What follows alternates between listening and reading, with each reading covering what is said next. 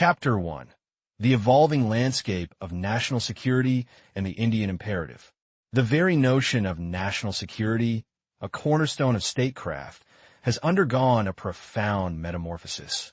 Once narrowly defined by the protection of territorial integrity and the preservation of sovereignty against external military threats, it has, in the crucible of the late 20th and early 21st centuries, expanded to encompass a far more intricate and multidimensional spectrum. This chapter lays the essential groundwork for our exploration of India's strategic culture and national security policy by tracing this conceptual evolution and situating India's unique approach within this dynamic global context. The broadening horizon, from military centricity to multidimensionality. For much of modern history, national security was predominantly a military affair. The state, as the primary actor, was tasked with maintaining a robust defense apparatus, securing its borders, and deterring potential aggressors. This perspective, deeply ingrained in the Westphalian state system, viewed security as a zero-sum game, where the gains of one state often came at the expense of another. The advent of the Cold War, with its bipolar ideological contest and the specter of nuclear annihilation, further solidified this military-centric understanding, albeit with an added layer of ideological struggle. However, the latter half of the 20th century witnessed a significant paradigm shift. De interconnectedness fost, aired by globalization, coupled with the rise of new and complex challenges, necessitated a reevaluation of what constitutes national security. The traditional boundaries of the state began to blur as economic interdependence, technological advancements, and the increasing salience of non-state actors reshaped the security landscape. Consequently, national security began to be understood not merely in terms of military might, but also in its political, economic, social, and even environmental dimensions. The evolution of national security thus represents a movement from singular, state-centric, military focus to a pluralistic, multidimensional understanding. This includes political security, ensuring the stability of governance, democratic institutions, and the legitimacy of the state. Economic security, safeguarding national economic interests, ensuring access to critical resources, and fostering sustainable development. Socio-cultural security, protecting national identity, cultural heritage, and social cohesion from internal and external influences that could undermine them. Environmental security, addressing threats posed by climate change, resource depletion, and ecological degradation, which can have profound implications for stability and well-being. This broadening of the concept naturally led to the consideration of broader security paradigms, moving from national security to international security and ultimately to global security. International security acknowledges the interdependence of states and the need for cooperation in addressing shared threats, while global security recognizes that certain challenges, such as pandemics, terrorism, and climate change, transcend national borders and require concerted global action. The enduring relevance of the nation-state and the shifting sands of power. Despite the undeniable forces of globalization, the nation-state remains the principal actor in the international arena. While its sovereignty may be challenged and its jurisdictions eroded by transnational flows of capital, information, and people, it continues to be the primary locus of political authority and the ultimate guarantor of its citizens' security. The rise of international organizations, non-governmental organizations, and multinational corporations has undoubtedly altered the international system, but the nation-state, with its defined territory, population, and government, continues to be the fundamental unit of analysis and action. Concurrently, the very definition of national power has undergone a significant transformation. Traditionally, military strength was the paramount indicator of a nation's power.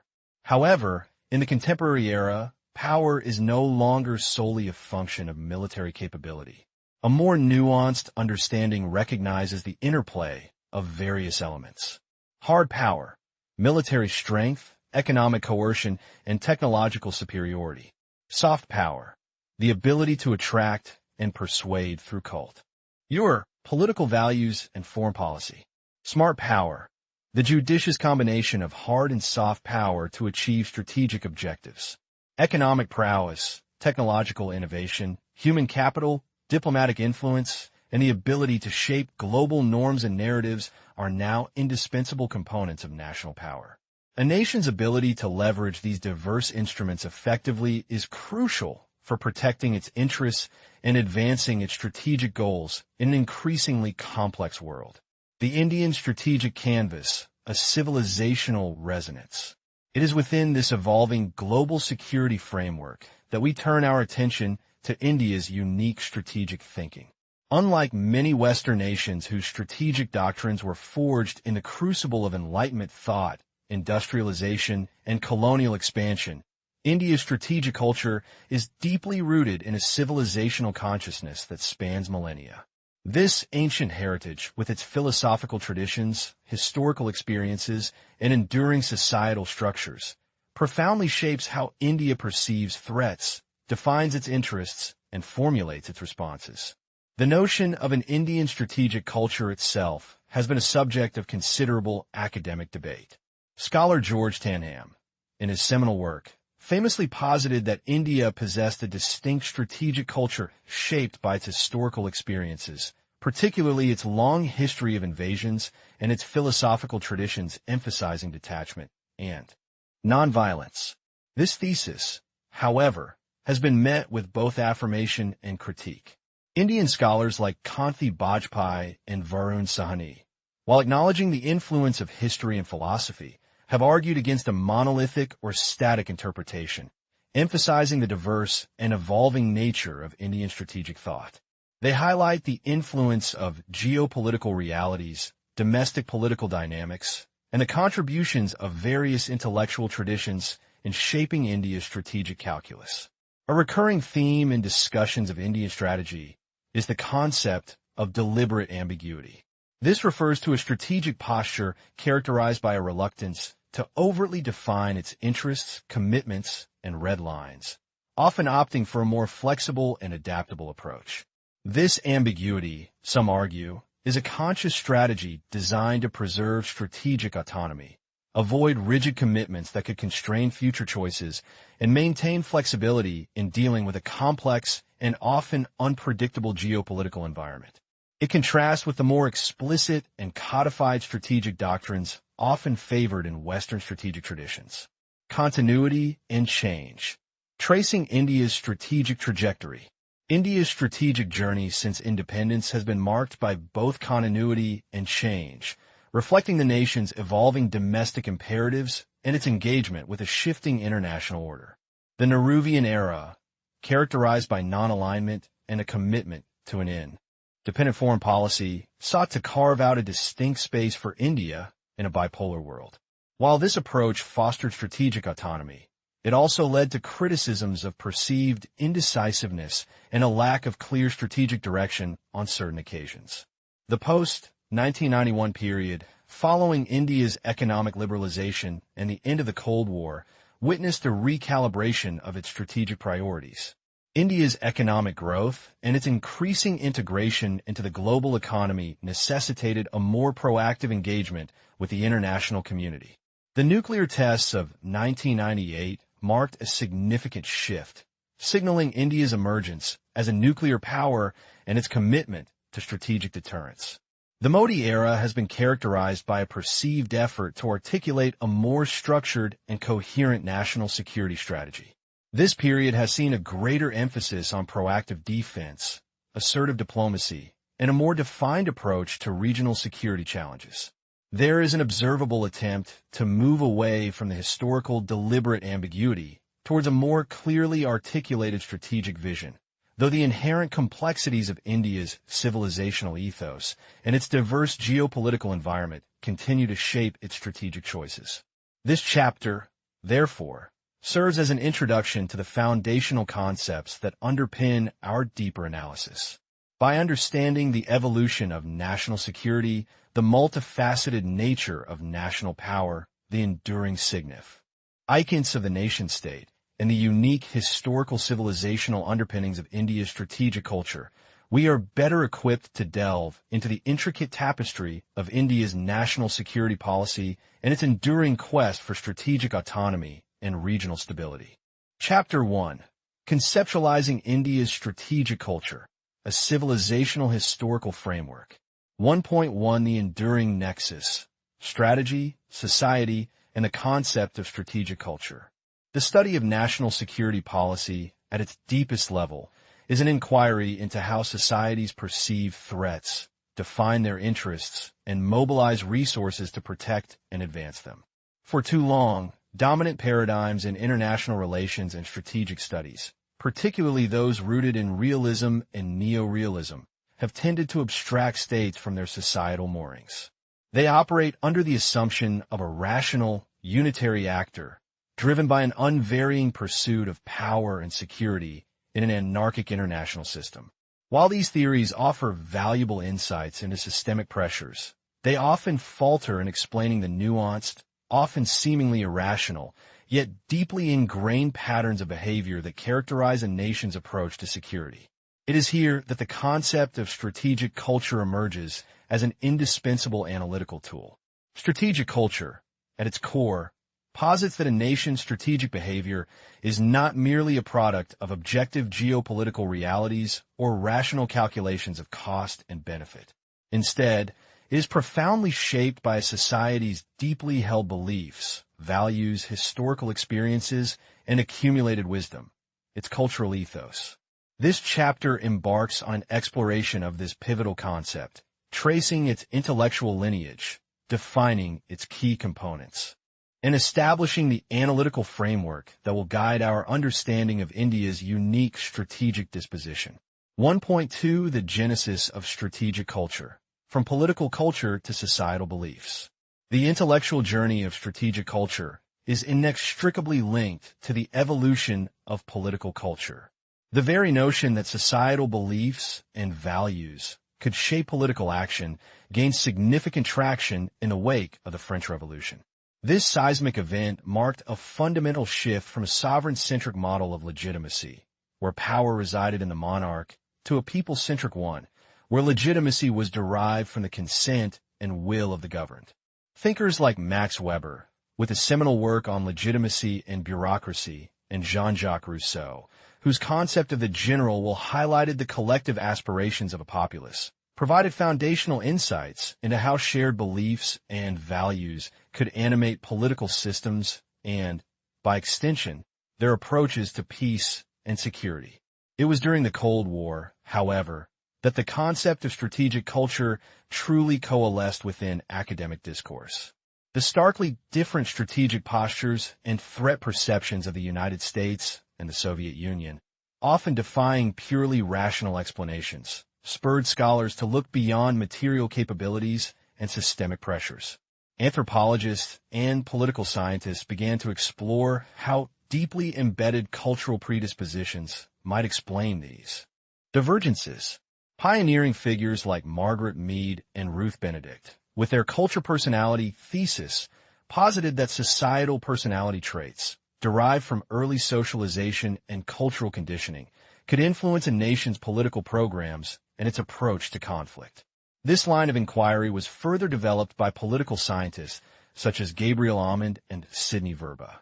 In their seminal work, The Civic Culture, they defined political culture as a subset of societal beliefs and values concerning the political system. This included attitudes towards the role of the state, the rights of citizens, democratic principles, and importantly for our purposes, attitudes towards the use of force in a nation's perceived global role. Almond and Verba's framework provided a crucial bridge, suggesting that the broader political culture of a society directly informed its strategic culture. 1.3 Ancient Wisdom, Modern Relevance. The historical roots of strategic thought. While the term strategic culture is a modern construct, the understanding that strategy is deeply intertwined with societal ethos is as old as strategic thought itself.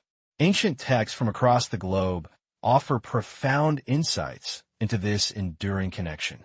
The meticulous observations of Thucydides on the Peloponnesian War revealed how the inherent character and fears of Athens and Sparta contributed to their mutual antagonism.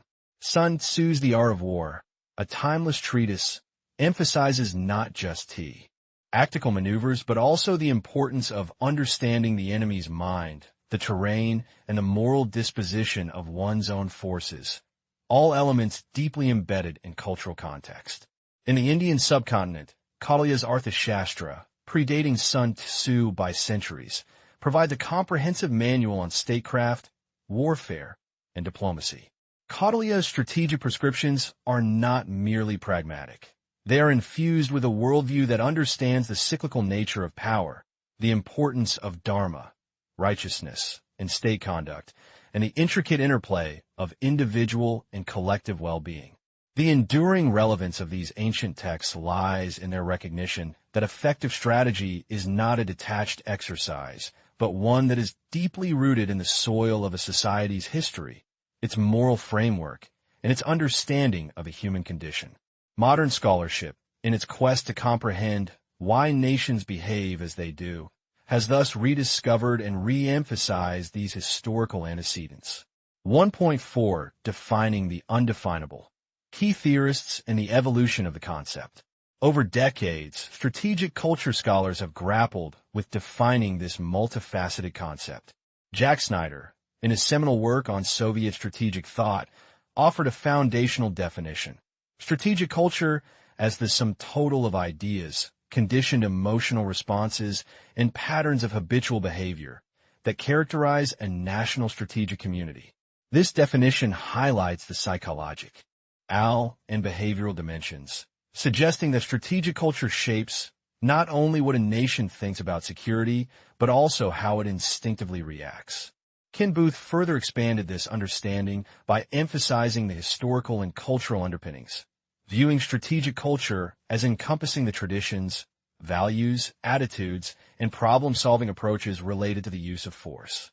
Booth's work also stressed the importance of cultural relativism in studying strategic cultures, a vital corrective to the ethnocentrism that often pervades Western analyses of non-Western strategic thought. Alastair Johnston, a leading figure in the third generation of strategic culture scholarship, approached the concept through the lens of political culture, focusing on symbolic systems that shape strategic preferences. Johnston argued that strategic culture provides the software that guides the hardware of military capabilities and geopolitical circumstances, influencing how states interpret threats and formulate policy. These definitions, while varied, converge on several key elements: shared beliefs and values, the fundamental assumptions a society holds about itself, its place in the world, and the nature of international relations. Historical experiences, the collective memory of past triumphs, failures, and traumas that shape present-day perceptions and responses. Attitudes towards force, the societal norms and ethical considerations surrounding the use of military power, its legitimacy and its limitations.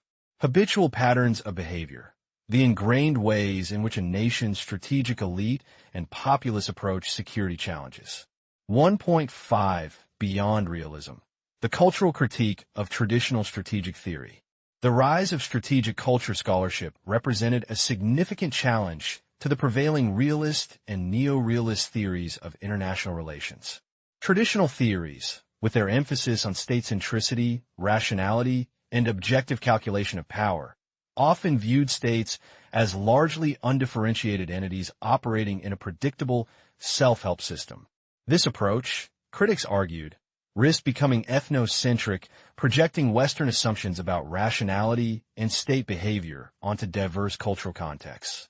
Proponents of the cultural factor argued that ahistorical and objective variables, while important, were often secondary to the philosophical, political, cultural, and cognitive characteristics that fundamentally shaped a nation's strategic preferences. They contended that understanding these underlying cultural drivers was crucial for explaining why states, even when facing similar geopolitical circumstances, might adopt vastly different strategic approaches. For instance, why would one state prioritize offensive military buildup, while another seeks diplomatic solutions, even when faced with comparable threats? The answer, they argued, often lay in their respective strategic cultures. 1.6 The multifacete. D. Tapestry. Sources of strategic culture. Understanding a nation's strategic culture requires a comprehensive appreciation of its diverse sources. These are not isolated factors, but rather interconnected elements that weave together to form a nation's strategic tapestry. Historical and civilizational perspectives. The enduring legacy of a civilization's philosophical traditions, religious beliefs, historical narratives, and past interactions with the outside world. For India, this encompasses its ancient philosophical traditions, its experience with colonial rule, and its post-independence journey. Geography and resources. The physical environment, including its strategic location, natural resources, terrain, and borders, profoundly influences a nation's security concerns and its strategic choices. India's vast and diverse geography, with its extended frontiers and maritime interests, plays a critical role in shaping its strategic calculus. Political structure and institutions. The nature of a state's governance, its institutional framework, the relationship between civilian and military leadership, and the mechanisms of policy formulation all contribute to its strategic culture. National myths and symbols. The stories societies tell about themselves, their founding narratives, their heroes, and their symbols often encapsulate core values and aspirations that influence strategic thinking. Technological changes. The adoption and integration of new technologies can impact strategic culture by altering perceptions of power, warfare, and national security. Transnational norms. The influence of international norms, global trends, and the diffusion of ideas can also shape a nation's strategic culture, though often filtered through its unique historical and cultural context. By examining these diverse sources, we can begin to unravel the complex and deeply rooted foundations of India's strategic culture, setting the stage for a more nuanced and historically informed analysis of its national security policy. Chapter 1. Foundations of Strategic Thought. India as a Civilization State. Conceptualizing strategic culture and its link to political culture. The study of national security and strategic decision-making, at its core, grapples with understanding why states behave as they do in the international arena.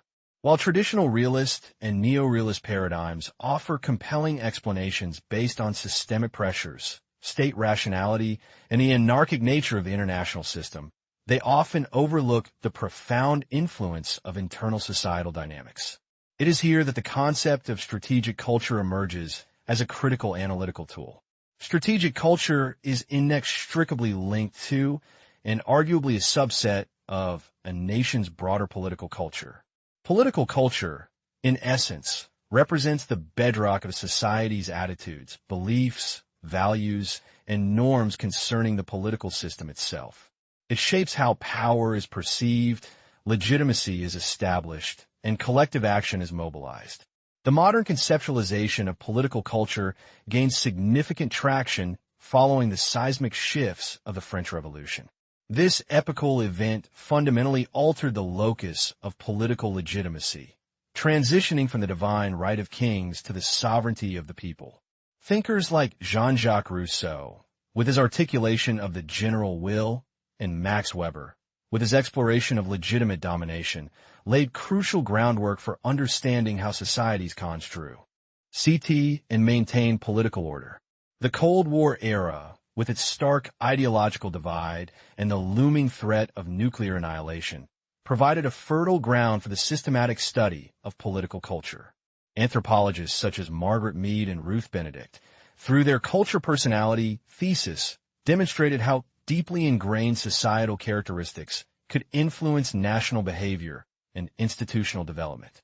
This perspective was further refined by political scientists Gabriel Almond and Sidney Verba, who defined political culture as the system of shared beliefs and values pertaining to the political system, encompassing attitudes towards the morality and utility of force, the nature of individual rights, the principles of governance, and a nation's perceived role on the global stage. While the explicit term strategic culture is a relatively recent coinage, the understanding of a deep-seated connection between strategy and societal ethos is ancient. Indeed, the seminal works of Thucydides, Sun Tzu, and Kautilya, written millennia ago, implicitly recognized that military and statecraft were not merely technical disciplines, but were deeply embedded within the cultural, social, and philosophical fabric of their respective societies. The modern scholarly endeavor to understand why nations behave as they do has, therefore, implicitly or explicitly, sought to reconnect these ancient insights with contemporary analyses of national security policy. Evolution of the concept of strategic culture. The concept of strategic culture as a distinct field of academic inquiry gained significant momentum in the 1970s, largely driven by the West's efforts to comprehend the strategic calculus and operational doctrines of the Soviet Union during the Cold War. This period witnessed a proliferation of definitions and analytical frameworks aimed at capturing the essence of how national history, values, and societal norms shaped strategic preferences. Jack Snyder offered a foundational definition, describing strategic culture as the sum total of ideas, conditioned emotional responses, and patterns of habitual behavior acquired by members of a national strategic community. This definition highlights the psychological and learned aspects of strategic behavior, emphasizing the collective socialization of elites and institutions involved in security affairs. Ken Booth broadened this perspective significantly, arguing that strategic culture encompasses a nation's traditions, values, attitudes, habits, symbols, and its characteristic ways of adapting to the environment and resolving problems related to the threat or use of force. Booth stressed the deep roots of strategic culture in history, geography, and the prevailing political culture, as well as the formative influence of political and military elites. Alastair Johnston, in his influential work, approached strategic culture through the lens of political culture, defining it as an integrated system of symbols that establishes strategic preferences by formulating concepts of military forces' role and efficacy. Johnston's framework posited that these preferences are made to appear uniquely realistic and necessary within a given cultural context. This stood in contrast to traditional realist and neo-realist approaches, which often prioritized ahistorical variables such as anarchy, state-centricity, and material power capabilities. Proponents of strategic culture, conversely, emphasize the indispensable role of philosophical, political, cultural, and cognitive characteristics in shaping national strategic preferences, arguing that these cultural factors were not secondary, but often primary determinants of state behavior. Sources and generations of strategic culture scholarship. The scholarship on strategic culture has evolved through distinct phases, each building upon and sometimes challenging earlier formulations. The identification of key sources provides a robust framework for analyzing how national strategic dispositions are formed. These primary sources can be broadly categorized as 1. Historical and civilizational perspectives. The accumulated wisdom, traumas, and triumphs of a nation's past, deeply embedded in its historical narratives and civilizational continuity. 2. Geography and natural resources. The enduring influence of a nation's physical environment, its strategic location, resource endowments, and inherent vulnerabilities. 3. Political structure. And institutions. The nature of governance, the relationship between state and society, and the institutional frameworks that shape policy formulation and execution. 4. Nation-building myths and symbols. The foundational narratives, collective memories, and symbolic representations that forge national identity and purpose. 5. The impact of technological changes. The ways in which technological advancements are integrated into, and sometimes reshape, existing strategic dispositions. 6. Transnational norms. The influence of international norms, ideas, and the diffusion of strategic thought across borders. The literature on strategic culture can be broadly segmented into 3 generations of scholars. The first generation, early 1980s, primarily focused on explaining the divergent Cold War strategies of the United States and the Soviet Union through a cultural lens. Scholars like Snyder, Booth, Colin Gray, and Patrick Morgan sought to identify unique cultural predispositions that differentiated these superpowers.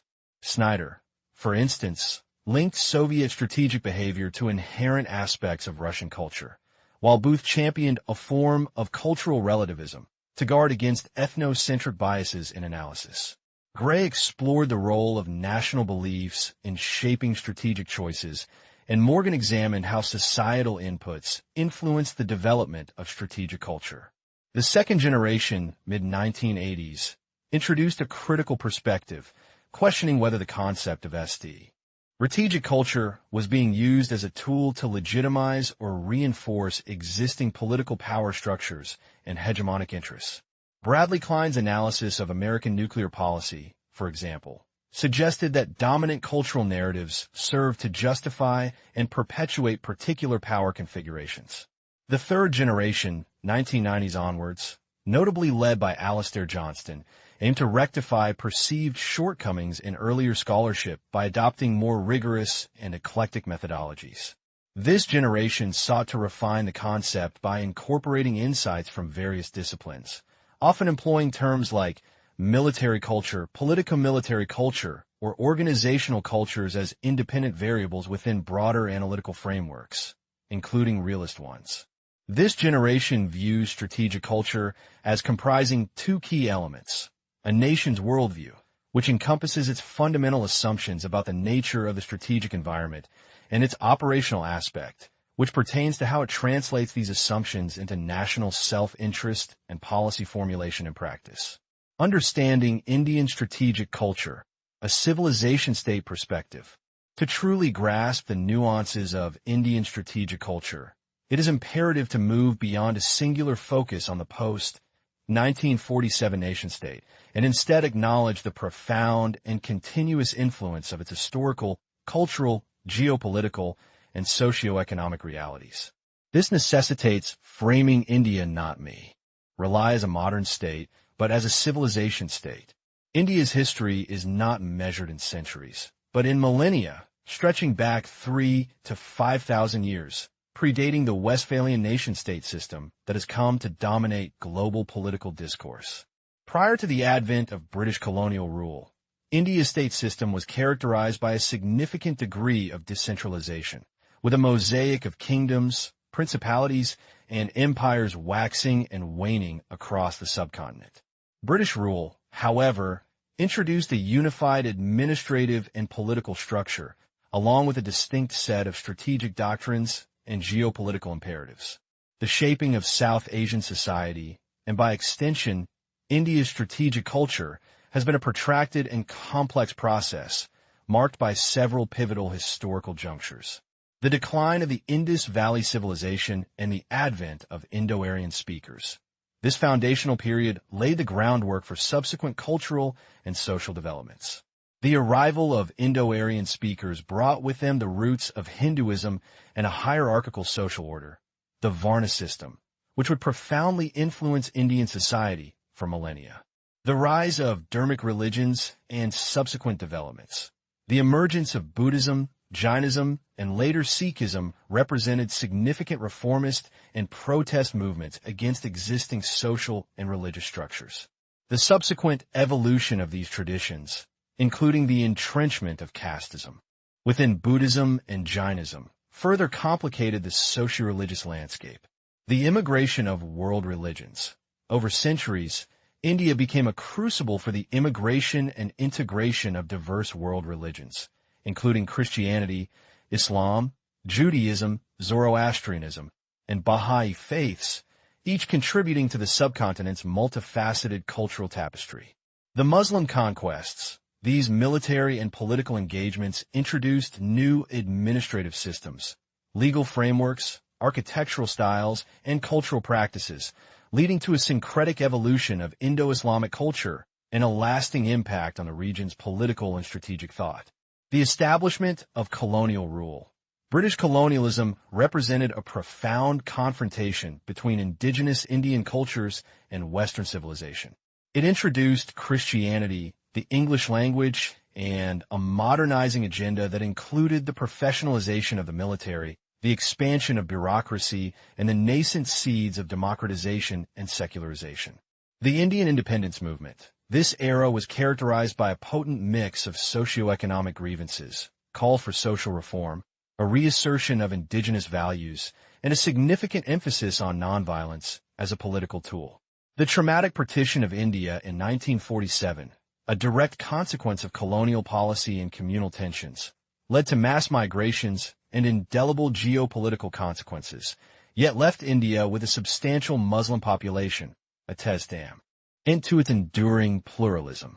India's societal complexity and unity in diversity. The cumulative effect of these historical processes has been the creation of an exceptionally complex Indian society, one that defies simplistic categorization. This complexity can be understood through four overarching dimensions. 1. Social stratification, a deeply entrenched system of social hierarchies, historically influenced by caste and religious affiliations. 2. Cultural heterogeneity, an astonishing diversity of languages, dialects, customs, traditions, and artistic expressions that vary immensely across regions and communities. 3. Caste hierarchy, a pervasive and historically significant system of social stratification that has shaped economic, social, and political interactions for centuries. 4.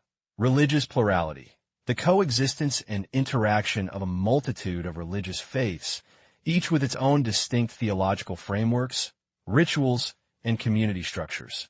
This intricate stratification is further compounded by the interplay of caste and religious divisions, creating a dynamic and often overlapping matrix of social identities. The diversity extends beyond mere customs and traditions, manifesting in variations in physical appearance, mental habits, and deeply ingrained traits, all of which contribute to a rich and variegated national character. However, amidst this profound complexity, it is crucial to acknowledge the enduring vision of unity that has characterized India's civilizational ethos. As articulated by Pundit Jawaharlal Nehru, India's first prime minister, this unity is not an imposed construct, but a deeper, intrinsic quality. It is a unity that embraces and encourages the widest tolerance of beliefs and customs, acknowledging and encouraging variety within its fold. This inherent capacity for embracing diversity, for fostering a sense of shared identity amidst multiplicity, is a fundamental element that continues to shape India's strategic culture and its approach to national security. It is this unique blend of ancient civilizational depth and modern statecraft, understood through the lens of a civilization state, that forms the bedrock of our analysis. Chapter 1. Foundations of Indian Strategic Culture, a Civilization State in Historical Perspective. Conceptualizing strategic culture, from political ethos to strategic preferences. The very notion of how a nation approaches peace and security is not a sterile calculation of geopolitical imperatives alone, but a deeply embedded expression of its political culture. This fundamental link between the broader political ethos and the specific domain of strategic decision-making forms the bedrock of our inquiry into India's strategic culture. The evolution of political culture itself, a concept that gained significant traction in the wake of the French Revolution, shifted the locus of power and legitimacy from the sovereign monarch to the collective will of the people.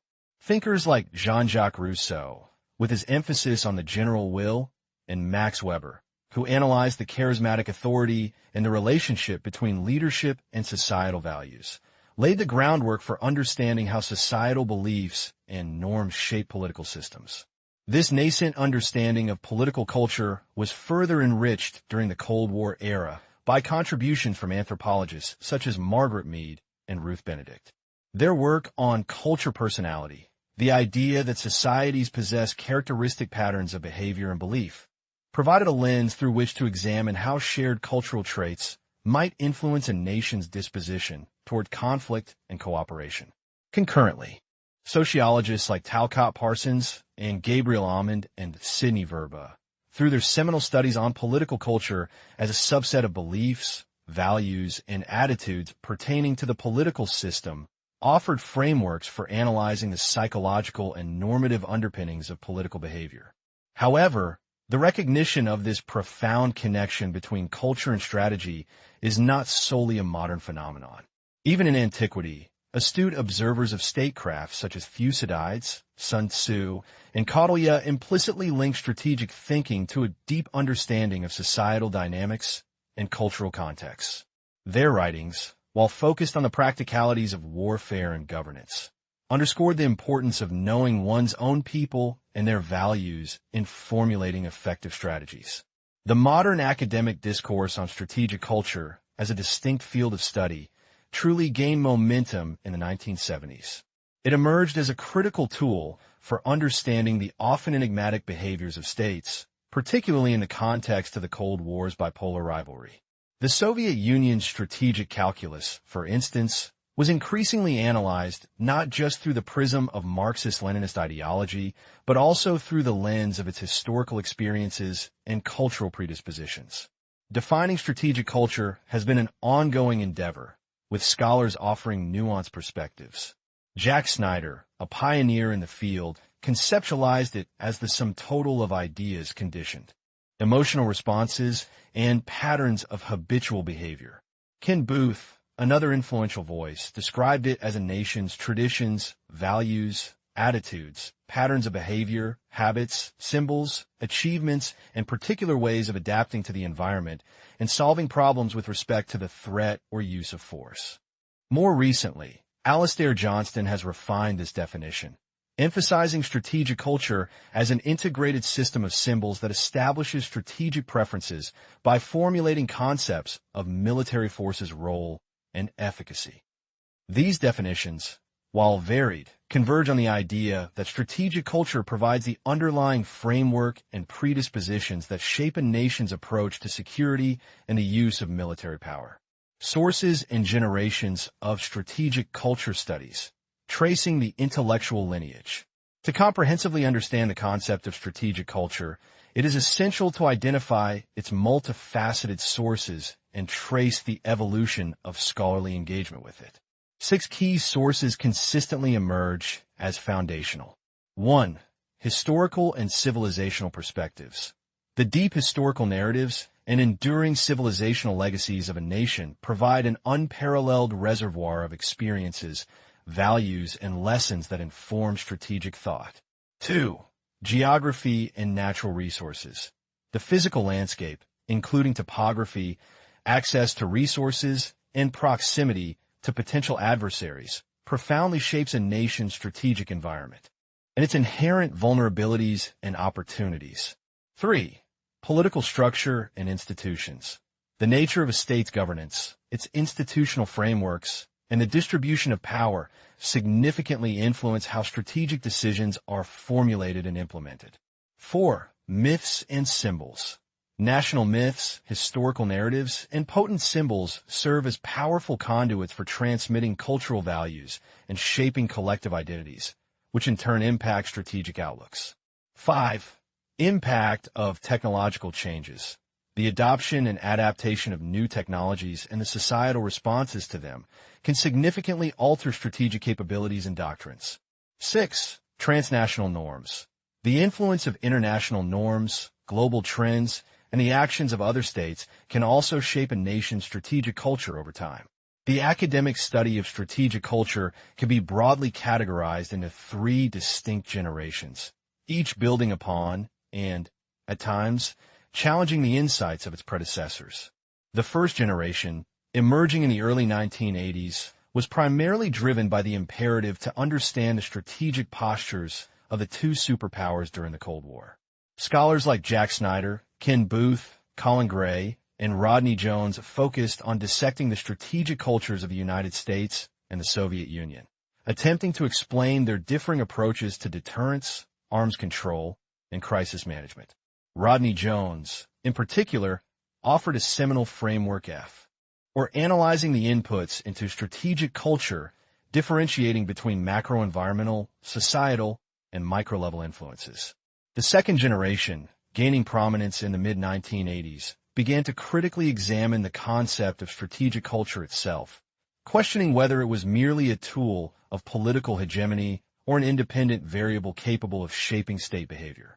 This generation explored the potential for political elites to manipulate or construct strategic cultures to legitimize their policies.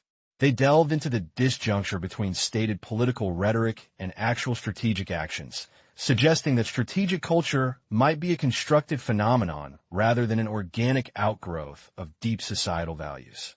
The third generation, predominantly active in the 1990s, aimed for greater conceptual rigor and empirical validation. Scholars in this cohort sought to move beyond broad generalizations and develop more precise methodologies for identifying and measuring the components of strategic culture. Often working within a realist framework, they emphasize the importance of distinguishing between the worldview aspects of strategic culture and fundamental beliefs about the international system and the operational aspects, i.e., preferred methods of employing military force. This generation also increasingly focused on organizational culture within military institutions as an intervening variable that significantly mediated the impact of broader societal strategic culture. Indian strategic culture, a civilization state perspective. To comprehend India's unique strategic culture, we must transcend the confines of the Westphalian nation-state model and embrace the concept of India as a civilization state. This perspective acknowledges India's continuous historical trajectory, a civilizational continuum that predates the modern nation-state system by millennia. Unlike many European states whose identities were forged through the crucible of nation-building in the modern era, India's political and social structures were historically more decentralized, characterized by a complex interplay of regional kingdoms and diverse cultural spheres, until the advent of British colonial rule. The shaping of South Asian society, and consequently its strategic predispositions, has been a long and intricate process, marked by a series of transformative events. The decline of the Indus Valley civilization and the subsequent Indo-Aryan migrations laid foundational cultural and linguistic patterns. The rise and spread of Buddhism, Jainism, and Sikhism introduced profound philosophical and ethical dimensions that have resonated through Indian thought for centuries. Equally significant has been the immigration and integration of world religions: Christianity, Islam, Judaism, Zoroastrianism, and Baha'i, each contributing to the subcontinent's pluralistic tapestry. The Muslim conquests, beginning in the medieval period, introduced new polity, Cal structures, legal frameworks, and cultural influences, culminating in the Mughal Empire. The enduring impact of British colonial rule, with its administrative structures, legal systems, and the tragic partition of India, further molded the subcontinent's geopolitical landscape and national psyche. The resultant Indian society is, therefore, a mosaic of extraordinary complexity. It is characterized by deep social stratification, immense cultural heterogeneity, a pervasive caste hierarchy, and a profound religious plurality. Yet, as articulated by Jawaharlal Nehru, India's first prime minister, this diversity is not a source of fragmentation, but is unified by a deeper, inherent sense of tolerance and a shared civilizational identity, a concept of unity in diversity. This underlying cultural ethos, forged over millennia, provides the essential context for understanding India's strategic thinking. Ancient and medieval India, philosophical and mythological foundations. Rodney Jones, in his insightful analysis, categorizes Indian strategic culture as possessing an omniscient patrician quality, often encapsulated in the aspiration of Bharat Jagat Guru, or India, world's teacher. This perspective is deeply intertwined with a complex tapestry of philosophical and mythological factors that have shaped India's worldview and its approach to power. Central to this is a collective consciousness rooted in sacred origins, imbuing the subcontinent with a profound territorial significance that transcends mere political boundaries. This consciousness fosters an ahistorical and long-term outlook, one that often resists being rigidly defined by time-bound events. Instead, it emphasizes continuity and the cyclical nature of history. A core tenet is the belief in India's inherent, almost divinely ordained, status, a position of preeminence that is perceived as given rather than earned through external validation. Furthermore, this perspective posits that true power derives from the knowledge of truth, a pursuit that historically drove the acquisition of not just spiritual wisdom, but also, in modern times, technological prowess. It is crucial to note that India's strategic culture has historically been, and in many ways continues to be, elite-driven. The intellectual discourse on strategy and statecraft has largely emanated from scholarly and ruling classes. This elite orientation often translates into a hierarchical worldview, where the outside world is perceived and categorized based on its perceived proximity to or deviation from Indian civilizational norms. Priyankar Upadhyaya's perspective resonates strongly here, suggesting that India has developed an intrinsic stake in advocating for peace and nonviolence, a sentiment that finds echoes in contemporary Indian foreign policy thought. This inclination towards peace is often rooted in interpretations of ancient Hindu texts and a particular sense of history. The epic Mahabharata and the Bhagavad Gita, for instance, offer profound early discourses on the nature of the state, the necessity of maintaining order, and the complex interplay between the application of force and the pursuit of peace. These texts do not shy away from the pragmatic realities of governance and warfare, but integrate them within a broader ethical and philosophical framework. This inherent emphasis on peace and dharma stands in contrast to the Islamic theory of a theocratic state, introduced by the Turks and Mughals. While the Delhi Sultanate and the Mughal Empire brought their own distinct concepts of sovereignty, it was figures like Emperor Akbar who, through his policy of Suli-Kul, peace to all, and his pursuit of a syncretic vision, attempted to bridge these differences and foster a more inclusive political order. Akbar's revision to a theory of divine origin of kingship, while influenced by Islamic concepts, also sought to integrate Indian socio-political traditions, reflecting a precursor to the modern concept of Sarva Dharma Samabhava, equal regard for all religions, empires, and political unification in ancient and medieval India. The history of the Indian subcontinent is punctuated by attempts at political unification, often manifested through the rise and fall of powerful empires. From the 6th century BCE onwards, the Magadhan Empire signaled the dawn of larger political entities, paving the way for the Nanda and, most significantly, the Maurya empires. Chandragupta Maurya, under the tutelage of Kautilya, established the first truly pan-Indian empire, a feat later mirrored and arguably surpassed in scale and influence by Ashoka the Great. The Gupta Empire, often referred to as India's Golden Age, and the Empire of Harshavardhana in the 7th century CE, also represents significant periods of political consolidation. However, the political landscape of medieval India was often characterized by fragmentation, with regional powers vying for dominance. This period saw the transformative impact of Turkish invasions, leading to the establishment of the Delhi Sultanate, which later gave way to the formidable Mughal Empire, initiated by Babur and consolidated by emperors like Akbar. When examining periods of near all-India political unification, three stand out prominently: Ashoka's Mauryan Empire, Akbar's Mughal Empire, and, to a lesser extent, the Maratha Empire under the Peshwas. It is noteworthy that the nationalist phase of Indian history, particularly in the 19th and 20th centuries, played a crucial role in discovering and reinterpreting figures like Ashoka and Akbar as potent symbols of a unified Indian past, serving to bolster the nascent modern Indian national identity. The Mauryan legacy offers two critical contributions to understanding Indian strategic thought. Firstly, the Arthashastra of Kautilya, a treatise on statecraft, economics, and military strategy, emphasizes pragmatic state interest, strategic unity, and the effective use of power to maintain order and security. Secondly, Ashoka's empire, following his conversion to Buddhism, championed a philosophy of peace, nonviolence, and universal welfare, concepts that foreshadowed the Panchsheel principles of peaceful coexistence adopted in the 20th century.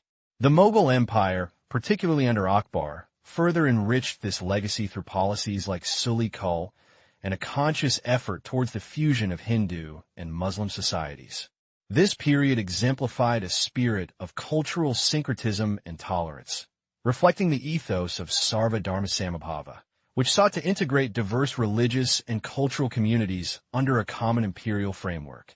These imperial experiences, with their distinct approaches to governance, unification, and cultural integration, have left an indelible mark on the Indian strategic consciousness.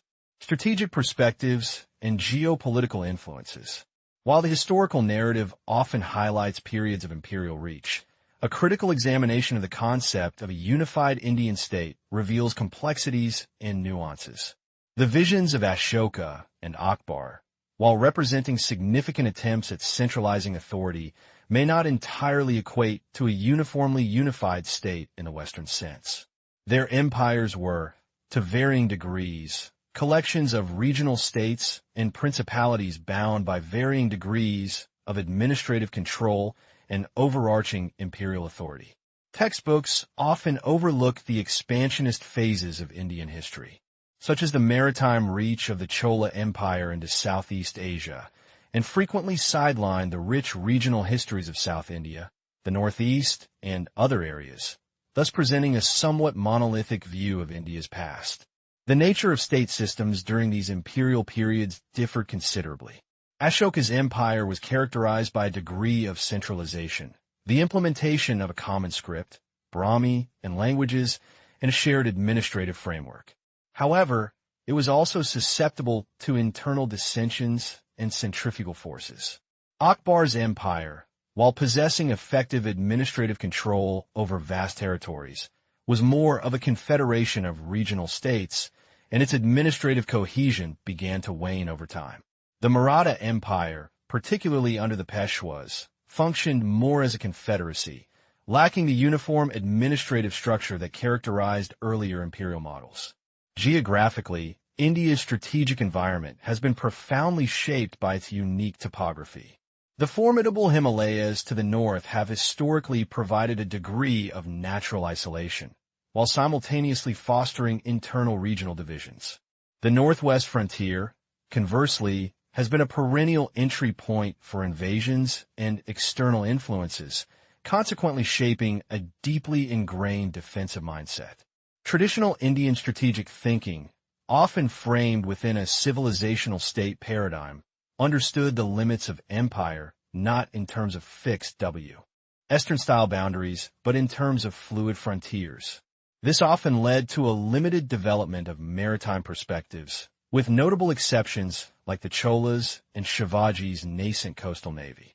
In monarchical systems, the primary concern was often regime security, the maintenance of the ruler's power and the stability of the ruling dynasty, rather than a comprehensive concept of national security as understood today.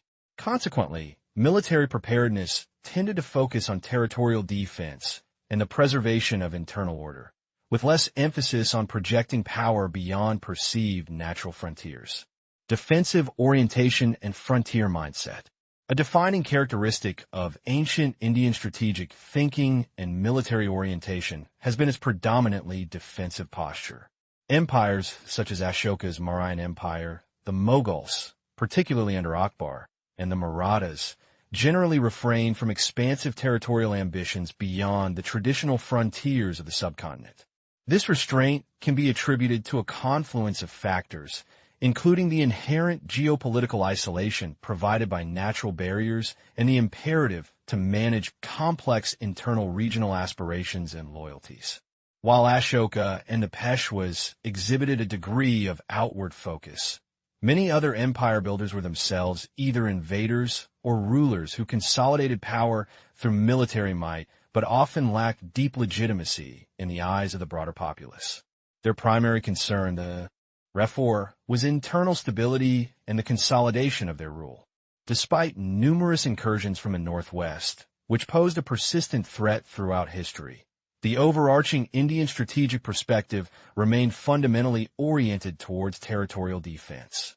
The notable exception to this trend lies with the South Indian empires, such as the Cholas and Pandyas, who extended their influence and engaged in maritime trade and military operations in Southeast Asia. However, these endeavors are often considered distinct from the mainstream strategic discourse that shaped the dominant civilizational ethos of the subcontinent. The traditional Indian approach to understanding territorial limits differed from the Western concept of fixed, delineated boundaries. Instead, it utilized a framework of frontiers, areas that were less stable, more permeable, and subject to fluid control. The Northwest region, from the time of Alexander the Great's incursions to the Mughal conquests, has been a persistent locus of strategic concern and a symbol of the frontier's vulnerability. The historical battles of Panipat, fought in this strategically vital region, underscore its significance as a symbolic and actual frontier. The sheer vastness of the subcontinent, coupled with limited communication and transportation technologies, made the administration of a single, cohesive unit a formidable challenge. This geographical reality fostered strong regional loyalties and a tendency toward territorial expansion within natural geographic limits. Consequently, there was often a neglect of the effective defense of the northwestern frontier and a failure to fully mobilize the entire country's resources to counter external invasions, a recurring theme in India's historical strategic narrative. Chapter 2. The Colonial Period, Forging a New Strategic Paradigm. The journey to understand India's contemporary strategic culture necessitates a deep dive into the formative influences that have shaped its national security policies and strategic thinking. This chapter embarks on that crucial exploration by examining the colonial period, a transformative era that not only redrew India's geopolitical map, but also profoundly altered its strategic ethos. We will trace the evolution of core concepts in political and strategic culture, from their Western intellectual origins to their application in the Indian context. By dissecting the historical, civilizational, geopolitical, and socioeconomic forces at play, we will illuminate how India, a civilization state with roots predating the Westphalian nation-state system, navigated the seismic shifts brought about by imperial rule.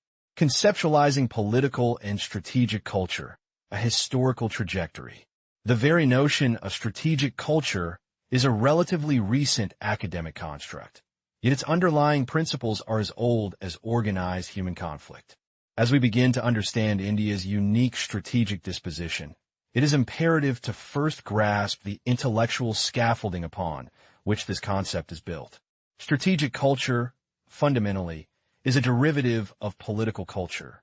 The seismic shifts in political thought, particularly the transition from the sovereign as the ultimate locus of legitimacy to the people as exemplified by the French Revolution, laid the groundwork for understanding how collective political identities and their associated norms influence state behavior.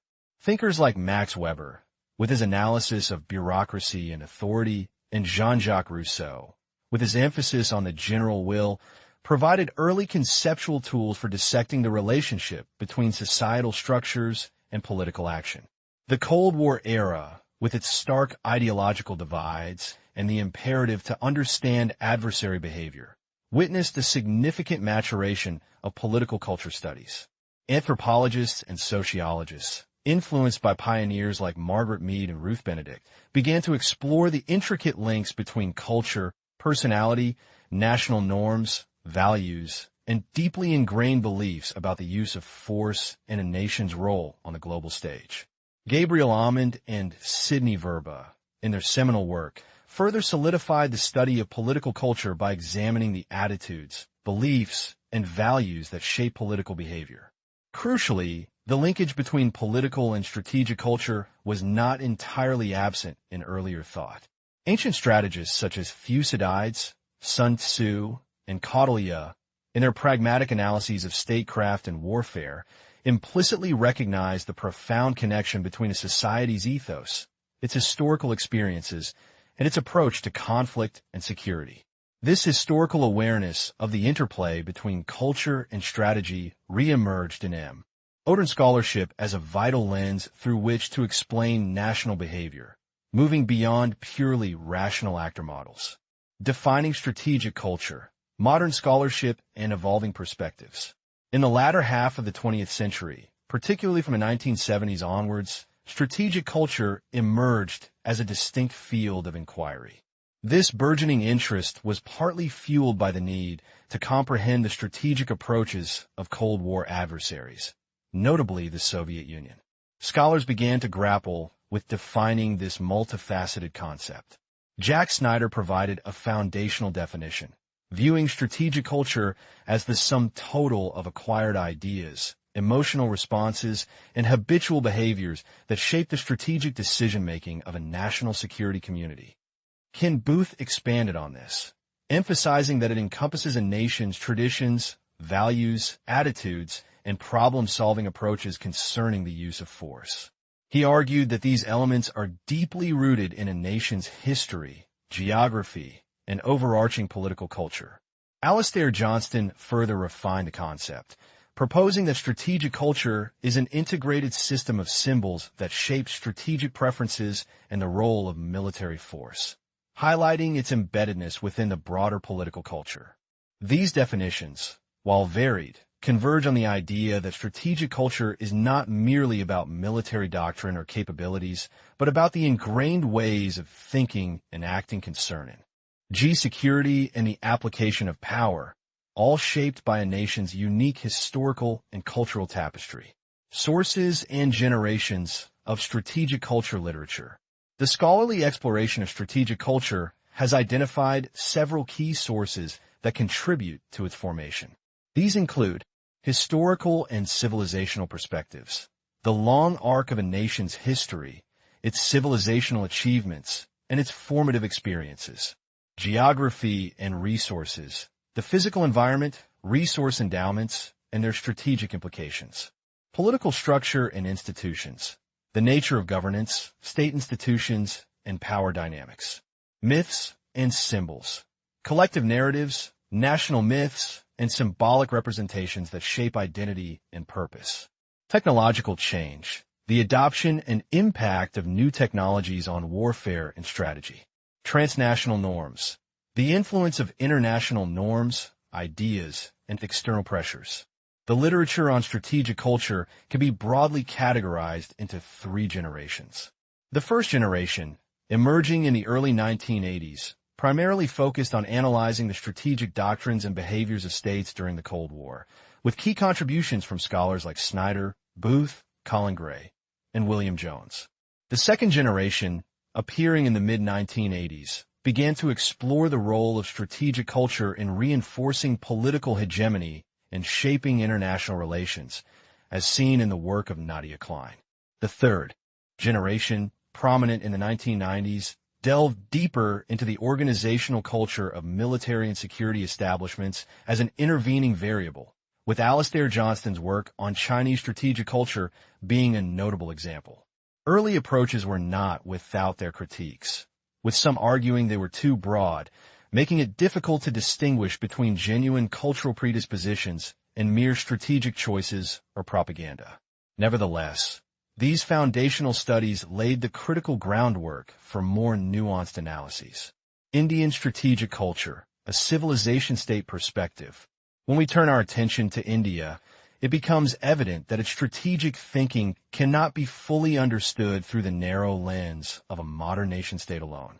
Instead, the analysis posits that India's strategic culture is a product of deep-seated historical, cultural, geopolitical, and socioeconomic compulsions, best understood through the framework of a civilization state.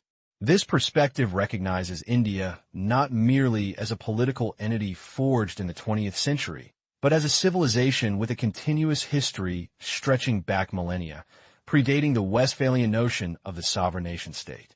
Prior to British rule, India lacked a unified state system in the modern sense. Power was often decentralized, with regional polities asserting varying degrees of autonomy.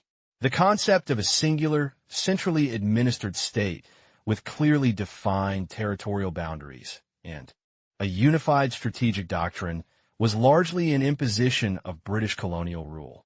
This historical reality, where civilization with a distinct identity existed independently of a centralized state apparatus for much of its history, provides a crucial starting point for understanding India's unique strategic calculus.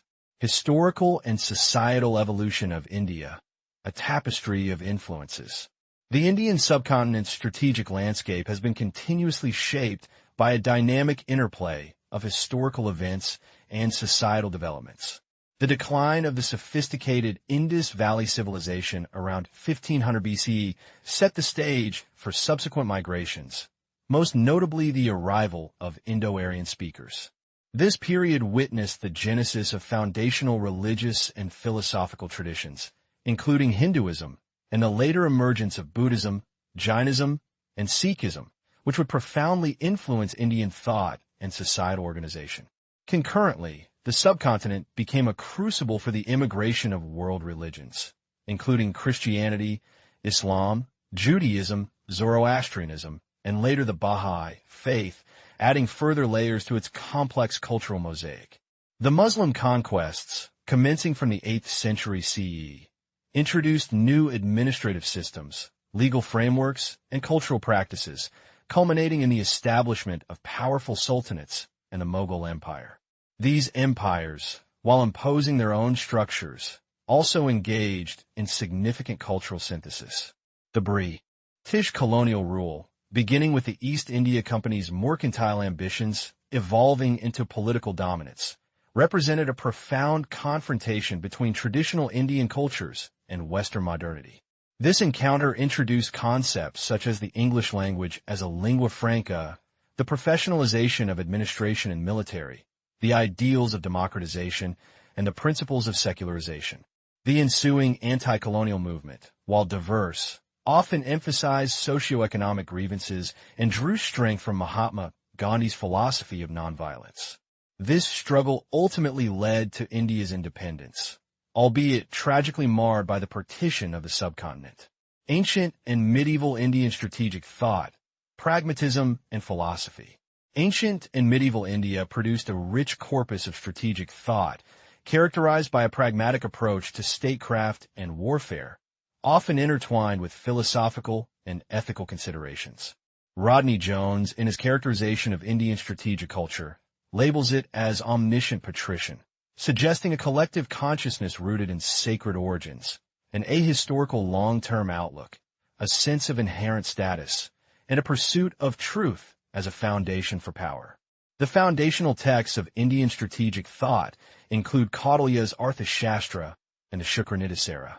Kautilya, a minister to Chandragupta Maurya, presented a starkly realist treatise on statecraft, prioritizing state interest and advocating for peace as a last resort, often through strategic alliances and preemptive action.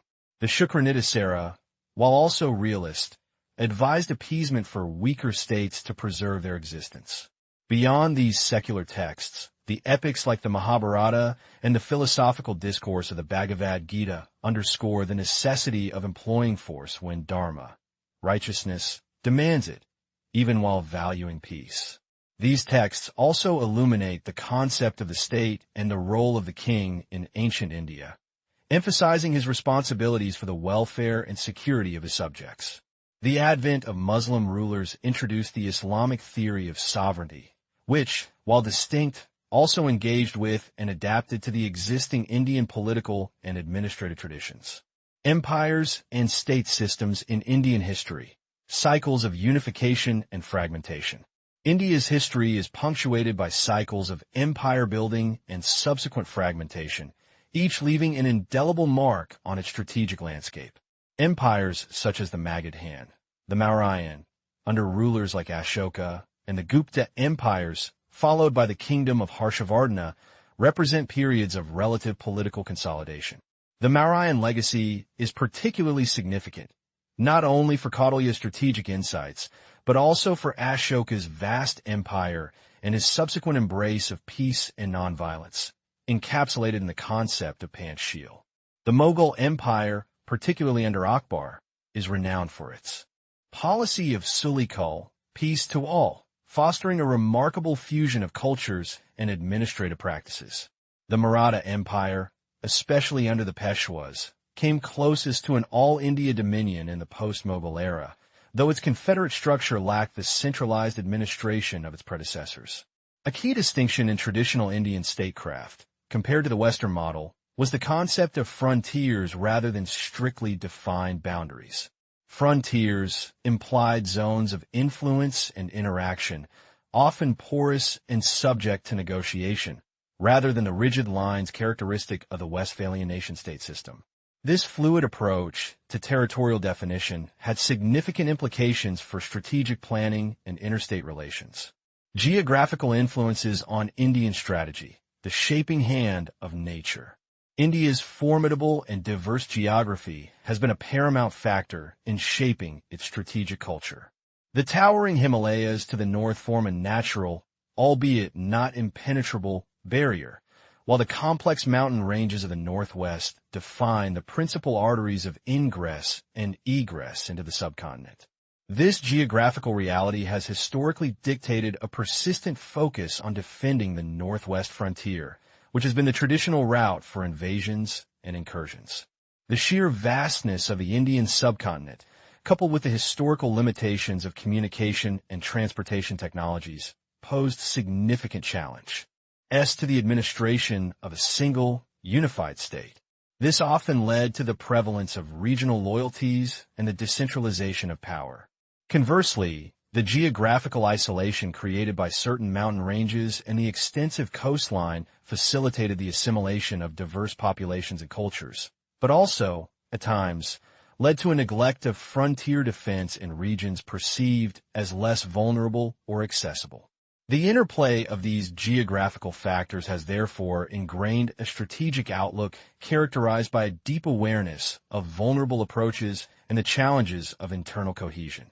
Strategic perspectives from Indian history, enduring themes. From the historical trajectory of the subcontinent, several enduring strategic perspectives can be identified. 1. The unified state. While periods of imperial rule, notably the Mauryan and Mughal empires, approximated a unified state, the concept was often challenged by regionalism and the inherent difficulties of centralized administration. 2. Defensive orientation. The dominant strategic posture across much of Indian history has been defensive, focused on territorial integrity within the subcontinent.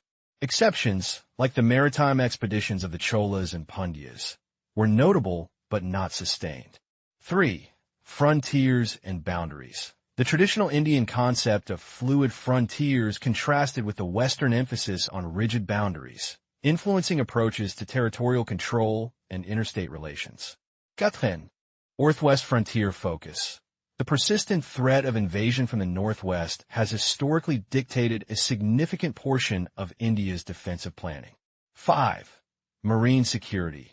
Maritime security was historically a neglected dimension, with exceptions like the naval efforts of Shivaji Maharaj, but generally, the focus remained landward. 6. Regime security. In many historical monarchies, the security of the ruling dynasty often took precedence over broader national security concerns. 7. Calculation of strengths and weaknesses. A recurring theme in Indian strategic thought has been the careful assessment of one's own strengths and weaknesses, as well as those of potential adversaries, for military preparedness. These historical perspectives, forged over millennia, continue to resonate within India's strategic discourse, even as the nation navigates the complexities of the modern geopolitical landscape. The colonial period and British ascendancy, a new order. The English East India Company's initial foray into India in the 17th century was driven by trade. However, by the mid-18th century, the company's ambitions had evolved from mercantile interests to territorial control. The Battle of Plassey in 1757 marked a pivotal moment, heralding the ascendancy of British power.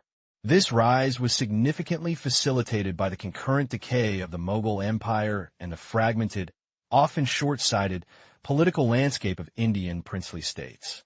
Indian rulers frequently operated with personalized power structures and focused on immediate dynastic concerns, lacking the institutionalized military bureaucracies and long-term strategic planning that characterized the British. The British, in contrast, brought with them a more systematic and institutionalized approach to governance and military organization. Their consolidation of power was further legitimized through parliamentary legislation in Britain, eventually leading to direct crown rule following the Sepoy Mutiny of 1857, a watershed event that exposed both the resilience of Indian resistance and the extent of British imperial resolve. British frontier policy and a unified state concept, redefining India's strategic space.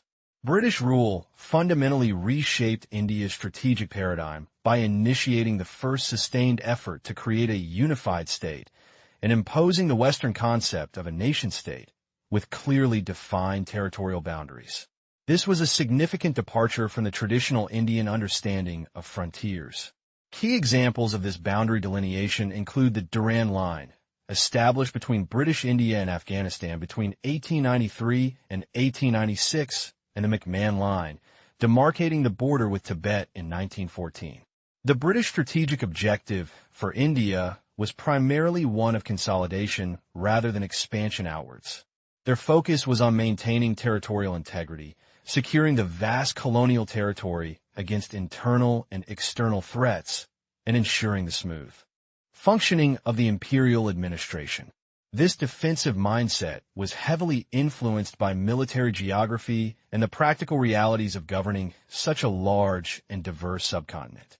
Furthermore, British naval dominance over the Indian Ocean ensured a degree of marine security for the subcontinent, effectively transforming the ocean into a British lake.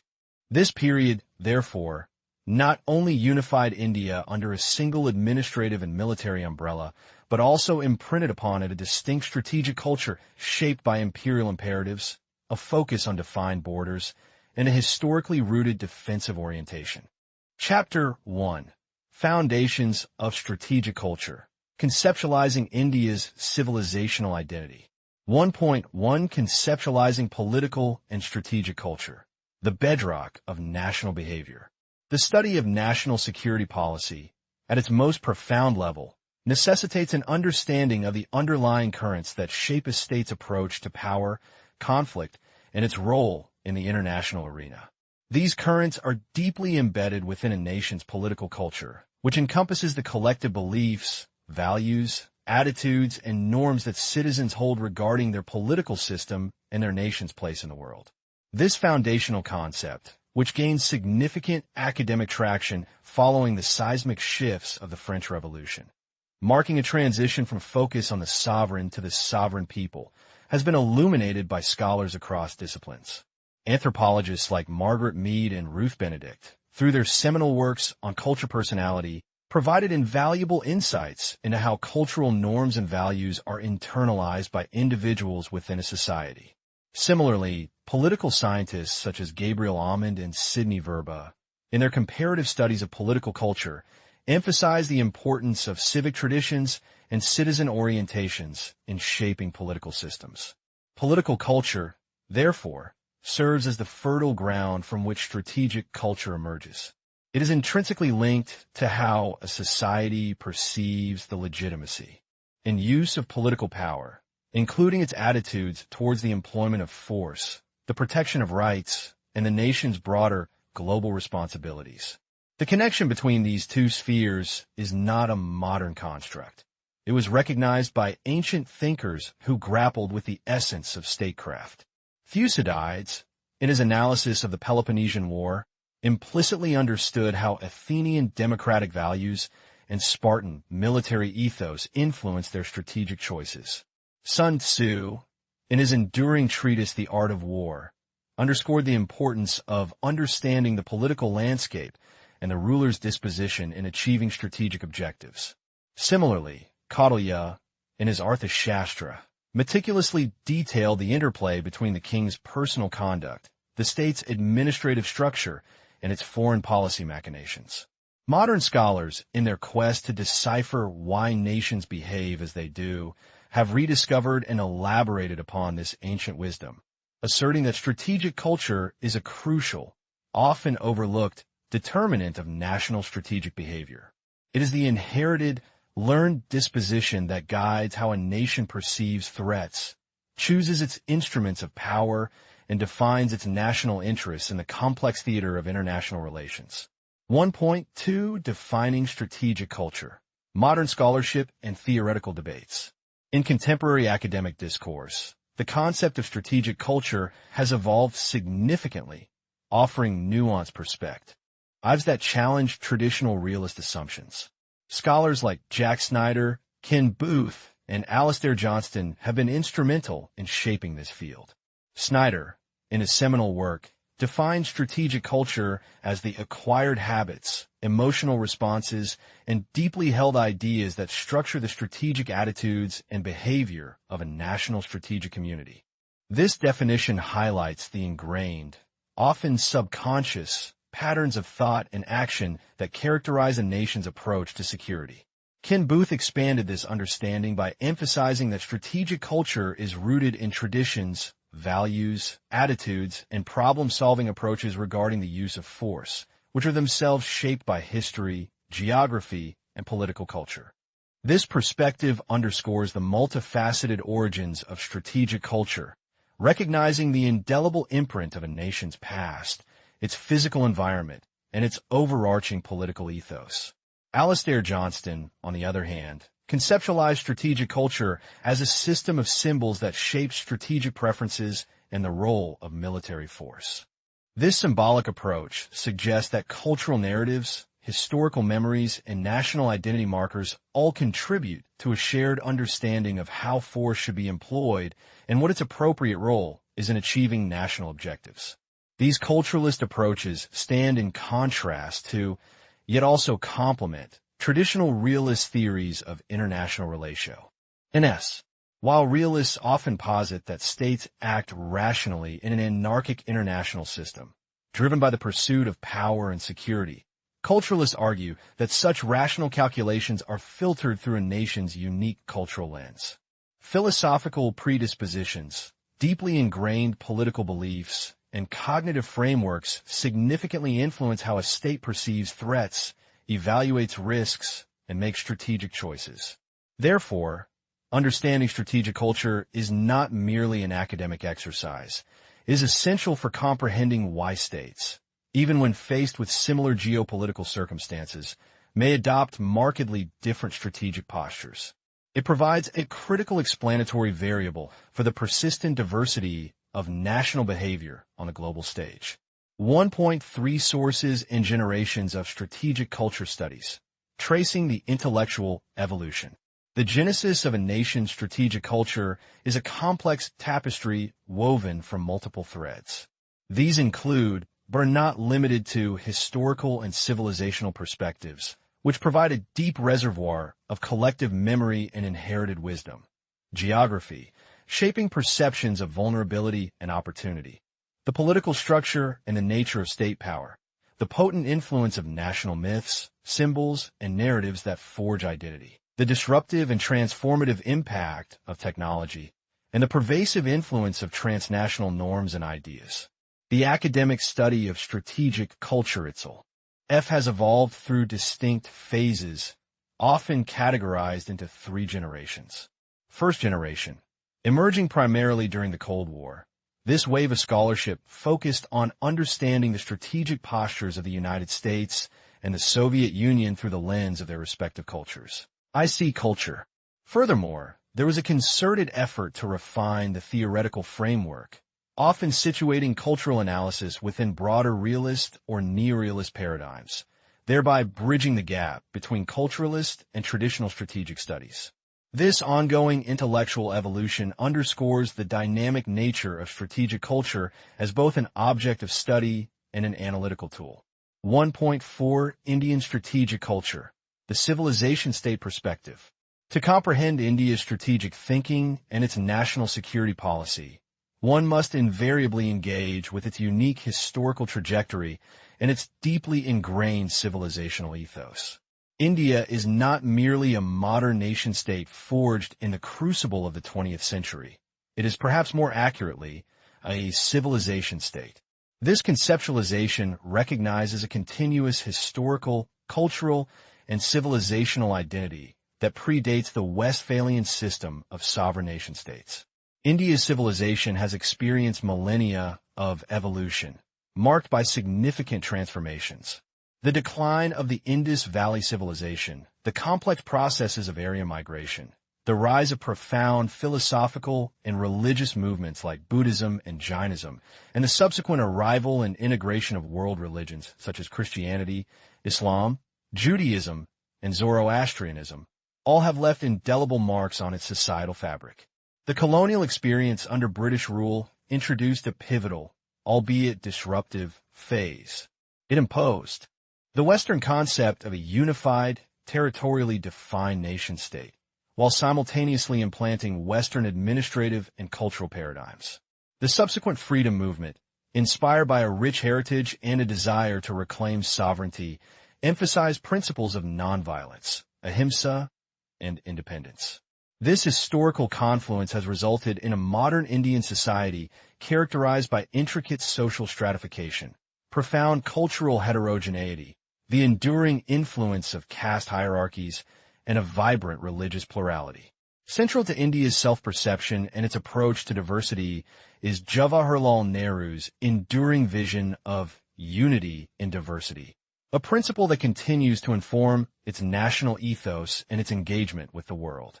This civilizational lens is crucial for understanding the continuity and change in India's strategic thought.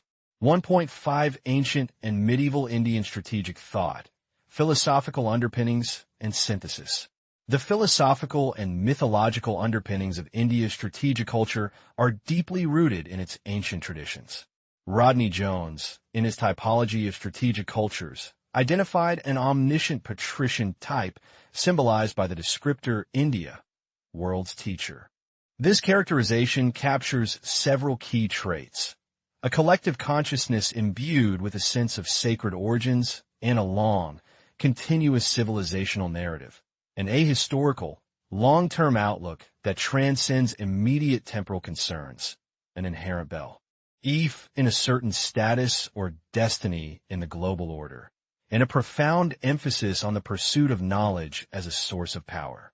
While ancient Indian texts like Kautilya's Arthashastra and the Shukranidasara clearly advocate for pragmatism, state interest, and the judicious use of power, they also articulate a nuanced preference for peace as the ultimate objective, with war being a resort for the restoration of order or the defense of dharma. The Shantaparva of the Mahabharata, for instance, delves deeply into the theory of the state, outlining the king's paramount role in maintaining societal order, artha, and dharma. It even touches upon the divine origin of kingship, underscoring the moral and ethical responsibilities of leadership. The medieval period witnessed the introduction of Islamic theories of sovereignty and statecraft following the Turkic invasions. However, rather than a complete displacement, this led to a significant synthesis with existing Indian traditions. Rulers like Akbar, the Mughal emperor, actively promoted concepts such as Deen-i-Ilahi, divine faith, and Suli Kul, peace to all.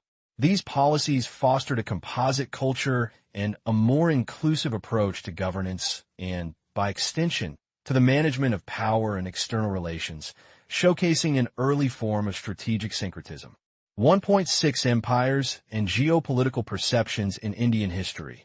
Recurring patterns of unity and fragmentation. India's historical landscape has been shaped by the rise and fall of powerful empires, 3 of which achieved a near all-India reach: the Mauryan Empire under Ashoka, the Mughal Empire under Akbar, and to a lesser extent, the Maratha Empire under the Peshwas. The concept of a unified state, while present in earlier forms, gained significant traction during the nationalist movement of the 19th century, with Ashoka and Akbar emerging as historical touchstones for political unity and effective statecraft. The Mauryan legacy, intrinsically linked to Kautilya's Arthashastra, represents a significant early attempt at centralized administration and political unification across a vast subcontinent. Ashoka's conversion to Buddhism and his subsequent emphasis on cooperation and moral governance profoundly influenced India's later embrace of Panchsheel, the 5 principles of peaceful coexistence. The Mughal Empire, particularly under Akbar, is celebrated for its period of cultural synthesis and religious tolerance, epitomized by his policy of Sulikul. While the Maratha Empire was a formidable power, it is often characterized as a confederacy, lacking the deep administrative centralization of the Mauryan or Mughal models. Geographically, India's strategic perceptions have always been shaped by its unique position. The northwestern frontier has historically been the primary ingress point for invasions, fostering a persistent awareness of external threats and influencing a defensive posture. This historical reality contrasts with a Western concept of clearly defined politico-legal boundaries. Traditional Indian rulers often perceived influence in terms of natural geographic frontiers, zones of civilization and control that were more fluid and less rigidly demarcated than modern state borders. This distinction is crucial for understanding the evolution of India's territorial understanding and its approach to border management. 1.7 Strategic Perspectives and Defensive Orientation, a Historical Continuum. The historical experience of empire building and statecraft in India has imprinted a distinct strategic orientation on its national consciousness. While attempts at creating unified states, such as those by Ashoka and Akbar, were significant, the enduring reality for much of Indian history was a subcontinent characterized by regional powers and diverse political entities. The Maratha Confederacy, while geographically extensive, did not achieve the same level of centralized administrative control as its predecessors.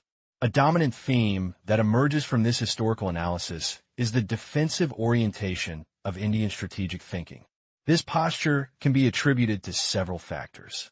Firstly, the Indian subcontinent, while not entirely isolated, possesses a degree of natural geopolitical insulation, particularly from the west and north, which has historically necessitated a focus on managing internal regional aspirations and defending established territories within traditional frontiers.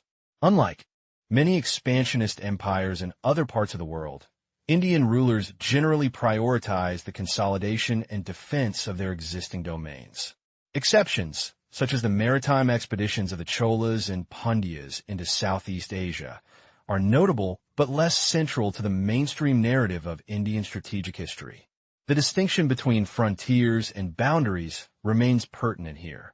Traditional Indian rulers understood influence and control in terms of natural geographic regions and civilizational spheres of influence, rather than the rigid, legally defined borders characteristic of the Westphalian nation-state system. The persistent threat emanating from the northwestern frontier, a recurring concern throughout Indian history, further reinforced a defensive mindset. It is also important to acknowledge that in many historical monarchical systems, regime security, the survival and prosperity of the ruling dynasty, often took precedence over the broader concept of national security as understood today. Nonetheless, the calculation of relative strengths for defensive purposes was a constant consideration. 1.8 British colonial impact and the nation-state shift, redefining boundaries and sovereignty. The advent of British colonial rule marked a watershed moment in the evolution of India's strategic landscape, fundamentally altering its political and territorial contours. The English East India Company's gradual transition from a trading entity to a political power, culminating in the consolidation of British authority after the Battle of Plassey, 1757, introduced a new paradigm. This contrasted sharply with the fragmented, often personalized power structures of Indian principalities. The British brought with them a tradition of institutionalized military bureaucracies and a more centralized, absolutist approach to governance. Crucially, British ascendancy led to the consolidation of a unified state. In India, a significant departure from the subcontinent's historical identity as a civilizational entity. This shift entailed the imposition of clearly defined national boundaries, such as the Durand Line with Afghanistan and the McMahon Line with Tibet. The defensive mindset, ingrained by India's geography, persisted but was now viewed through the prism of colonial geopolitical realities. The British prioritized the consolidation of the Indian state and its frontiers rather than embarking on extensive extracontinental expansion. The Indian Ocean became a British lake, a testament to their maritime dominance and their strategic focus on securing their colonial dominion. The Indian Mutiny of 1857 served as a critical turning point, leading to direct crown rule and a further tightening of administrative control and frontier definition, solidifying the modern nation-state framework. 1.9 Legacy of the Freedom Struggle on Post-Independence India. Ideological currents and strategic ethos. The Indian freedom struggle, a protracted and multifaceted movement against British colonial rule, left an indelible imprint on India's post-independence worldview and its nascent strategic culture. The Indian National Congress, as the vanguard of this movement, was actively engaged with external affairs from its early stages.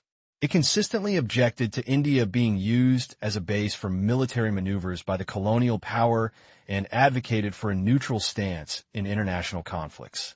The resolutions passed by the Congress demonstrated a sophisticated understanding of global politics and a clear solidarity with anti-imperialist struggles worldwide.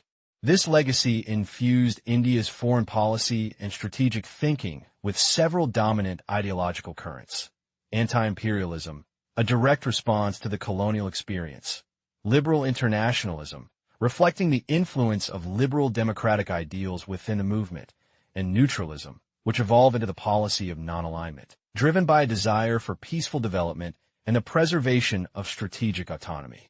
Complementing these was the profound influence of the Gandhian approach of nonviolence, ahimsa, which emphasized self-sufficiency, social harmony, and mutual respect.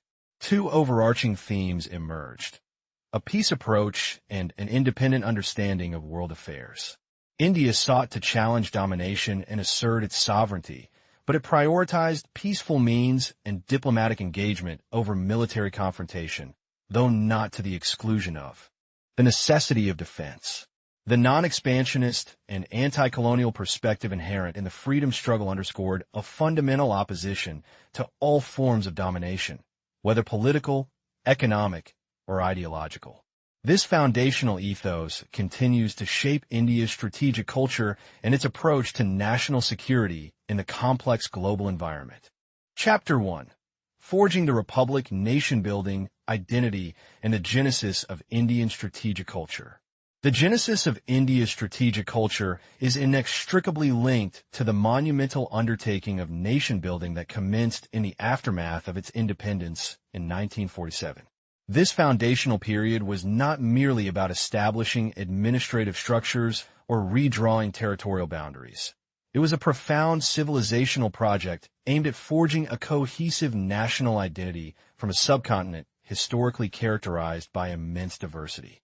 The anti-colonial struggle, while a unifying force against a common adversary, had also articulated various strands of nationalism, each with its own historical and ideological moorings. The challenge for the newly independent state was to synthesize these disparate elements into a coherent and enduring national narrative. Nation-building and identity formation post-independence. At its core, India's post-1947 challenge was nation-building. This process was deeply intertwined with the legacy of the anti-colonial movement, which had mobilized a vast population under the banner of self-determination. However, Indian nationalism, as eloquently articulated by its early leaders, particularly Jawaharlal Nehru, was not predicated on the erasure of difference. Instead, it embraced linguistic, cultural, ethnic, and religious pluralism not as divisive forces, but as inherent strengths that contributed to a unique Indian identity. This was the essence of unity in diversity, a concept that became a cornerstone of India's self-perception and its approach to governance. The task of forging this national identity was dual-pronged.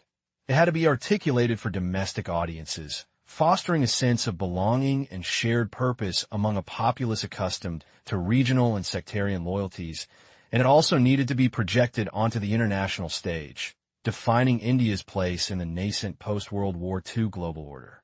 This articulation drew heavily upon India's rich historical tapestry, its diverse cultural traditions, and the ideological underpinnings of its freedom struggle, which championed secularism, democracy, and non-alignment.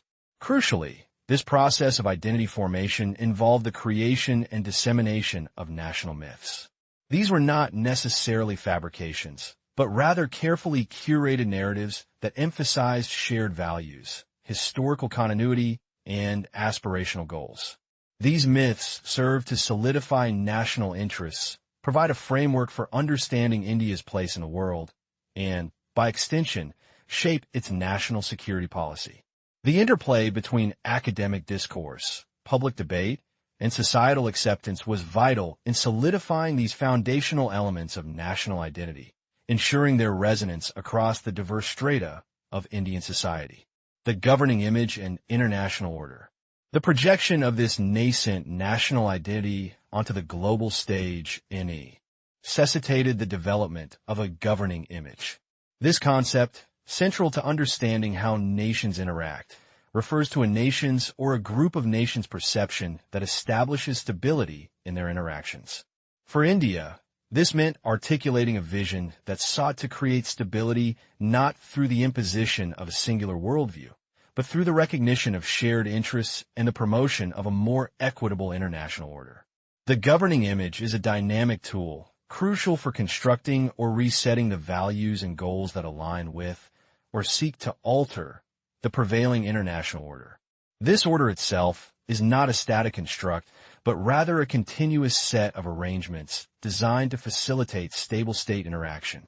Within this framework, peace is not defined as a perpetual absence of war, but rather as the effective settlement of disputes. This nuanced definition of peace, emphasizing resolution over the mere suppression of conflict, sets the stage for understanding India's distinct approach to security. By framing its international engagement around the idea of a cooperative order and peace through dispute resolution, India sought to differentiate itself from the prevailing realpolitik of the era. India's strategic thinking, peace, force, and development. India's strategic thinking, therefore, grappled with a fundamental tension: how to reconcile its inherent peace approach with the realities of international relations, which often necessitate the use of force. This intellectual endeavor encompassed a holistic view of strategy, extending beyond purely military considerations to include economic, industrial, technological, sociocultural, and political factors. The coherence of national and international security was a key concern, underscoring the imperative to balance military capabilities with robust diplomacy and advancements in science and technology. Furthermore, Indian strategic thought recognized the inextricable link between domestic policy, particularly socio-economic development, and national security. A nation's strength and stability were seen as emanating from the well-being of its citizens and the robustness of its economy. Jawaharlal Nehru, in particular, articulated a nuanced perspective on military power. While acknowledging its deterrent value, he simultaneously championed a softer, psychological approach, a legacy of Mahatma Gandhi's philosophy, to avoid perpetuating a perpetual state of conflict and mistrust. This synthesis of pragmatic defense considerations with a deep-seated commitment to nonviolence and peaceful engagement became a defining characteristic of early Indian strategic thought. The emphasis on soft power and the avoidance of confrontational rhetoric were not merely ideological preferences, but strategic choices aimed at fostering a more stable and cooperative international environment. Civilization state mindset versus nation-state framework. A crucial and often overlooked dimension of Indian strategic thinking lies in the inherent tension between its perception as a civilization state and its operationalization within the conventional nation-state framework. This civilizational mindset, which has persisted among Indian elites, profoundly influences how India views national integration, particularly in the face of centrifugal forces and separatist tendencies. It acknowledges and embraces India's deeply pluralistic nature, a characteristic that often eludes nation-state models that prioritize homogeneity. This internal dynamic contrasts sharply with Western approaches to security, which, particularly during the Cold War, were largely dominated by power politics and the distribution of power to maintain stability within an anarchic international system. The Western focus on the security dilemma, nuclear deterrence, and the balance of power especially concerning weapons of mass destruction, often overlooked the civilizational underpinnings that shape a nation's worldview. India's strategic culture, by contrast, often seeks to transcend these purely power-centric calculations, drawing sustenance from its historical experiences and civilizational ethos, even as it navigates the pragmatic realities of the international system. India's distinct approach to security and peace. This leads to a fundamental redefinition of the core security question for India. While the Western strategic paradigm often grapples with how to maintain security in anarchy, India's primary concern has been how is peace maintained in a society of nation-states. This framing inherently lends itself to a global or international perspective rather than a purely nationalistic one. India's approach is rooted in two foundational principles: the imperative to tackle the roots of conflict, thereby prioritizing conflict resolution over mere conflict management, and the commitment to resolving conflict without recourse to violence. This involves a comprehensive engagement with the social, political, and economic dimensions of conflict, coupled with the diligent application of pacific settlement of disputes. Jawaharlal Nehru's foreign policy serves as a potent example of this approach, emphasizing friendship, cooperation, and peaceful means over an over-reliance on military might. This philosophical underpinning has consistently guided India's engagement with the international community, advocating for multilateralism and a rules-based order, rejection of balance of power, and embrace of cooperative society.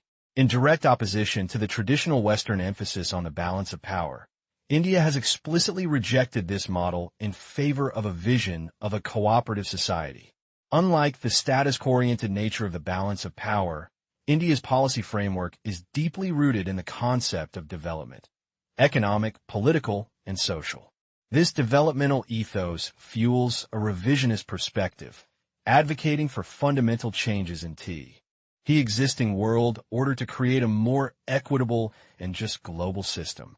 This revisionism is evident in India's consistent calls for a new international economic order, its support for national liberation movements, and its unwavering demand for social justice on a global scale. While India acknowledges the utility of force for self-defense and security, its governing image often faces a dichotomy. This arises from the tension between its overarching global peace agenda and its regional acceptance of hierarchical power structures. However, this is often presented as an integration of development principles, famously articulated through the Panchsheel principles, which aim to foster regional integration and mutual development through peaceful coexistence. Strategic restraint, ambiguity, and assertive autonomy. The evolution of India's strategic doctrine can be traced through a progression from strategic restraint to a more assertive strategic autonomy. The initial phase, characterized by strategic restraint, was a deliberate choice by Indian elites to perceive the international environment as relatively benign, to prioritize domestic development over extensive defense spending, and to ideologically reject the proactive use of armed force. This approach was deeply influenced by the legacy of non-alignment and a belief in the efficacy of diplomacy and international cooperation. However, the post-1991 era, marked by significant economic liberalization and a changing geopolitical landscape, witnessed a discernible shift towards a more assertive posture. This transition involved a willingness to adopt more realist positions in international affairs and a gradual, though not complete, reduction in deliberate ambiguity. India began to actively seek greater participation in global decision-making processes, leveraging its historical and cultural prominence. The increasing confidence in its economic and military capabilities led to a belief that India had attained power status on the global stage, which in turn fueled a more assertive foreign policy and a greater willingness to articulate and defend its national interests. Postulates of Indian strategic perspectives. To fully grasp the nuances of Indian strategic thought, it is essential to identify its underlying postulates. 1. The primacy of the political. Indian strategic thinking consistently emphasizes the primacy of the political, underscoring the state's fundamental role in preserving social order and pursuing the collective good of a nation. This implies that military and security decisions are always subservient to broader political objectives and societal well-being. 2. An independent understanding of world affairs and a peace approach. Rooted in ancient Indian philosophical traditions and articulated through its foreign policy doctrines, India advocates for an independent understanding of global affairs. Its commitment to a peace approach is evident in its advocacy for non-alignment, disarmament, and faith in the efficacy of the United Nations. Non-alignment, in particular, is viewed not merely as a diplomatic stance, but as an expression of national independence and a strategic tool for expanding the area of peace. 3.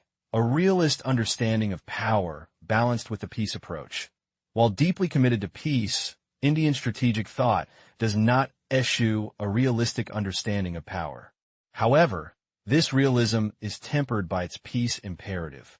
Political communication is recognized as a crucial tool for shaping national and international identity and opinion, and foresight is deemed essential for effective foreign policy, balancing power dynamics with diplomatic engagement.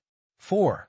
A revisionist stance. Stemming from a cultural tradition that often seeks to improve upon existing structures, India adopts a revisionist stance towards the international order. It posits that the status quo can be hegemonic and requires change to ensure mass welfare and a more equitable global distribution of opportunities and resources. 5. The abstract nature of strategic thinking. Historically, Indian strategic thinking has been characterized by a certain reluctance to define rigid operational aspects, preferring a degree of deliberate ambiguity. While this has served to provide flexibility, there has been a discernible trend towards reducing this ambiguity in recent times, as India seeks greater clarity and assertiveness in its global engagements. 6. Participation in global decision-making. Driven by its unique historical position, its growing economic and military capabilities, and its evolving belief in its power status, India increasingly seeks a more significant role in global decision-making forums. This ambition is a natural consequence of its nation-building success and its desire to shape a global order that reflects its values and interests. Chapter 2. The Genesis of Indian Strategic Thought. Independence to the Brink of Change, 1947 to 1991. The formative decades of India's independent existence, from the dawn of sovereignty in 1947 to the seismic shifts of 1991, were a crucible in which its strategic culture and national security policy were forged. This period was not merely a reaction to external stimuli, but a complex interplay of inherited civilizational ethos, the imperatives of nation-building, and the evolving geopolitical landscape. To comprehend India's contemporary strategic posture, one must first delve into the foundational concerns and early policy trajectories that shaped its approach to security during these critical years. Dominant strategic concerns, 1947 to 1991, navigating a complex triad.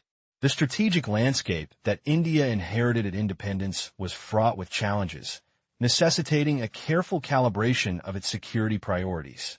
From 1947 to 1991, three overarching concerns consistently informed India's strategic calculus: the pervasive threat perceptions emanating from its immediate neighborhood, the unwavering drive for self-reliance in defense and technology, and the persistent internal security challenges rooted in the unique dynamics of ethnic nationalism and self-determination. The regional threat perception was perhaps the most immediate and visceral.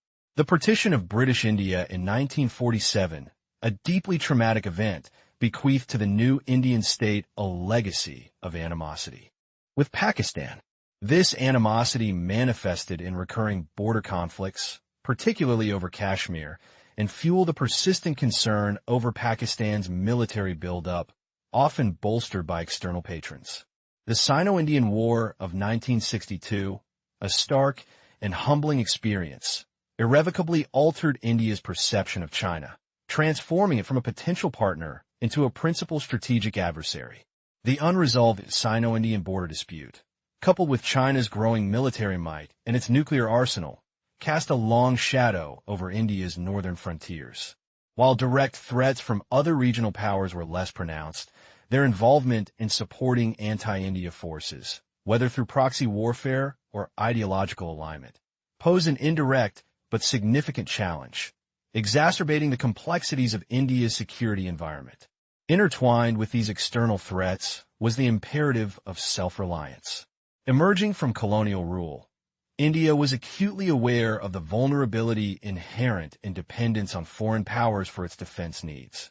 The Cold War bipolarity, with its attendant arms embargoes and shifting alliances, underscored this vulnerability. India's approach to arms procurement and technological acquisition was thus deeply influenced by the need to secure its own defense industrial base and technological capabilities. While initially seeking to balance its relationships with both the West and the Soviet Union, the Indo-Soviet Treaty of Peace, Friendship, and CUP, Ration in 1971 cemented a crucial military-technical relationship with Moscow. This partnership provided India with vital access to advanced military hardware and technology, albeit within the broader constraints of the Soviet system, and was instrumental in fostering a degree of strategic autonomy. This drive for self-reliance was not merely a military imperative. It was a reflection of a broader national aspiration for sovereignty and the ability to chart its own course in a world dominated by great powers. The third pillar of India's strategic concerns was the complex and often volatile issue of ethnic nationalism and self-determination. The very act of forging a unified nation from a diverse subcontinent presented inherent challenges. The concept of India as a civilization state, encompassing a multitude of linguistic, cultural, and religious identities, meant that the forces of ethnic nationalism and demands for self-determination were not mere external threats, but deeply embedded within the national fabric. These forces, while sometimes acting as a unifying sentiment against external pressures, also manifested in separatist movements and demand for greater autonomy, posing significant internal security challenges. The management of these internal fissures, often exacerbated by external actors, became a crucial dimension of India's national security policy, requiring a delicate balance between national unity and the recognition of diverse identities. These three interconnected concerns, regional threat perceptions, the pursuit of self-reliance, and the management of internal security challenges, formed the bedrock upon which India's strategic thinking and policy choices were built during this formative period. They were shaped by the geopolitical realities of the Cold War, the historical legacy of partition and colonialism, and the unique socio-cultural dynamics of the Indian subcontinent. Early security policy trends, post-independence, upholding sovereignty, and aspiring for regional harmony. India's nascent security policy in the immediate post-independence era was characterized by a dual commitment: the vigilant safeguarding of its newly won sovereignty and the active promotion of a peace-oriented foreign policy.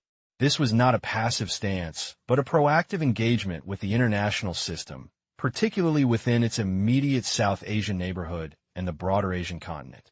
The overarching objective was to consolidate India's independence, while simultaneously fostering regional solidarity and actively opposing any form of extra-regional intervention that could destabilize the nascent post-colonial order. The initial approach to regional security involved forging a network of treaties and understandings with India's neighbors. Agreements with Bhutan, 1949, Sikkim, 1950, Nepal, 1950, Burma, 1951, and Ceylon, 1954-1964, were not merely diplomatic niceties. They represented a strategic effort to secure India's perceived sphere of influence and to prevent external powers from gaining undue leverage in the region. These agreements were rooted in the aspiration for a cooperative regional order, a vision that resonated with India's broader commitment to peace and its civilizational ethos of interconnectedness. However, the path to regional solidarity was fraught with obstacles. Interstate conflicts, often stemming from the unresolved issues inherited from the colonial era, such as unsettled boundaries and the complexities of minority populations, proved to be significant impediments. The very forces of nationalism that had driven decolonization also fueled interstate rivalries, making the creation of cohesive regional blocs a formidable challenge. The unfolding dynamics of the Cold War, particularly the Korean War and the formation of military alliances like SEATO and the Baghdad Pact, significantly influenced India's strategic calculations. These developments underscored the dangers of ideological alignment and the potential for proxy conflicts. In response, India began to pivot from its initial focus on regionalism towards a more pronounced policy of non-alignment. This shift was not a rejection of its regional aspirations, but rather an evolution of its strategy to navigate the treacherous waters of the bipolar world. Non-alignment emerged as a powerful expression of India's desire for strategic autonomy, enabling it to maintain its independence of action and to avoid being drawn into the power games of the superpowers. It was a pragmatic adaptation that sought to preserve India's sovereignty in a world where alignment often meant subservience. This policy also implicitly drew upon the civilizational concept of a unified Asia, seeking to foster a collective voice for the newly independent nations against external dominance. Thus, India's early security policy was a dynamic blend of regional engagement, a commitment to peace, and the strategic pursuit of non-alignment, all aimed at consolidating its independence and shaping a more stable and equitable international order. Evolution of defense policy debates, post-Nehruvian era from diplomacy to deterrence. For much of the Nehruvian era, public and policy debates surrounding defense strategy remained relatively subdued. This reticence was, in part, attributable to a perceived lack of specialized expertise within policy circles and the overarching success attributed to Prime Minister Jawaharlal Nehru's diplomatic approach to security. The prevailing belief was that India's security could be best ensured through astute diplomacy and a commitment to peace, rather than through overt military posturing. The watershed moment that irrevocably altered this perception was the Sino-Indian War of 1962. The military debacle exposed the limitations of a purely diplomatic approach and highlighted the critical need for robust military preparedness. The post-Nehruvian era, therefore, witnessed a discernible shift towards what can be termed power approaches to security. This involved a greater emphasis on the technical aspects of defense, including military strategy, tactics, and the acquisition of modern weaponry. The lessons learned from the 1962 conflict and subsequently from the Indo-Pakistani War of 1965 spurred significant rearmament programs and a more pragmatic assessment of military capabilities. However, these debates, while more pronounced, often remained issue-based rather than comprehensive. Discussions tended to be sectoral, focusing on specific military procurements, strategic doctrines, or responses to particular crises, rather than holistic, integrated national security policy. There was a discernible divergence of views regarding the primary determinants of defense policy. Some argued that political factors, driven by the overarching foreign policy objectives, held sway, while others contended that the armed forces, with their ground-level experience and technical expertise, played a more significant role in shaping defense decisions. This tension between political direction and military implementation remains a perennial feature of defense policy formulation in many nations, including India. Furthermore, it became increasingly apparent that strategy and practice, the actual implementation of defense plans and doctrines on the ground, could often diverge significantly from the theoretical precepts formulated by strategic thinkers or policymakers. This gap underscored the importance of not only conceptualizing strategy, but also ensuring its effective execution, a continuous challenge in the complex theater of national security. The post-Nehruvian era thus marked a crucial transition, acknowledging the indispensable role of military power in safeguarding national interests, even as the debates on how best to wield that power continued to evolve. Key areas for understanding Indian strategic perspectives: a multifaceted approach. To truly grasp the nuances of India's strategic thinking, a multifaceted analytical framework is essential.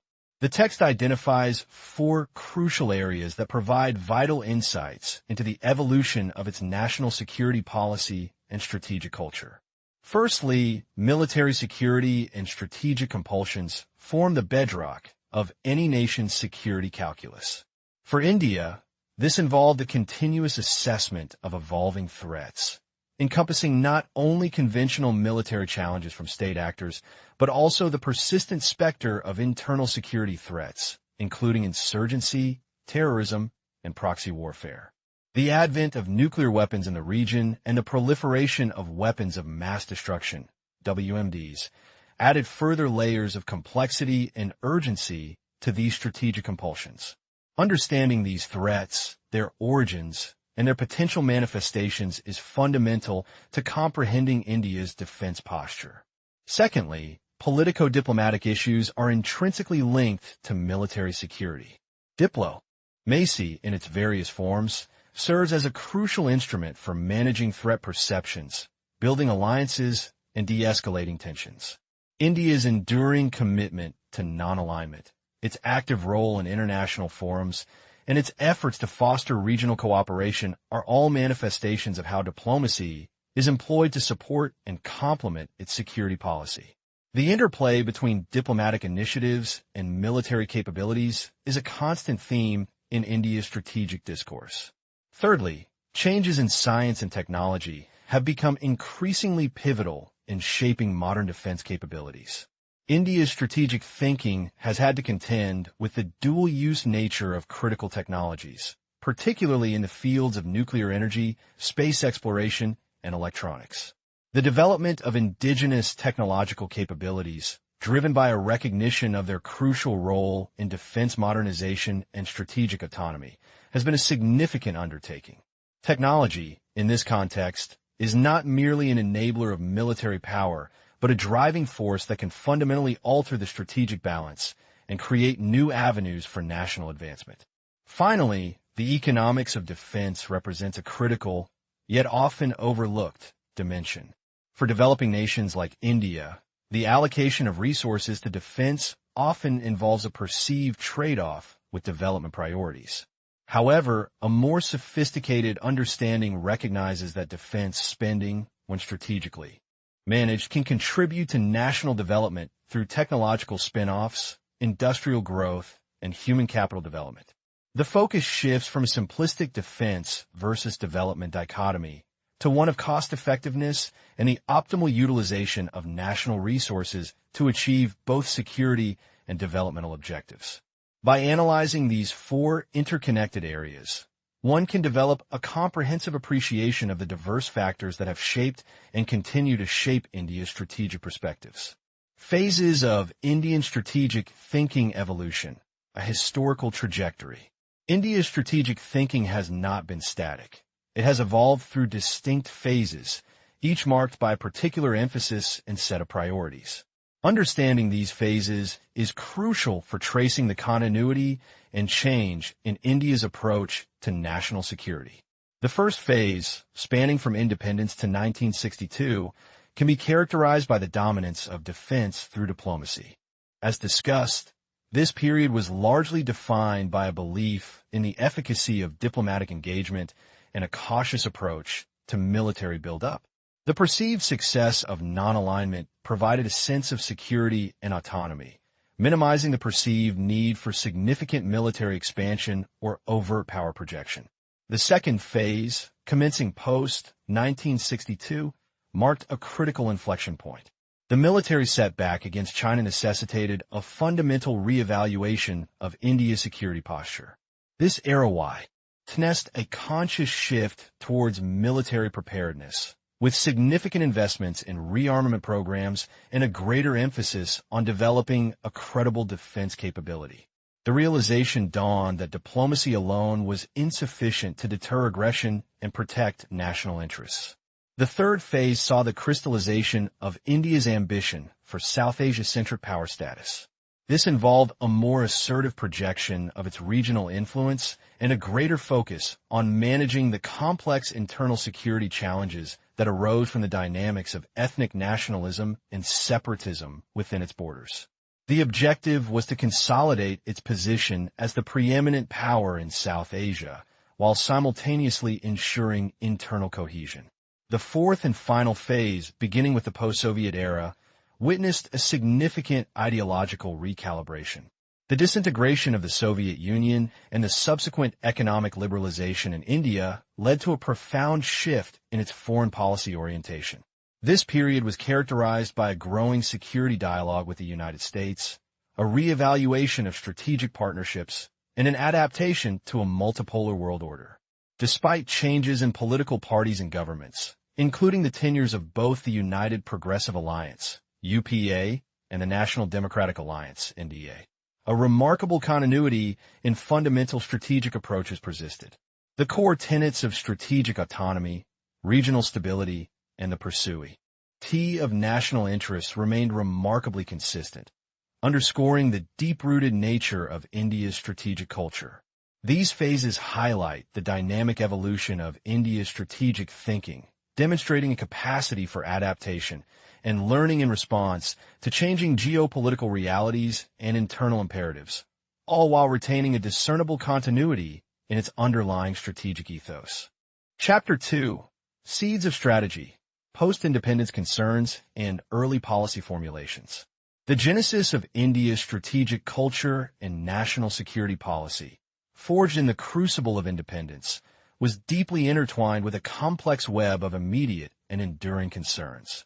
The nascent nation, emerging from centuries of colonial rule, found itself navigating a treacherous geopolitical landscape, defined by regional rivalries, the imperatives of self-reliance, and the pervasive influence of ideological currents.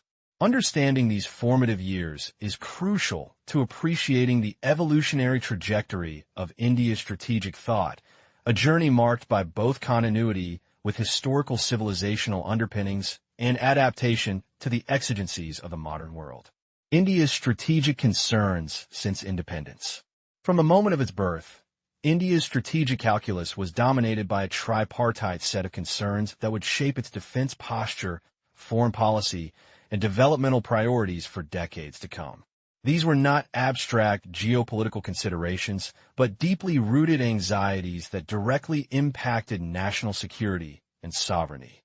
Regional threat perception, the shadow of Pakistan and China. The most immediate and persistent strategic concern for India has been the threat emanating from its immediate neighbors, primarily Pakistan and China. This threat manifested in various forms. Conventional border conflicts, the unresolved territorial disputes, Part 1. Particularly the Kashmir issue, served as the perpetual flashpoint for conventional military confrontations. The recurring border skirmishes and full-scale wars with Pakistan, 1947 to 48, 1965, 1971, and the Kargil conflict of 1999 underscored the centrality of this bilateral relationship in India's strategic thinking. Similarly, the Sino-Indian War of 1962 highlighted the challenges posed by China's territorial claims and its growing military might. Insurgency and militancy. The porosity of borders and the complex socio-political dynamics within the region provided fertile ground for insurgency and cross-border militancy. These asymmetric threats, often supported or instigated by external actors, posed a significant challenge to India's internal security and stability, blurring the lines between external aggression and internal subversion. Nuclear weapons concerns. The nuclearization of both Pakistan and, to a lesser extent, China introduced a new and formidable dimension to India's threat perception. The existential implications of possessing nuclear weapons in a volatile neighborhood necessitated a strategic response that balanced deterrence with the imperative of avoiding escalation. Beyond these primary adversaries, India also perceived an undirected threat from other regional powers, not through direct confrontation, but through their potential to align with or support anti-India forces, thereby exacerbating existing vulnerabilities. The drive for self-reliance, NAVIG, aiding the Cold War divide. The second critical concern was the imperative of achieving self-reliance, particularly in the realm of defense technology and arms procurement. Emerging from colonial rule, India was acutely aware of the dangers of external dependence. During the Cold War, this drive was further complicated by the bipolar world order. Technological autonomy. Access to advanced military technology was crucial for maintaining a credible defense, yet the Cold War dictated rigid alliances. India's efforts to acquire sophisticated equipment and technological know-how were often constrained by the political and economic conditions imposed by both the Western Bloc, led by the United States, and the Soviet bloc. Arms procurement dynamics. India's strategic partnerships, particularly its evolving relationship with the former Soviet Union, were largely driven by the need for reliable and affordable defense supplies. While the Soviet Union emerged as a major arms supplier, the dependence on any single source presented its own set of challenges and strategic vulnerabilities. Ethnic nationalism and the right to self-determination. The internal dimension. The third major concern was the pervasive influence of ethnic nationalism and the potent concept of the right to self-determination. This was not merely an external threat, but a deeply embedded internal challenge that resonated across South Asia. Unifying and divisive forces. Ethnic nationalism, while often a force for national identity and unity, could also become a deeply divisive element, fueling demands for separatism and autonomy within diverse states like India. The legacy of partition and the presence of numerous ethnic and linguistic groups within India meant that the articulation of such demands could have profound implications for internal cohesion and regional stability. Impact on security policy. The challenge posed by ethnic nationalism necessitated a strategic response that went beyond military preparedness, encompassing political accommodation, economic development, and the management of intergroup relations. It also had implications for India's foreign policy, particularly in its approach to neighboring countries experiencing similar internal dynamics. Early security policy trends, post-independence. In the immediate aftermath of independence, India's nascent security policy was characterized by a delicate balancing act, retaining hard-won sovereignty while simultaneously championing a vision of peace and regional cooperation. This era laid the groundwork for the principles that would guide India's strategic trajectory for years to come. Prioritizing independence and peace. The foundational principle of India's early security policy was the unwavering commitment to preserving its independence. This was intrinsically linked to a broader policy of peace, a natural inclination for a nation seeking to rebuild after colonial exploitation. The emphasis was on fostering stable ITY and preventing the emergence of new forms of dominance or interference in the region. Regionalism and opposition to intervention. A key facet of this early policy was the endeavor to build regional solidarity and foster cooperative security arrangements. India actively sought to establish strong ties with its neighbors, forging treaties and agreements that aimed to ensure mutual security and deter extra-regional intervention. Treaties with states like Bhutan, Sikkim, and Nepal, which guided their foreign policies and defense, were emblematic of this approach. India also participated in Pan-Asian forums, such as the Banding Conference, advocating for a new world order free from colonial legacies and external power plays. The opposition to extra-regional intervention was a consistent theme, reflecting a deep-seated aversion to the power politics that had characterized the colonial era. Challenges to regionalism. Despite these earnest efforts, the nascent regionalist agenda encountered significant obstacles. Interstate conflicts, lingering boundary disputes, and the complex issue of minority populations within and across borders proved to be formidable impediments to genuine regional solidarity. The outbreak of the Korean War and the formation of alliances like SEATO and the Baghdad Pact further complicated the regional landscape, drawing South Asia into the vortex of Cold War global concerns. These developments gradually overshadowed the initial aspirations for Regione cooperation, compelling India to recalibrate its approach. Evolution to non-alignment. The shifting global geopolitical currents and the inherent challenges to regionalism prompted a strategic evolution.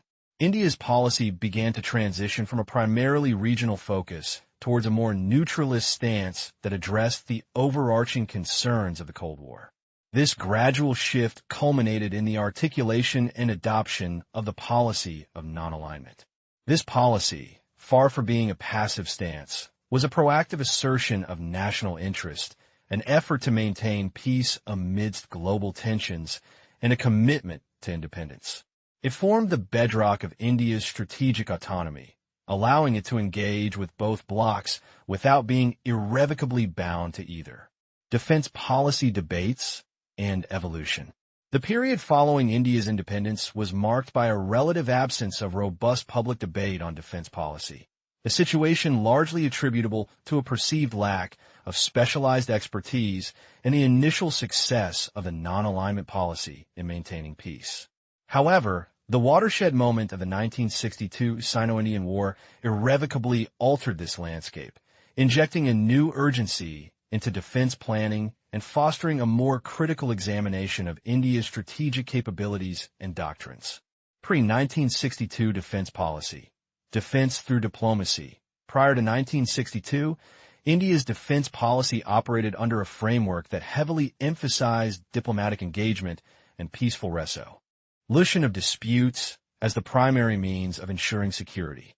This approach, often termed defense through diplomacy, was rooted in the Nehruvian vision of a world order based on cooperation and mutual respect.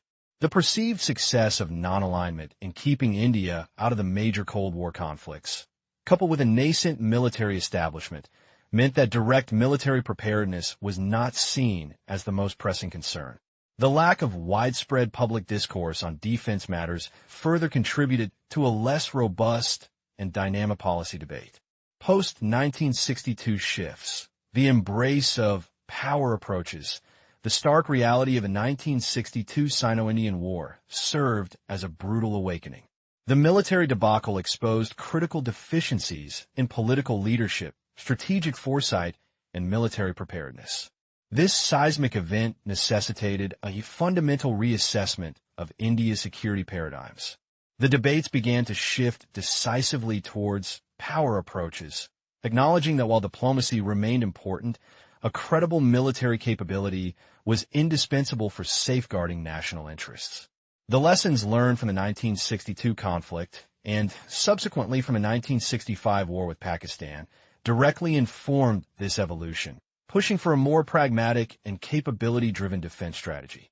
However, these debates often remained issue-based or sectoral, focusing on specific military requirements rather than a comprehensive strategic doctrine. Key areas of strategic analysis. Understanding the evolution of India's strategic thinking requires an examination of several interconnected areas. 1. Military security compulsions. This encompasses the assessment of conventional threats from bordering states, the persistent challenge of internal security, and the growing implications of weapons of mass destruction, WMDs. 2. Politico-diplomatic issues. The efficacy of non-alignment, the nuances of regional diplomacy, and the management of alliances and partnerships remain central to India's strategic calculus. 3. Science and technology advancements. The rapid progress in dual-use technologies, from nuclear energy to space exploration and information technology, began to significantly influence defense modernization and strategic planning. 4. The economics of defense. The mounting costs of maintaining a modern military and the need for cost-effectiveness in defense procurement and R&D became increasingly important considerations. 4 phases of strategic thinking. Indian strategic thought can be broadly categorized into 4 distinct phases, each marked by a particular emphasis and set of challenges. 1. Independence to 1962. Defense through diplomacy, characterized by a reliance on diplomatic engagement and the principles of non-alignment to ensure security. 2. Post-1962. Defense through military preparedness, a reactive phase driven by the need to build military capacity and preparedness in response to military setbacks. 3. South Asia-centric phase, an era where India consolidated its position as a regional power, with a growing focus on internal security challenges within its immediate neighborhood. 4. Post-Soviet era, a period marked by a pragmatic shift towards realism, increased dialogue with the United States, and the economic liberalization that profoundly impacted defense planning and strategic options.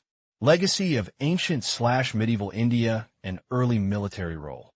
While the immediate post-independence period shaped India's strategic policies, the underlying civilizational ethos, forged over millennia, continued to subtly influence its strategic culture. Historical debates about India's military history, though often abstract, provided context for contemporary challenges, while the initial role of the Indian Army was defined by the immediate exigencies of nation-building and securing its nascent borders. Historical debates on military penetration. Historical scholarship has often grappled with the perceived military penetrability of the Indian subcontinent. Scholars have debated the reasons behind India's vulnerability to invasions throughout its ancient and medieval periods, and the limitations faced by empires, such as the Mughals, in expanding their influence beyond certain frontiers. Explanations have ranged from the social divisions inherent in the caste system and the prevalence of personal loyalties over collective military action, to the inability to generate and sustain a surplus military power capacity, lieu of projecting force effectively. These historical discussions, while not directly dictating policy, contributed to a nuanced understanding of the enduring challenges of defense in the Indian context. Post-independence army structure and Nehru's vision. Stephen Rosen's influential argument posits that the Indian Army, in the post-independence era, remained relatively small, isolated, and inward-looking. While this isolation may have preserved the Army's coherence and internal discipline, it arguably reduced its potential to contribute to broader national military power projection. Crucially, Prime Minister Jawaharlal Nehru's pronounced rejection of the military and militarism significantly shaped post-independent security postures. This philosophical stance, while rooted in a desire to avoid the pitfalls of aggressive militarism that characterized colonial powers, had a tangible impact on the allocation of resources, strategic doctrine, and the public perception of the armed forces. Initial military engagements, securing the nation. The Indian Army's first major deployment after independence was in response to the tribal invasion of Kashmir in 1947-48, a conflict that immediately established the Kashmir dispute as a central and enduring issue in Indo-Pakistani relations. Beyond this pivotal engagement, the Army played a crucial role in the integration of princely states into the Indian Union, notably in Hyderabad, Junagadh, and later Goa. These early actions underscore the Army's dual role, not only as a guarantor of territorial integrity against external threats, but also as an instrument of national consolidation and state building. South Asian conflicts and operations. The geopolitical reality of post-independence India firmly established South Asia as its primary theater of military security concerns. The region was, and continues to be, characterized by a complex interplay of conventional rivalries and asymmetric challenges, demanding a multifaceted approach to defense and diplomacy. Primary conflict zone. The South Asian crucible. South Asia, by virtue of its geographical contiguity and historical legacy, emerged as the undisputed epicenter of India's military security concerns. This region was not merely a backdrop for potential conflict, but the very crucible where India's strategic doctrines were tested and refined. The nature of conflicts within this zone was often a blend of traditional state-on-state warfare and the more insidious forms of asymmetric warfare, including proxy conflicts and insurgencies. Key Indo-Pak Wars. A recurring narrative. The history of post-independence India is inextricably linked with its recurring military confrontations with Pakistan. These conflicts, each with its unique context and outcomes, have profoundly shaped India's defense planning and strategic outlook. 1947-48. The initial conflict over Kashmir, characterized by a mix of conventional fighting and irregular warfare, set the stage for decades of animosity. 1965. A full-scale conventional war that tested the capabilities of both armies and highlighted the persistent territorial disputes. 1971. A decisive war that led to the liberation of Bangladesh, significantly altering the geopolitical landscape of South Asia and bolstering India's regional standing. Kargil, 1999. A conflict fought at high altitudes, initiated by infiltrators supported by the Pakistani military, demonstrating India's ability to repel aggression and recalibrate its military response to evolving threats. Siachen, a localized but prolonged conflict in a unique high-altitude environment, involving regular troops and highlighting the challenges of territorial defense in extreme conditions. Other operations, beyond conventional state-on-state warfare, India's engagement in regional security extended beyond direct conflict with Pakistan. Its intervention in Sri Lanka, aimed at mediating the ethnic conflict and combating the liberation tigers of Tamil Eelam, LT, and its swift operation in the Maldives to counter a mercenary coup, are significant examples. These operations, while not involving direct conflict with another nation-state in the conventional sense, underscored India's willingness to act as a regional security provider and its capacity to project power to protect its interests and stability in its immediate neighborhood. Impact of 1962 War and shifting security paradigms. The Sino-Indian War of 1962 was not merely a military defeat. It was a profound inflection point that compelled a radical reorientation of India's national security policy and strategic thinking. The war exposed deep-seated flaws in leadership, planning, and preparedness, forcing a departure from the prevailing defense through diplomacy doctrine. The 1962 debacle, a failure of foresight. The war was a stark manifestation of a critical failure in both political and military leadership, compounded by a lamentable lack of combined services planning. The Nehruvian administration, deeply committed to peace and development, had largely prioritized diplomatic engagement over robust military preparedness in the preceding years. This approach, while ideologically driven, proved tragically inadequate when confronted with the harsh realities of a border dispute escalating into armed conflict. The government's perceived complacency, particularly in the face of Chinese military buildup and territorial assertions, contributed significantly to the unpreparedness. Shift from defense through diplomacy. The resounding defeat of 1962 necessitated a fundamental pivot in India's strategic paradigm. The cherished doctrine of defense through diplomacy and the notion of defense through development were found wanting. The war underscored the undeniable truth that national security could not be solely entrusted to diplomatic negotiations or economic progress. It became clear that a credible military capability was an indispensable prerequisite for effective diplomacy and the safeguarding of national sovereignty. This realization led to a direct and undeniable linkage between defense capability and the nation's political role on the global stage, compelling a reevaluation of defense planning and resource allocation. Post-1962 defense planning, a new imperative. In the aftermath of the war, the Ministry of Defense and various strategic think tanks began to acknowledge the critical need for long-term, integrated defense planning. While the commitment to peace and non-aggression remained a stated objective, it was now tempered by a pragmatic understanding of the necessity for military readiness. The focus shifted towards building a more robust and responsive defense apparatus capable of deterring potential adversaries and effectively responding to aggression. This marked the beginning of a more systematic and capability-focused approach to national security.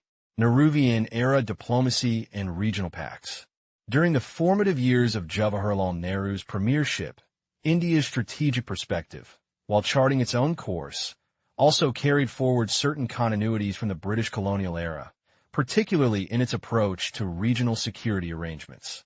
However, these continuities were also marked by significant divergences, reflecting India's aspiration for a new, independent role in Asia.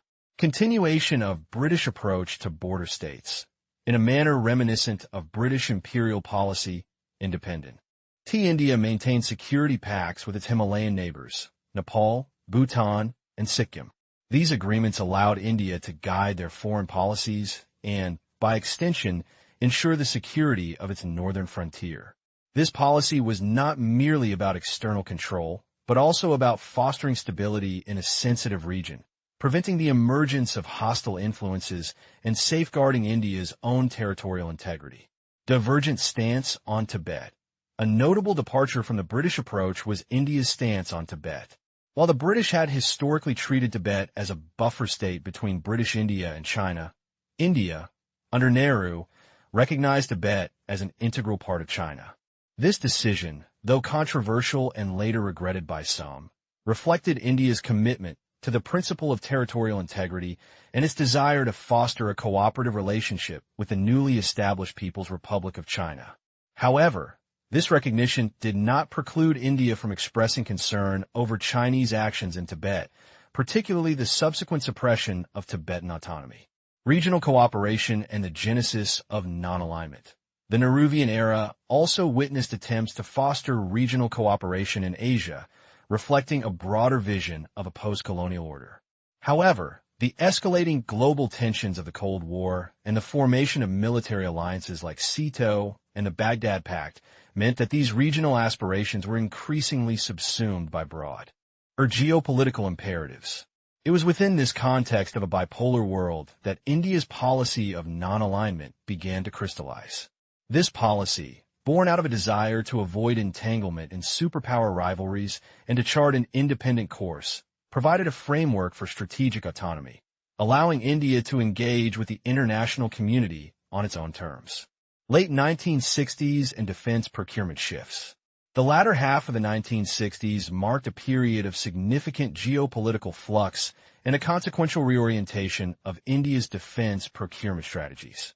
The shifting alliances, particularly Pakistan's growing proximity to China, and the evolving military doctrines of the major global powers necessitated a recalibration of India's strategic posture and its sources of military hardware. Geopolitical realignment and strategic environment. The late 1960s witnessed Pakistan forging a closer strategic alignment with China, a development that directly impacted the regional security calculus. Simultaneously, the United States Guam Doctrine, signaling a reduced American military commitment in Asia, and the Soviet Union's burgeoning Brezhnev Plan, aimed at consolidating its influence in the region, created a complex and dynamic strategic environment for India. These external shifts compelled India to reassess its defense dependencies and explore avenues for bolstering its military capabilities. Defense procurement diversification, from west to east, a pivotal shift occur. Read in India's defense procurement policies, marking a significant departure from its earlier reliance on Western sources, particularly the United Kingdom. The 1962 MiG deal with the Soviet Union, which included provisions for licensed production, was a landmark agreement. This marked the beginning of a sustained and comprehensive engagement with the Soviet Union as a primary defense supplier. This diversification was not merely a matter of acquiring equipment, but also of gaining access to technology transfer and establishing a more robust and independent defense industrial base. Growing Soviet dependence. Over the subsequent decades, the Soviet Union solidified its position as India's most crucial defense partner. The steady flow of advanced military hardware, ranging from fighter aircraft and submarines to tanks and frigates, cemented this relationship. While this partnership provided India with a reliable source of military supplies, it also led to a growing dependence on Soviet technology and spares, a factor that would have strategic implications in the years to come. Post-Bangladesh era and diversification of defense. The early 1970s, particularly the period following the liberation of Bangladesh in 1971, witnessed a significant enhancement of India's strategic credibility in South Asia. This era was characterized by the consolidation of India's military capabilities, its first nuclear test, and a nuanced approach to defense procurement that balanced existing ties with a growing desire for diversification, enhanced credibility, and military consolidation. The decisive victory in the 1971 war, which led to the creation of Bangladesh, significantly elevated India's standing as a major regional power. This period saw the consolidation and modernization of India's military capabilities, reinforcing its deterrence posture and its ability to shape the regional security environment. Demonstration of nuclear capability. The conduct of India's first nuclear test in 1974, codenamed Smiling Buddha, was a watershed moment. This demonstrated India's burgeoning nuclear weapon production capability, signaling its emergence as a nuclear power and introducing a new dimension to its strategic autonomy. While India maintained that the test was for peaceful purposes, it undeniably altered the strategic calculus in the region and beyond. Defense procurement diversification, balancing ties. While the Indo-Soviet Treaty of Friendship and Cooperation, signed in 1971, provided a strong strategic anchor, India began to prudently diversify its defense procurement sources. The acquisition of British Jaguars and the Anglo-French Mirage 2000 fighter jets represented a significant move towards diversifying its combat aircraft inventory. This strategic diversification, while maintaining robust ties with the Soviet Union, which continued to supply aircraft like the AN-32, MiG-23, and MiG-29, aimed to mitigate the risks of over-reliance on a single supplier and to acquire a wider range of advanced military technologies. The Indira Doctrine, asserting regional dominance. The assertive foreign policy stance adopted by Prime Minister Indira Gandhi during this period gave rise to what became known as the Indira Doctrine. This doctrine essentially articulated a tough, uncompromising posture towards other South Asian countries, asserting India's preeminent regional status and its right to shape the security environment within its immediate neighborhood. It reflected a confidence in India's growing capabilities and its willingness to play a dominant role in regional affairs. 1980s. Shifting threats and strategic developments. The 1980s ushered in a new era of strategic challenges for India, marked by significant geopolitical shifts and an evolving threat landscape. The Soviet intervention in Afghanistan in 1979 had a profound ripple effect across South Asia, leading to renewed superpower engagement and a subtle but significant alteration in regional power dynamics. Geopolitical impact of Afghanistan intervention. The Soviet Union's military intervention in Afghanistan in December 1979 had far-reaching consequences for South Asia. It triggered a renewed and intensified U.S. military interest in Pakistan, with substantial arms transfers flowing to Islamabad to support the Afghan Mujahideen fighting against Soviet forces. This influx of advanced weaponry into Pakistan significantly altered the military balance in the region, raising SONC earns within India about its own security preparedness. Shift in threat perception, from border wars to internal security. A crucial development of the 1980s was the gradual shift in India's primary threat perception. While conventional border wars remained a latent concern, the focus increasingly shifted towards internal security challenges. Low-intensity conflicts, cross-border militancy, and the persistent problem of insurgency, particularly in the Kashmir Valley and the Northeast, emerged as the dominant security concerns. This necessitated a strategic adaptation that moved beyond traditional military doctrines to embrace new approaches for counterinsurgency operations and the management of internal dissent. Strategic adaptations, a multidimensional response. The evolving threat landscape demanded a multidimensional response from India's strategic planners. This included new approaches to conflict, the development of new strategies and tactics to combat insurgency and low-intensity conflict became paramount. Is seen as crucial for both strategic deterrence and technological self-reliance. Development of missile systems. Recognizing the need for a more robust defense capability, India began to focus on the development of indigenous missile systems, aiming to enhance its strategic depth and deterrence capabilities. Active security policy and operations in the 1980s. The 1980s witnessed India adopting a more proactive and assertive security policy, moving beyond a purely defensive posture to engage more directly in regional security dynamics and demonstrate its military capabilities. This era was marked by significant interventions and large-scale military exercises that had a profound impact on India's strategic environment. Intervention in Sri Lanka. The IPKF deployment. In response to the escalating ethnic conflict in Sri Lanka and at the request of the Sri Lankan government, India undertook a significant military intervention. The deployment of the Indian Peacekeeping Forces, IPKF, under the terms of the 1987 Indo-Sri Lanka Accord aimed to disarm the liberation tigers of Tamil Elam, LTT, and restore peace. While the intervention was motivated by a desire to stabilize the region and protect the rights of the Tamil minority, it proved to be a complex and ultimately challenging undertaking, highlighting the difficulties of nation-building and intervention in complex internal conflicts. Operation Brass Tacks, escalating tensions. In the mid-1980s, India conducted Operation B. Brass Tacks, one of the largest military exercises in South Asia since World War II. International norms, even in the face of nuclear brinkmanship. 1990s, evolving threats and uncertainties.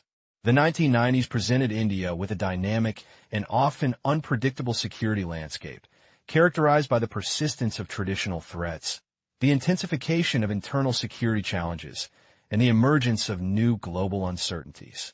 This decade necessitated a constant recalibration of India's strategic thinking and operational doctrines.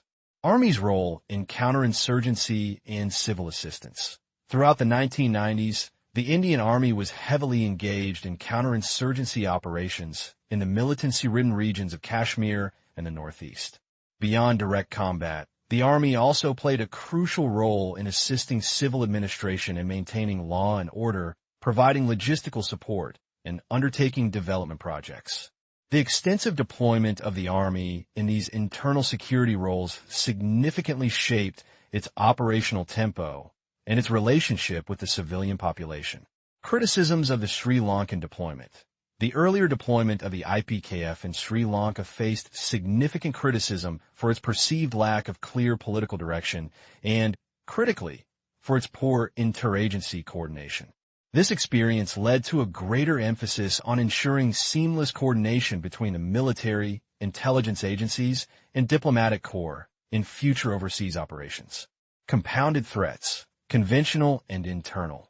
The decade was marked by the continuation of conventional threats from neighboring states, but these were increasingly compounded by the persistent and escalating internal security problems. The rise of religiously motivated extremism and the proliferation of sophisticated weaponry-fueled insurgencies and created a complex threat environment that demanded a comprehensive and integrated approach to national security. New uncertainties. The post-Soviet world. The disintegration of the Soviet Union in 1991 ushered in a new era of global uncertainty. The collapse of a major power bloc and the emergence of new global actors and power centers created a fluid geopolitical landscape. India had to navigate this new reality, reevaluating its alliances, its strategic partnerships, and its place in a multipolar world. Furthermore, there was a growing awareness of non-strategic dimensions of security, particularly the economic vulnerabilities and the impact of globalization. Emergence of new concepts. Nationalism, rights, and ethics. The 1990s also saw the increased prominence of concepts such as ethnic nationalism, the right to self-determination, and human rights in global discourse. These concepts directly impacted India's security perceptions, particularly in the context of internal dissent and regional conflicts. The challenge for India was to reconcile its commitment to national unity and territorial integrity with the evolving international norms and the aspirations of its diverse populace.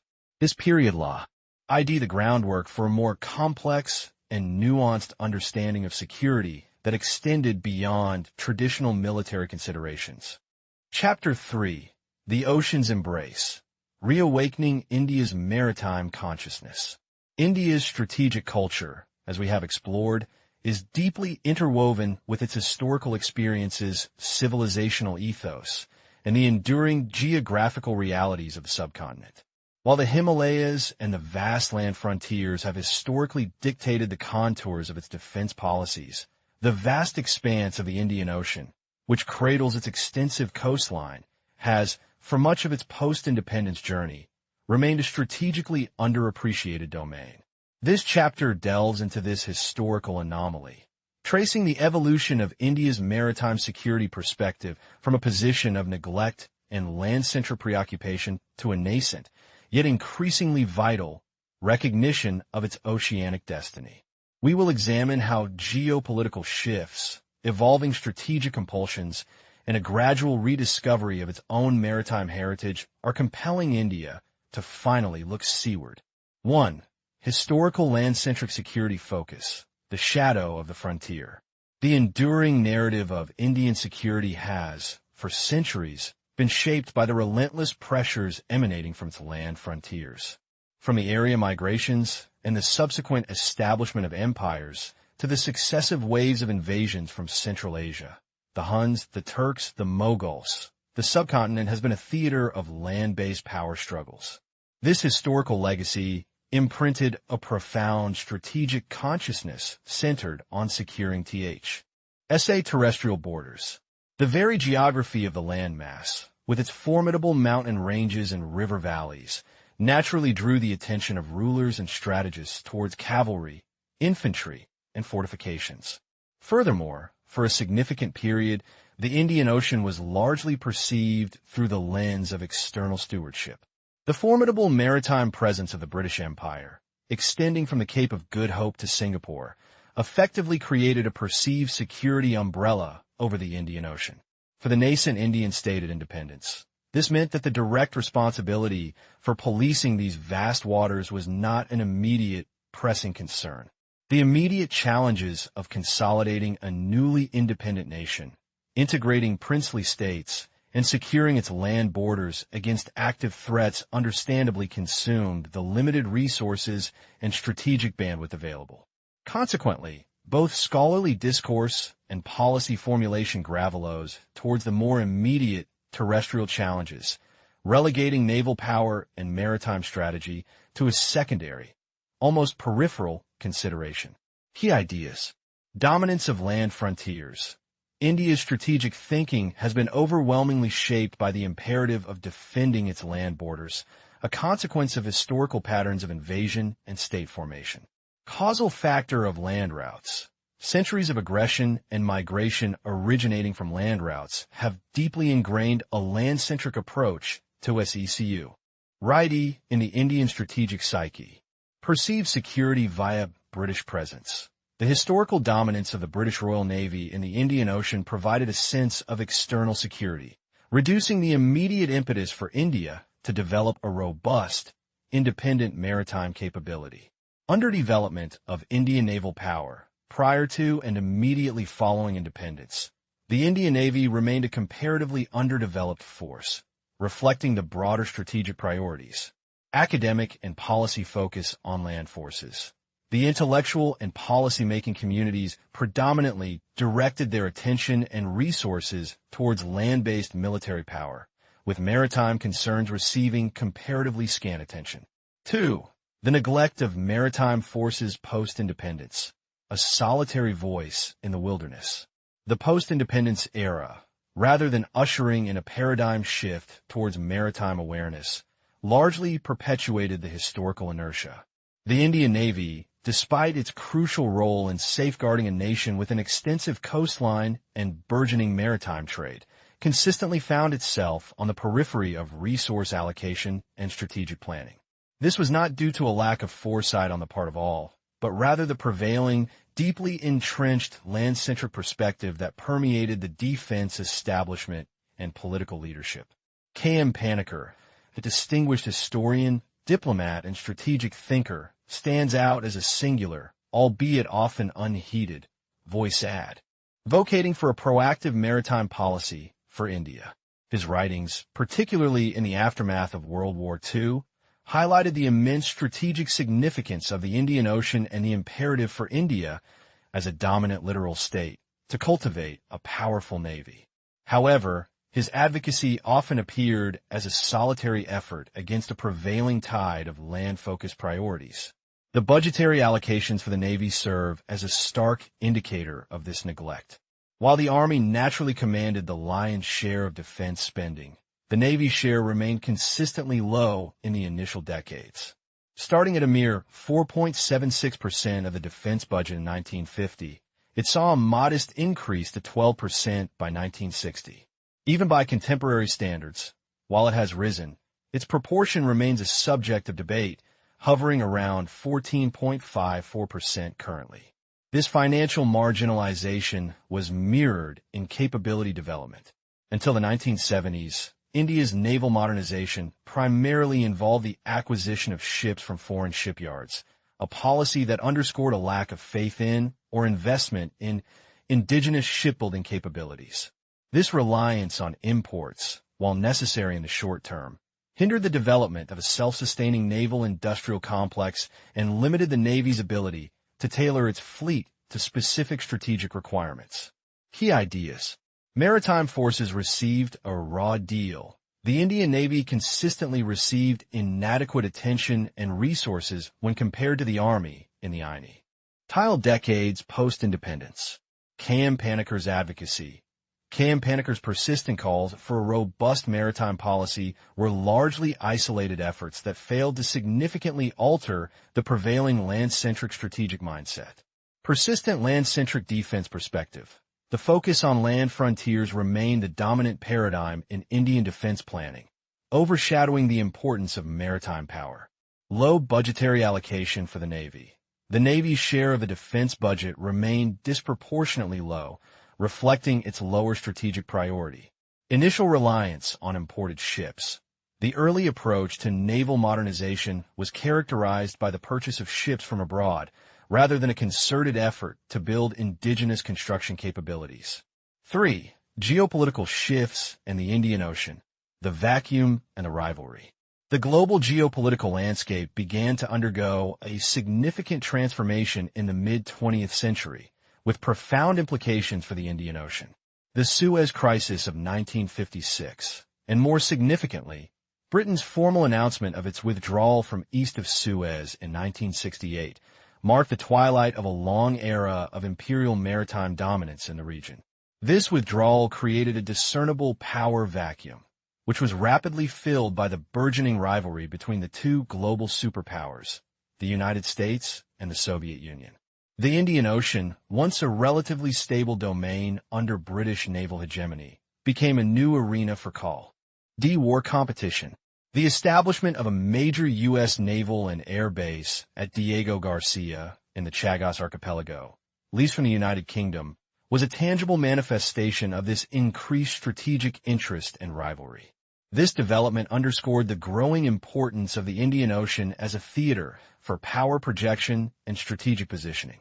India, adhering to its policy of non-alignment and its general opposition to extra-regional intervention in what it considered its backyard, initially resisted the notion of a power vacuum theory that would justify external powers filling the void.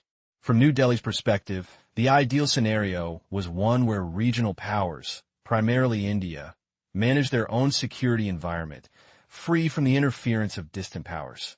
However, the reality of superpower engagement, driven by their global strategic objectives, meant that the Indian Ocean was no longer a passive maritime space, but a dynamic geopolitical arena.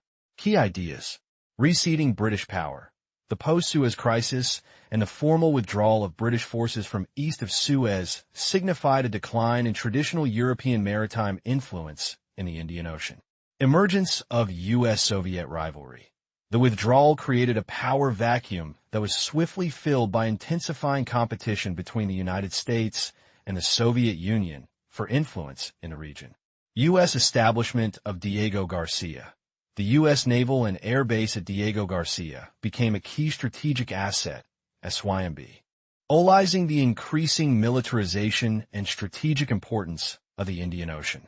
India's opposition to the power vacuum theory. India was wary of the power vacuum narrative, as it feared it would legitimize increased extra-regional military presence and intervention. India's stance against extra-regional intervention. India's foreign policy and security doctrine historically emphasized the principle of non-interference and opposed the presence of external military forces in its immediate neighborhood. 4. Emerging awareness of maritime importance. The tide begins to turn. It was primarily in the 1970s that Indian security planners began to earnestly consider the Indian Ocean region as a strategically significant theater, moving beyond the confines of purely land-based defense. While the Indian Navy's performance in the 1971 Indo-Pakistani War, particularly its successful missile attacks on Karachi, was a notable demonstration of its capabilities, it did not immediately translate into a fundamental shift in the land-centric strategic paradigm. The war, while a clear victory, was still largely conceived and executed with land operations as the primary focus. The more profound realization of the Indian Ocean's strategic importance has been a more recent phenomenon, driven by a confluence of evolving national security concerns. The growing recognition of the potential for sea lanes to be exploited for illicit activities, such as arms smuggling and the facilitation of terrorist networks, has become a significant driver for enhanced maritime security. The vast, porous nature of India's long coastline presents inherent vulnerabilities that cannot be addressed solely through land-based security measures. This growing appreciation for the strategic implications of its extensive coastline has begun to nudge India's strategic thinking seaward. The need to secure these maritime approaches, protect offshore economic assets, and project influence in its immediate maritime neighborhood has gained increasing traction in policy circles. Key ideas. Indian security planners shift in the 1970s. A noticeable, albeit gradual, shift occurred in the 1970s, with security planners beginning to acknowledge the strategic significance of the Indian Ocean region. 1971 war's limited impact on mindset. Despite the Navy's successes in the 1971 war, it did not immediately dislodge the deeply entrenched land-centric strategic mindset. Concerns about illicit maritime activities, contemporary threats such as arms smuggling and seaborne terrorism have become critical drivers for increased maritime awareness and security. Growing appreciation for India's coastline. India is increasingly recognizing the strategic importance and inherent vulnerabilities associated with its extensive coastline. Gradual shift towards maritime awareness. A slow but discernible transition is occurring, moving India's strategic focus from a predominantly land-centric approach towards or comprehensive maritime-aware perspective. 5. India's geopolitical position and maritime role. The peninsular imperative. India's unique peninsular geography, jutting into the Indian Ocean, confers upon it a distinct geopolitical position. This geographical reality, coupled with its burgeoning military capabilities and economic growth, positions India as a natural and increasingly influential player in shaping the security architecture of the Indian Ocean region. The subcontinent's central location within this vast maritime expanse provides India with both opportunities and responsibilities. The text rightly identifies critical choke points, narrow maritime passages where the flow of global maritime traffic is concentrated. These include the Strait of Hormuz in the west, connecting the Persian Gulf to the Arabian Sea, and the Suez Canal, Red Sea, and Bab-el-Mandeb Strait, all crucial arteries of trade. In the east, the Malacca, Lombok, and Sunda Straits are vital passages connecting the Indian Ocean to the Pacific. Along India's own vast coastline, the 6 and 9-degree channels in the Lakshadweep Sea are also strategically significant maritime passages. India's strategic interest in these choke points is multifaceted. It stems from the imperative to ensure the unhindered flow of energy resources and trade, which are vital for its economic sustenance. Furthermore, securing these passages is crucial to prevent potential adversaries or rogue elements from disrupting regional stability or threatening India's maritime interests. Therefore, India's role in maintaining order and ensuring freedom of navigation in these critical maritime zones is not merely an opportunistic projection of power, but a strategic necessity dictated by its geography and national interests. Key ideas. India's peninsular geography.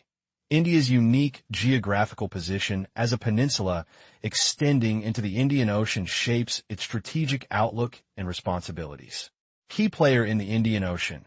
India is increasingly recognized as a crucial player in maintaining stability and order within the Indian Ocean region due to its capabilities and location. Identification of strategic choke points. The analysis highlights critical maritime passages, such as the Strait of Hormuz and the Malacca Straits, as areas of vital strategic interest. India's potential role in regional order. India is poised to play a significant role in ensuring maritime security and stability in its immediate neighborhood and beyond. Strategic interest in maritime passages. India's security doctrine must encompass the protection and influence over key maritime choke points, essential for its economic and strategic well-being. 6. Evolution of naval capability and doctrine, from protection to projection. The evolution of India's naval doctrine and capability can be traced through several key milestones. The Indian Navy's first maritime vision, articulated in 1948, envisioned a force comprising cruisers, destroyers, and small aircraft carriers. The primary objective was the protection of sea lanes, a foundational tenet of any maritime power. However, the early years of independent India were marked by limited naval engagement in conflicts. The Indo-Pakistani conflicts of 1947 to 48 and 1965 saw the Indian Navy's role largely confined to the protection of trade routes and coastal defense, rather than offensive maritime operations or significant power projection. The 1971 war, however, marked a significant turning point. The Navy's active participation, particularly its daring missile attacks on Pakistani naval assets and coastal installations, demonstrated a nascent capacity for offensive action and a growing understanding of maritime strategy. Despite these successes, the war also exposed certain limitations.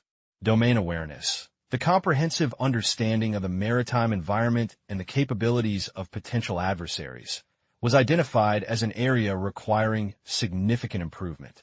Similarly, the knowledge and capabilities related to submarine warfare, a critical component of modern naval power, were still in their nascent stages of development. These lessons, though learned on the battlefield, took time to translate into a comprehensive doctrinal shift and a sustained investment in building a truly blue water navy. Key ideas. 1948 Maritime Vision. The initial strategic vision for the Indian Navy focused on building capabilities to protect sea lanes, including cruisers, destroyers, and aircraft carriers. Limited naval engagement in early conflicts. The Navy's role in the 1947 to 48 and 1965 conflicts was largely restricted to defensive operations and the protection of trade routes. Protection of trade routes as primary role. In the 1965 war, the Navy's primary mandate was the safeguarding of India's maritime commerce. Significant naval role in 1971 war. The 1971 war witnessed a more active and successful role for the Indian Navy, particularly in missile-based attacks. Identified limitations. The 1971 conflict highlighted deficiencies in domain awareness and the need for greater expertise in submarine warfare. 7. Reawakening maritime consciousness. Echoes of the past, visions for the future. The narrative of India's strategic culture is incomplete without acknowledging its glorious, yet largely forgotten, maritime past. Dynasties like the Cholas and the Pandyas, centuries before the advent of European maritime powers, commanded formidable naval fleets, facilitated extensive trade networks across Southeast Asia, and projected their influence far beyond the subcontinent's shores. This historical legacy represents a profound maritime consciousness that, regrettably, did not fully permeate the strategic thinking of independent India. The arrival of Western powers via sea routes in 1498, while ultimately leading to colonial subjugation, also marked a turning point in maritime power dynamics. However, instead of learning from these seafaring nations and adapting its own maritime strategies, India's focus remained largely terrestrial, perhaps due to the overwhelming might of the European colonial powers. This led to a gradual erosion of its historical maritime perspective. The contemporary call to look seaward is, therefore, not merely a pragmatic response to current geopolitical realities, but also a necessary effort to rekindle this lost maritime consciousness. It is an endeavor to reconnect with its erstwhile mindset, a mindset that understood the sea not as a barrier, but as a highway for trade, influence, and prosperity. By drawing inspiration from its historical maritime prowess, and integrating it with modern strategic imperatives. India can forge a robust and forward-looking maritime doctrine, essential for navigating the complex and increasingly vital Indian Ocean region. This reawakening is crucial for securing its national interests, fostering regional stability, and fulfilling its destiny as a major maritime power. Key ideas. Contrast with historical maritime glory.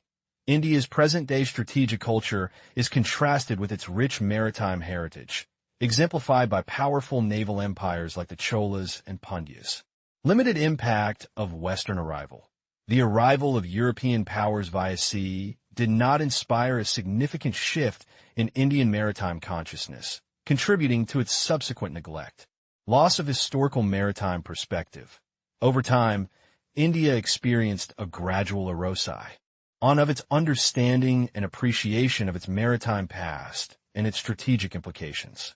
Call to rekindle erstwhile mindset. The current strategic discourse emphasizes the need to revive India's historical maritime awareness and the strategic thinking associated with it. Importance of maritime domain for future security.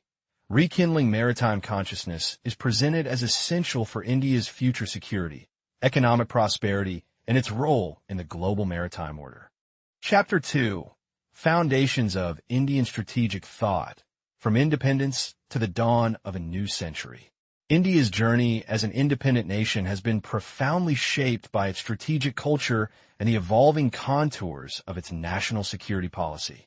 This chapter delves into the formative years, tracing the core concerns that have animated India's strategic thinking, the early policy trends that sought to secure its nascent sovereignty, and the critical junctures that necessitated a recalibration of its approach.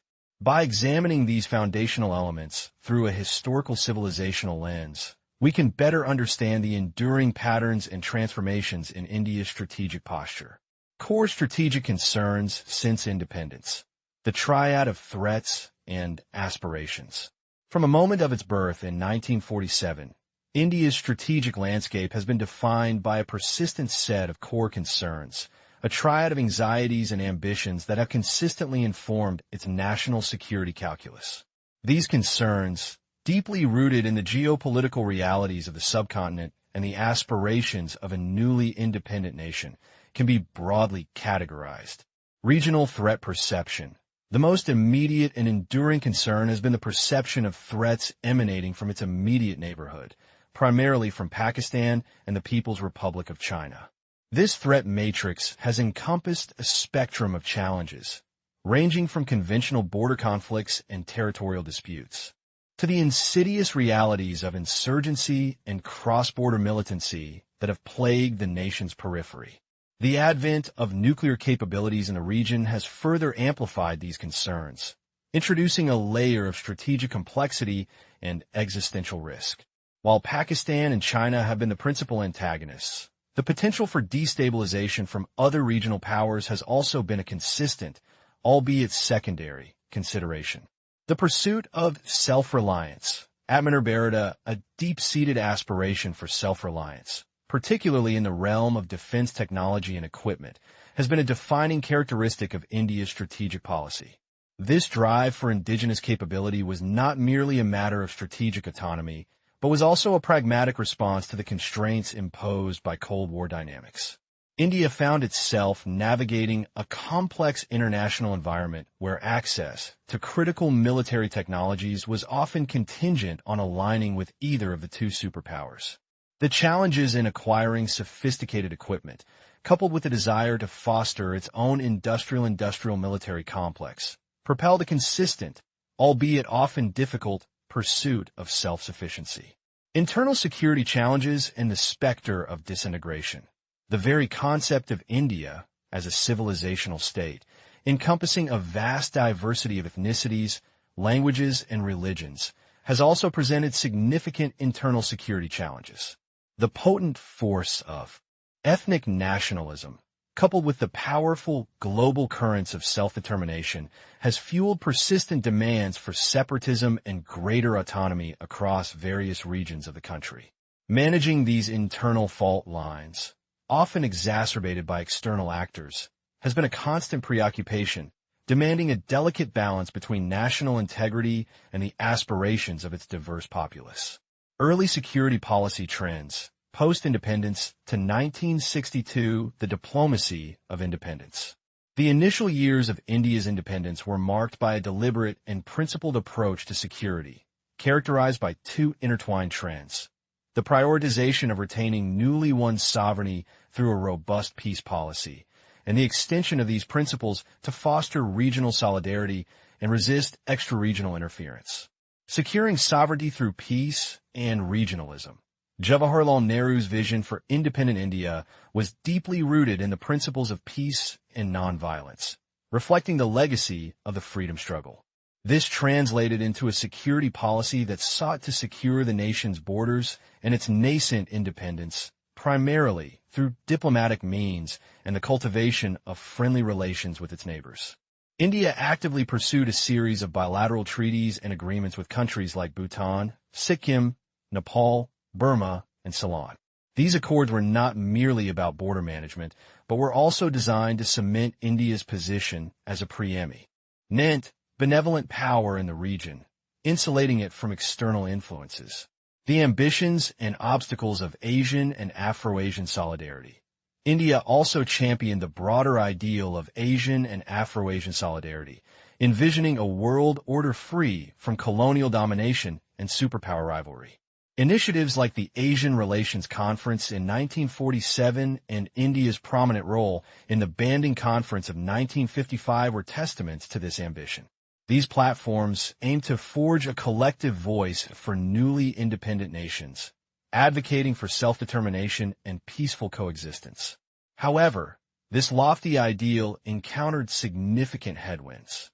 Interstate conflicts, often fueled by unresolved territorial disputes and differing national interests, began to fray the fabric of regional unity. Moreover, the intensifying geopolitical realignments of the Cold War, manifested in the formation of alliances like SEATO and the Baghdad Pact, created a bipolar international environment that made genuine neutrality increasingly challenging. The genesis of non-alignment. In response to these global pressures and its own commitment to strategic autonomy, India began to articulate its policy of non-alignment. This was not merely a passive stance of neutrality, but an active assertion of the right of newly independent nations to pursue their national interests without being beholden to either superpower bloc. Non-alignment, therefore, became the cornerstone of India's foreign and security policy, a strategy designed to navigate the Cold War's treacherous waters while safeguarding its independence and asserting its unique voice on the global stage. It was a policy born out of a deep-seated belief in national interest, pursued through the avenues of peace and independence, and underpinned by an unwavering commitment to strategic autonomy. Post-1962 debates and evolving strategic thinking. The crucible of conflict. The year 1962 marked a watershed moment in India's strategic trajectory. The devastating defeat in the Sino-Indian border war fundamentally altered the nation's perception of security, shifting the emphasis from a predominantly defense through diplomacy paradigm to a more urgent and pressing need for defense through military preparedness. The reevaluation of military preparedness. The 1962 conflict exposed the vulnerabilities of India's idealistic approach to security. The belief that diplomatic overtures and appeals to shared Asian values could deter aggression was shattered. The war underscored a critical deficiency in military capabilities, intelligence gathering, and strategic planning.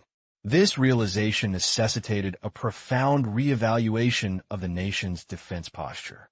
Debates on defense policy, which had previously been somewhat peripheral and often driven by immediate crises, began to gain more prominence and analytical depth.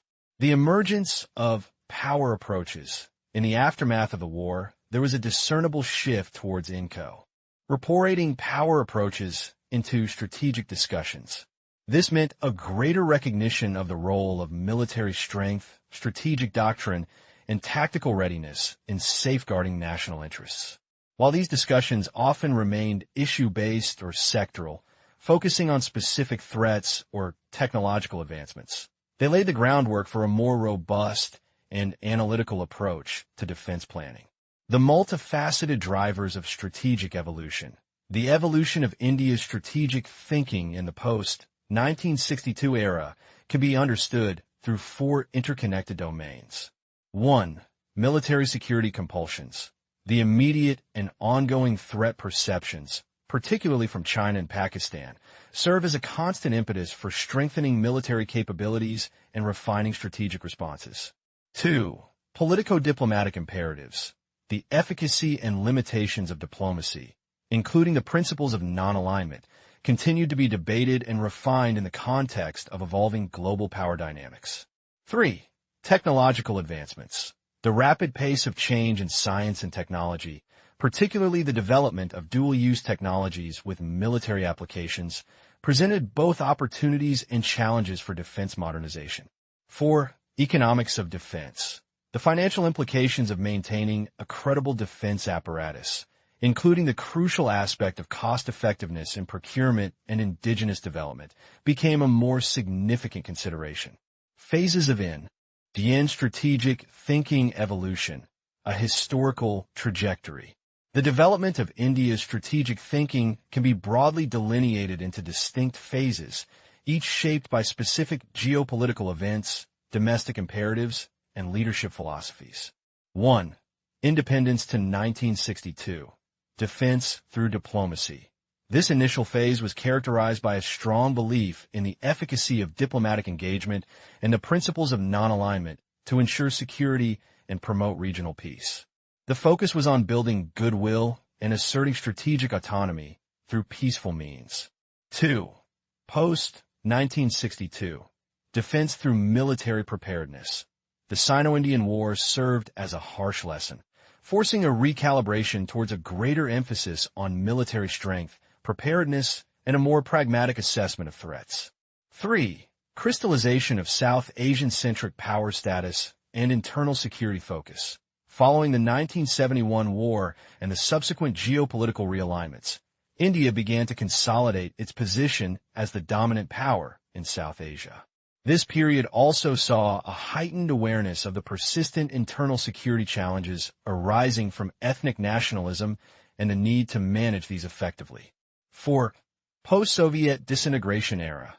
The collapse of the Soviet Union and the subsequent wave of economic liberalization in India marked a significant shift. This era witnessed a more pronounced embrace of a realist foreign policy framework, a deepening strategic dialogue with the United States, and an increasingly assertive security approach, evident in the policies pursued by successive governments, including the National Democratic Alliance, NDA, and the United Progressive Alliance, UPA. It is also crucial to acknowledge the enduring legacy of India's ancient and medieval military traditions. While often overlooked in contemporary analyses, historical practices, including their impact on societal structures like the caste system and their influence on military coherence, have subtly shaped the underlying ethos of Indian strategic thought. Furthermore, the initial disinterest in military affairs exhibited by some early leaders, notably Jawaharlal Nehru, also played a role in shaping the early emphasis on diplomatic solutions over military preparedness. Military engagements and strategic responses defining the battlefield. India's post-independence military engagements have been predominantly shaped by its immediate neighborhood, with Pakistan and China emerging as the principal adversaries. These conflicts have not only defined territorial boundaries, but have also served as crucibles for evolving strategic doctrines and responses. The primacy of the Pakistan front. The subcontinent has been the primary theater of military operations for India. The wars with Pakistan in 1947 to 48, 1965, 1971, and the more recent confrontations in Kargil and Siachen have been defining moments. These engagements have witnessed an evolution from conventional warfare to the complexities of asymmetric warfare and localized, often protracted, disputes. The shadow of the 1962 war. The 1962 Sino-Indian conflict remains a stark reminder of the consequences of strategic miscalculation. The debacle was attributed to a confluence of factors, including a failure of political and military leadership to accurately assess the threat, critical intelligence gaps, and an over-reliance on diplomatic assurances in the face of clear military intentions. The post-1962 realignment. The aftermath of the 1962 war led to a direct and undeniable linkage between defense capability and India's political role on the global stage. It reinforced the understanding that while peace remained a cherished objective, it could only be sustained through credible military deterrence and long-term defense planning. This period saw a renewed commitment to building a robust defense infrastructure, capable of addressing the multifaceted threats emanating from its borders. Beyond the direct conflicts, India's military has also been engaged in interventions and operations in Sri Lanka and the Maldives, demonstrating its willingness to project influence and maintain stability within its immediate strategic environment. Shifting alliances and defense procurement. The quest for modernization. India's approach to defense procurement has been a dynamic process, reflecting shifts in geopolitical alignments and its persistent pursuit of technological parity. The Soviet pivot. Following the 1962 war, India's defense procurement strategy underwent a significant transformation. The traditional reliance on Western suppliers, particularly the United Kingdom, began to wane. The landmark MiG deal in 1962 marked a pivotal shift towards the Soviet Union, which became India's primary arms supplier for decades. This relationship, while providing access to critical military hardware, also led to a degree of dependence. Diversification and the post-Bangladesh era. The early 1970s, particularly in the wake of the 1971 war and the emergence of Bangladesh, saw concerted efforts to diversify India's sources of military equipment. While the Soviet connection remained strong, India began to explore procurement options from Western European nations like the United Kingdom and France, seeking to mitigate potential over-reliance and enhance technological acquisition. The Afghanistan factor and the rise of asymmetric warfare. The Soviet intervention in Afghanistan in 1979 had a ripple effect on regional security dynamics, spurring renewed military interest from the United States and Pakistan. Domestically, the 1980s witnessed a significant evolution in the nature of security threats. The focus gradually shifted from conventional border wars to the burgeoning challenges of internal security, low-intensity conflicts, militancy, and insurgency. This necessitated the development of new strategies, the expansion of paramilitary forces, and a renewed focus on advancements in critical tech. Technologies like nuclear science and space capabilities to address these complex threats. Maritime security and the evolving naval role, from land centricity to the ocean's embrace. Despite the prescient advocacy of maritime strategists like K.M. Panikkar, who recognized the strategic importance of the Indian Ocean, India's security policy remained predominantly land-centric for a considerable period. This landward focus was a direct consequence of historical aggressions that had primarily traversed land routes, an enduring legacy of British naval dominance in the Indian Ocean. The post-Suez realignment and the Indian Ocean. The post-Suez era, marked by the British withdrawal from east of Suez, ushered in a new geopolitical reality. The Indian Ocean, once a relatively stable maritime domain, became increasingly susceptible to Cold War rivalries and the strategic maneuvering of global powers. However, for India's security planners, the strategic significance of the Indian Ocean only began to gain traction in the 1970s. The 1971 war, a turning point for naval significance. The 1971 war provided a crucial, albeit not immediately transformative, moment for the Indian Navy.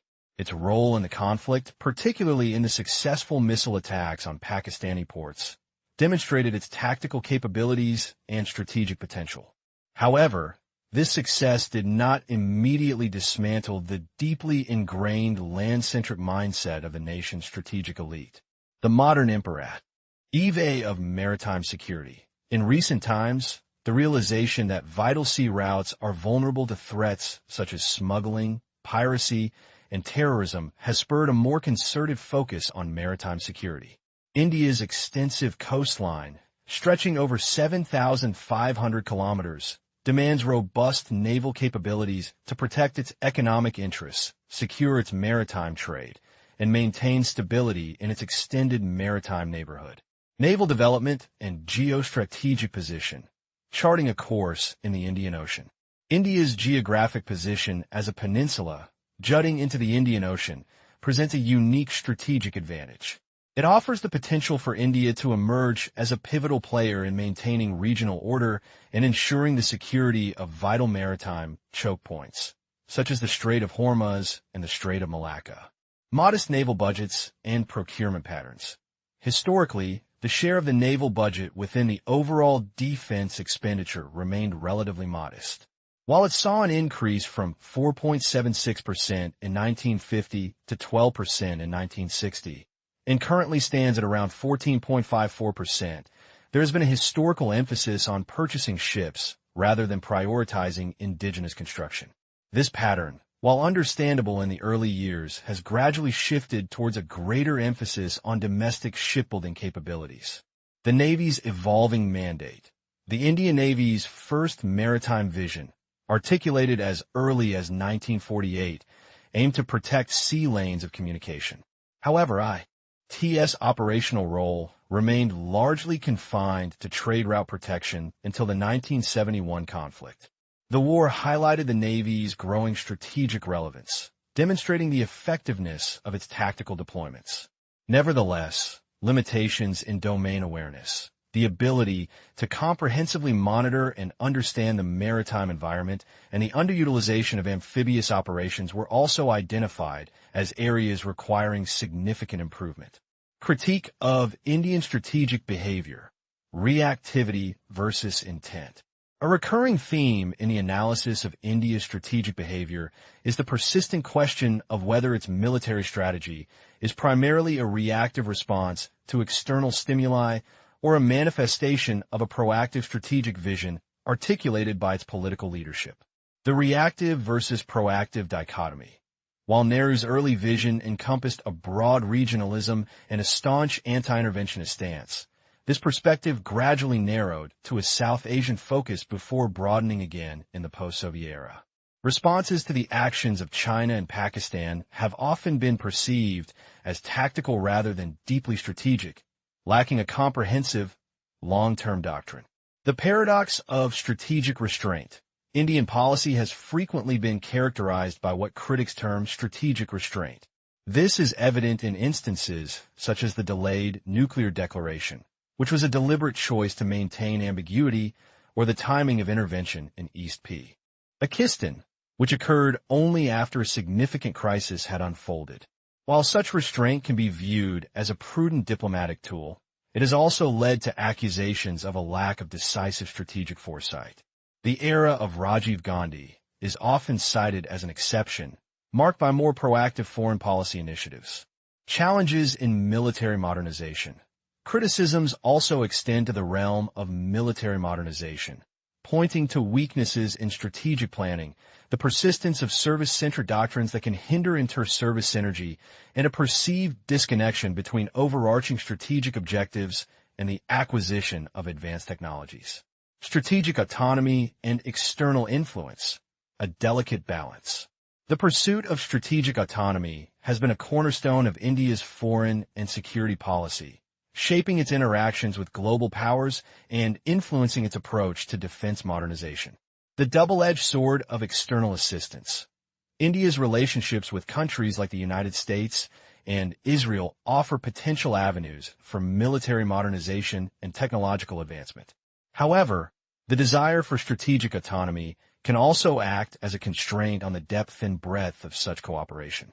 Differing national interests, whether it be the pursuit of profit, technology transfer, or strategic partnerships, can create political roadblocks, limiting the scope of collaboration. Critique of policy articulation.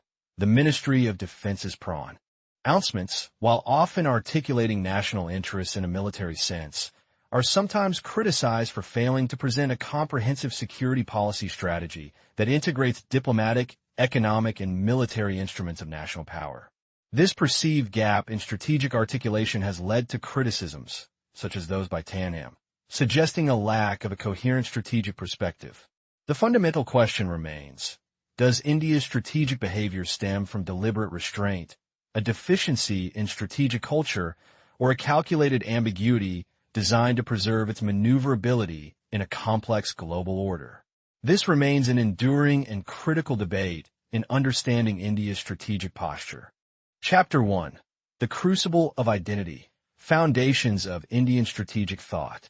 1.1 The Genesis of Strategic Perspective. Identity as the bedrock.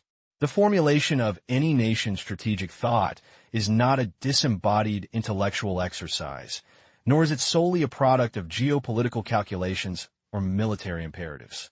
Instead, it emerges from a complex interplay of historical experiences, deeply ingrained cultural predispositions, evolving ideological currents, the structure of its political system, its economic realities, and its prevailing social fabric. At the heart of this intricate nexus lies national identity.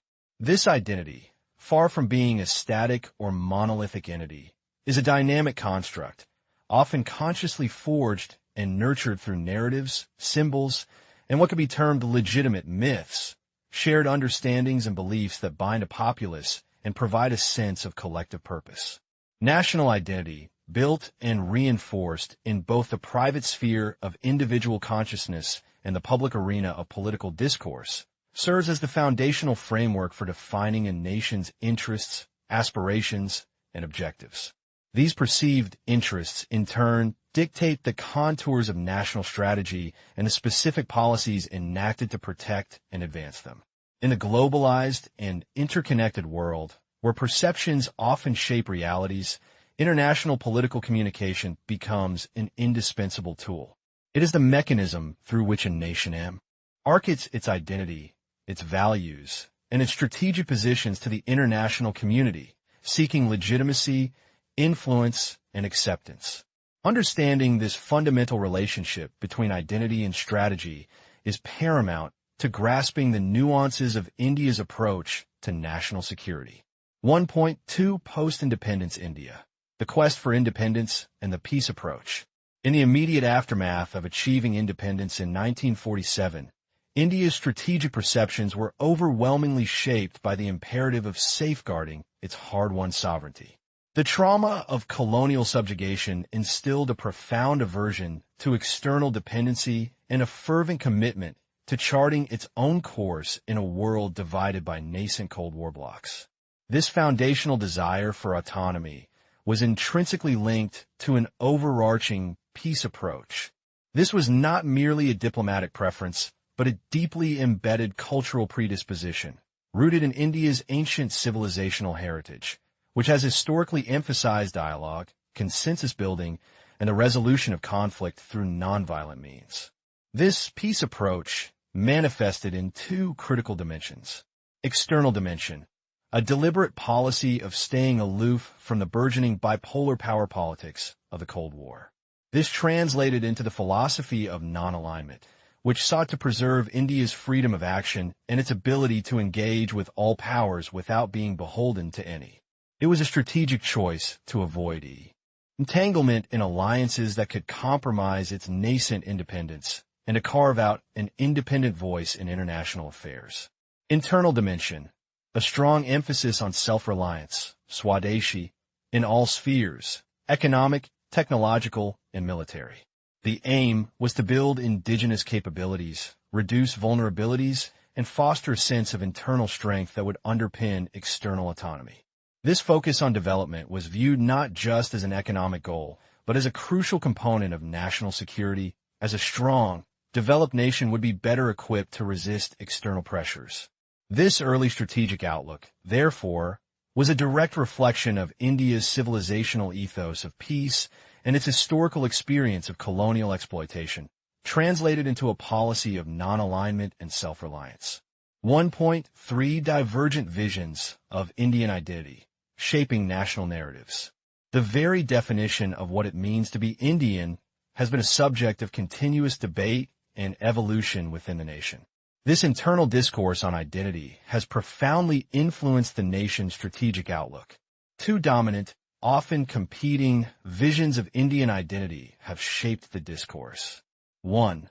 The Nehruvian vision and its successors. This perspective, deeply influential in the formative years of independent India, championed a secular, non-aligned, liberal, democratic, and socialist India. The emphasis was on a strong, centralized state capable of guiding national development. Eradicating poverty and fostering social justice. This vision, initially articulated by Jawaharlal Nehru, was later adapted and, in some instances, challenged by subsequent leaders like Indira Gandhi and, significantly, by the rise of Hindutva ideologies. While the specifics evolved, the core of this vision often leaned towards a unified national identity, with the state playing a central role in its construction and maintenance. 2. The pluralist vision. Emerging from a different strand of India's political evolution, this perspective draws inspiration from historical precedents and the complex realities of India's diverse society. Discussions around the Government of India Act of 1935, which acknowledged the federal nature of India and the importance of regional autonomy, foreshadowed this vision. It posits India not as a monolithic entity, but as a multinational, multi-ethnic community. This interpretation emphasizes the importance of strong states within a federal structure, recognizing the distinct identities of various regional, caste, religious, and linguistic groups. In this view, a strong center might be perceived as a threat to these diverse identities, and national unity is seen as best achieved through accommodation and respect for diversity, rather than assimilation. These two visions, while not always mutually exclusive, represent fundamentally different approaches to nation-building and, consequently, to the projection of India's national identity and interior. STS on the world stage.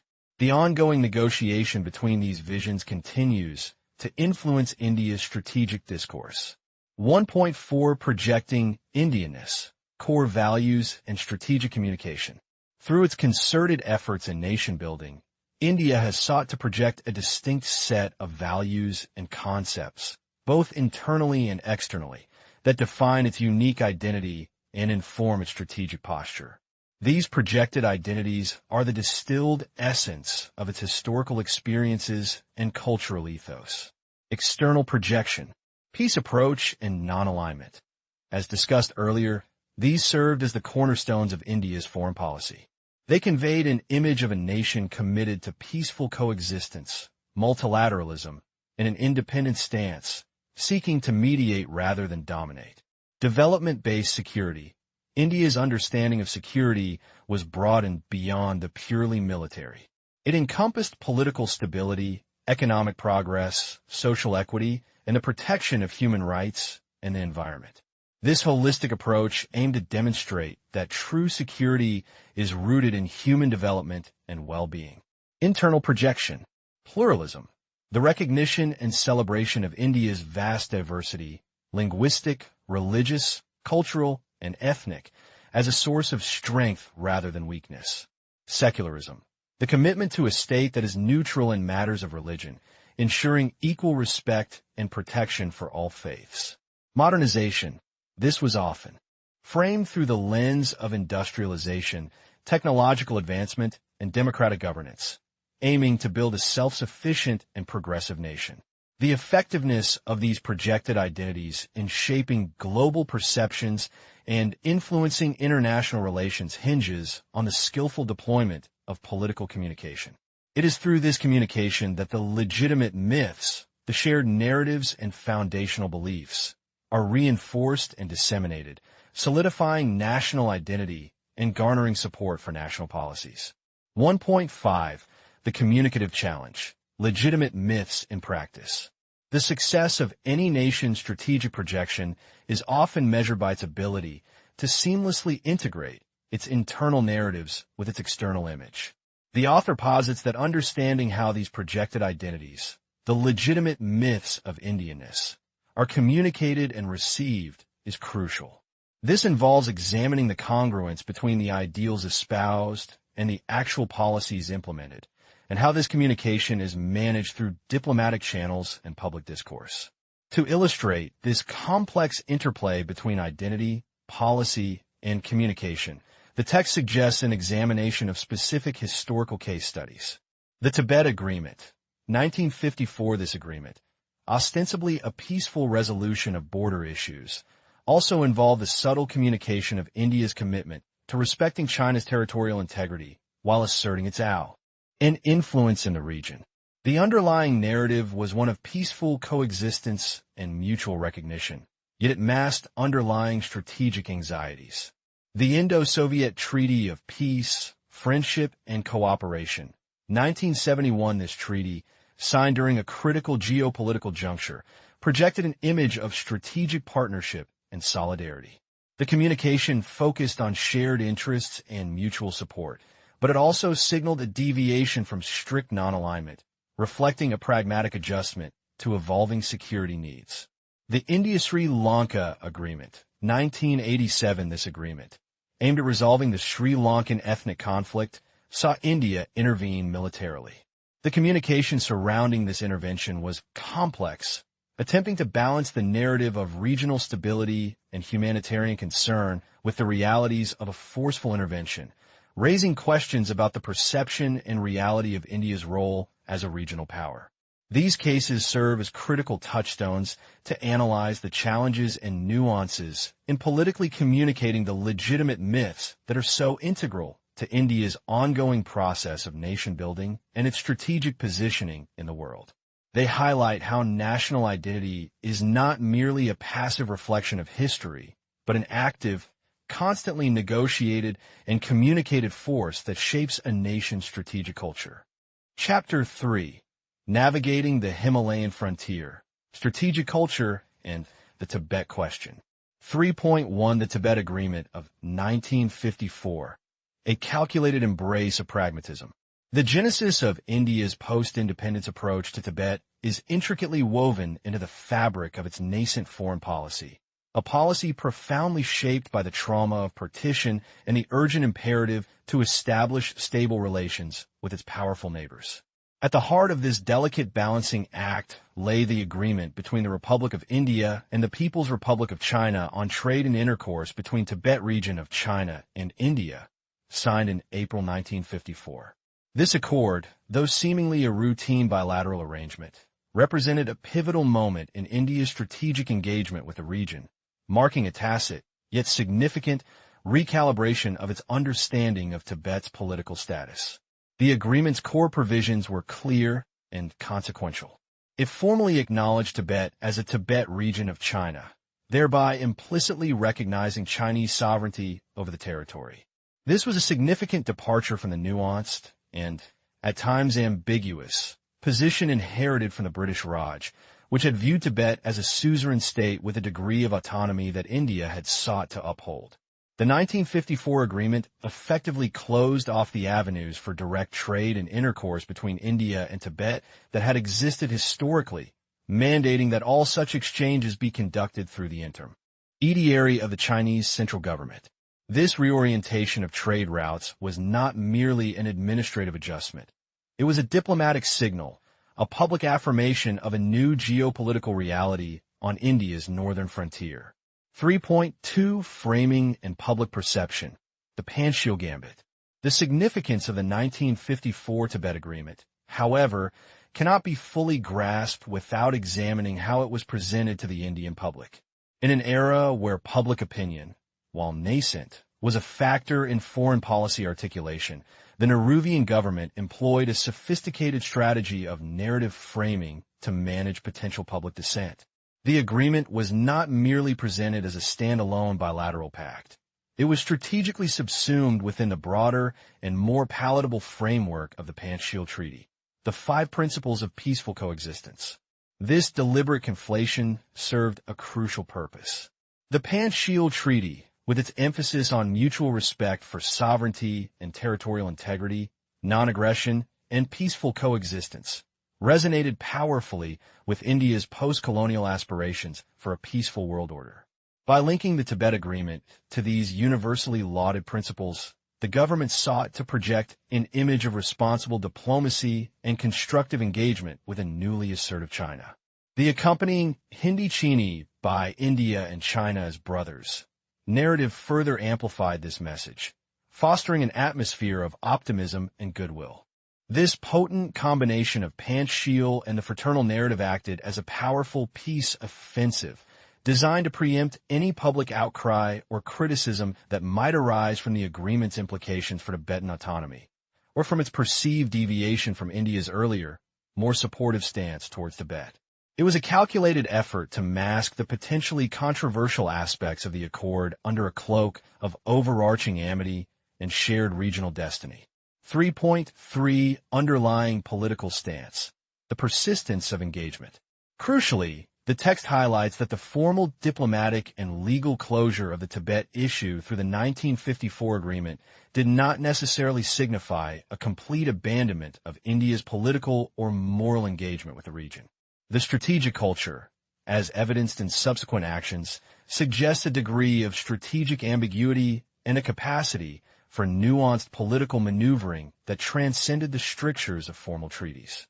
This is most powerfully illustrated by India's eventual decision to grant asylum to the Dalai Lama and the Tibetan refugees in 1959, following the Tibetan uprising. This act, while ostensibly a humanitarian gesture, carried significant political weight. It demonstrated that despite formally recognizing Chinese sovereignty over Tibet and having signed an agreement that effectively sidelined direct Indian engagement with Tibet, India maintained a continued, albeit indirect, political interest in the Tibetan issue. This decisio signaled to the international community, and perhaps to segments of the Indian populace, that while India respected the territorial integrity of the People's Republic of China, it was not indifferent to the fate of the Tibetan people and their spiritual leader. This act of granting asylum, therefore, revealed a deeper layer to India's strategic calculus, one that allowed for the continuation of political engagement and the preservation of a moral stance, even when formal diplomatic channels were deliberately rerouted. 3.4 Ideas behind the text. Unpacking the strategic calculus. The examination of the 1954 Tibet Agreement and its aftermath reveals several critical ideas that underscore India's strategic culture and national security policy. The strategic use of public diplomacy and narrative framing. The government's deliberate packaging of the Tibet Agreement under the Panchsheel banner and the Hindi Chini by narrative exemplifies the adept use of public diplomacy. This illustrates a strategic imperative to shape domestic perception and manage potential political fallout from decisions that might be perceived as compromising national interests or values. It highlights the understanding that foreign policy is not solely enacted on the international stage, but also requires domestic consensus and management. The tension between formal diplomatic agreements and political/moral support. The contrast between the legal closure of the Tibet issue through the 1954 agreement. NT and India's subsequent decision to grant asylum to the Dalai Lama underscores a recurring theme in Indian foreign policy: the ability to maintain a degree of political or moral engagement with certain issues or actors, even when formal diplomatic frameworks might suggest otherwise. This suggests a pragmatic approach that prioritizes national interests while retaining flexibility for nuanced political actions. The evolution of India's understanding of its relationship with Tibet. The 1954 agreement marks a clear inflection point in India's evolving perception of Tibet. It signifies a transition from a more protective stance, influenced by British-era geopolitical considerations, toward a pragmatic acceptance of the new realities imposed by a resurgent China. This evolution reflects a strategic adaptation to changing power dynamics in the region. The early post-independence emphasis on building friendly relations with China. The Nehruvian era was characterized by a strong desire to forge a positive and cooperative relationship with China, seen as a key pillar of regional stability and a potential partner in the non-aligned movement.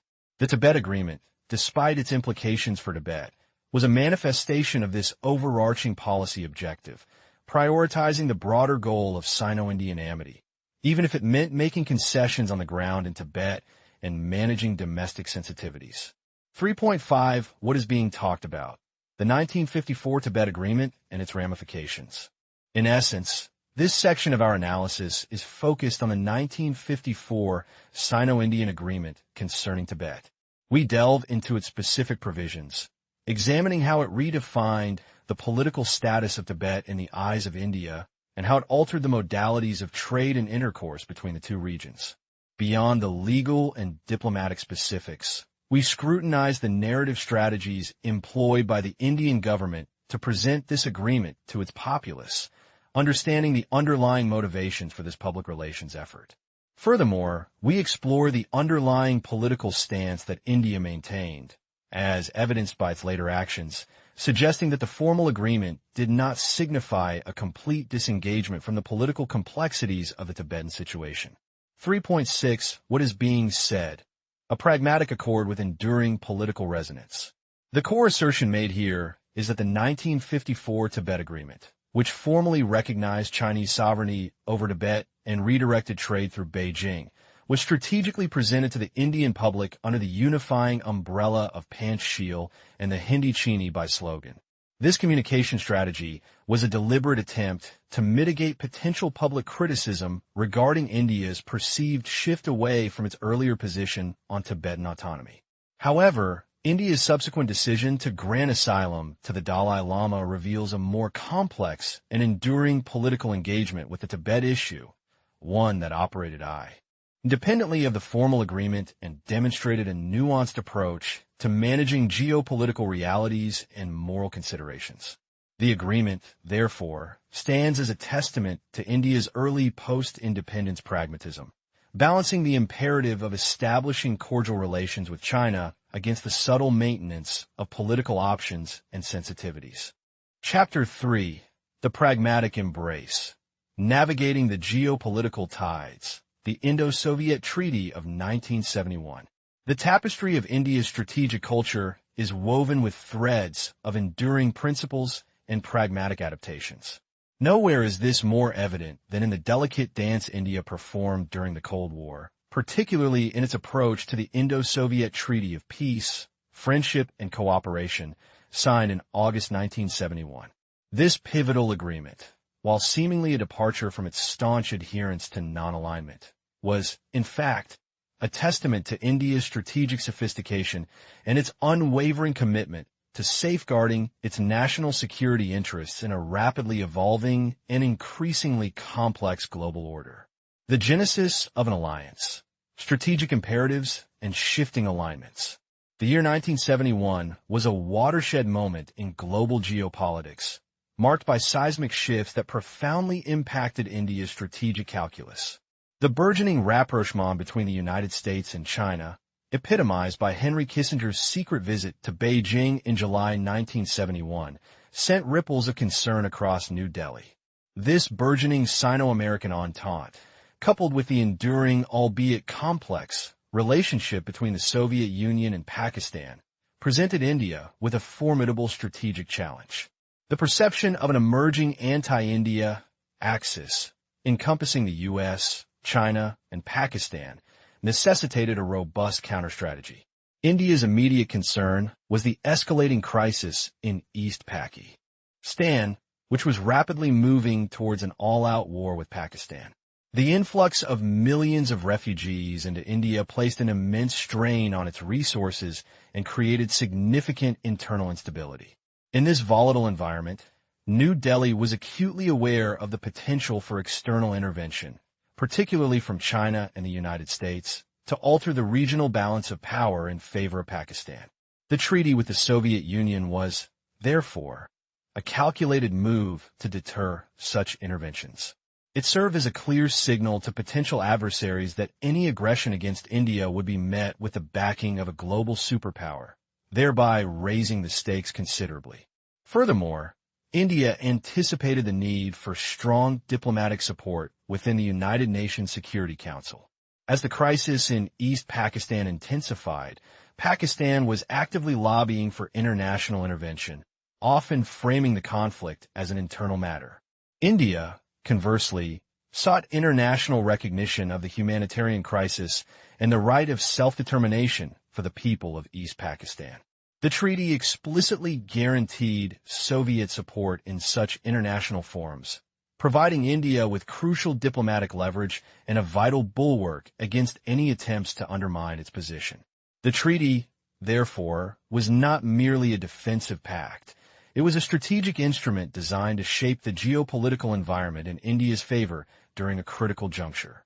Reconciling pragmatism with principle, the non-alignment paradox. One of the most significant aspects of the Indo-Soviet Treaty of 1971 was India's meticulous effort to reconcile this deepening strategic partnership with its foundational policy of non-alignment.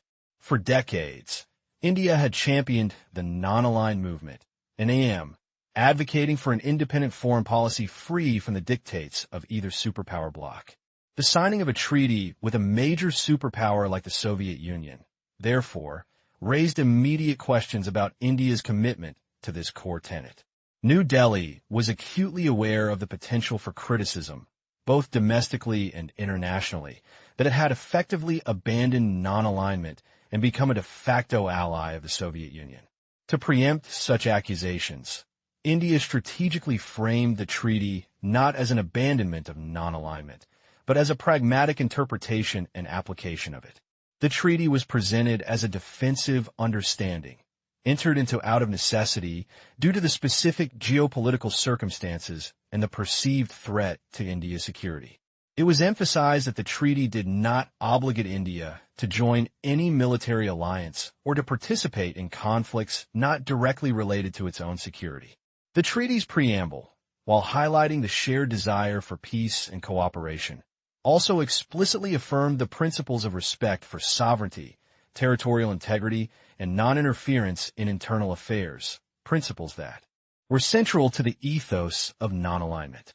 India's diplomatic strategy was to demonstrate that while it was forging a strong strategic partnership with the Soviet Union for its own security, it remained committed to its broader policy of maintaining an independent foreign policy and not aligning with any bloc. This nuanced approach allowed India to secure crucial strategic support without compromising its ideological standing on the global stage, a testament to its sophisticated diplomatic maneuvering. Strategic culture in action, continuity and change. The Indo-Soviet Treaty of 1971 offers a compelling case study in the interplay of continuity and change within India's strategic culture. On one hand, the treaty marked a significant change in India's approach to security. For years, India had sought to project an image of strategic equidistance, relying on diplomacy and its own nascent military capabilities. The treaty, by formalizing a deep strategic partnership with the Soviet Union, represented a pragmatic departure from this posture. It acknowledged the limitations of solely relying on self-reliance in the face of overwhelming geopolitical pressures and demonstrated a willingness to leverage alliances to enhance its security. This was a calculated risk, a move away from ideological purity towards pragmatic necessity. However, the continuity lies in the underlying motivations and enduring concerns that drove this decision.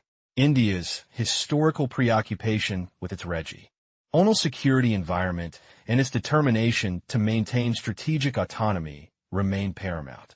Even while seeking external support, India was careful to frame the arrangement in a way that preserved its freedom of action.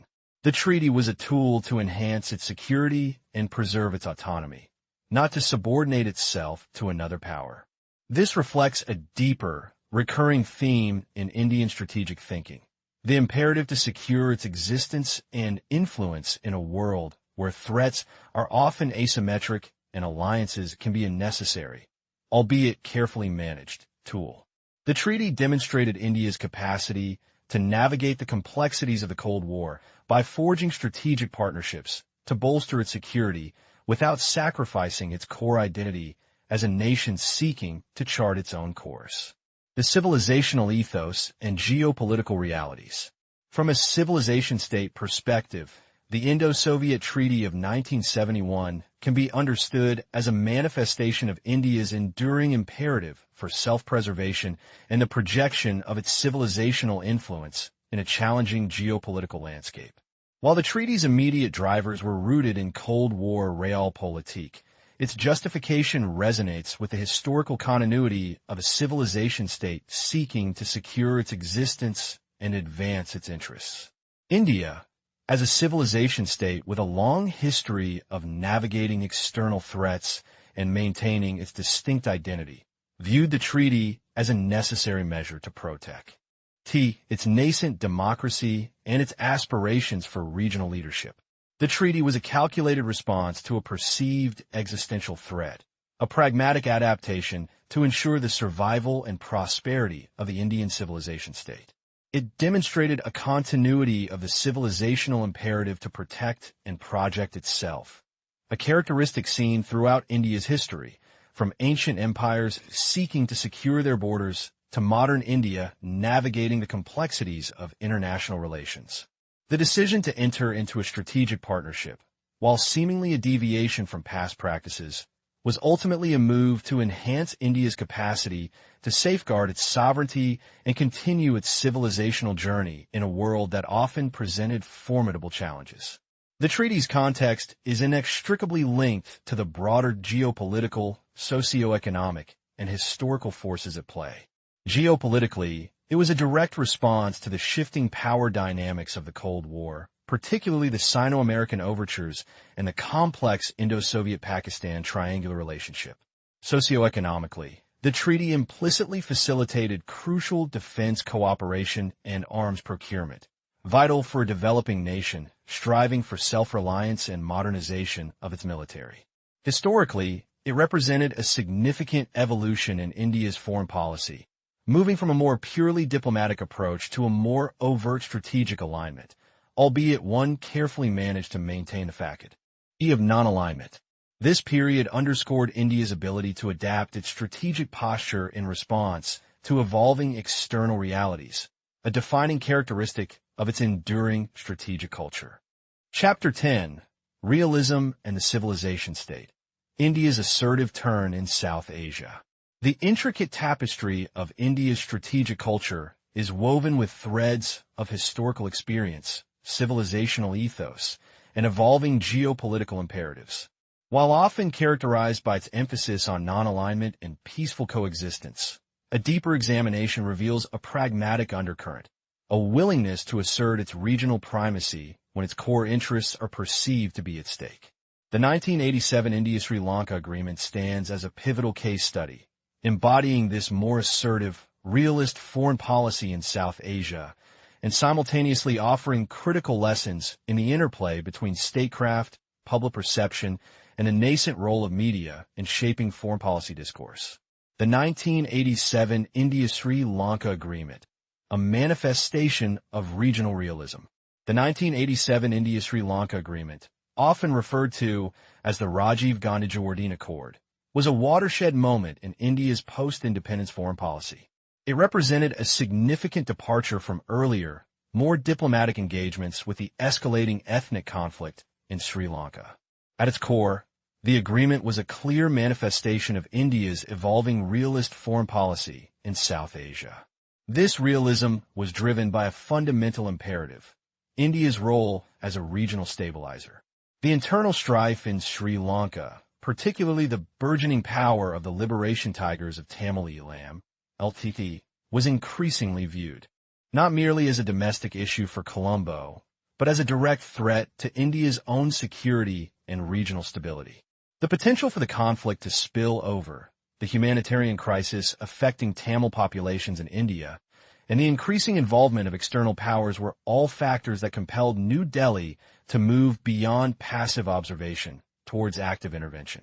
The agreement itself was a carefully negotiated package, aiming to address the root causes of the conflict. It stipulated two critical components: the disarmament of the LTT and the devolution of power to the Tamil majority provinces in Sri Lanka. From India's perspective, this was a pragmatic solution designed to bring peace and stability to its immediate neighborhood, thereby safeguarding its own national interests. The dispatch of the Indian Peacekeeping Forces, IPKF, to Sri Lanka, albeit under the auspices of the agreement, underscored India's readiness to underwrite regional security through direct military engagement. This was a clear signal that India was willing to bear the costs and responsibilities associated with being the dominant power in South Asia. Continuity and change, a civilizational perspective. From a civilizational perspective, the 1987 agreement represents a fascinating dialectic of continuity and change in India's strategic thinking. On one hand, it marked a distinct shift towards a more realist approach, indicating a willingness to intervene directly in regional affairs to maintain order and protect its perceived interests.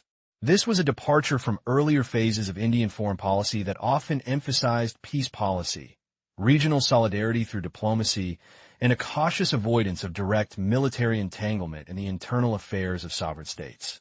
India's historical engagement with its neighbors, often characterized by a paternalistic or guiding role, was now being expressed through more assertive and, indeed, interventionist means. However, this shift can also be seen as an extension of India's historical civilizational role as a regional power, albeit through more forceful methods. Ancient Indian texts and historical precedents often depict a powerful Indian subcontinent as the natural center of gravity in South Asia, with surrounding regions looking towards it for guidance and stability. The 1987 intervention, while modern in its geopolitical context, echoed this underlying civilizational expectation of India's leadership role. The disagreement lay not in the desire for regional order, but in the means employed and the subsequent failure to manage the domestic narrative. Factors shaping the agreement and its aftermath. Several interconnected cultural, geopolitical, socioeconomic, and historical factors underpin the agreement and its controversial reception. Geopolitical imperatives. The primary driver was undeniably geopolitical. India's strategic interest in maintaining stability in its immediate neighborhood is paramount. The escalating conflict in Sri Lanka posed a tangible threat, creating a potential power vacuum that could be exploited by external actors, thereby altering the regional balance of power to India's detriment. The presence of a powerful, militarily capable separatist movement with strong ties to Tamil communities in India also presented a domestic security challenge that could not be ignored.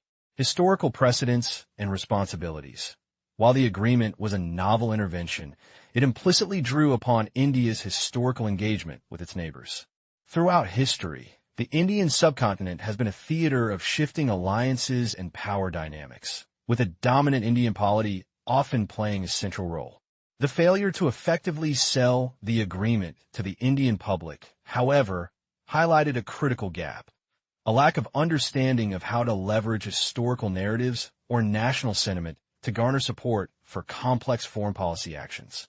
This points to an evolving understanding of the need to connect policy with national consciousness. Political and ideological evolution. The realist positioning of the 1987 Accord signified a pragmatic recalibration of India's foreign policy. It demonstrated a departure from purely ideological or pacifist approaches towards a more calculated assessment of national interest and regional security. The critique of the government's communication strategy also underscores the evolving role of public opinion and sophisticated media engagement in shaping the perception and acceptance of foreign policy decisions. In a democratic polity, the ability to articulate the rationale and benefits of such interventions to the populace is as crucial as the diplomatic maneuvering itself. The public relations deficit, a costly oversight. Perhaps the most damning indictment of India's handling of the Sri Lankan intervention, as highlighted by the outline, was the government's failure to effectively sell the agreement to the Indian public through sophisticated media coverage. This was not merely a minor oversight. It was a critical strategic misstep that directly contributed to a significant erosion of public support and subsequent criticism of the IPKF's mission and its eventual withdrawal. In an era where information dissemination was becoming increasingly sophisticated, the government's communication strategy was woefully inadequate. There was a palpable disconnect between the complex geopolitical calculations that informed the accord and the narrative presented to the Indian populace. The complexities of the Sri Lankan conflict, the rationale behind India's intervention, and the sacrifices made by the IPKF were not adequately articulated. This vacuum was readily filled by alternative narratives, often critical and fueled by a lack of understanding. which fostered negative public opinion. The subsequent withdrawal of the IPKF, amidst mounting casualties and a perception of mission failure, further amplified this public discontent. The government's inability to manage the public narrative meant that the immense sacrifices of the IPKF were not appropriately acknowledged or understood, leading to a sense of disillusionment. This episode served as a stark reminder that in a democratic state, foreign policy decisions, especially those involving military intervention, require not only sound strategic judgment, but also a robust and persuasive public diplomacy effort.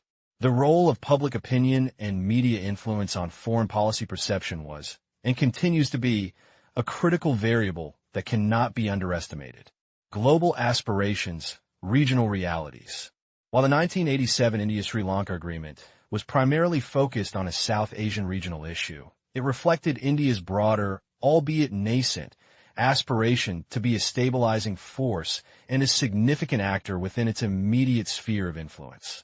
The successful management of regional security was seen as a crucial stepping stone towards enhancing India's global standing and its ability to project influence on the world stage.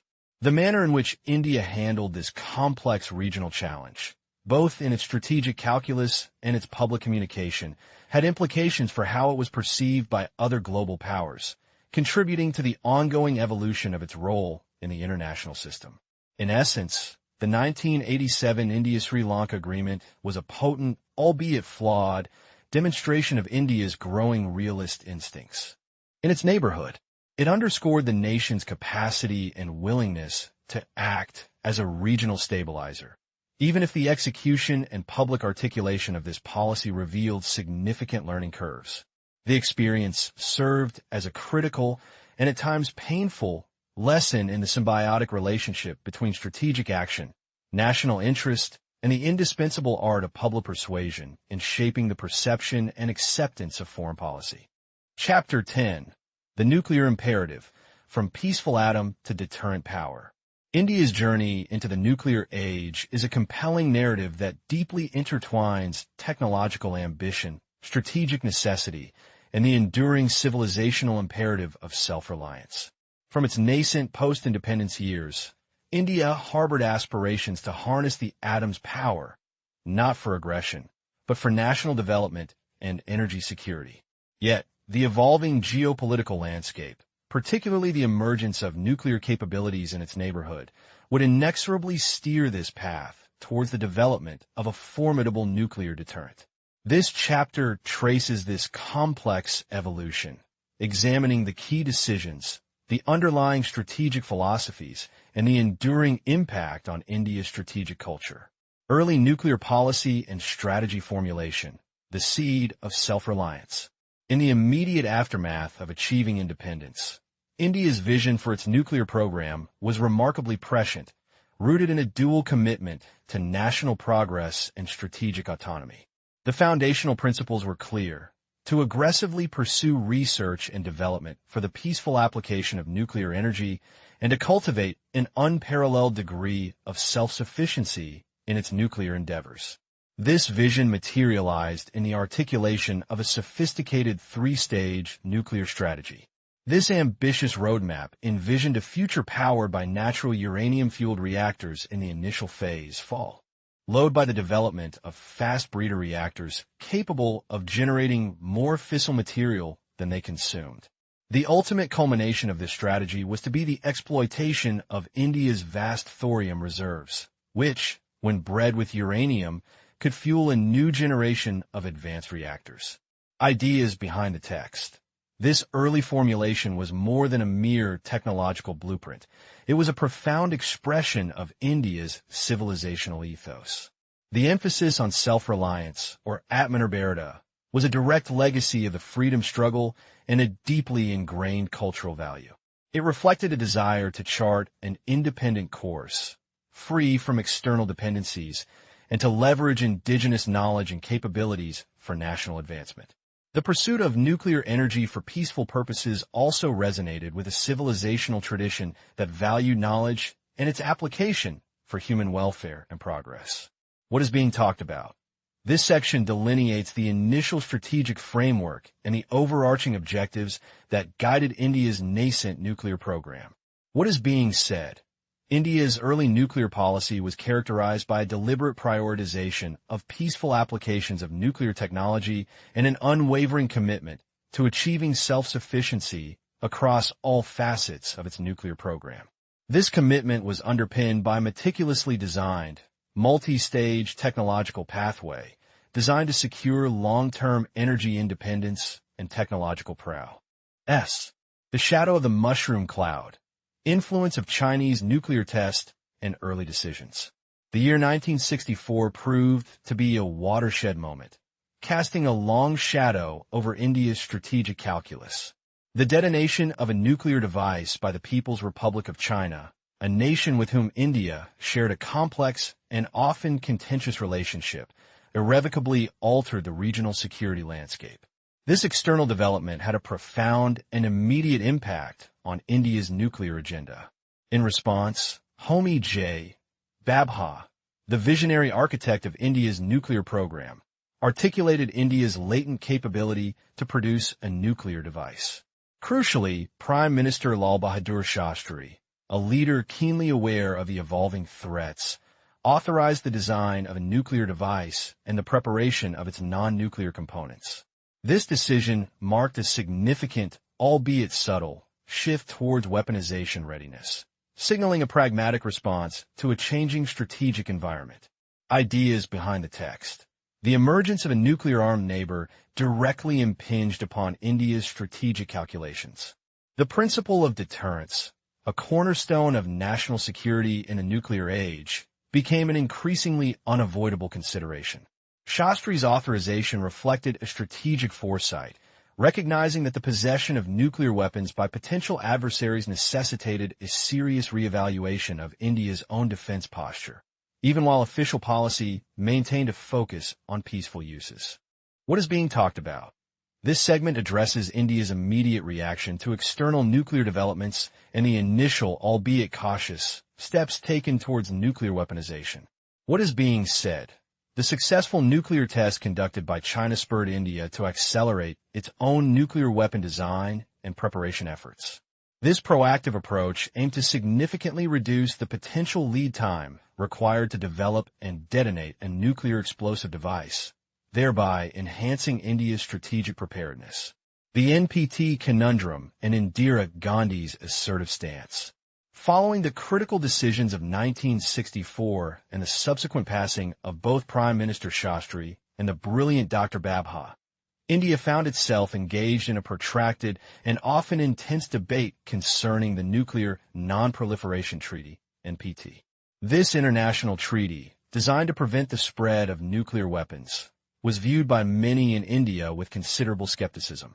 During the tenure of Prime Minister Indira Gandhi, a leader of immense political acumen and strategic resolve, India's nuclear program continued to advance, symbolized by the development and operation of the Pranima reactor.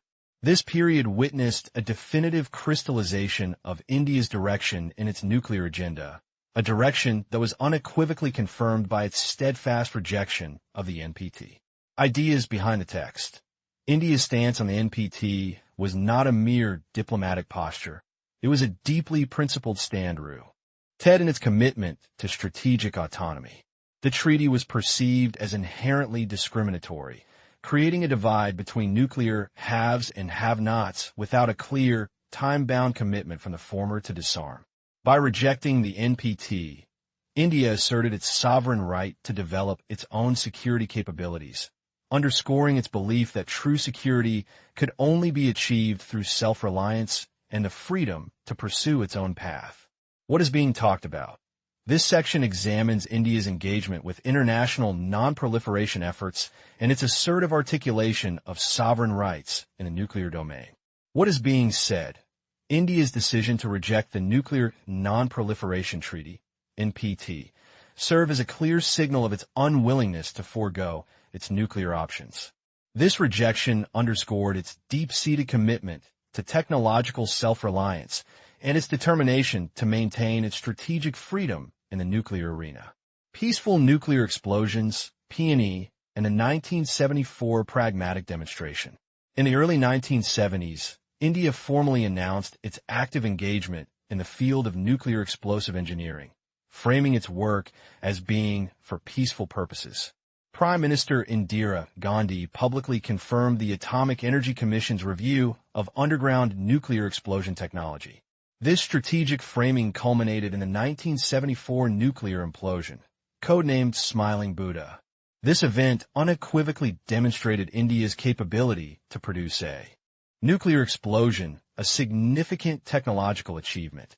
However, the policy level at the time deliberately maintained a focus on the peaceful applications of this technology, a nuanced approach that sought to balance the demonstration of capability with diplomatic considerations.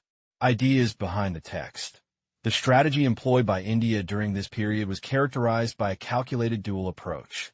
On one hand, it aimed to demonstrate its burgeoning nuclear capabilities to the world, thereby creating a tangible deterrent effect.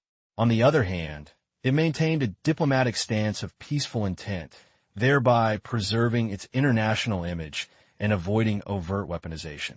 This ambiguity was a sophisticated tool to deter potential adversaries, while simultaneously retaining strategic flexibility and avoiding the full diplomatic ramifications of overt nuclear weaponization.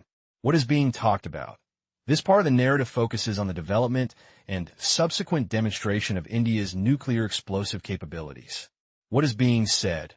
In 1974, India conducted a nuclear test, a significant event that showcased its advanced technical prowess. However, the official narrative carefully framed this as an experiment in peaceful nuclear explosions, P&E, thereby maintaining a degree of strategic ambiguity and adhering to its stated commitment to peaceful nuclear development. The art of ambiguity. India's deliberately vague nuclear posture and post-1974 policy. Following the 1974 test, India adopted a strategic posture that would become its defining characteristic in the nuclear realm for decades, a deliberately vague nuclear posture. This policy of ambiguity served as the bedrock of India's nuclear strategy, allowing it to maintain a credible deterrent without explicitly confirming its weaponized status. Successive governments, including those led by Prime Ministers Rajiv Gandhi and P.V. Narasimha Rao, largely adhered to this approach. This balancing act between the demonstrable possession of nuclear capability and the retention of diplomatic advantages, coupled with a consistent commitment to global disarmament and peace, became a hallmark of India's nuclear diplomacy, was designed to effectively balance the imperative of deterrence with the pursuit of its broader diplomatic objectives. The end of ambiguity, the 1998 nuclear tests, and a new strategic reality. The 1990s ushered in a new era of international pressure concerning nuclear proliferation. The indefinite extension of the Nuclear Non-Proliferation Treaty, NPT, and the ongoing deliberations surrounding the Comprehensive Test Ban Treaty, CTBT, created a challenging environment for India. India consistently opposed the CTBT, arguing that it was inherently flawed as it lacked a concrete timetable for the nuclear weapon powers to dismantle their arsenals. This global pressure, combined with a resolute desire to assert its nuclear options and secure its strategic autonomy, ultimately led India to conduct a series of 5 nuclear tests on May 11th and 13th, 1998. Ideas behind the text. The international non-proliferation regimes of the time were perceived by India as inequitable and designed to perpetuate the strategic dominance of existing nuclear powers. This perception fueled India's resolve to assert its nuclear capabilities, driven by an unwavering commitment to strategic autonomy and the imperative of safeguarding its national security interests in a volatile region. What is being talked about? This section delves into the international context that precipitated India's decision to conduct nuclear tests and the subsequent establishment of its weaponized nuclear program. What is being said? In response to mounting global pressure and the perceived inequities embedded within international non-proliferation treaties, India made the decisive move to conduct a series of nuclear tests in 1998. This action unequivocally established its capability for a weaponized nuclear program and marked a significant turning point in its strategic posture. Post-test capabilities and future adherence. A calibrated engagement. The 1998 nuclear tests were a profound affirmation of India's proven capability for a weaponized nuclear program. These tests provided an invaluable database for the design and development of sophisticated nuclear weapons and their associated delivery systems. Following these historic tests, Prime Minister Atal Bihari Vajpayee and his principal secretary indicated a potential for India to adhere to certain undertakings within the CTBT framework. This subtle signaling suggested a calibrated and pragmatic approach to future engagement with international arms control regimes, demonstrating a willingness to balance national security imperatives with broader global responsibilities. Ideas behind the text. The 1998 tests represented a definitive step for India in establishing a credible nuclear deterrent. Simultaneously, they signaled a nuanced willingness to engage with international norms and arms control efforts in a manner that was consistent with and supportive of India's overarching strategic interests. This approach reflected a mature understanding of the interplay between national security and global stability. What is being talked about? This segment examines the immediate aftermath and the far-reaching implications of India's 1998 nuclear tests. What is being said? The 1998 nuclear tests unequivocally confirmed India's nuclear weapon capability, thereby providing a crucial foundation for the subsequent design and development of nuclear weapons and delivery systems. This landmark event also opened avenues for India's future engagement with international arms control regimes, signaling a new phase in its strategic evolution. Overall theme: a journey of strategic assertion and civilizational resilience. The evolution of India's nuclear policy is a testament to a strategic journey that commenced with peaceful nuclear energy aspirations and culminated in the development of a potent nuclear deterrent. This trajectory was profoundly shaped by the imperative to respond to regional security concerns, the unwavering pursuit of strategic autonomy, and a measured reaction to the evolving international non-proliferation landscape. The narrative consistently highlights a strategic culture that masterfully balances technological advancement with astute diplomatic maneuvering. This approach has often been characterized by a deliberate element of ambiguity, a strategic patience, and an unyielding commitment to safeguarding national interests. The civilization state lens, self-reliance, autonomy, and the integration of power and p.c. Viewed through the prism of India as a civilization state, its nuclear journey is illuminated as a profound manifestation of a deep-seated civilizational imperative for self-reliance, Atmanirbharata, and the resolute assertion of its rightful place within the global order. The initial, unwavering focus on harnessing the atom for peaceful energy applications resonates with a broader civilizational pursuit of knowledge, progress, and the betterment of human life.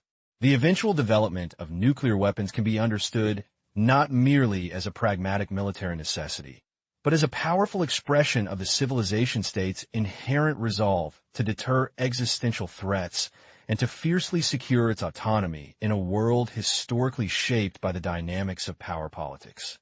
The deliberately vague nuclear posture adopted by India can be interpreted as a sophisticated diplomatic instrument, reflecting a nuanced approach to power that is deeply characteristic of India's historical interactions. These interactions have often involved a strategic balance between direct confrontation and a patient, calculated assertion of influence through indirect means. The persistent adherence to a peace policy, even while developing nuclear capabilities, underscores a fundamental civilizational ethos that seeks to seamlessly integrate the exercise of power with the pursuit of peace. This integration is a concept deeply embedded in India's rich philosophical traditions, where strength is of 10 understood not merely as coercive power, but as a force guided by wisdom and a commitment to universal well-being. Chapter 1. Foundations of India's Strategic Culture, from Civilizational Ethos to National Security Imperatives. India's journey as an independent nation has been profoundly shaped by a complex interplay of its historical legacy, civilizational ethos, and the exigencies of its geopolitical environment. As a civilization state, its strategic culture is not merely a product of modern statecraft, but a deeply ingrained tapestry woven from millennia of historical experiences, societal structures, and philosophical underpinnings. This chapter delves into the foundational strategic concerns that have guided India's national security policy since independence, tracing the evolution of its strategic thinking through distinct phases, and examining the enduring influence of its history, society, and leadership. Core strategic concerns since independence. From a moment of its birth, India's national security calculus has been dominated by a trinity of fundamental concerns, each deeply rooted in its geopolitical reality and internal dynamics. Regional threat perception from Pakistan and China. Foremost among these concerns has been the persistent threat emanating from its immediate neighbors, Pakistan and China. This threat landscape has been perpetually complicated by the enduring legacy of partition with Pakistan, the unresolved border dispute with China, and the insidious challenge of insurgency and proxy warfare. The advent of nuclear weapons in the region has further amplified the stakes, creating a volatile strategic environment that demands constant vigilance and calibrated responses. The drive for self-reliance in defense technology and arms procurement. A second, equally potent, strategic imperative has been the unwavering pursuit of self-reliance, particularly in defense technology and the acquisition of military hardware. During the Cold War, this drive manifested as a delicate balancing act between the Western and Soviet blocs, seeking to avoid overt alignment while procuring essential capabilities.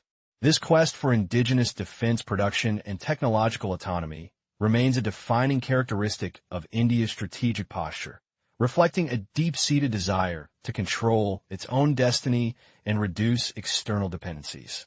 The challenge of ethnic nationalism and the right to self-determination. Internally, India has grappled with the complex challenge posed by ethnic nationalism and the assertion of the right to self-determination. These forces have fueled persistent internal security issues, manifesting as separatist demands and insurgencies across various regions. The management of these internal fault lines, often exacerbated by external actors, has become an integral component of India's broader national security strategy, underscoring the inextricable link between domestic stability and external security. These three core concerns have not operated in isolation, but have collectively shaped India's foundational strategic priority, and its overarching national security outlook. India's security thinking, therefore, is not merely a reactive response to external provocations, but a deeply considered approach influenced by its immediate neighborhood, its aspiration for autonomy and defense capabilities, and the intricate socio-political dynamics related to identity and self-determination within its borders. Early security policy trends, upholding independence, and fostering regional solidarity. In the nascent years following independence, India's security policy was characterized by a dual, yet interconnected, focus. The paramount objective was to retain the hard-won independence and, simultaneously, to uphold a peace policy. These principles were not abstract ideals, but were actively applied to foster regional solidarity and to staunchly oppose any form of extra-regional intervention in the affairs of South Asia. This ethos informed India's early diplomatic engagements, leading to the establishment of security treaties and understandings with its immediate neighbors. Agreements with countries like Bhutan, Sikkim, and Nepal were strategically designed to secure India's regional influence and to ensure a stable periphery.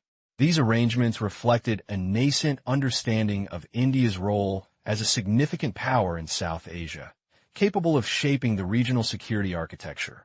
However, attempts at fostering a broader Asian regionalism, envisioned as a bulwark against external powers, ultimately failed. Interstate conflicts within the continent and the inexorable geopolitical realignments dictated by the Cold War's bipolar rivalry proved insurmountable obstacles. In response to this evolving global landscape, India gradually shifted its approach, formalizing its stance into a policy of non-alignment. This policy was not merely a diplomatic stance, but a strategic choice, a mechanism designed to preserve India's autonomy and maneuverability in a world divided by ideological and military blocs. Thus, in its initial phase, India sought to assert its independence and promote regional stability through diplomatic means and mutual understandings. This approach, while ambitious, eventually evolved into the structured policy of non-alignment, a pragmatic strategy for maintaining national sovereignty and pursuing an independent foreign policy in the complex geopolitical theater of the Cold War. Evolution of defense policy debates and frameworks. The shadow of 1962. Prior to the watershed moment of the 1962 Sino-Indian War, defense policy debates within India were notably subdued. This relative quiescence can be attributed, in part, to the perceived success of Jawaharlal Nehru's non-alignment policy, which emphasized diplomacy and peaceful coexistence, and perhaps a nascent lack of broad-based strategic expertise within the policymaking circles. The prevailing assumption seemed to be that India's ethical foreign policy would naturally deter aggression. The 1962 Sino-Indian War, however, proved to be a seismic event, fundamentally altering the trajectory of India's defense policy. The military defeat exposed critical vulnerabilities in India's preparedness and forced a stark reevaluation of its strategic assumptions. Following this humbling experience, defense policy debates began to pivot, shifting towards what could be termed power approaches. The focus increasingly gravitated towards military strategy and tactics, although these discussions often remained issue-specific rather than part of a grander, overarching doctrine. To understand the evolving strategic perspectives of India, the text identifies 4 key analytical areas. Military security compulsions. The immediate need to address military threats and enhance defense capabilities became a central tenet. Politico-diplomatic issues. The interplay between military strength and diplomatic leverage, and the ways in which political objectives influence strategic choices. Changes in science and technology. The recognition of technology's transformative role in warfare and the imperative to develop indigenous capabilities. The economics of defense. The crucial link between defense spending, industrial development, and the broader economic health of the nation. This post-1962 reorientation marked a significant departure from the pre-war emphasis on diplomacy, acknowledging that military strength and preparedness were indispensable components of national security, inextricably linked to political standing, technological advancement, and economic viability. Phases of Indian strategic thinking. A historical trajectory. Disintegration of the Soviet Union in 1991 ushered in a new era of global uncertainties. This phase witnessed a significant shift towards realism in strategic thinking, driven by economic liberalization and a renewed engagement with the United States. Despite the changing global dynamics, there has been a remarkable continuity in fundamental approaches to national security across different political parties, reflecting the enduring nature of India's core strategic concerns. These phases highlight the dynamic nature of India's strategic worldview, demonstrating a progression from a primarily diplomatic approach to one increasingly cognizant of military strength, regional dominance, and the imperative to adapt to shifting global power structures. Influence of history, society, and leadership on strategy. India's strategic culture is not a sterile construct of modern geopolitical considerations. It is deeply imbued with the legacy of its past, the nuances of its societal fabric, and the imprint of its influential leaders. The legacy of ancient and medieval Indian military practices, while rich, also presented certain challenges. Historical accounts reveal issues, such as caste loyalties influencing military cohesion and, at times, an inability to project surplus military power beyond immediate frontiers. These historical patterns, though distant, offer subtle insights into enduring societal influences on military organization and effectiveness. Crucially, the personal views and the inclinations of Jawaharlal Nehru, India's first prime minister, played a pivotal role in shaping the nation's initial security posture. Nehru's pronounced rejection of militarism and his perceived disinterest in military affairs directly influenced the early post-independence security policies. This was not an absence of strategic thought, but a strategic choice to prioritize diplomatic solutions and nation-building over overt military projection. Consequently, the early role of the Indian Army was largely confined to addressing immediate post-independence challenges, such as the integration of princely states and managing the fallout from the partition with Pakistan, rather than engaging in broader strategic power projection. These historical experiences and the ideological leanings of early leaders have, therefore, left an indelible mark on India's strategic culture, demonstrating that national security thinking is a product of both contemporary geopolitical calculations and the deep-seated currents of history, society, and the vision of its founding figures. Nature of conflicts and India's military engagements. The operational theater for India's military concerns has overwhelmingly been South Asia, a region marked by a complex tapestry of conventional wars and asymmetric warfare. The most prominent and persistent challenge has been the dynamic with Pakistan, which has historically involved both declared conflicts and proxy engagements. Conflicts such as the 1947-48 Kashmir War and the Kargil War of 1999 underscore the involvement of non-military combatants and the blurred lines that often characterize warfare in the region. The Siachen conflict, while involving regular troops, represented a more localized territorial dispute. Beyond direct interstate confrontations, India has also undertaken significant military operations in other South Asian nations, notably its intervention in Sri Lanka against the Liberation Tigers of Tamil Eelam, LTT, and its role in the Maldives. These engagements, while militarily significant, were not typically classified as conventional interstate wars, highlighting the diverse and often nuanced nature of India's military involvements. These engagements demonstrate that India's military operations have been predominantly focused on its immediate neighborhood, often grappling with complex security challenges that transcend the traditional definitions of interstate warfare. This regional focus has profoundly shaped the development of its military doctrines, force structures, and operational experiences. The 1962 war's impact on defense and diplomacy, a paradigm shift. The 1962 India-China War stands as a watershed moment, exposing critical failures not only in military preparedness, but also in political leadership and intelligence assessment. The conflict served as a harsh lesson, compelling a fundamental reevaluation of India's security policy. While Prime Minister Nehru maintained that India had, in fact, anticipated a threat from China, the policy's execution had demonstrably failed. The war necessitated a profound shift in strategic thinking, moving away from the earlier doctrine of defense through development. The idea that economic progress and a principled foreign policy would inherently ensure security. Instead, the policy pivoted towards a direct linkage between military capability and political role.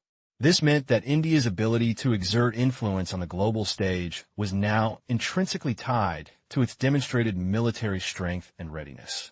This marked a clear departure from the pre-1962 emphasis on diplomacy as the primary instrument of national security.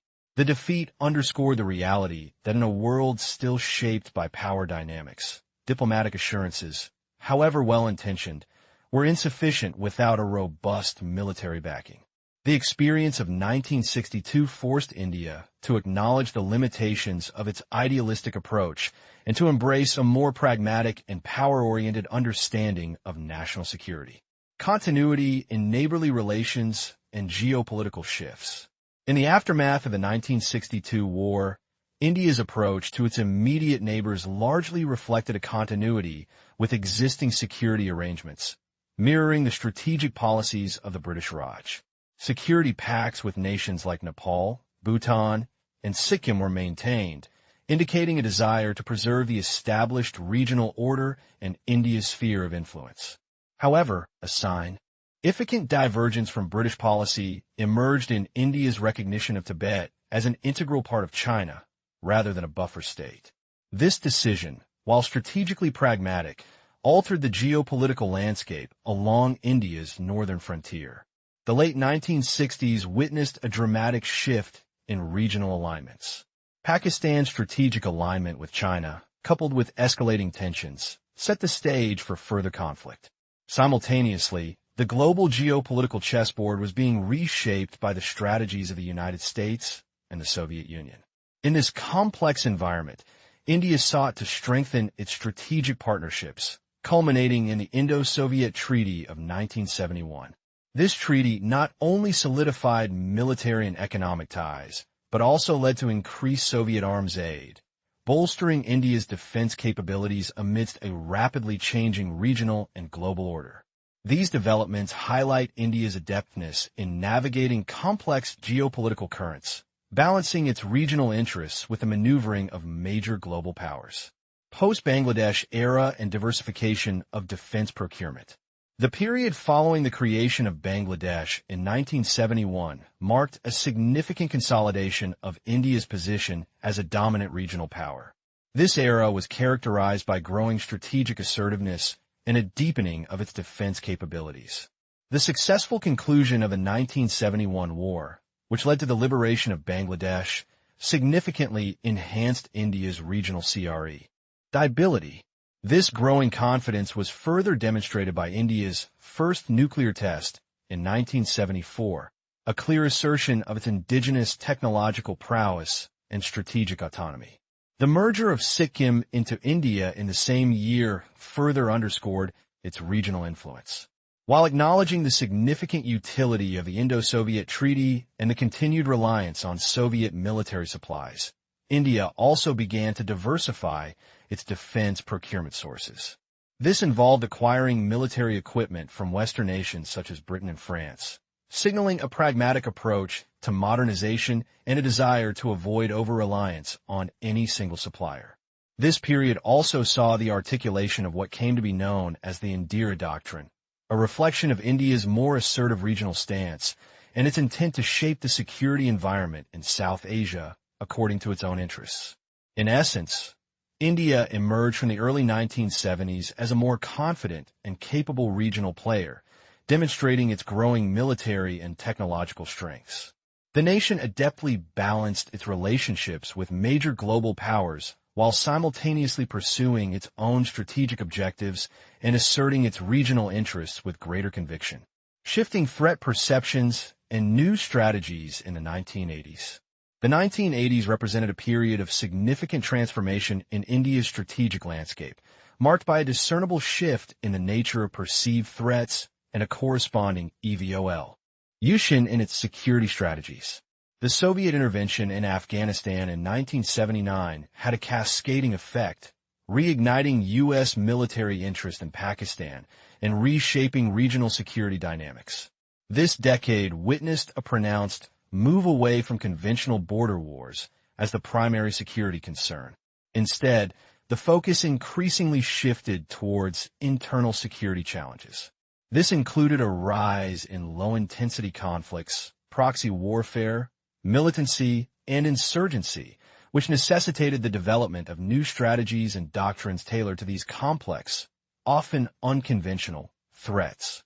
Concurrently, India made significant advancements in its nuclear capability and missile development, laying the groundwork for its future strategic deterrence. This era also saw India adopt more active and interventionist security policies. Notable examples include its controversial intervention in Sri Lanka to quell separatist violence and a large-scale military exercise Operation Brass Tacks, designed to deter potential aggression. Thus, India's security environment during the 1980s became increasingly multidimensional. The emphasis shifted from traditional interstate warfare to combating internal subversion and developing advanced technological capabilities, leading to a more proactive and interventionist approach to regional security challenges. The 1990s, new uncertainties and evolving concepts. The 1990s ushered in an era of profound global transformation, primarily driven by the disintegration of the Soviet Union. This seismic geopolitical event created a new global landscape fraught with uncertainties and a fundamental reshaping of international power dynamics. Within this shifting environment, concepts such as ethnic nationalism and the right to self-determination gained significant traction. These ideological currents had a direct impact on internal security debates within India, influencing the discourse surrounding regional aspirations and the very nature of statehood and sovereignty. India's security perceptions were compelled to adapt to these evolving global and regional dynamics. While the fundamental challenges of addressing conventional threats from its neighbors persisted, these were now compounded by the growing complexities of internal security problems, often fueled by the resurgence of identity politics.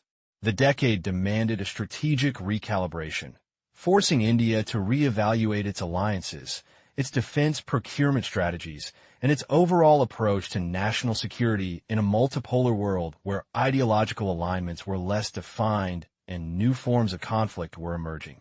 Neglect of maritime security and a shift towards naval power. Despite early advocacy by strategic thinkers like K.M. Panikkar, India's security policy has historically been overwhelmingly land-centric. This focus can be traced to the recurrent historical aggressions that India faced from land routes and the enduring legacy of the British naval presence, which established a precedent of external maritime dominance. Consequently, naval budgets and the strategic focus on maritime capabilities remained relatively low until the 1970s. However, a growing realization of the multifaceted maritime threats, ranging from piracy and smuggling to maritime terrorism, and the need to secure vital sea lanes of communication, coupled with India's unique geopolitical position astride the Indian Ocean, has begun to drive a significant shift. The increasing importance of the Indian Ocean as a global commons for trade and energy, and India's growing economic and strategic interests within it, are now compelling a greater focus on its maritime domain and the modernization of its naval forces. This evolving understanding signifies a gradual but crucial pivot from a land-bound perspective to a more comprehensive maritime security outlook. Indian Navy's role and modernization, securing the maritime frontier. The Indian Navy's initial role was largely confined to territorial defense and the protection of burgeoning trade routes. Its most significant engagement in a conventional war scenario was during the 1971 Indo-Pakistani War, where its missile attacks on Karachi marked a notable assertion of its capabilities. Despite this, the Navy historically faced limitations in terms of domain awareness and a less developed understanding of submarine warfare. Nevertheless, its capabilities have consistently been a focus of modernization efforts. India's evolve.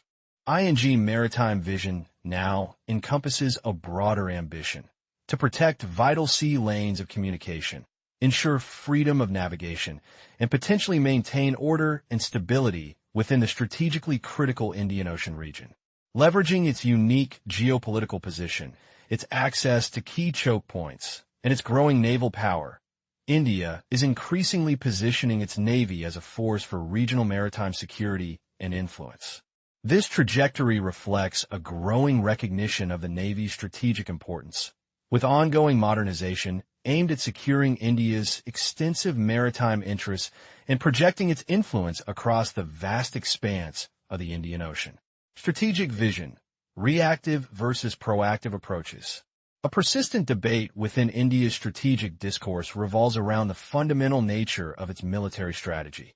Is it primarily reactive, responding to international situations as they unfold, or is it driven by a proactive agenda set by the political elite? While Jawaharlal Nehru possessed a broader diplomatic vision, the post-Nehruvian era saw a strategic outlook that became increasingly South Asia-centric.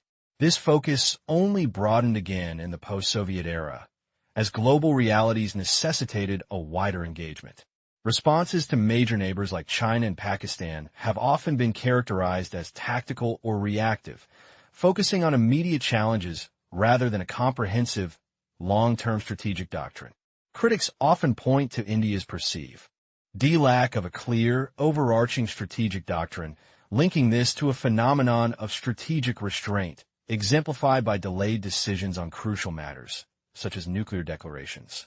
This debate questions whether India's strategic decision-making is guided by consistent, forward-looking vision or by a more incremental and responsive approach to external events.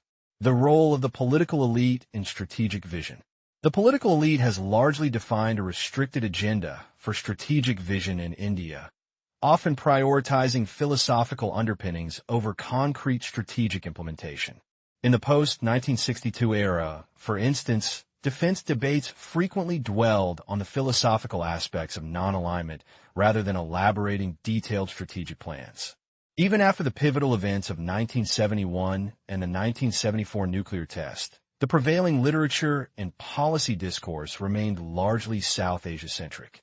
While India's growing capabilities enabled more proactive stances in regional issues, such as interventions in Sri Lanka and the Kargil conflict, the overall policy is often perceived by observers as reactive and lacking a clear, sustained strategic intent. This suggests that while political leadership has been instrumental in setting the broad direction of national security, its influence has sometimes led to a focus on ideological debates or reactive measures, rather than the articulation and consistent pursuit of a comprehensive, long-term strategic doctrine. Moderniza, tie-in and self-reliance in defense.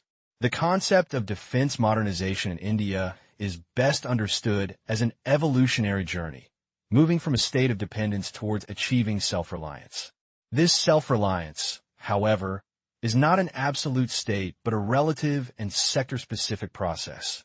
It is underpinned by fundamental political presumptions, particularly the conscious choice of defense links and the method of modernization, whether through public sector undertakings or private sector involvement. India has generally demonstrated a broad consensus on the necessity of self-reliance in defense. This pursuit involves not only the acquisition of advanced weaponry, but also a concerted effort to secure technology transfer alongside purchases.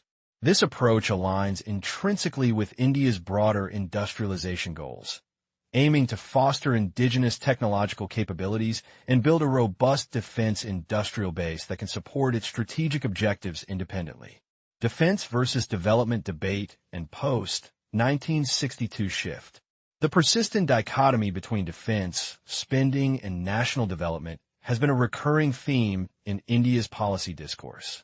Initially, defense expenditure was often viewed as a drain on resources, a zero-sum game where increased military spending necessarily came at the expense of development initiatives, the classic guns versus butter debate. However, the 1962 war fundamentally altered this perspective. The perceived threat from China necessitated a significant increase in defense spending and fostered a new understanding, a defense and development linkage. This perspective gained traction through the work of scholars like Benoit and Subramaniam, who challenged the notion of mutual exclusivity. They argued that defense spending, particularly in areas like research and development, could have a modernizing influence on the broader economy, fostering technological innovation and creating skilled employment. This shift marked a crucial evolution in India's thinking, recognizing that defense preparedness and national development could, under certain circumstances, be mutually reinforcing. Post-1962 defense planning and expenditure. In the wake of the 1962 war, India's defense planning underwent a significant overhaul, focusing on several key areas. The primary emphasis was on army modernization, aiming to rectify the shortcomings exposed during the conflict. Simultaneously, there was a concerted effort towards Air Force upgrades and building a robust indigenous production base for military equipment. Improvements in communications infrastructure and a planned naval expansion were also integral to this comprehensive plan. Consequently, defense expenditure saw a marked increase. However, it is important to note that many studies have tended to overlook parallel expenditures on paramilitary forces and the burgeoning nuclear programs, which also represent significant investments in national security. The impact of economic liberalization on defense production and exports remains a complex issue.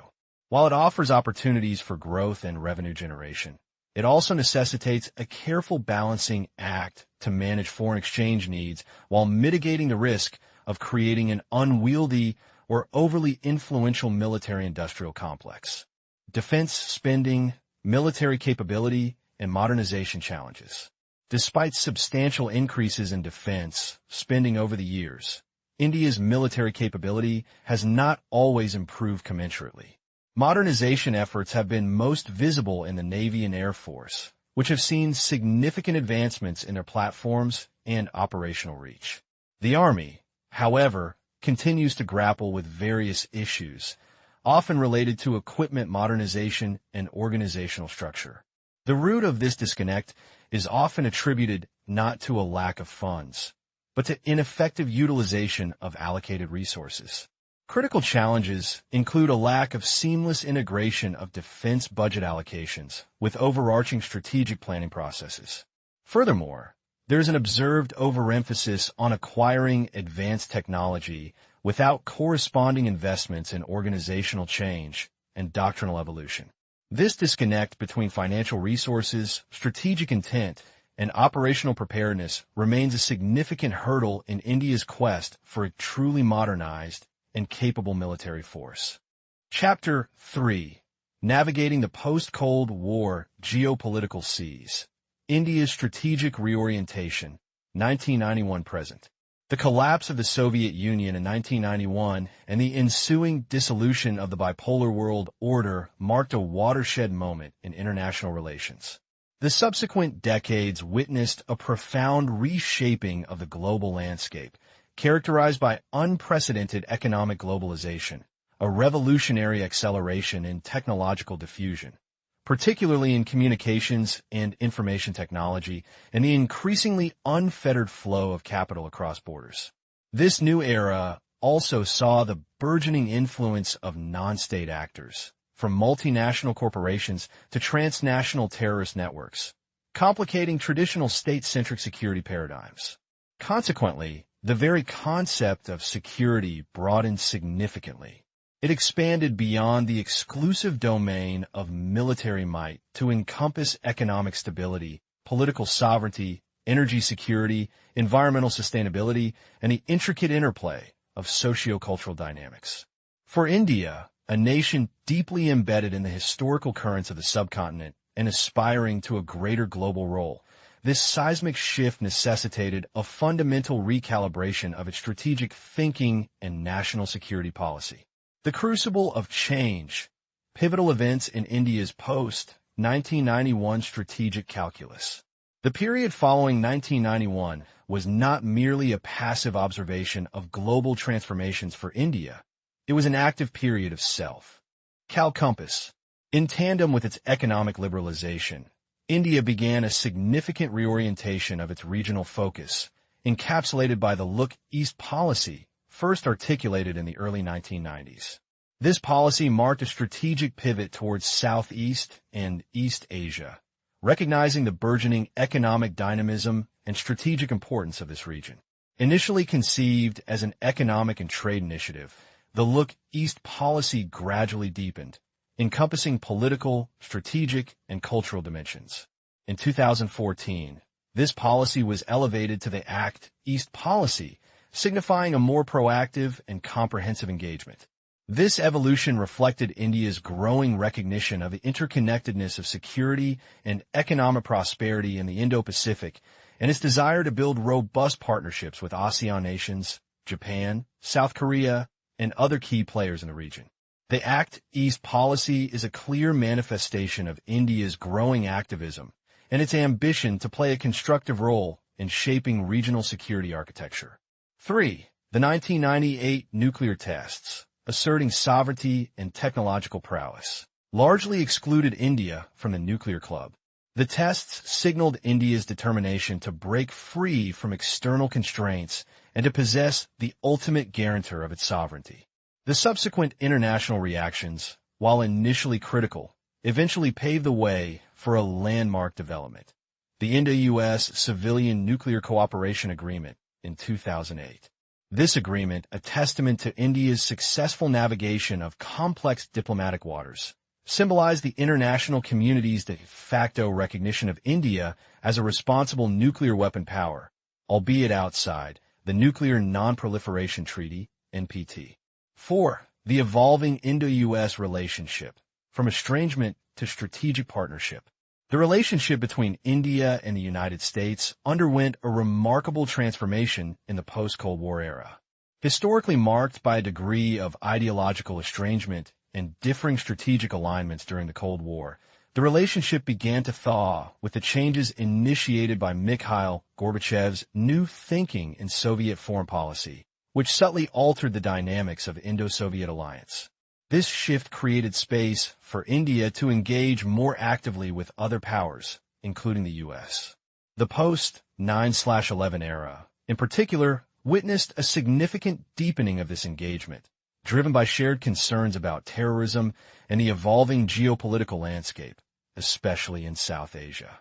This convergence of interests gradually evolved into a comprehensive strategic partnership characterized by enhanced defense cooperation, joint military exercises, intelligence sharing, and a shared vision for a free and open Indo-Pacific.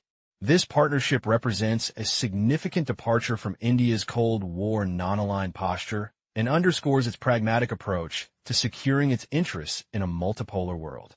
India's growing activism and the pursuit of strategic autonomy. These transformative events have collectively propelled India onto a path of increased activism in its foreign and security policy. A central tenet of this evolving posture is the pursuit of strategic autonomy. This does not signify isolationism or a return to the rigidities of classical non-alignment. Rather, it represents a sophisticated approach to statecraft, characterized by selective engagement in international groupings, the forging of pragmatic security-enhancing deals, and the cultivation of multifaceted partnerships across a diverse range of domains. India seeks to maintain its freedom of maneuver, to make independent decisions based on its national interests, and to contribute constructively to global and regional security without being beholden to any single power bloc. This pursuit of autonomy is not merely about independence. It is about the capacity to shape outcomes and to actively contribute to a more stable and prosperous international order. The abandonment of classical non-alignment and the ascendancy of realism. The cumulative impact of these changes has been the discernible departure from India's classical non-alignment doctrine. While the spirit of independent decision-making and multipolarity remains, the rigid ideological scaffolding of non-alignment has been progressively dismantled. India's foreign policy has increasingly adopted a more realist worldview, prioritizing national interests, power dynamics, and pragmatic partnerships over ideological solidarity. It now positions itself not as a neutral bystander, but as a prominent regional actor with the ambition to lead and to engage proactively on the global stage. This shift reflects a mature understanding of international relations, where ideological purity often yields to the imperatives of security, economic prosperity, and geopolitical influence. India's strategic culture, therefore, is in a continuous state of evolution, demonstrating a remarkable capacity for adaptation and a steadfast commitment to charting its own course in the complex tapestry of global affairs. Chapter 2. Navigating a Fractured World. India's Strategic Realignment in the Post-Cold War Era.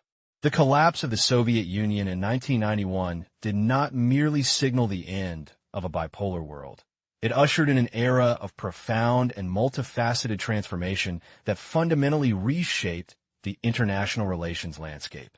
The ensuing post-Soviet era was characterized by a confluence of powerful forces that necessitated a comprehensive reevaluation of national security paradigms, particularly for a nation like India, which had historically navigated its foreign policy through the prism of a stable, albeit ideologically charged, global order. The shifting sands of global order, the post-Soviet context. The international arena that emerged from the ashes of the Cold War was dramatically different from its predecessor.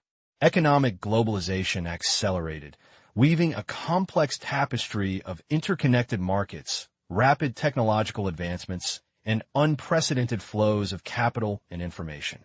This era witnessed the rise of a globalized economy, where national economic fortunes became increasingly intertwined with international dynamics.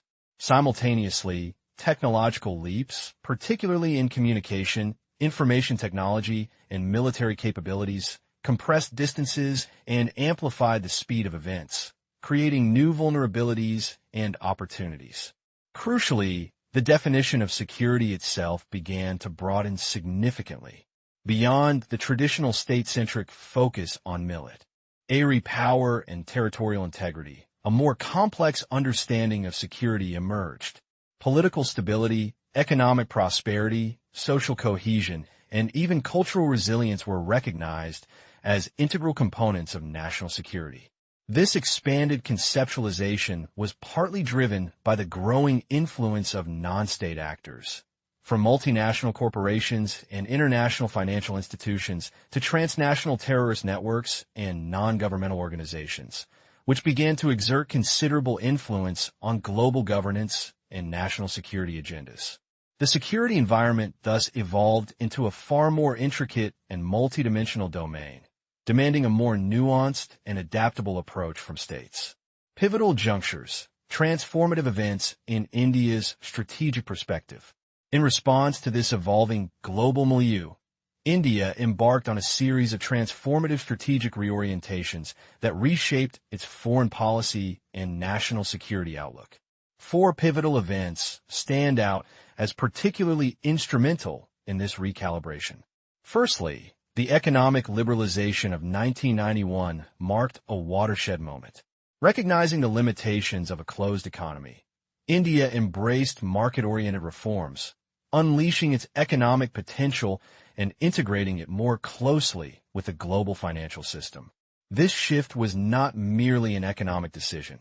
It was a strategic imperative that bolstered India's capacity to project power and pursue its interests on the world stage. Secondly, the Look East policy, initiated in the early 1990s and later evolved into the Act East policy, signaled a significant geographical pivot.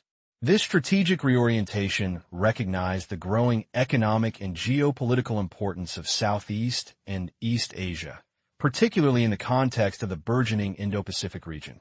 It represented a conscious effort to diversify India's partnerships and enhance its connectivity and influence in a dynamic part of the world. Thirdly, the nuclear tests of 1998 were a bold declaration of India's strategic intent and technological prowess.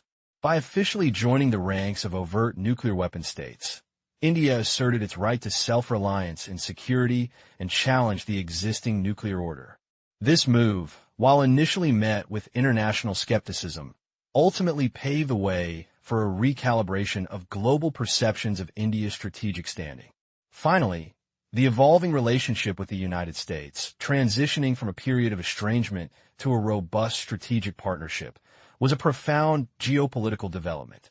This transformation was exemplified by the 2005 Civilian Nuclear Cooperation Agreement, which symbolized a normalization and deepening of ties, recognizing India's status as a responsible nuclear power and a key player in the global strategic landscape. These 4 developments collectively signified a more assertive, globally engaged, and self-reliant India, ready to navigate the complexities of the EW world order. The pursuit of strategic autonomy, India's growing activism. Underlying these transformative shifts is India's sustained pursuit of strategic autonomy. This concept, deeply rooted in India's historical experience and civilizational ethos, signifies a commitment to independent decision-making and the freedom to forge partnerships based on national interests, rather than ideological alignment or external coercion.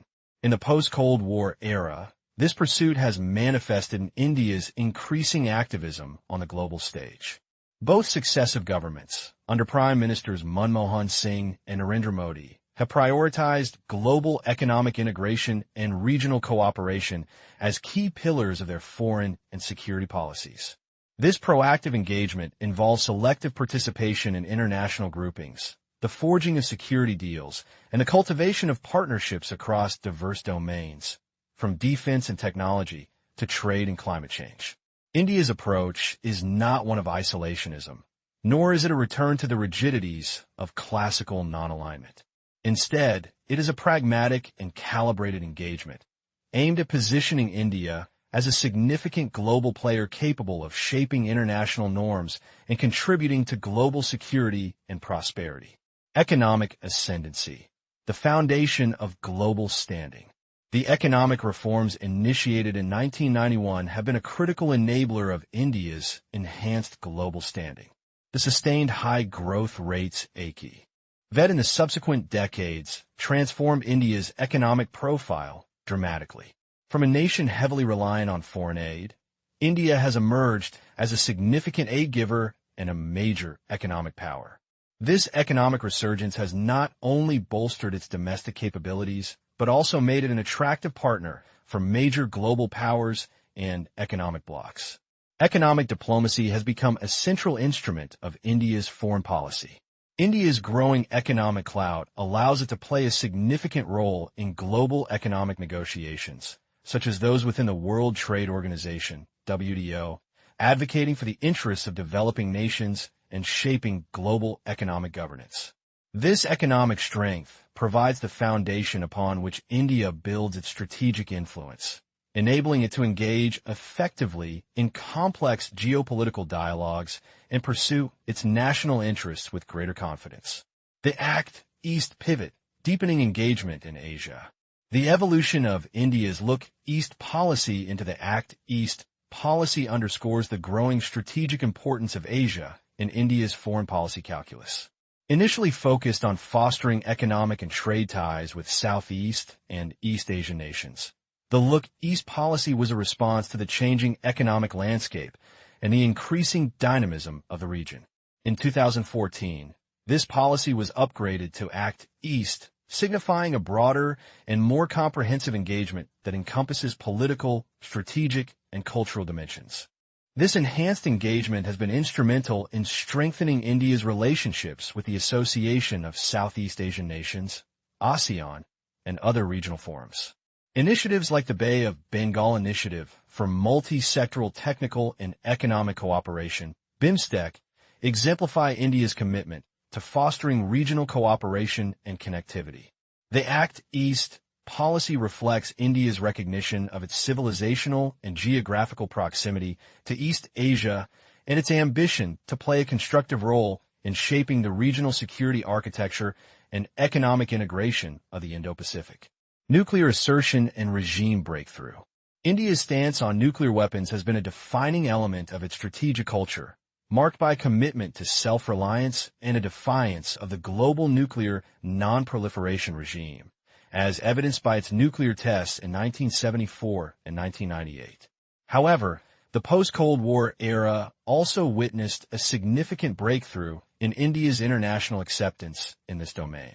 The 2008 India-US Civilian Nuclear Cooperation Agreement was a landmark achievement, symbolizing India's successful integration into the global nuclear order as a responsible nuclear weapon state.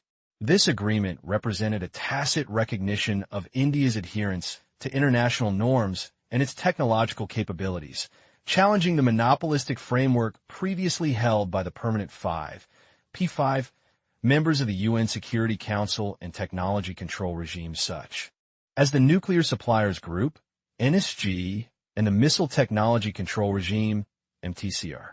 India's ability to secure this breakthrough underscores its diplomatic acumen and its growing assertiveness in shaping international norms, demonstrating that its strategic interests could be advanced even within existing global frameworks, albeit with significant adjustments. From estrangement to partnership, shifting Indo-US relations. The dissolution of the Soviet Union and the ensuing geopolitical realignments had a profound impact on India's traditional foreign policy alignments.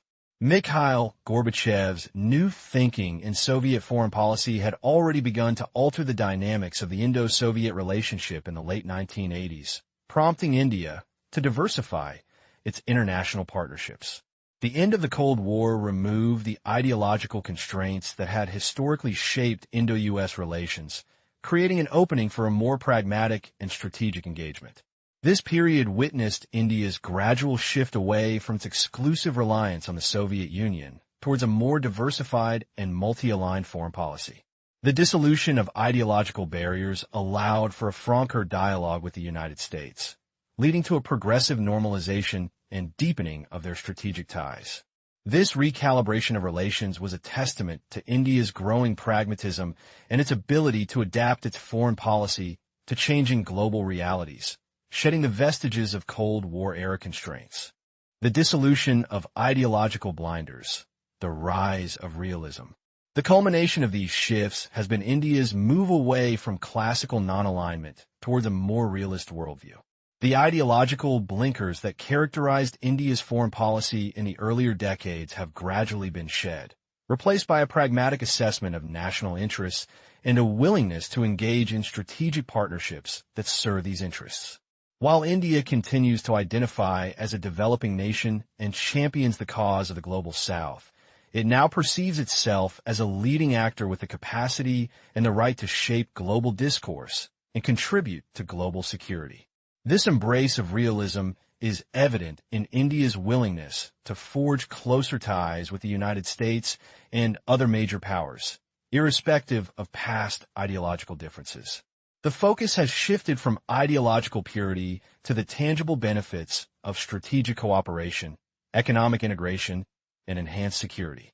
This pragmatic approach allows India to navigate a multipolar world with greater agility, leveraging its growing capabilities and its independent foreign policy to advance its national objectives.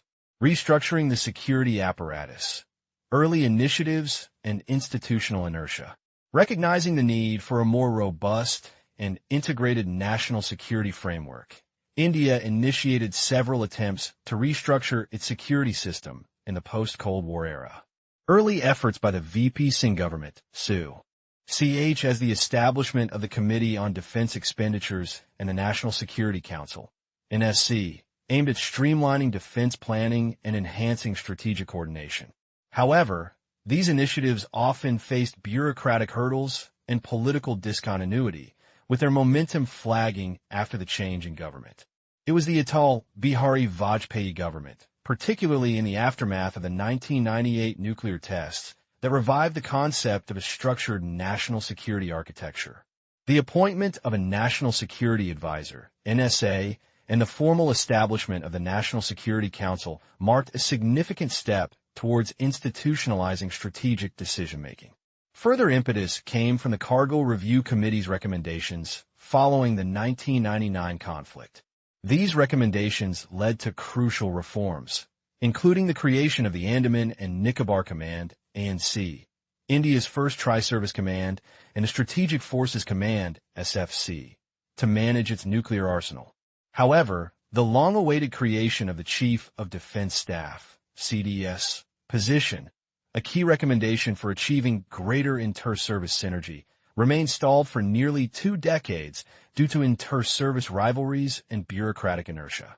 Civil-military relations and the shadow of bureaucratic dominance.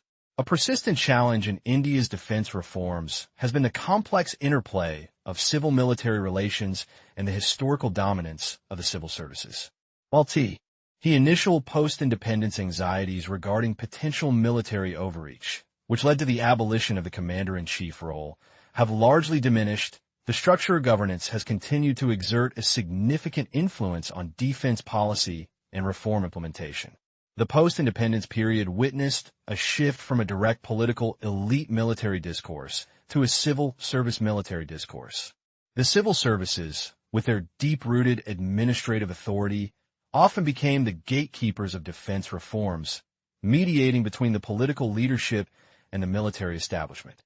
This bureaucratic dominance, while ensuring civilian control, has also contributed to the slow pace of structural reforms, as inter-service coordination and the integration of military advice often navigated a complex and layered administrative process.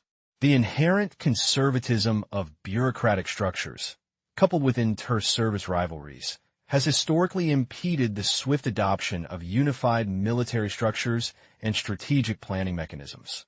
Towards an integrated architecture, recent institutional reforms. In recent years, India has made concerted efforts to create a more cohesive and dynamic national security planning and execution framework. The formation of the Defense Planning Committee, DPC, in April 2018, chaired by the NSA, was a significant step towards fostering synergy among the defense, foreign, and finance ministries. The DPC is tasked with developing a long-term defense strategy and ensuring coordinated planning across these critical ministries. Complementing this, the Strategic Policy Group, SPG, of the National Security Council was reconstituted under the NSA in October 2018. The SPG serves as a crucial platform for interministerial coordination and undertakes strategic defense reviews, aiming to provide a holistic perspective on national security challenges. These institutional reforms reflect a deliberate attempt to break down bureaucratic silos and create a more integrated national security architecture, capable of responding effectively to the complex threats and opportunities of the 21st century. The culmination of reform. The Chief of Defense Staff. The establishment of the Chief of Defense Staff, CDS, in January 2020, announced by Prime Minister Narendra Modi in August 2019, represents the culmination of long-standing recommendations for military integration and the creation of a unified military command structure. This pivotal appointment, a key recommendation of the Cargill Review Committee, is designed to provide single-point military advice to the government, enhance jointness and interoperability among the three services, Army, Navy, and Air Force, and pave the way for the creation of tri-service theater commands. The CDS also heads the newly created Department of Military Affairs, DMA, within the Ministry of Defense, a move that signals a significant restructuring of the defense establishment. This reform aims to streamline decision-making, optimize resource allocation, and enhance the overall combat effectiveness of India's armed forces. The establishment of the CDS marks a critical milestone in India's journey towards modernizing its defense apparatus and achieving a truly integrated military leadership, addressing a persistent gap in its national security architecture. Chapter 3. The Enduring Crucible of South Asia. India's Regional Strategic Imperatives. South Asia's centrality and India's role, the unavoidable core. India's strategic consciousness, while increasingly attuned to the global currents of power and influence, remains inextricably anchored to its immediate neighborhood. South Asia, by virtue of its geographical proximity, historical entanglements, and shared destinies, constitutes the undeniable epicenter of India's strategic thinking and national security policy. This enduring centrality is not merely a matter of geography. It is a deeply ingrained civilizational imperative, reflecting a historical understanding of India's role as a civilizational state with inherent responsibilities within its proximate sphere.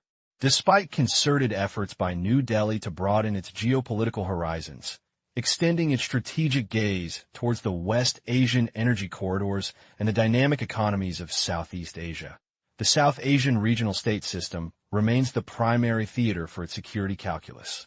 India's ambition within this regional framework is multifaceted.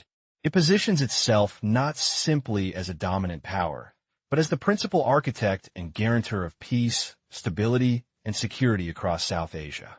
This aspiration is intertwined with a vision of fostering regional economic growth, actively promoting trade and investment as instruments of shared prosperity. However, this proactive regional engagement is not divorced from self-interest. It is fundamentally predicated on the prioritization of India's own security imperatives. The pursuit of regional stability, therefore, is a means to an end, the secure and prosperous development of India itself. This self-appointed role as regional facilitator, however, is perpetually qualified by two formidable, historically rooted factors. The first and most persistent challenge is the deeply entrenched and often acrimonious bilateral relationship with Pakistan. This enduring animosity, fueled by unresolved territorial disputes, ideological divergences, and a legacy of intermittent conflict, is further complicated by the pervasive influence of external powers. The strategic calculus of both the United States and China, each with its own complex interests in the region, frequently exacerbates the India-Pakistan dynamic, creating a volatile and unpredictable regional environment. The second significant qualification arises from the gradual, yet palpable, erosion of India's political and security space within South Asia. This erosion is a consequence of several interconnected developments. The shifting geopolitical priorities of the United States, particularly its evolving policies concerning Afghanistan and its strategic reorientation towards the Indo-Pacific in response to China's rise, have created vacuums and uncertainties that ripple through the region. Concurrently, China's increasingly assertive regional policies, manifested through its Belt and Road Initiative, BRI, and its growing economic and strategic footprint across South Asia, present a direct challenge to India's traditional sphere of influence. Compounding these external pressures are the internal fragilities and instabilities that plague many of India's neighbors. Political instability in Nepal, for instance, the complex democratic transitions and internal security challenges in Bangladesh, and the post-LTT uncertainties and political dynamics in Sri Lanka all have direct implications for India's security and regional stability. Furthermore, the persistent challenge of rising fundamentalism and sectarian violence in Pakistan, which often spills over into India, directly threatens India's regional hegemonic position and its aspirations for a stable neighborhood. These internal dynamics, therefore, are not merely domestic affairs of neighboring states. They are potent challenges that directly impact India's strategic environment and its ability to shape the regional order. Traditional and non-traditional threats in South Asia, a complex tapestry of enduring and evolving dangers. The security landscape of South Asia is characterized by a complex and often interwoven tapestry of traditional conflict sources and a burgeoning array of non-traditional threats. The enduring legacy of historical disputes continues to cast a long shadow, while new, evolving dangers demand constant strategic adaptation. Among the resurgent traditional issues, the spillover effects the protracted conflict in Afghanistan remain a significant concern for India. The political and security vacuum created by the withdrawal of international forces and the subsequent rise of the Taliban have profound implications for regional stability, particularly given India's substantial investments and strategic interests in Afghanistan. The United States AFPAC policy, including its past overtures towards dialogue with the Taliban and its reliance on Pakistani territory for counterterrorism operations such as drone strikes, has had direct repercussions for India. New Delhi views these developments with apprehension, particularly given its substantial role as a donor in Afghanistan's reconstruction and its strategic imperative to counter any resurgence of Pakistani influence that could undermine its own position. The Strategic Partnership Agreement signed between India and Afghanistan in 2011, a testament to India's commitment to Afghanistan's stability and development, serves as a crucial element in New Delhi's strategy to strengthen bilateral ties and mitigate potential Pakistani leverage in a post-U.S. withdrawal scenario. Border disputes, a perennial source of tension, continue to plague the region. The unresolved territorial claims and the ongoing military modernization by China along the line of actual control, LAC, present a significant strategic challenge to India. Similarly, the India-Pakistan border remains a highly contentious flashpoint, with the disputed territory of Kashmir serving as the enduring epicenter of their bilateral friction. Beyond these major fault lines, India also faces persistent tensions with Bangladesh, primarily stemming from issues of illegal migration and border management. In post-LTT Sri Lanka, while the immediate threat of organized insurgency has receded, challenges related to Tamil rehabilitation and the evolving political landscape continue to demand India's strategic attention. Beyond these traditional geopolitical and territorial disputes, the nature of terrorism has undergone a significant transformation, evolving from state-centered proxy warfare to a more diffuse, ideologically driven, and borderless religious militancy. The rise of Islamism and the pervasive sectarian violence witnessed in Pakistan serve as stark evidence of this shift. This new paradigm of terrorism poses a more insidious and pervasive threat, transcending national boundaries and challenging traditional state-centric counterterrorism paradigms. The adaptability and ideological fervor of these non-state actors necessitate a more comprehensive and nuanced approach to security, one that integrates intelligence, law enforcement, and socioeconomic development strategies. China's assertiveness and non-traditional challenges. Navigating a shifting geopolitical landscape. China's burgeoning assertiveness in South Asia represents a significant strategic challenge that India must continuously navigate. This assertiveness is not rhetorical. It is concretely manifested through a series of strategic maneuvers that, from India's perspective, appear designed to encircle its strategic space. The string of pearls strategy, a term often used to describe China's development of strategic ports and infrastructure along India's periphery, encompassing Pakistan, Maldives, Sri Lanka, Bangladesh, and Myanmar, is a primary manifestation of this concern.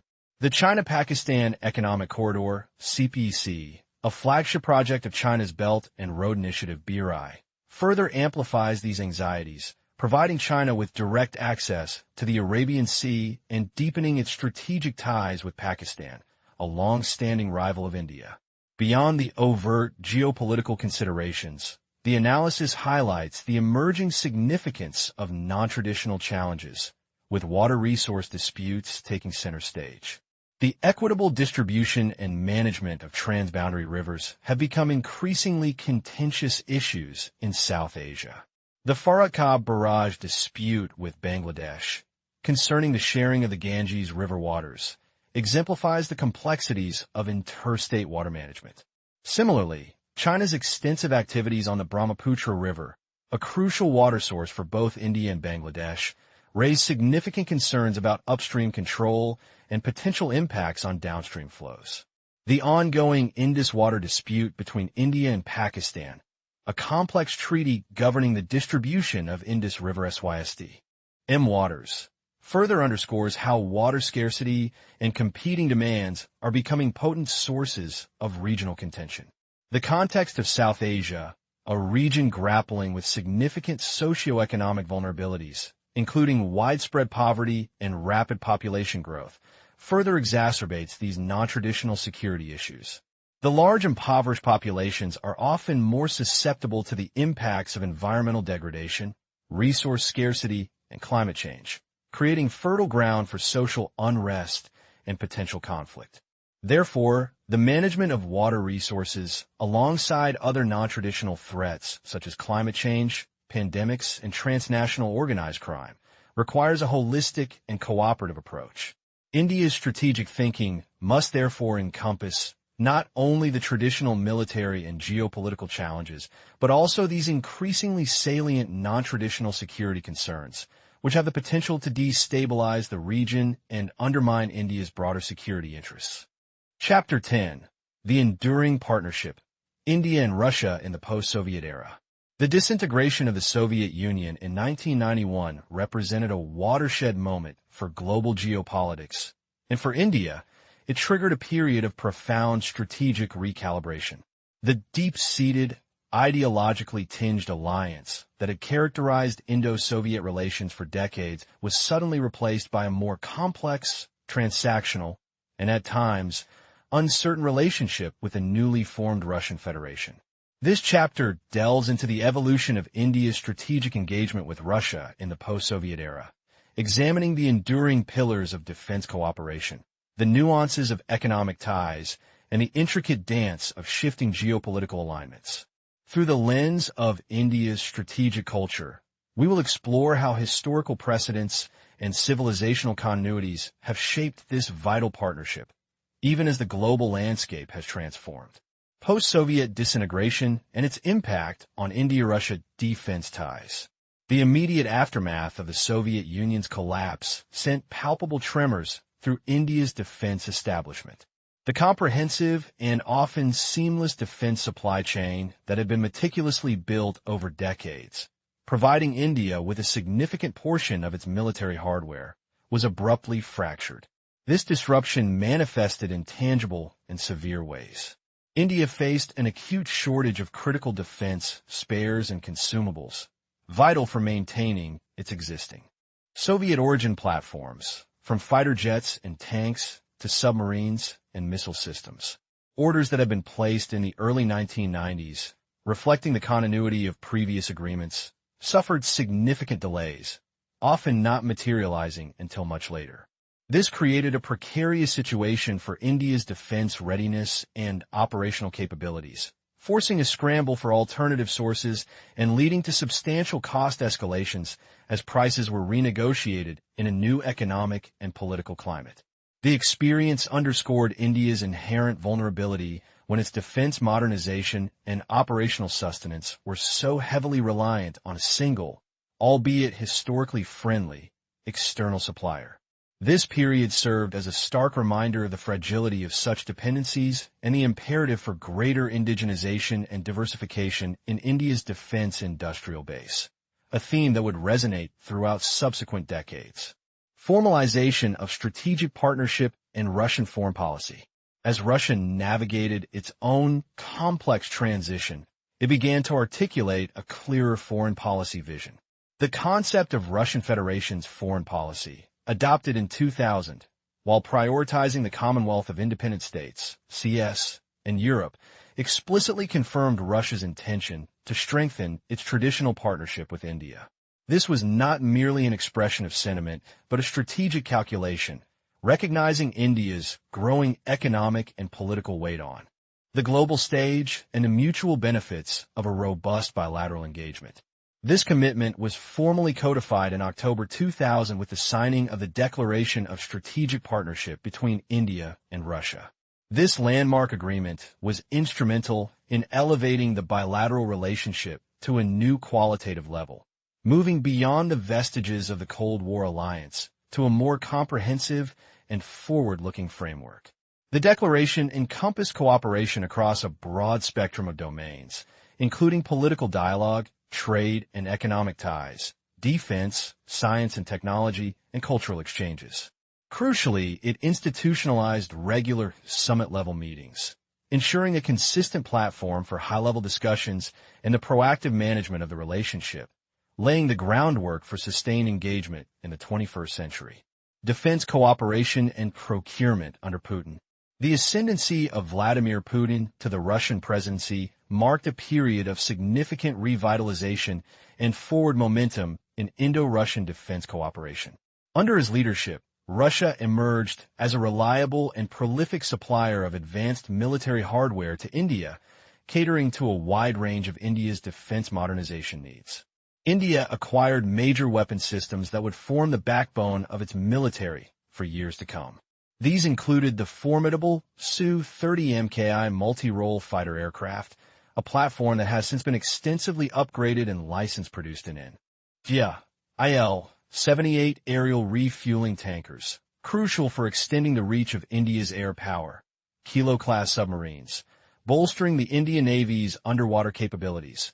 Advanced frigates and destroyers. Ka-31 airborne early warning helicopters, and the aircraft carrier Admiral Gorshkov, subsequently renamed INS Vikramaditya, a significant acquisition that enhanced India's blue water naval capabilities. Furthermore, India procured MiG-29K carrier-based fighters, T-90 main battle tanks, various sophisticated missile systems, and advanced radar technologies. The Putin era also ushered in an era of deeper collaboration, with agreements for licensed production of Su-30 MKI fighters and their engines in India, alongside plans for further acquisitions of T-90 tanks, submarines, S-300 air defense systems, Smerch multi-barrel rocket launchers, and warships. Modernization programs for existing MiG and T-72 fleets also underscored the depth of this ongoing partnership, demonstrating a commitment to maintaining and upgrading India's Soviet-origin military inventory. Joint development of weapon systems and technological collaboration. A crucial and qualitative evolution in the Indo-Russian defense relationship has been the transition from mere technology transfer and procurement to active joint development of advanced weapon systems. This signifies a more mature and synergistic partnership, where India is not just a consumer, but an active participant in the design, development, and product. Tie-in of cutting-edge military technologies. The BrahMos supersonic cruise missile stands as a preeminent testament to this collaborative endeavor. Developed by a joint venture between India's Defense Research and Development Organization, DRDO, and Russia's NPO Mashinostroyenia, the BrahMos is a world-class weapon system that exemplifies the shared expertise and technological prowess of both nations. Beyond missile technology, India and Russia have also recognized the strategic importance of navigation systems. An agreement for the joint use of Russia's GLONASS, Global Navigation Satellite System, was signed with the aim of reducing India's dependence on the U.S. GPS system, a move aligned with India's strategic imperative for self-reliance in critical infrastructure. Looking ahead, potential future joint ventures in the aerospace sector, including the development of a fifth-generation fighter aircraft and a medium transport aircraft, signal a continued ambition for deeper technological integration and the creation of next-generation defense platforms. Ongoing dependence and evolving dynamics. Despite the significant advancements in joint development and the diversification of procurement sources over the years, India continues to maintain a substantial, albeit evolving, dependence on Russian arms and military technology. This enduring reliance, while rooted in historical ties and the compatibility of existing systems, presents certain strategic challenges for India. It can impact its broader goals of self-reliance in defense manufacturing and, at times, render it vulnerable to external pressures or shifts in Russian policy. Moreover, the operational realities of defense procurement, including escalated costs and procurement delays, exemplified by the protracted and financially burdensome acquisition of the Admiral Gorshkov aircraft carrier, constrain the bilateral relationship. These instances highlight that the dynamics of the Indo-Russian partnership are no longer a simple replication of the Cold War-era patronage model. While the core dependence persists, the relationship is increasingly characterized by the complexities of globalized defense markets, evolving geopolitical alignments, and the mutual pursuit of strategic interests in a multipolar world. India's strategic culture, with its emphasis on pragmatism and the pursuit of strategic autonomy, continues to navigate this complex terrain, seeking to leverage the enduring strengths of the relationship while mitigating its inherent vulnerabilities. Chapter 10. Navigating the Post-Soviet Epoch, India's Strategic Realignment and the Quest for Autonomy. The collapse of the Soviet Union in 1991 marked a watershed moment in global geopolitics, irrevocably altering the international landscape and compelling nations to re-evaluate their strategic paradigms. For India, a civilization state deeply rooted in its historical experiences and aspirations, this period ushered in a profound era of transformation, necessitating a significant realignment of its foreign and national security policies. The ensuing decades witnessed a dynamic evolution, characterized by economic liberalization, a reorientation of its geopolitical focus, the assertive assertion of its nuclear capabilities, and a strategic recalibration of its relationships with major global powers, particularly the United States.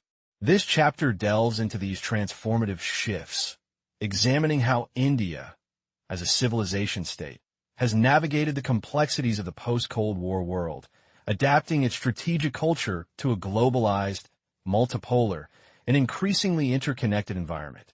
The unraveling of bipolarity and the broadening of security. The end of the Cold War and the dissolution of the Soviet Union dismantled the bipolar world order that had largely defined international relations for nearly half a century. This seismic shift had immediate and far-reaching consequences for India. The erstwhile Soviet Union had been India's principal strategic partner, providing crucial political, military, and economic support. Its disintegration not only created a geopolitical vacuum in India's immediate neighborhood, but also necessitated a fundamental reassessment of India's security architecture and its place in the emerging global order. Crucially, the post-Soviet era witnessed the ascendance of globalization and rapid technological advancements, which, in turn, broadened the very concept of national security. Beyond the traditional military-centric understanding, national security began to encompass political stability, economic resilience, technological prowess, and even socio-cultural dimensions. This conceptual expansion was driven by the realization that a nation's security was inextricably linked to its economic strength, its ability to adapt to technological shifts, and its capacity to manage internal vulnerabilities and external influences that could destabilize its societal fabric. India, as a civilization state, recognized that its security calculus had to evolve beyond purely military considerations to embrace these multifaceted challenges and opportunities.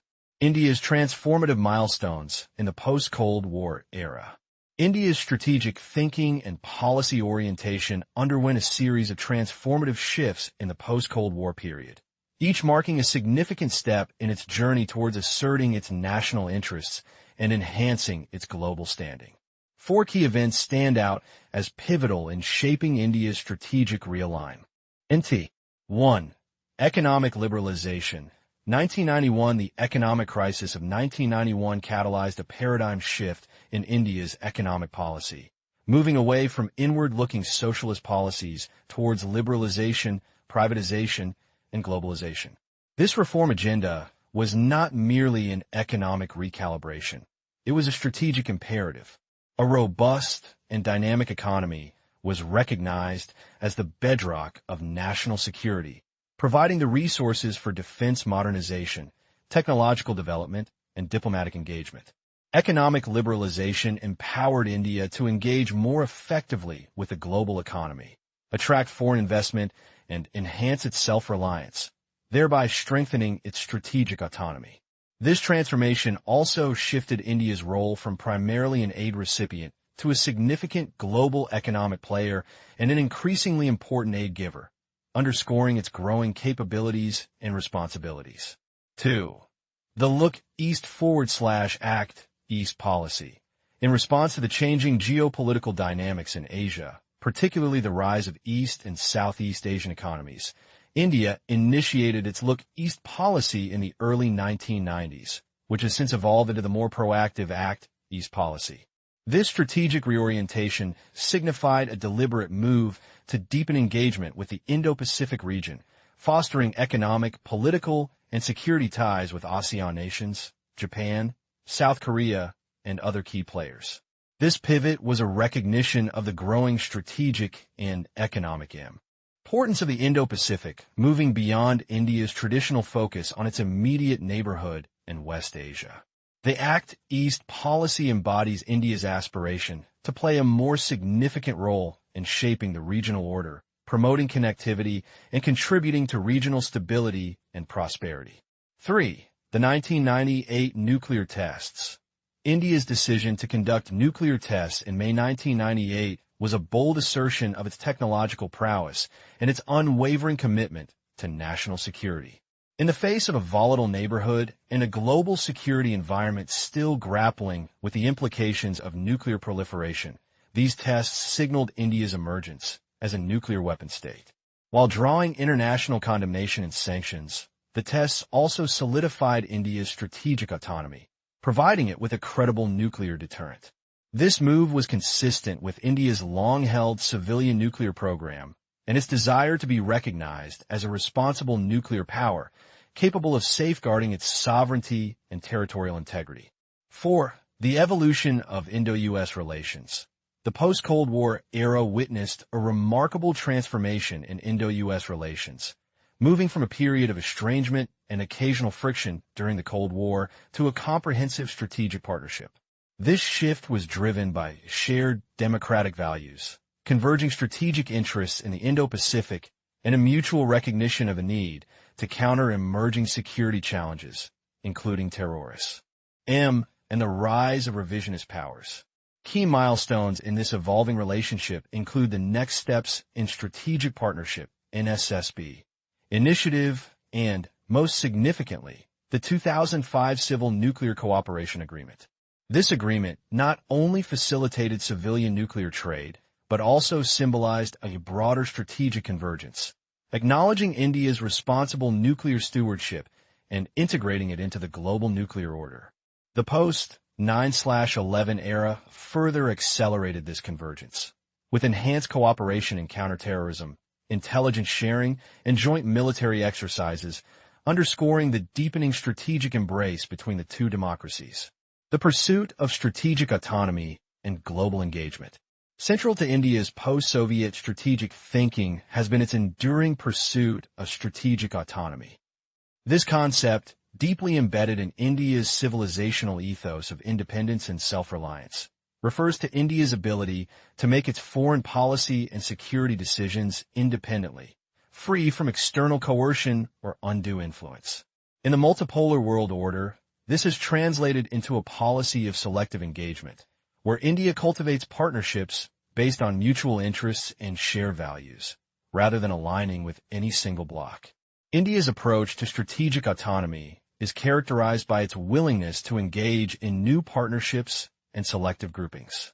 This includes strengthening ties with countries in its immediate neighborhood through initiatives like the South Asian Association for Regional Cooperation, SAARC, and the Bay of Bengal Initiative for Multi-Sectoral Technical and Economic Cooperation, BIMSTEC, while simultaneously forging deeper relationships with major powers like the United States, Japan, Australia, and European nations.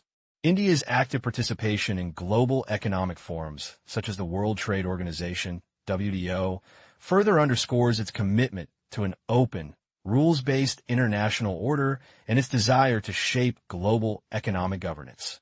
Institutional reforms for a cohesive security architecture. Recognizing the imperative to adapt its national security apparatus to the evolving challenges, India embarked on a series of institutional reforms. The creation of the National Security Council, NSC, in 1998 was a significant step towards institutionalizing national security decision-making, providing a framework for coordinating policy across different ministries and agencies. The subsequent appointment of a Chief of Defense Staff, CDS, in 2019, a long-standing reform proposal, aimed to create greater synergy among the three armed forces, enhance jointmanship, and streamline defense planning and procurement. These reforms, though sometimes facing bureaucratic inertia and challenges in civil-military relations, reflect a clear intent to create a more cohesive, integrated, and responsive national security architecture capable of meeting the complex security demands of the 21st century. In conclusion, the post-Soviet era has been a period of profound strategic recalibration for India. Driven by the imperative to secure its national interests in a rapidly changing world, India has embraced economic liberalization, broadened its strategic horizons with the Act East policy, asserted its nuclear capabilities, and forged a comprehensive strategic partnership with the United States.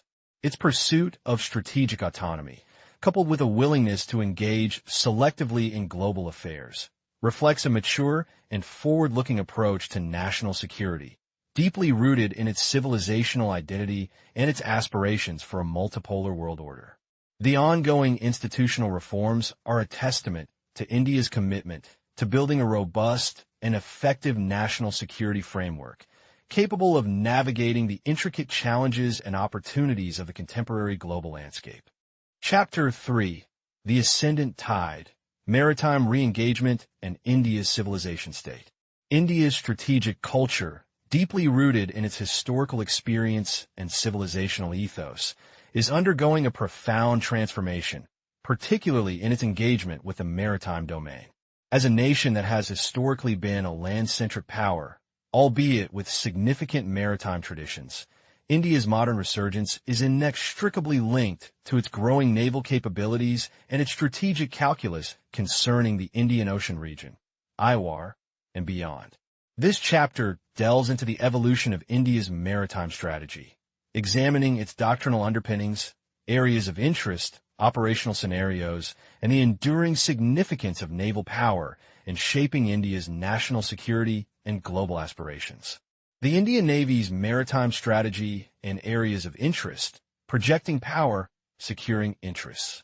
The contemporary maritime strategy of the Indian Navy is unequivocally geared towards power projection in support of foreign policy objectives.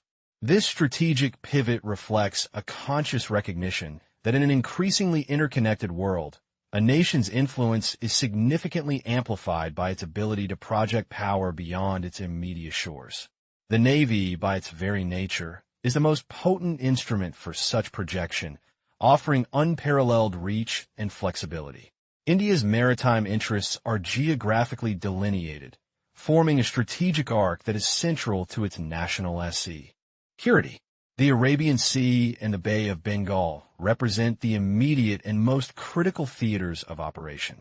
These waters encompass India's vast exclusive economic zone, EEZ, which stretches 200 nautical miles from its coastline and is a treasure trove of marine resources, critical for economic sustenance. Furthermore, these regions are vital for the security of India's island territories, which play a crucial role in its maritime surveillance and power projection capabilities.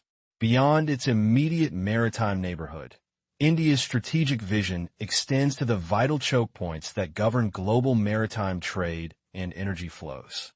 The Strait of Malacca, a critical artery connecting the Indian Ocean to the Pacific, is of paramount importance.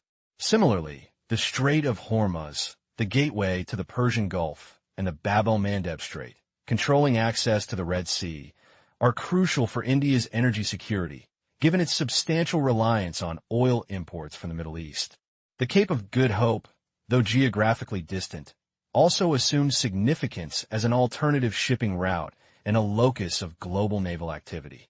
India's engagement with island nations within the IR, such as Sri Lanka, Maldives, Mauritius, and Seychelles, is not merely about diplomatic ties, but also about securing strategic advantages and ensuring regional stability. The Persian Gulf remains a key area of interest, not only for its energy resources, but also for the substantial Indian diaspora, residing and working there, whose welfare and security are of national concern. Consequently, the principal international sea lanes in the Indian Ocean region are considered vital arteries that must be kept open and secure for unimpeded trade and movement. The Navy's operational ambit, however, is not confined to these core areas. India's secondary areas of interest extend to the southern Indian Ocean, the Red Sea, the strategically contested South China Sea, and even the East Pacific. This broader perspective underscores India's growing role as a responsible maritime power with a vested interest in global maritime security and freedom of navigation. Scenarios for Indian Navy deployment, doctrine and action. The strategic thinking of the Indian Navy is codified in its maritime doctrine, which outlines a comprehensive framework for the deployment of naval assets across a spectrum of scenarios. These scenarios reflect the multifaceted challenges and opportunities that India faces in the contemporary geopolitical landscape. At the forefront are conflicts with immediate neighbors or extra-regional powers. This encompasses the potential for territorial disputes, maritime boundary issues, or broader geopolitical confrontations that could spill over into the maritime domain. The Navy's role here is to deter aggression, protect India's territorial integrity, and project power to achieve strategic objectives. India also actively engages in responding to requests for assistance in the extended/strategic neighborhood. This commitment to regional security and stability manifests in humanitarian assistance and disaster relief, HADR, operations, as well as in supporting friendly nations facing internal or external security challenges. Such operations not only bolster India's diplomatic standing, but also reinforce its image as a reliable security partner. The Navy plays a crucial role in multilateral or unilateral anti-terrorist operations. The pervasive threat of terrorism, often facilitated through maritime routes, necessitates a proactive naval response.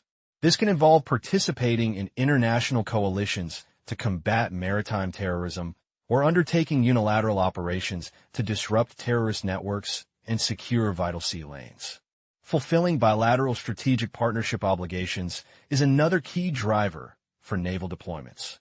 As India deepens its security cooperation with countries like the United States, Japan, Australia, and France, joint exercises, training missions, and coordinated patrols become essential components of these partnerships, enhancing interoperability and mutual understanding.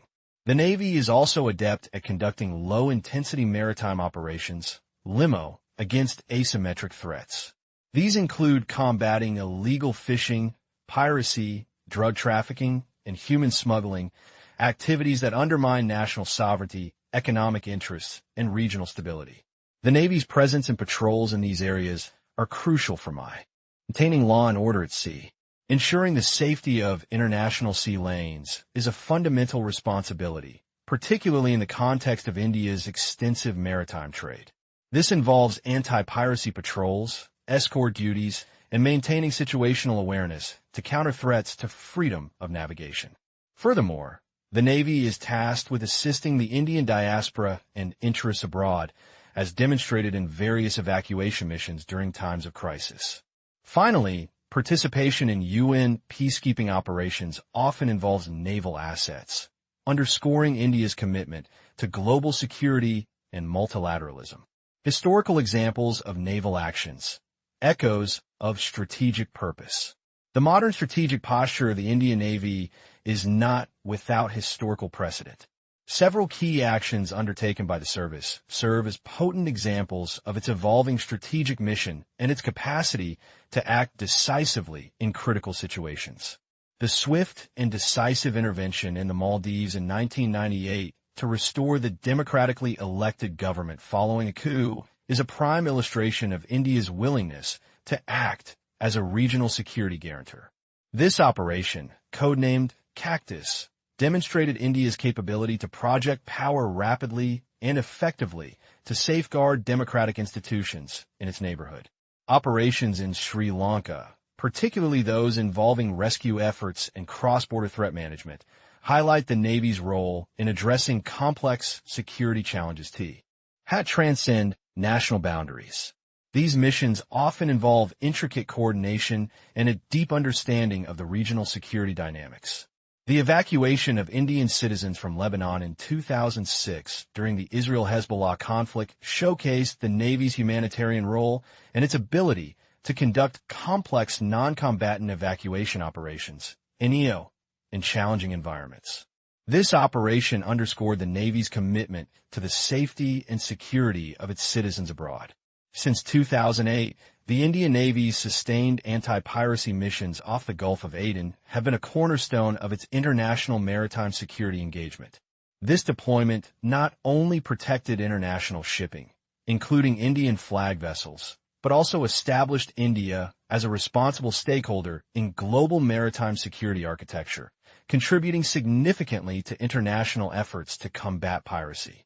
These historical instances collectively demonstrate a consistent thread of proactive engagement and a growing assertiveness in the maritime domain, reflecting a maturing strategic culture. Defining features of the maritime environment and naval importance. The uncontested domain. The inherent nature of the maritime environment grants naval power a unique character, distinguishing it from land-based military capabilities. Oceans, unlike land masses, are not politically demarcated and controlled territories. This fundamental difference provides naval forces with free access and the ability to operate globally without the inherent constraints of territorial sovereignty. Naval forces are, therefore, unparalleled instruments of power that can be deployed virtually anywhere in the world, often without the immediate accusations of territorial infringement that can accompany land-based military deployments. This freedom of access translates into a unique diplomatic utility. Naval presence, through port visits, joint exercises, and freedom of navigation patrols, serves as a powerful tool of naval diplomacy. It allows a nation to signal its intentions, build partnerships, and project influence without firing a shot. For India, the importance of naval power lies in its multifaceted ability to influence land events through sea control. By dominating the maritime approaches, the Navy can directly impact the strategic calculus of adversaries and create conditions conducive to achieving national objectives. This influence extends to several critical domains. Ensuring trade safety.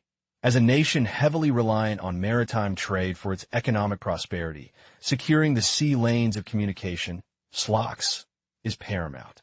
The Navy's presence acts as a deterrent against threats to shipping and ensures the uninterrupted flow of goods and energy. Guarding the EEZ. The vast expanse of India's EEZ, rich in resources, requires constant surveillance and protection against illegal exploitation and encroachment. The Navy is the primary instrument for safeguarding these national assets. Defending against incursions. Maritime borders are as critical as land borders. The Navy is responsible for preventing unauthorized entry into Indian waters, whether for illicit activities or potential hostile intent. Maintaining a regional sphere of influence and stability. By projecting power and engaging in cooperative security initiatives, the Indian Navy contributes to the stability of the Indian Ocean region, of vital interest for India's own security and economic well-being. This proactive approach fosters a sense of shared security and discourages destabilizing actions by other actors. Securing a voice in global decision-making circles. A strong and capable Navy allows India to participate meaningfully in international maritime forums and contribute to global maritime governance. It lends weight to India's diplomatic initiatives and ensures that its perspective is considered in shaping global maritime norms and policies. In essence, the ocean represents not just a strategic theater, but a fundamental enabler of India's national aspirations.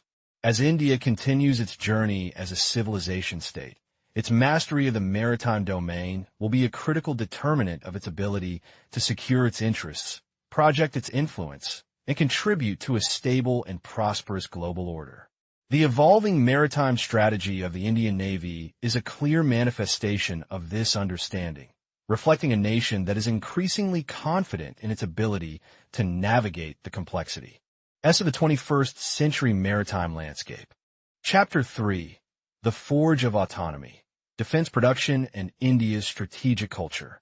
The capacity to manufacture and innovate in defense is not merely a technical or economic undertaking.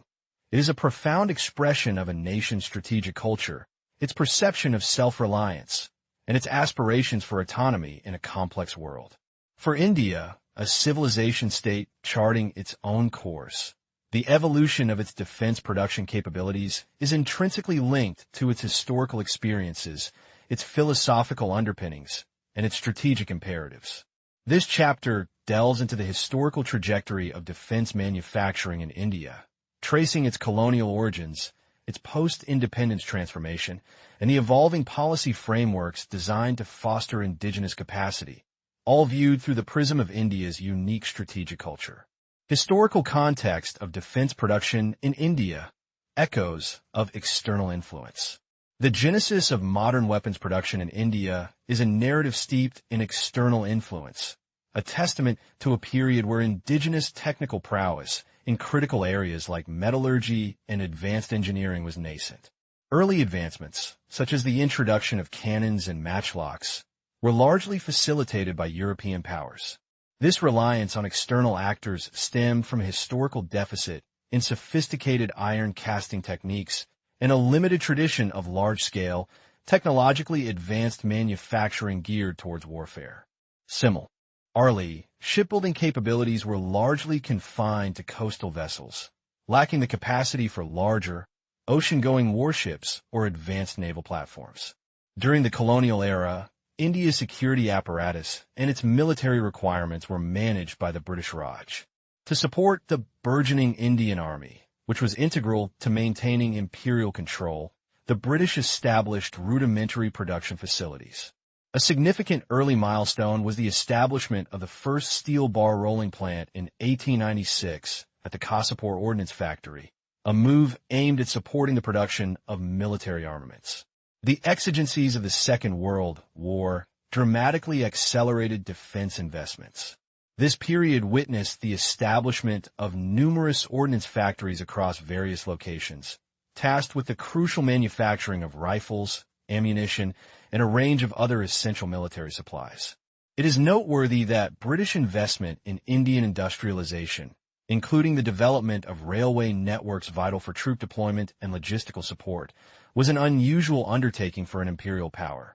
However, this was strategically driven by Britain's long-term interests in maintaining its grip on India, ensuring efficient troop movement and control.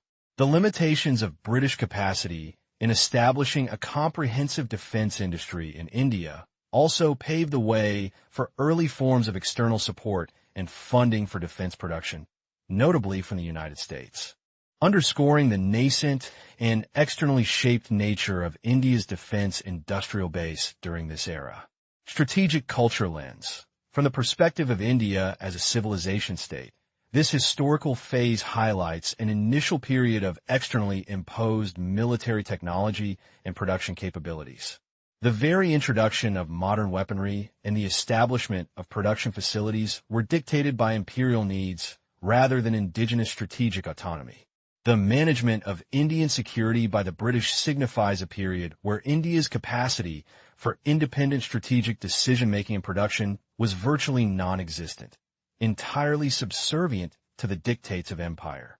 The U.S. involvement during World War II, while driven by wartime compulsions, represents an early instance of external strategic partnerships indirectly influencing India's industrial base, a precursor to the more deliberate strategic engagements of the post-independence era. This period underscores a foundational weakness, a lack of ingrained strategic foresight in industrial development, a deficit that would become a driving force for future policy. Post-independence defense production and the drive for self-reliance, the quest for autonomy. Upon achieving independence in 1947, India inherited a defense industry that was characterized by limited capacities. The inherited infrastructure was inadequate in terms of design expertise, component manufacturing, and the availability of a skilled force capable of advanced defense production. The vision for a self-reliant defense sector began to crystallize in the mid-1950s, with the tenure of V.K. Krishna Menon as defense minister, 1956 to 1962, marking a pivotal turning point. Menon championed a doctrine of self-reliance in defense production, advocating for centralization and a rationalization of decision-making processes within the nascent defense establishment. His efforts were directed towards upgrading existing machinery and developing domestic substitutes for imported components, laying the groundwork for a more indigenous approach. The retention of the defense sector as a state monopoly, a policy rooted in the Industrial Policy Resolution of 1948 and reflecting the prevailing socialist planning ethos of the time, was intended to build national capacity. However, as history would reveal, this rigid state control proved to be a significant impediment to long-term growth and innovation. A significant inflection point occurred following the Sino-Indian War of 1962. The stark realization of India's military vulnerabilities spurred the development of a comprehensive defense plan aimed at strengthening the production base and streamlining procurement processes. This led to the establishment of new defense public sector undertakings, PSUs, and the expansion of existing ones, signifying a concerted, albeit state-driven, effort to bolster national defense capabilities. Strategic culture lens, this post-independence phase, is a powerful manifestation of India's aspiration for strategic autonomy, a core tenet of its post-colonial identity. The fervent emphasis on self-reliance, Atmanirbharta, in defense production directly reflects a civilizational ethos that seeks to shed external dependencies and assert national sovereignty. The initial adherence to state control, while ideologically rooted in socialist planning, can be interpreted as a pragmatic, albeit ultimately flawed, attempt to build national capacity by consolidating resources and expertise under state direction. This approach reveals a tension between deeply held ideological commitments and the practical demands of strategic necessity, highlighting the challenges of translating a philosophical ideal into tangible defense production capabilities. The drive for self-reliance, in this context, is not merely a policy choice, but a cultural imperative, a desire to stand tall and self-assured on the global stage. Institutional framework for defense production and policy evolution. Navigating pragmatism. The institutional architecture for achieving defense production self-reliance in India has primarily revolved around two key agencies, the Department of Defense Production and the Defense Research and Development Organization, DRDO. The DRDO was entrusted with the ambitious goal of making India independent of foreign technologies in critical defense areas, while the Department of Defense Production was tasked with implementing this visio, and through its network of defense PSUs and ordnance factories. The Defense Production Policy of January 2001 formally reiterated the vision of self-sufficiency, a declaration made at a time when India still relied on imports for approximately 70% of its armed forces requirements. Initially, the defense manufacturing sector was exclusively reserved for the public sector. This exclusivity was deeply influenced by the prevailing political discourse and a significant bureaucratic suspicion of the private sector, a legacy of socialist economic thinking. However, the limitations of this closed model became increasingly apparent. A significant policy shift occurred in May 2001 when the central government opened up the defense sector to private sector participation. This liberalization, however, came with a clear preference for indigenous design and development, with procurement from foreign sources relegated to a fallback option. The overarching policy objective was to achieve domestic development of critical defense equipment within a 10-year time frame, with imports permitted only for subsystems that were economically unviable or practically impossible to develop domestically. Furthermore, the policy recognized the imperative of fostering collaboration with academia and other research and development institutions to create a synergistic ecosystem for innovation. Strategic culture lens. The establishment of the DRDO and the Department of Defense Production signifies a deliberate and conscious effort to build indigenous capabilities, aligning with the civilizational imperative of self-mastery and the desire to control one's own destiny. The evolution of defense production policy, from a strictly state control model to one that embraces private sector participation, reflects a pragmatic adaptation to changing global and domestic realities. This shift acknowledges that achieving true self-reliance might necessitate leveraging all national resources, including the dynamism and innovation potential of the private sector. The continued reliance on imports, even after policy liberalization, underscores the persistent challenge of translating strategic intent into tangible defense production capacity, a testament to the deep-rooted structural impediments and the long gestation periods inherent in complex technological development. This policy evolution highlights a dynamic interplay between an enduring aspirational goal and the practical realities of industrial development, showcasing a strategic culture that is capable of learning and adapting. Challenges and reforms in defense production, bridging the capability gap. Despite decades of policy pronouncements and institutional efforts, the modernization of India's armed forces has often been hampered by persistent challenges. Financial constraints, characterized by budgetary limitations and inefficient allocation, have played a significant role. Bureaucratic delays, a perennial issue in India's administrative machinery, have often stalled crucial procurement and development processes. Furthermore, internal organizational shortcomings within the DRDO and the ordnance factories have impacted their ability to consistently deliver the necessary services and products to meet the evolving needs of the military. Recognizing these systemic issues, a committee of experts, under the chairmanship of Lieutenant Gen.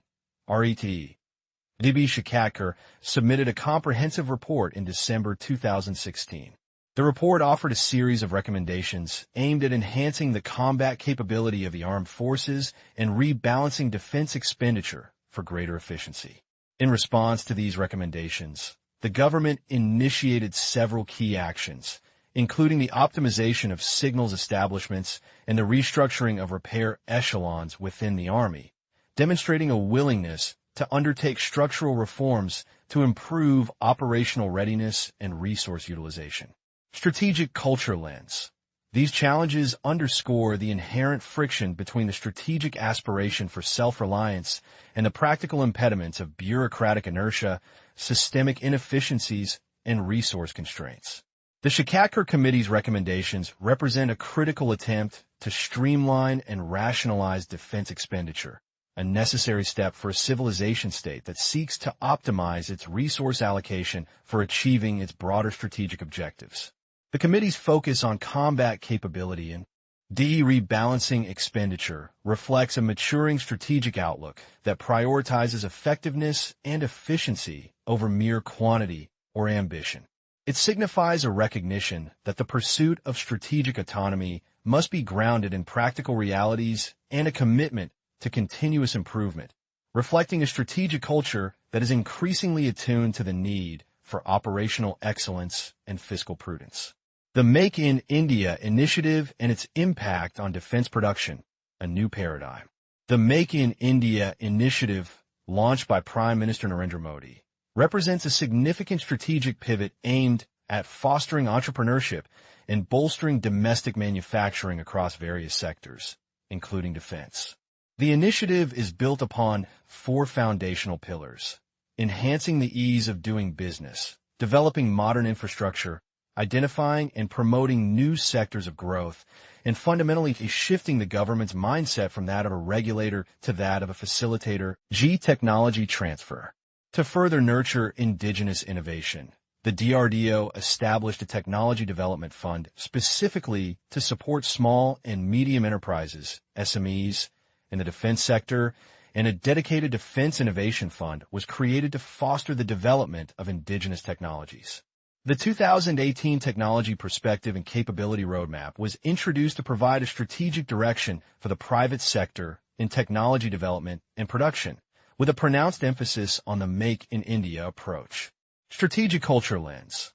The Make in India initiative signifies a profound strategic reorientation, aiming to leverage economic liberalization and global integration to enhance indigenous defense capabilities.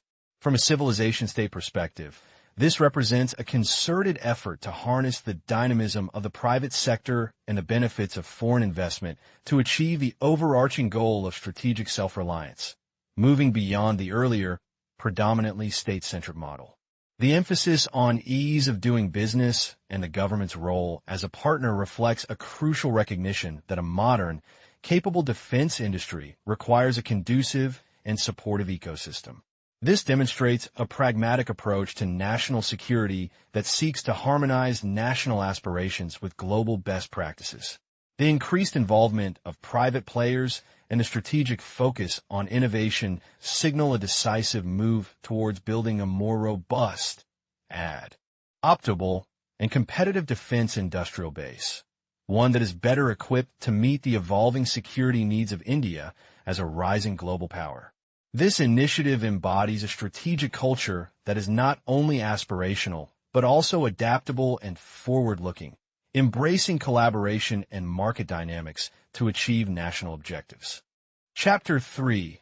Navigating the Post-Cold War Geopolitical Currents. India's Strategic Reorientation. The collapse of the Soviet Union in 1991 marked a watershed moment in global affairs, ushering in an era of profound geopolitical, economic, and technological transformation. For India, this seismic shift necessitated a fundamental reevaluation of its strategic posture and national security calculus. The ensuing period witnessed a dynamic recalibration of India's foreign and security policies, driven by both external compulsions and internal imperatives. This chapter delves into the multifaceted evolution of India's strategic thinking in the post-Cold War landscape, examining the key events that shaped its trajectory, its pursuit of strategic autonomy, and the restructuring of its national security apparatus. The dawn of a new era, global shifts, and broadening security paradigms. The immediate aftermath of the Soviet Union's dissolution witnessed the ascendance of a unipolar world order, characterized by the unabated rise of globalization. This economic phenomenon was inextricably linked to a rapid technological revolution, which not only shrunk distances, but also democratized access to information and amplified the interconnectedness of nations. The ensuing emergence of a global economy, characterized by increased financial flows and the liberalization of trade, presented both opportunities and challenges for developing nations.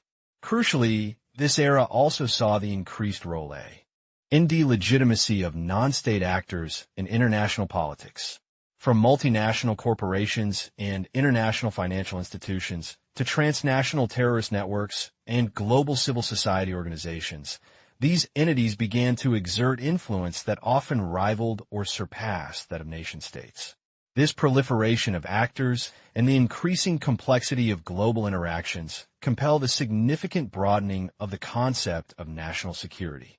No longer solely confined to military threats and territorial integrity, national security was increasingly understood to encompass political, economic, and socio-cultural dimensions. Economic vulnerabilities, technological dependencies, and the impact of global information flows on societal cohesion became integral components of a nation's security assessment. Transformative events. Pillars of India's strategic reshaping. Within this evolving global milieu, four pivotal events profoundly reshaped India's strategic perspective and its approach to national security. 1991 Economic Liberalization. This watershed moment marked a decisive break from India's inward-looking, statist economic policies. The liberalization reforms, driven by an acute balance of payments crisis, unleashed market forces, encouraged foreign investment, and integrated India more deeply into the global economy. This economic transformation provided India with greater financial flexibility, enhanced its economic leverage, and fundamentally altered its national power potential, influencing its strategic choices.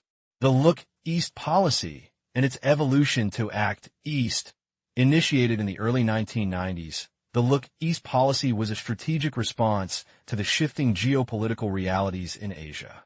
It signified a deliberate pivot away from traditional South Asian preoccupations towards the burgeoning economies and strategic importance of Southeast and East Asia. This policy aimed to foster robust economic, trade, and political ties, recognizing the region's growing dynamism and India's shared interests. In 2014, this policy evolved into the Act East policy, reflecting a more proactive and comprehensive engagement that encompassed political, strategic, and cultural dimensions, with ASEAN remaining its foundational pillar. The 1998 nuclear tests and declaration as a nuclear power. The Pokhran II nuclear tests in May 1998 were a bold declaration of India's independent nuclear capability. These tests, conducted in defiance of the existing, restrictive global nuclear non-proliferation regime, signaled India's determination to secure its strategic autonomy and ensure its security in a nuclearized world. This move officially declared India a nuclear weapon state, albeit one not formally recognized by the Nuclear Non-Proliferation Treaty, NPT. The evolution of Indo-U.S. relations. The post-Cold War era witnessed a remarkable transformation in Indo-U.S. relations, moving from a period of estrangement and occasional friction to a burgeoning strategic partnership.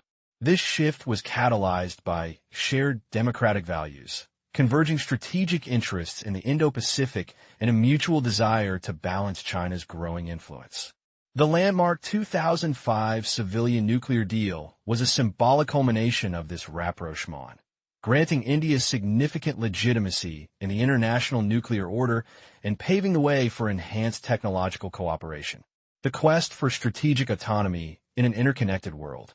These transformative events propelled India onto a path of greater strategic autonomy, defined not as isolation, but as the freedom to pursue its national interests and make independent decisions in a complex global environment. This pursuit manifested in several key ways. Active foreign and security policies. India began to engage more assertively in global and regional affairs, actively participating in various multilateral forums and forging new partnerships. This included selective engagement in groupings that enhanced its security and economic interests, such as the Quadrilateral Security Dialogue, and its deepening ties with countries across the Indo-Pacific. Integration with the global economy and regional cooperation. Both the Manmohan Singh and Narendra Modi governments prioritized integration with the world economy, recognizing that economic strength is a critical determinant of national power. This involved promoting regional economic cooperation, advocating for a more open global trading system, including a significant role in forums like the World Trade Organization, WTO, and positioning India as a reliable partner in global economic governance. Economic transformation, from aid recipient to aid giver. India's sustained economic growth, spurred by liberalization, transformed its international economic standing. It transitioned from being primarily an aid recipient to an aid giver, contributing to development projects in other nations, particularly in its neighborhood and Africa. This economic resurgence also empowered India to play a more significant role in global economic negotiations, advocating for the interests of developing countries. Global human resource provider. India's burgeoning knowledge economy and skilled workforce have positioned it as a significant global human resource provider, particularly in sectors like information technology and healthcare. This has not only contributed to India's economic growth, but also enhanced its soft power and global influence. The Look East /Act East policy, a strategic pivot eastward. The Look East policy, conceived in the early 1990s, was a direct response to the perceived economic dynamism and strategic importance of Southeast and East Asia. Driven by the newfound confidence stemming from economic reforms, India sought to invigorate its engagement with this rapidly developing region. The policy's initial focus was primarily on economics and trade with Southeast and East Asia, recognizing the immense potential for mutually beneficial partnerships. This engagement deepened significantly with the Association of Southeast Asian Nations, ASEAN. India progressively upgraded its relationship with ASEAN, moving from sectoral dialogue to a full dialogue partnership, and eventually becoming a member of the ASEAN Regional Forum, ARF, a key security dialogue mechanism. The evolution of this policy into the Act East policy in 2014 underscored a shift towards a more comprehensive and proactive engagement. This broadened approach encompassed not only economic ties, but also political, strategic, and cultural dimensions, solidifying ASEAN as the bedrock of India's eastward orientation. India's nuclear stance, defiance, and legitimacy. India's nuclear journey has been marked by a persistent defiance of the established global nuclear order. The 1974 and 1998 nuclear tests were not merely demonstrations of technological prowess, but also acts of deliberate dissent against the stringent, and in India's view, discriminatory, global nuclear non-proliferation regime, embodied by the NPT, the Nuclear Suppliers Group, NSG, and the Missile Technology Control Regime, MTCR. The 1998 tests, in particular, were a definitive declaration of independent nuclear capability, signaling India's resolve to pursue its security imperatives irrespective of international pressures. The subsequent Indo-US Civilian Nuclear Cooperation Agreement, 2008, represented a significant diplomatic triumph for India, symbolizing its success in gaining a degree of legitimacy as a nuclear power. This agreement, while controversial for its implications for the non-proliferation regime, acknowledged India's nuclear status and paved the way for enhanced technological cooperation, effectively breaking through the international nuclear and technology control regime. Shifting alliances, the reconfiguration of Indo-Soviet/Russian and Indo-US relations. The disintegration of the Soviet Union presented India with a strategic dilemma. Its traditional pro-Soviet stance, a cornerstone of its foreign policy during the Cold War, needed recalibration. Mikhail Gorbachev's new thinking in Soviet foreign policy had already begun to delink Soviet international relations from rigid ideological considerations, impacting the foundational Indo-Soviet Treaty of 1971. In response to these shifts, India initiated dialogues with its immediate neighbors, including China and Pakistan, and also intensified its engagement with the United States. The intensification of the Indo-US security dialogue in the post-Cold War era marked a significant departure from historical patterns. This dialogue progressively moved towards a deeper strategic cooperation, culminating in initiatives like the National Security Strategy Paper, NSSP, and the aforementioned Civilian Nuclear Deal. This period witnessed a move from a pragmatic, albeit cautious, engagement to a more robust strategic partnership, driven by shared geopolitical interests, restructuring India's national security system towards coherence and synergy. The evolving security landscape necessitated a comprehensive overhaul of India's national security apparatus to enhance coordination, synergy, and effectiveness. Key institutional reforms were undertaken. Establishment and evolution of a National Security Council, NSC, and National Security Advisor, NSA, recognizing the need for a more integrated approach to national security. The National Security Council, NSC, was first conceived by the VP Singh government and later revived and strengthened by the Atal Bihari Vajpayee government. The appointment of a National Security Advisor, NSA, provided a dedicated principal advisor to the Prime Minister on security matters, bridging the gap between political leadership and the security establishment. Key reform recommendations. Several key reform recommendations emerged from critical assessments of past performance, notably from the Kargil Committee and the Subramaniam Committee. These recommendations focused on enhancing inter-service coordination and synergy. Creation of Integrated Defense Staff, IDS, Andaman and Nicobar Command, ANC, and Strategic Forces Command, SFC. In line with these recommendations, significant structural changes were implemented. The Integrated Defense Staff, IDES, was established to foster jointmanship among the three services. The Andaman and Nicobar Command, ANC, was created as India's first tri-service command, strategically positioned to oversee the Bay of Bengal and the Strait of Malacca. The Strategic Forces Command, SFC, was formed to manage and operate India's nuclear arsenal, ensuring a unified command and control structure. The Chief of Defense Staff, CDS, for jointmanship. The most significant structural reform in recent times was the creation of the Chief of Defense Staff, CDS, in 2020.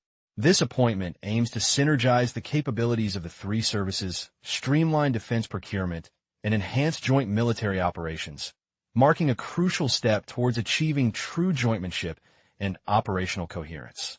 However, the path of defense reforms has also been marked by ongoing debates concerning civil-military relations and a persistent bureaucratic dominance in defense decision-making. Addressing these structural challenges remains crucial for fully realizing the envisioned improvements in India's national security architecture. Geopolitical focus. South Asia as the core, with expanding horizons. While India's geopolitical interests have undeniably expanded to encompass regions like West Asia and Southeast Asia, South Asia remains its core geopolitical concern. The stability and prosperity of its immediate neighborhood are intrinsically linked to India's own security and development. India's approach has been to foster growth and stability in its neighborhood through increased trade and investment, recognizing that economic interdependence can be a power tool for regional peace. However, the region continues to present significant challenges. The India-Pakistan relationship, fraught with historical animosities and unresolved issues, remains a persistent source of tension. The impact of extra-regional powers, particularly the United States and China, in South Asia, significantly influences the regional security dynamics and India's strategic calculations. Furthermore, internal political instability and socioeconomic challenges within various South Asian countries can have spillover effects, impacting India's security. India faces both traditional and non-traditional threats in South Asia. These include conventional military threats, border disputes with its neighbors, particularly China and Pakistan, and the pervasive challenge of terrorism. The latter, often state-sponsored or abetted, poses a significant threat to regional stability and India's internal security. India's active role in Afghanistan's reconstruction and its strategic partnership with the Afghan government, prior to the Taliban's return to power, exemplified its proactive engagement in the broader South Asian strategic space. The shadow of China, border issues, and strategic competition. India's concerns regarding China are multifaceted and deeply rooted. These include China's escalating defense expenditure, its rapid military modernization, and its assertive activities along the northern frontiers. Beijing's consistent stance on issues like Kashmir and Territorial claims over Arunachal Pradesh continue to be significant points of contention. Furthermore, China's perceived string of pearls strategy, the development of naval bases and alliances in the Indian Ocean region, is viewed by India as an attempt to encircle it and constrain its strategic space. Indo-Russian defense cooperation, a resilient partnership amidst vulnerabilities. The collapse of the Soviet Union initially created significant challenges for India's defense procurement, leading to shortages of critical spares and increased costs. However, under President Vladimir Putin, Russia reaffirmed its commitment to the strategic partnership with India, leading to sustained and significant defense cooperation. This cooperation has encompassed the acquisition of major Russian weapon systems and joint development of advanced technologies, most notably the highly successful BrahMos supersonic cruise missile.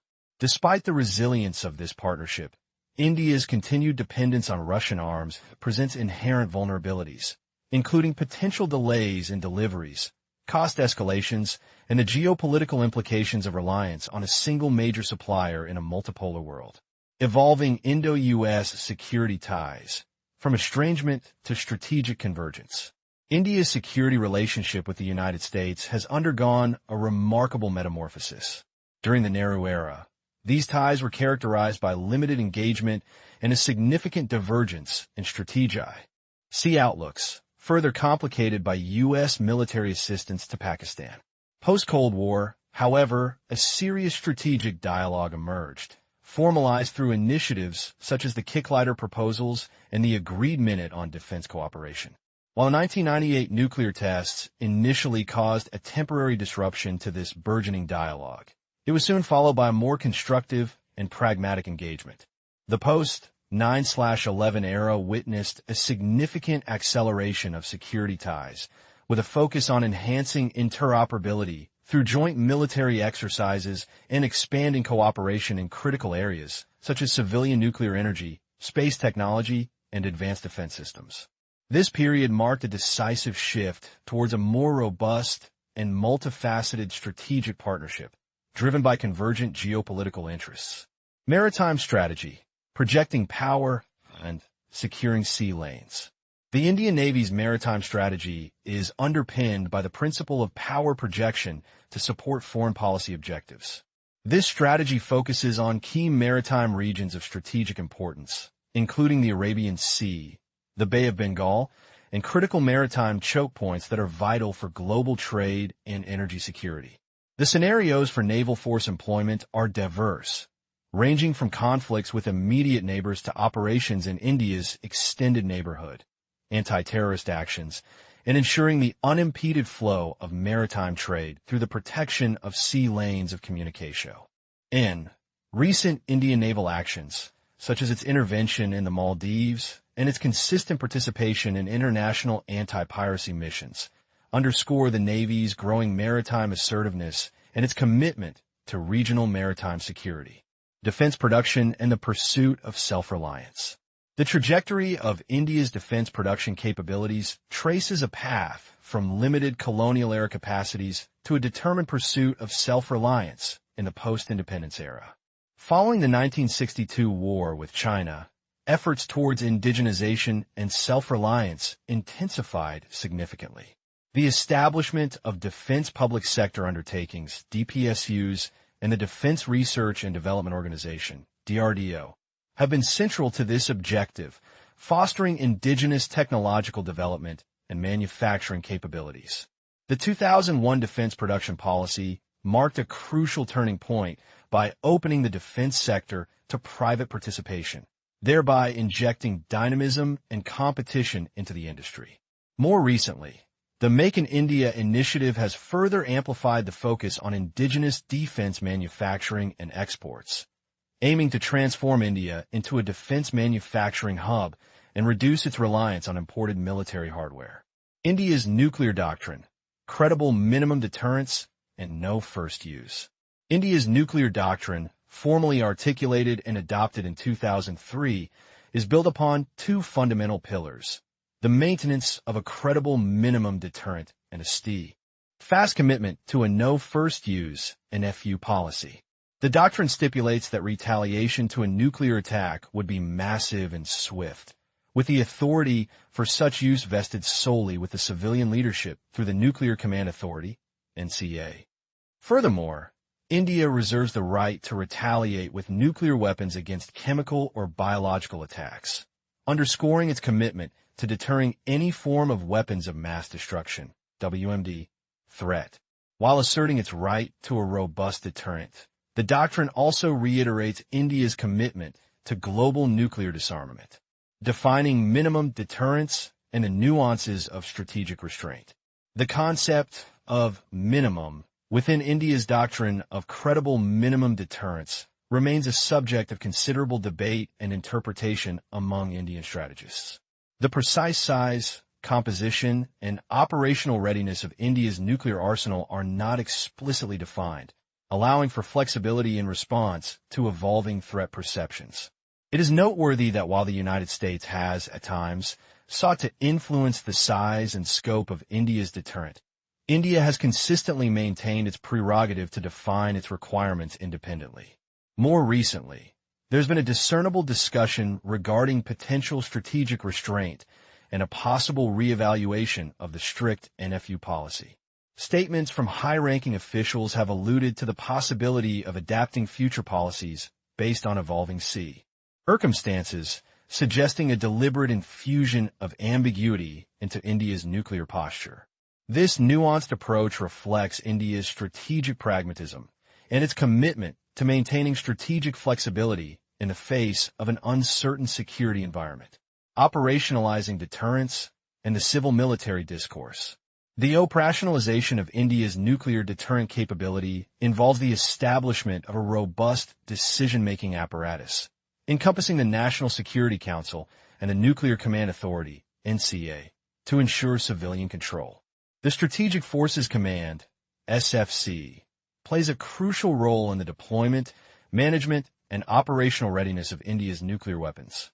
Despite the operational preparedness of the military, the text notes a relative lack of robust public debate on the nuances of nuclear weapons use in India. This contrasts with the military's detailed planning and preparedness. India's nuclear policy, in this context, is seen as shedding its historical stance of self-abnegation and actively finding its strategic bearings in the global nuclear order, asserting its legitimate place and responsibilities. Nuclear rationales, security and disarmament as dual pillars. India's nuclear policy is shaped by two interlocking rationales, security and disarmament. The security rationale is primarily driven by the imperative of deterrence against potential adversaries, particularly China, and to ensure its strategic autonomy in a nuclearized world. Currently, the disarmament rationale reflects India's enduring commitment to global nuclear disarmament and its adherence to non-proliferation norms. The text suggests that India's nuclear preparedness is more focused on achieving a credible deterrent capability against China than on developing a capacity for offensive nuclear threat projection. This dual approach allows India to secure its national interests while simultaneously advocating for a more secure and disarmed world, positioning its nuclear capability as a tool for dialogue and legitimate space in the global order. The 1998 nuclear tests, descent capability, and global standing. The 1998 nuclear tests are best understood as a multifaceted assertion by India. They represented a clear dissent against the perceived hegemonic control of nuclear weapon states over global security architecture and an unequivocal assertion of India's ability to make independent decisions regarding its national security. The tests also served as a powerful demonstration of India's technological capabilities, developed and honed over decades despite international restrictions and sanctions. The nuclear weapons, in essence, embody India's technological prowess and its growing political stature, serving as a potent demand for legitimate space and recognition in the global decision-making apparatus. Chapter 3. Navigating the post-Soviet landscape.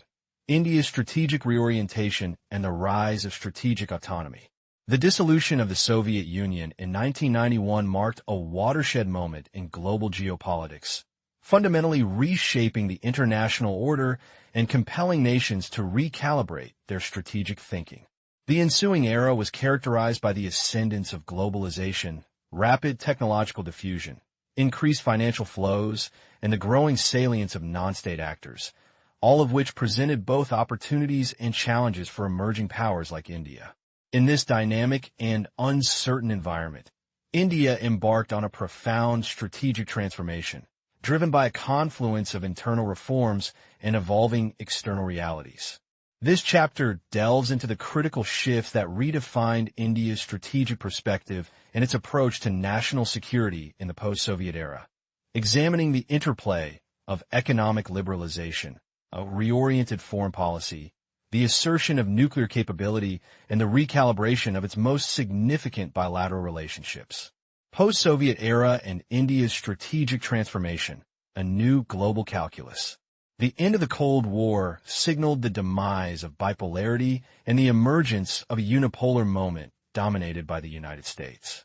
This shift necessitated a fundamental reassessment of India's foreign policy and security paradigms, which have been largely shaped by its alignment with the Soviet Union and its commitment to end. On alignment, the ensuing decades witnessed a globalized economy, a veritable explosion of technological advancements, and the increasing interconnectedness of financial markets. Concurrently, the rise of non-state actors, particularly in the realm of terrorism and transnational crime, presented new and complex security challenges that transcended traditional state-centric notions of defense. India's strategic response to this transformed landscape was multifaceted and proactive, marked by four pivotal developments. Economic liberalization in 1991. Recognizing the limitations of its inward-looking economic policies, India initiated a series of sweeping economic reforms. This liberalization unleashed market forces, encouraged foreign investment, and integrated India more deeply into the global economy. The economic resurgence that followed not only bolstered India's material capabilities, but also provided the foundation for a more assertive foreign policy and enhanced national security. The Look East /Act East policy shift. As the global economic and strategic focus increasingly shifted towards the Indo-Pacific, India proactively reoriented its foreign policy.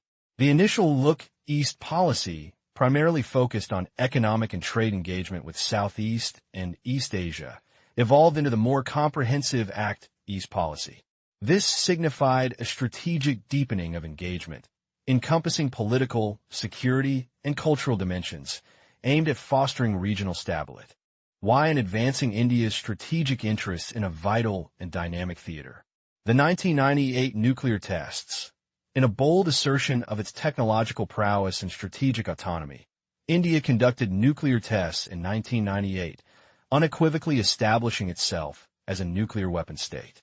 This move, while drawing international condemnation and sanctions, was a decisive step in asserting India's strategic independence and its right to a credible deterrent. It fundamentally altered the strategic calculus in South Asia and compelled the international community to acknowledge India's nuclear capabilities. The evolving Indo-US relationship. The post-Soviet era witnessed a dramatic transformation in the relationship between India and the United States. From a period of estrangement during the Cold War, the two nations gradually moved towards a strategic partnership, particularly in the aftermath of 9/11. This evolving relationship, driven by shared democratic values and converging strategic interests, became a key pillar of India's foreign policy, offering new avenues for cooperation in defense, technology, and global security. These transformative events collectively underscored India's pursuit of strategic autonomy. This concept, rather than signifying isolation, represented a pragmatic approach to navigating the complex international environment by forging selective alliances and partnerships based on national interests, while maintaining the freedom to make independent strategic choices. The very definition of national security broadened during this period, encompassing not just military defense, but also the economic, technological, and socio-cultural dimensions that underpinned India's resilience and influence in the global arena. Economic reforms and global integration, the engine of resurgence. The economic liberalization initiated in 1991 was not merely an economic policy. It was a strategic imperative that fundamentally altered India's standing in the world. The sustained high growth rates that followed transformed India from a major recipient of foreign aid into a significant aid-giving nation. This economic resurgence imbued India with a newfound confidence and resilience, enabling it to weather global economic downturns with greater fortitude. India's economic dynamism positioned it as an attractive strategic partner for a diverse range of nations, from Western democracies to the Association of Southeast Asian Nations, ASEAN. The increasing use of economic diplomacy as a tool of foreign policy became a hallmark of this era. India actively participated in global economic forums, such as the World Trade Organization, WTO, where it effectively championed the interests of developing nations, showcasing its growing ability to shape global economic governance. This economic engagement was not merely about trade. It was about leveraging economic power to advance political and strategic objectives, fostering interdependence, and building a network of mutual, ally-beneficial relationships. Evolution of Look East to Act East policy, deepening engagement with Asia. The Look East policy, initially conceived in the early 1990s, was a strategic pivot aimed at strengthening economic and trade ties with Southeast and East Asian nations. It recognized the growing economic dynamism of the region and India's need to integrate itself into its burgeoning supply chains and markets. This policy led to significant advancements, including India becoming a dialogue partner of ASEAN and joining the ASEAN Regional Forum, ARF, a key platform for security dialogue in the Asia-Pacific. The establishment of the Bay of Bengal Initiative for Multi-Sectoral Technical and Economic Cooperation, BIMSTEC, further underscored India's commitment to fostering regional economic development and cooperation in its immediate neighborhood. Over time, the Look East policy evolved into the more robust Act East policy. This evolution signified a strategic reorientation that moved beyond purely economic considerations to encompass political, strategic, and cultural dimensions. The Act East policy reflects a more proactive and assertive engagement with the region, recognizing the interconnectedness of economic prosperity, regional security, and India's own strategic interests. It represents India's commitment to playing a constructive role in shaping the regional architecture of the Indo-Pacific, fostering connectivity, and contributing to a stable and prosperous Asian order. India's nuclear tests and technology control regimes, asserting strategic independence.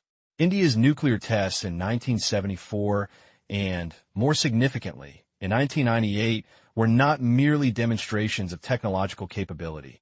They were acts of strategic defiance against a global nuclear non-proliferation regime that was perceived as discriminatory and exclusionary.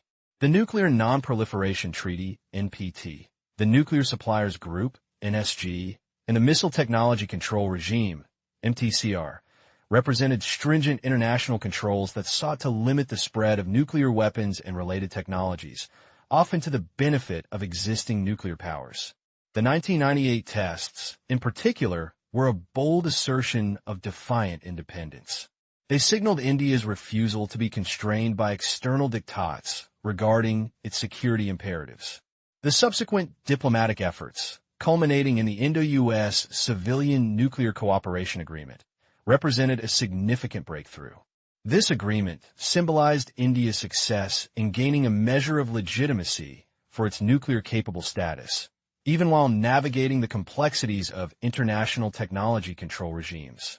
India's articulation of itself as a responsible nuclear weapon state, committed to global disarmament, was a strategic move to assuage international concerns while firmly asserting its right to a deterrent capability.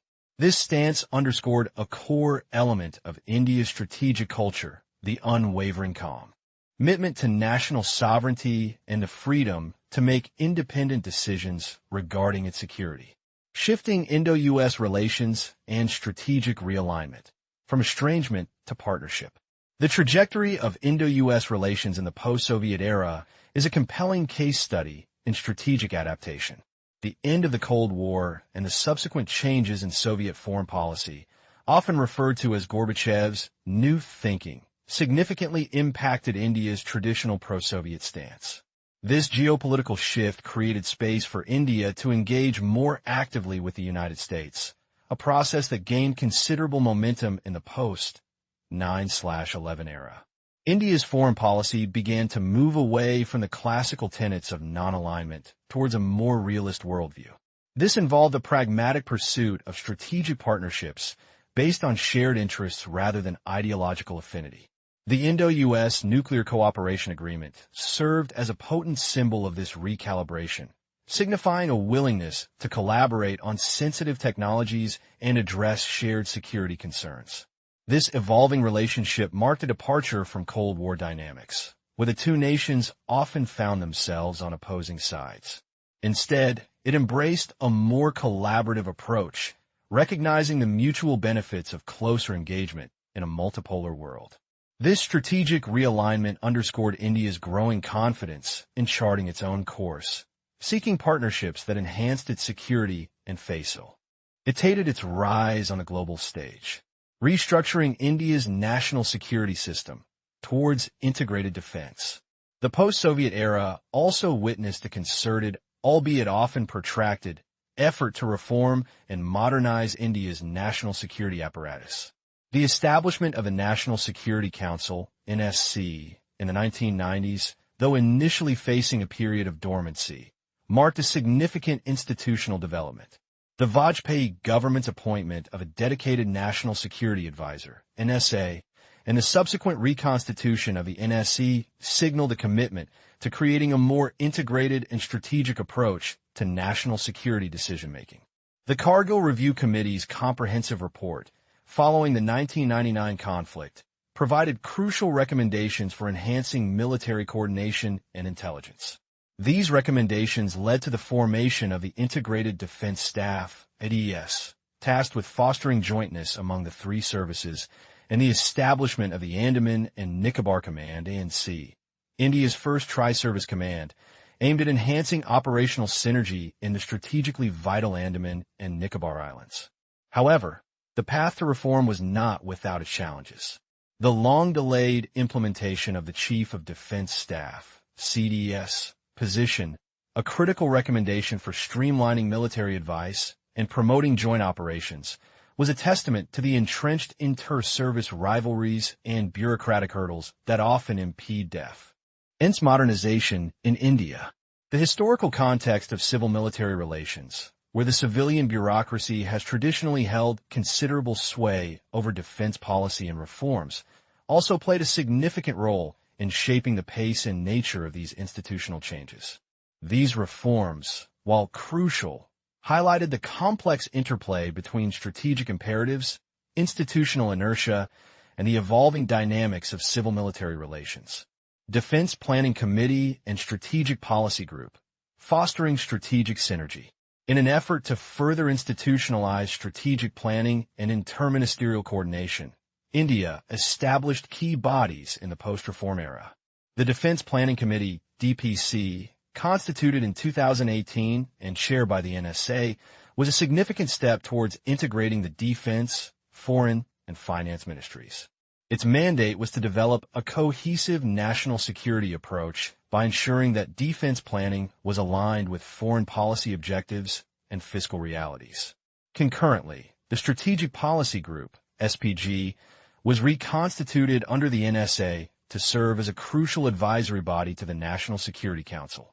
The SPG's broad membership, encompassing senior officials from various ministries and departments, underscored its role in facilitating interministerial coordination for long-term strategic reviews and policy formulation.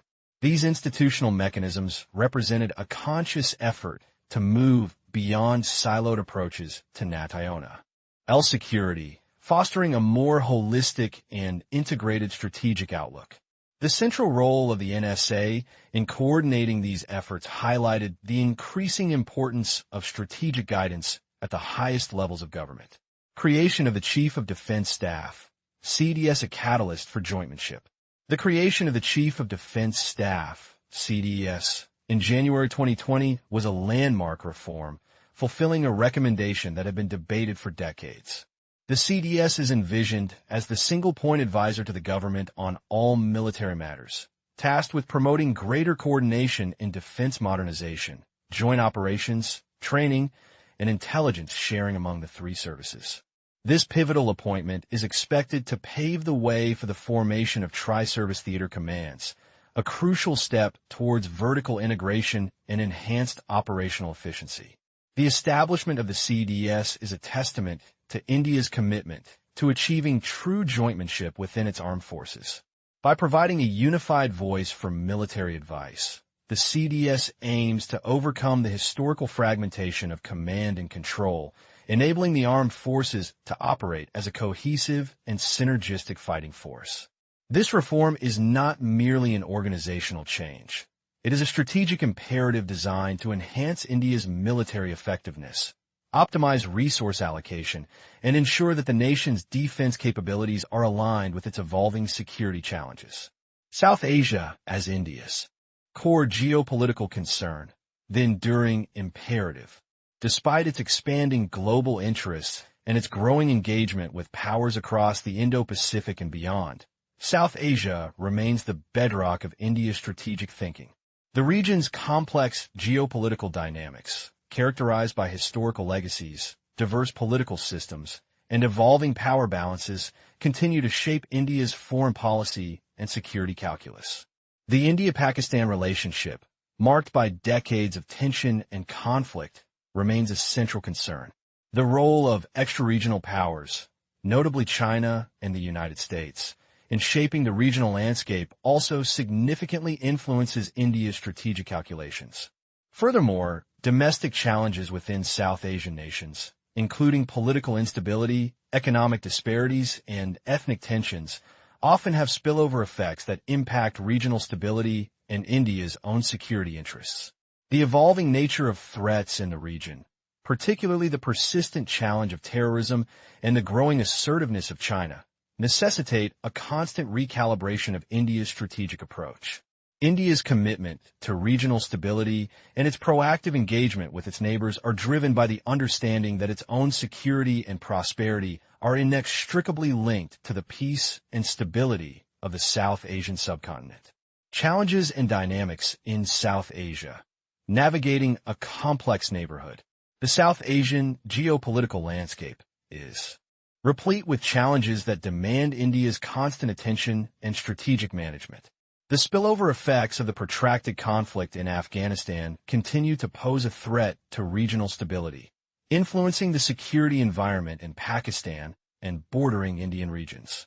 Border disputes with both China and Pakistan remain a persistent source of tension, requiring careful diplomatic management and robust defense preparedness.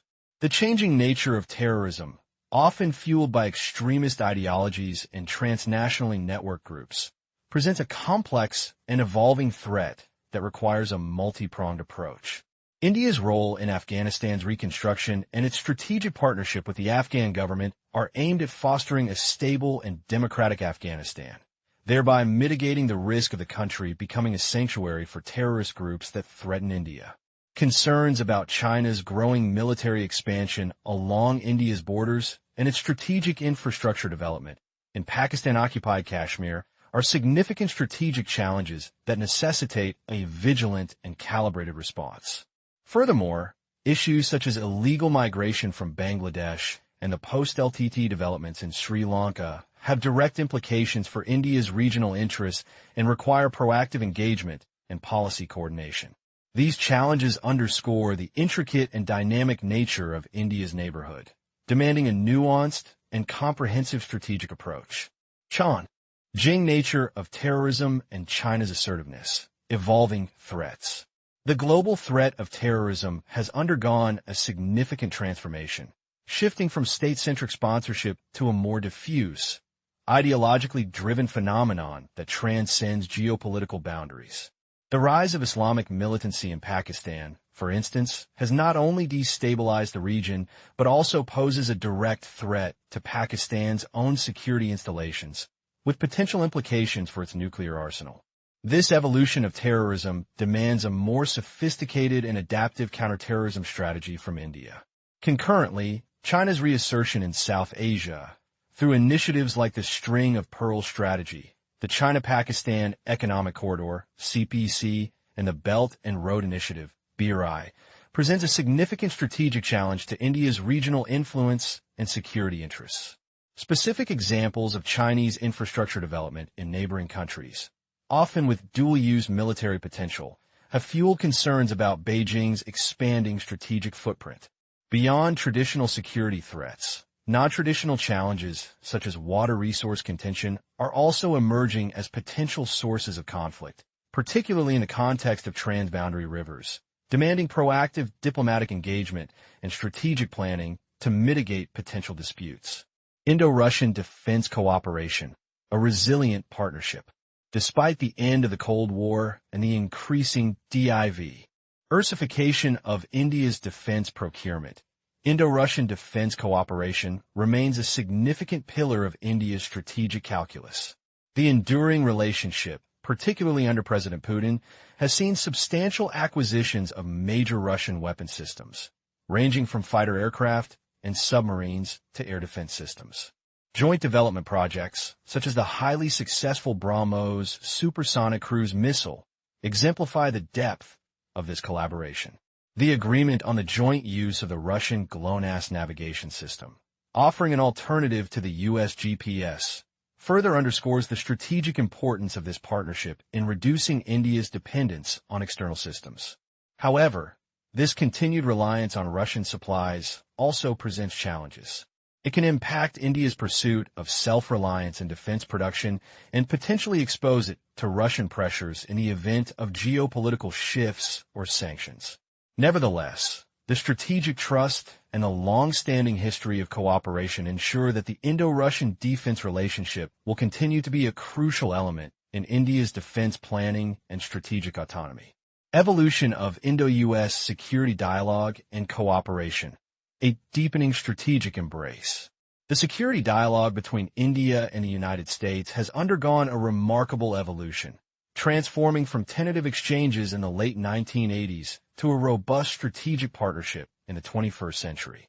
Early initiatives, such as the KICLIG, her proposals, and the 1995 Agreed Minute on Defense Cooperation, lay the groundwork for increased military-to-military interaction. India's 1998 nuclear tests and the subsequent dialogue with the U.S. marked a turning point, initiating a process of engagement on complex security issues. The post-9/11 era witnessed a significant acceleration of this trend. Increased bilateral interactions, a focus on interoperability between the two militaries, and a regular calendar of joint exercises became hallmarks of this deepening relationship. The Next Steps in Strategic Partnership, NSSB, initiative, launched in 2004, was particularly instrumental in expanding collaboration in critical technology sectors, including civilian nuclear energy, space, and high-technology trade. This initiative served as a crucial precursor to the more comprehensive strategic cooperation that would follow, signaling a shared vision for regional and global security and a growing convergence of strategic interests between the two democracies. Maritime strategy and naval operations, projecting power across the oceans. The Indian Navy's maritime strategy is intrinsically linked to India's foreign policy objectives, emphasizing power projection to support its diplomatic and strategic goals. The Navy's operational focus encompasses key areas of interest, including the Arabian Sea and the Bay of Bengal, as well as critical maritime choke points that are vital for global trade and energy security. Its strategic IC vision also extends to secondary areas of interest, such as the South China Sea, reflecting India's growing awareness of its role in the broader Indo-Pacific maritime domain. Likely scenarios for naval force employment are diverse, ranging from potential conflicts with neighboring states to counterterrorism operations, anti-piracy missions, and fulfilling obligations within strategic partnerships. Historical examples, such as the Indian Navy's swift intervention in the Maldives in 1988 to thwart a coup attempt and its sustained participation in international anti-piracy patrols in the Gulf of Aden, underscore the Navy's evolving operational capabilities and its commitment to maintaining maritime security and stability. This maritime consciousness reflects India's growing recognition of the ocean as a vital strategic space and its determination to secure its maritime interests. Defense production and self-reliance. The quest for indigenous capability. India's journey in defense production is a narrative of persistent effort towards achieving self-reliance. From the colonial era's reliance on British manufacturing, post-independence India embarked on a deliberate path of indigenization. The visionary push by then Defense Minister Krishna Menon in the early 1960s was instrumental in establishing defense public sector undertakings, DPSUs, and the Defense Research and Development Organization, DRDO. These institutions were conceived as the bedrock of India's indigenous DEF. NSE industrial base. A significant policy shift occurred in 2001 when the government opened the defense production sector to private sector participation, recognizing the need for greater innovation and efficiency. More recently, Prime Minister Modi's Make in India initiative has placed a renewed emphasis on boosting domestic manufacturing and promoting defense exports. While progress has been made, challenges such as financial constraints, technological gaps, and bureaucratic delays continue to test the pace of this transformation. Nevertheless, the strategic imperative of self-reliance remains a guiding principle, driving India's efforts to build a robust and independent defense industrial ecosystem. India's nuclear doctrine and deterrence. A calculated posture. India's nuclear doctrine, articulated as a credible minimum deterrent, is underpinned by the cornerstone principle of no first use, NFU. This doctrine signifies India's commitment to not initiating nuclear conflict, while reserving the right to retaliate with devastating force against a nuclear attack, or even a large-scale conventional or biochemical attack. The operationalization of this nuclear capability is managed through the Nuclear Command Authority, NCA, ensuring civilian control over the ultimate authority to employ nuclear weapons, and the Strategic Forces Command, SFC, responsible for the operational deployment and readiness of nuclear assets. The definition of minimum deterrence itself remains a subject of ongoing debate and strategic ambiguity. This ambiguity is, in part, a deliberate choice designed to deter potential adversaries by maintaining a degree of uncertainty about the precise size and composition of India's nuclear arsenal. Similarly, while the NFU policy is firmly stated, the precise conditions under which this pledge might be reassessed, particularly in response to existential threats, are not explicitly defined, allowing for strategic flexibility. India's commitment to global nuclear disarmament, while simultaneously asserting its right to a deterrent capability, reflects a complex balancing act aimed at promoting a world free of nuclear weapons while safeguarding its own national security in a challenging neighborhood. Implications of nuclear status for strategic thinking, a new dimension of deterrence. India's nuclear status has profoundly reshaped its strategic thinking, particularly in its relationships with its principal neighbors, Pakistan and China. While the efficacy of nuclear deterrence against Pakistan remains a subject of debate, given the complexities of the bilateral relationship and the potential for escalation, India's nuclear preparedness against China is primarily geared towards deterrence rather than immediate threat capability. The possession of nuclear weapons serves as a crucial check against any large-scale conventional aggression from China. The public discourse on nuclear weapon use in India, however, remains relative.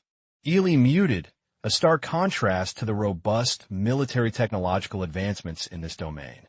This lack of extensive civil society engagement on nuclear strategy is a notable feature. Ultimately, India's nuclear weapons symbolize more than just its technological and political capabilities. They represent a demand for a legitimate space in global decision-making and a recognition of its status as a major power. This assertion of nuclear status is a critical element of India's strategic culture, reflecting its aspiration for a more equitable and influential role in international security affairs. Space science policy and programmatic development. Charting a course in the cosmos. India's approach to space science, initially lacking a coherent, overarching policy framework, began to take shape with the seminal 1958 Scientific Policy Resolution and the subsequent 1983 Technology Policy Statement. These policy documents provided the foundational principles that guided India's ambitious space program. The establishment of the Indian Space Research Organization, ISRO, in 1969 marked a pivotal moment, catalyzing the development of indigenous satellites, starting with Aryabhata and sophisticated launch vehicles.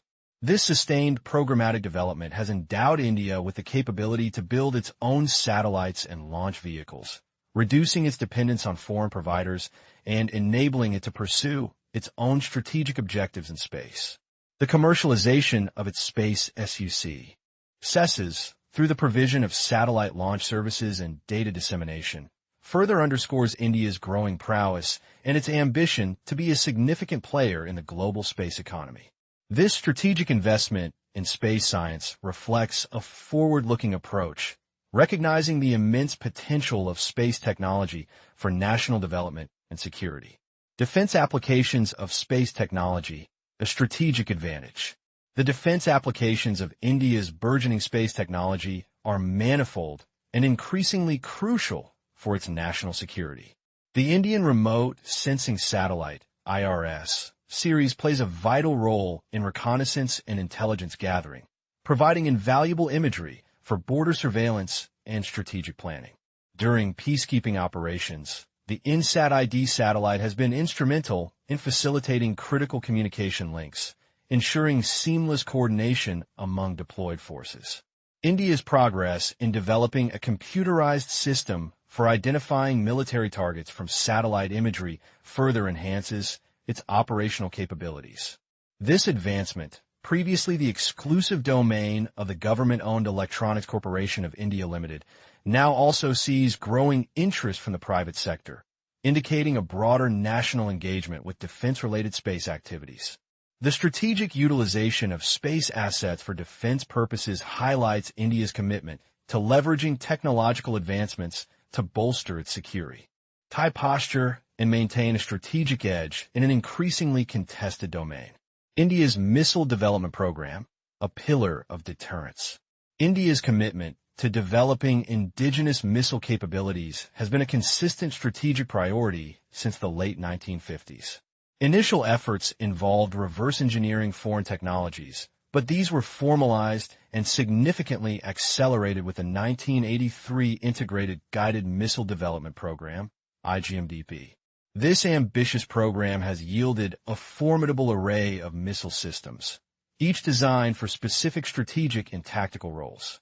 Key developments include the Prithvi series of short-range ballistic missiles, the Agni series of medium-range ballistic missiles that serve as crucial technology demonstrators and are central to India's nuclear deterrence posture against China, and the Akash and Trishul surface-to-air missiles designed for air defense. The Nag missile, a potent anti-tank guided missile, further enhances India's conventional warfare capabilities. The ongoing development and induction of various variants of these missiles, with increasing ranges and improved guidance systems, underscore India's strategic determination to possess a credible and technologically advanced missile arsenal, essential for its defense and deterrence objectives. Mission Shakti and anti-satellite capabilities, securing the space domain. India's successful Mission Shakti, an anti-satellite, ASAT, missile test conducted in March 2019 marked a significant milestone in its strategic and technological ascent. This demonstration of indigenous capability to intercept and destroy a satellite in orbit places India among a select group of nations possessing such advanced space warfare capabilities. The achievement is a testament to India's ability to overcome technological denial regimes and focus on addressing security challenges that extend beyond immediate terrestrial borders. Mission Shakti signifies India's strategic intent to secure its space assets, which are increasingly vital for its economic and security infrastructure. It also serves as a deterrent against potential threats in the space domain, signaling India's resolve to protect its interests in this emerging theater of conflict. This capability reinforces India's position as a responsible space power, committed to maintaining the peaceful use of outer space, while also possessing the means to defend its strategic interests. Chapter 1. The enduring resonance of history and culture in India's strategic thought. 1.1 The indelible imprint of history and geography on strategic culture. The study of national security and strategic policy, particularly in the context of a civilization state like India, cannot be divorced from the foundational influences of its past and its physical environment. As the eminent strategist Colin Gray rightly posited, culture provides the context for strategic behavior. It dictates what is possible, what is desirable, and how to act even in adversity. This assertion serves as a critical starting point for understanding India's unique approach to security. A nation's history, with its triumphs and tribulations, its periods of expansion and vulnerability, and its geographical realities, its landmass, coastlines, neighbors, and natural resources, collectively shape its strategic thinking.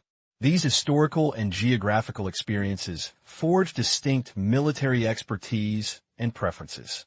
For instance, a nation with vast coastlines might develop a formidable naval tradition, while a landlocked state might hone its skills in land warfare or insurgency.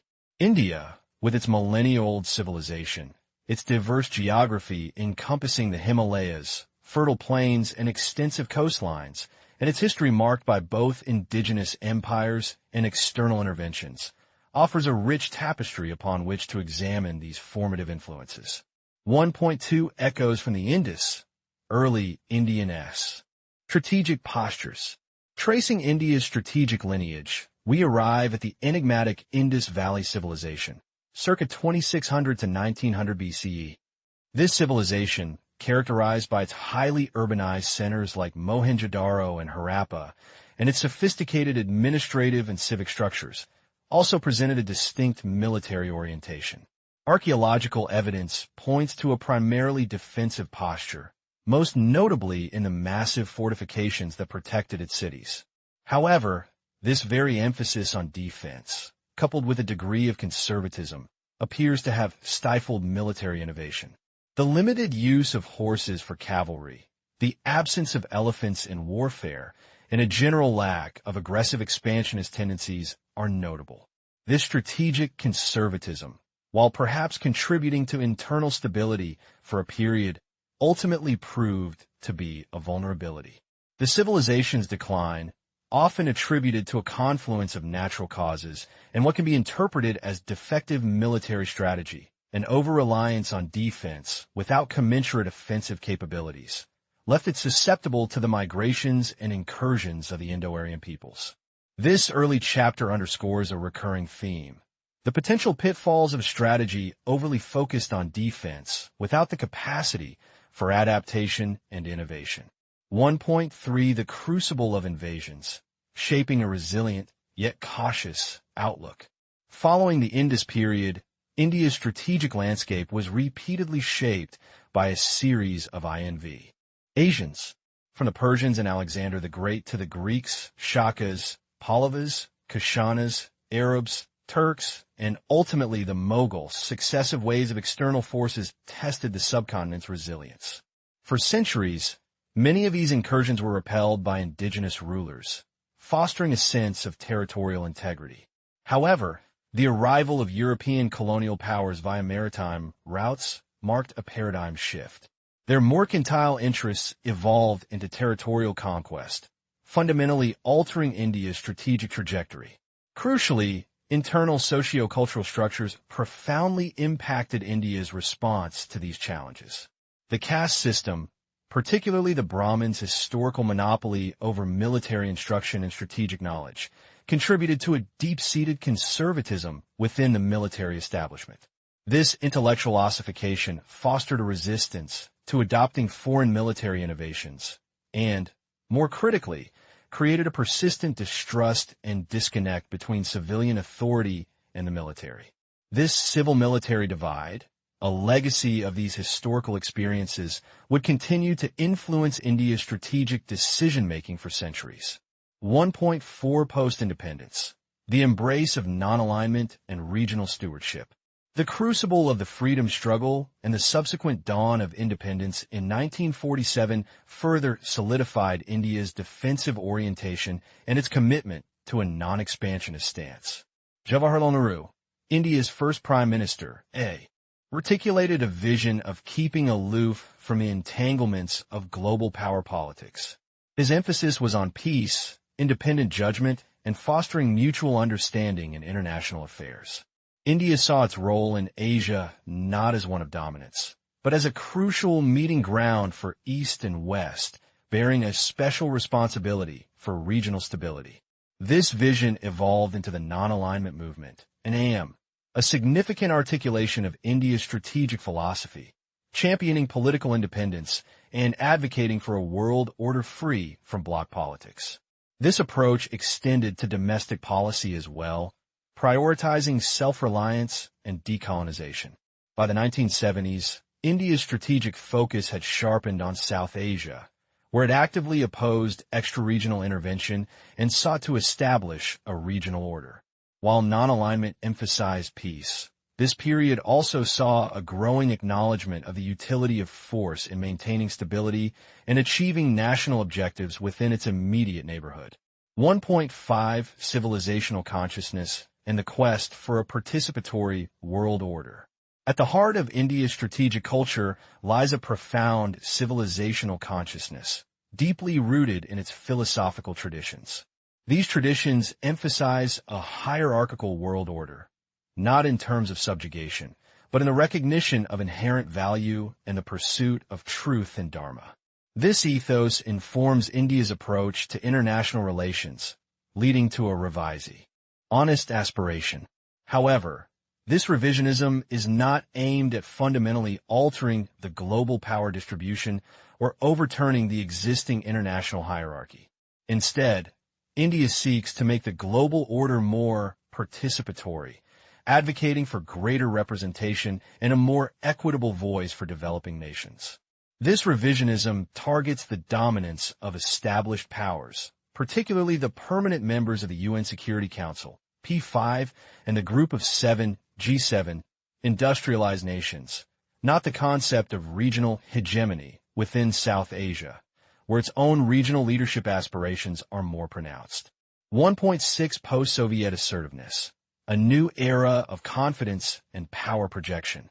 The dissolution of the Soviet Union in the early 1990s marked a significant inflection point in India's strategic trajectory. With increased economic stability and a growing sense of national confidence, India began to exhibit greater assertiveness on the global stage. This newfound assertiveness was evident in its firm stance on the Comprehensive Test Ban Treaty, CTBT, its bold nuclear tests in 1998, its decisive handling of the Kargil War, the landmark Indo-US nuclear deal, and its resolute responses to border incursions, such as Chumar and Doklam, and actions by Pakistan, including surgical strikes and the abrogation of Article 370 in Jammu and Kashmir. These actions signaled India's willingness to leverage its capabilities to secure its national interests and to demand more. A significant role in global decision-making processes. 1.7 Defining power projection in the Indian paradigm. The concept of power projection, as defined by the U.S. Department of Defense, refers to the ability to deploy and sustain forces at a distant location. In the Indian context, this definition is understood and applied with nuance. India differentiates between two primary forms of power projection. Soft power projection. This encompasses activities that demonstrate responsibility and capability without the direct use of military force. Examples include the protection of sea lanes of communication, conducting complex evacuations of its citizens from conflict zones, providing humanitarian assistance and disaster relief, HADR, and contributing significantly to UN peacekeeping operations. These actions enhance India's global standing and influence. Hard power projection. This refers to the more direct application of military capabilities. It includes symbolic deployments to demonstrate resolve, the establishment of deterrence against potential adversaries, compellence operations to alter an adversary's behavior, punitive strikes to punish aggression, and, in extreme cases, armed intervention to achieve specific strategic objectives. This dual approach reflects India's understanding that effective power projection requires a blend of coercive capabilities and the ability to influence through non-military means. 1.8 The evolving landscape of national security. B. I. State centricity. Historically, India's national security concerns were predominantly state-centric, focusing on territorial integrity and the defense of its borders against conventional military threats. However, in recent decades, this paradigm has undergone a significant evolution. India's national security calculus now encompasses a much broader spectrum of issues, including socio-economic development, global economic competitiveness, and emerging challenges such as environmental degradation, energy security, and the critical importance of food and water security. This shift aligns with contemporary global trends towards comprehensive and human security frameworks, recognizing that national security is inextricably linked to the well-being and prosperity of its citizens and the stability of its environment. 1.9 Defense through diplomacy and the strategic utility of soft power. During the Nehruvian era, India's strategic doctrine was heavily influenced by the principle of defense through diplomacy. India actively sought to act as a mediator in international conflicts, believing that its geographical position inherently made it less susceptible to large-scale conquest. Furthermore, India championed the cause of the Third World and wielded considerable soft power, the ability to influence others through attraction rather than coercion. This soft power was strategically employed to obviate or legitimize the use of its significant economic and military power, Partiku, largely within the South Asian region. Chapter 3. Navigating the Currents of Globalization. India's Strategic Reorientation. The dissolution of the Soviet Union and the subsequent emergence of a new world order ushered in an era profoundly shaped by globalization. This transformative force has fundamentally altered the determinants of power, shifting the emphasis from traditional military might to the ascendant influence of economics and technology. For India, a nation with a deeply ingrained strategic culture, this epochal shift has necessitated a complex process of reorientation, prompting a critical examination of its historical worldview and its place in an increasingly interconnected, yet often unequal, global landscape. This section delves into the multifaceted impact of globalization on India's strategic thinking and national security policy, exploring its theoretical underpinnings, its inherent opportunities and challenges, and the resultant evolution of India's strategic posture. The shifting sands of global power, theoretical lenses on globalization.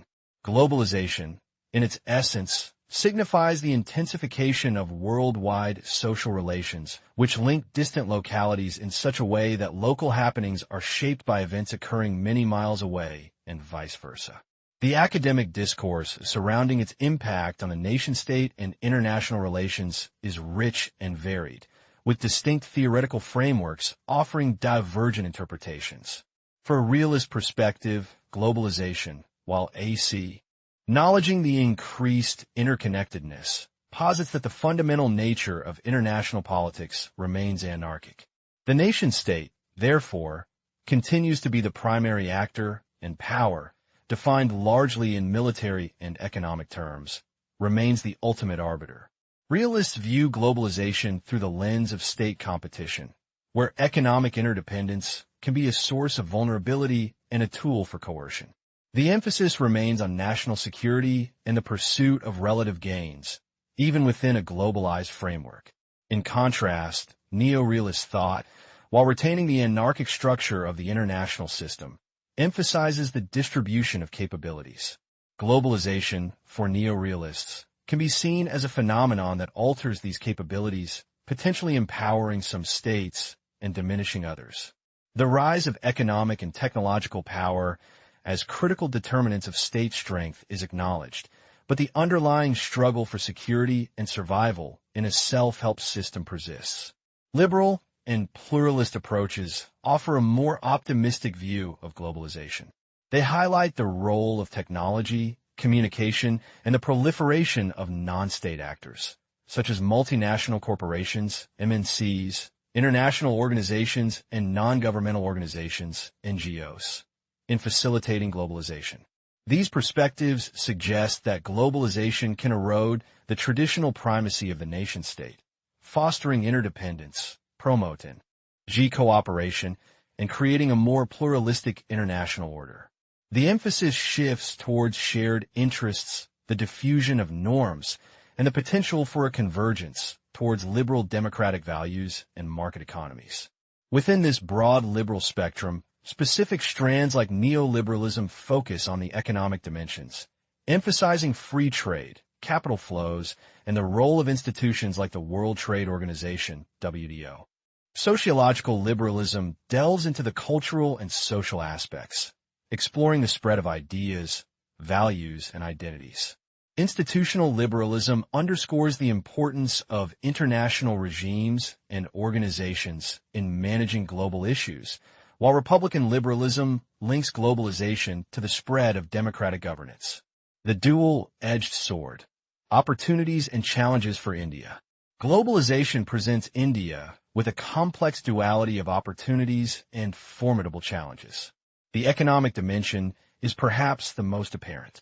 The post-Soviet world order, with its emphasis on market liberalization and free capital flow, offered India a chance to integrate into the global economy, access new markets, and attract foreign direct investment, FDI.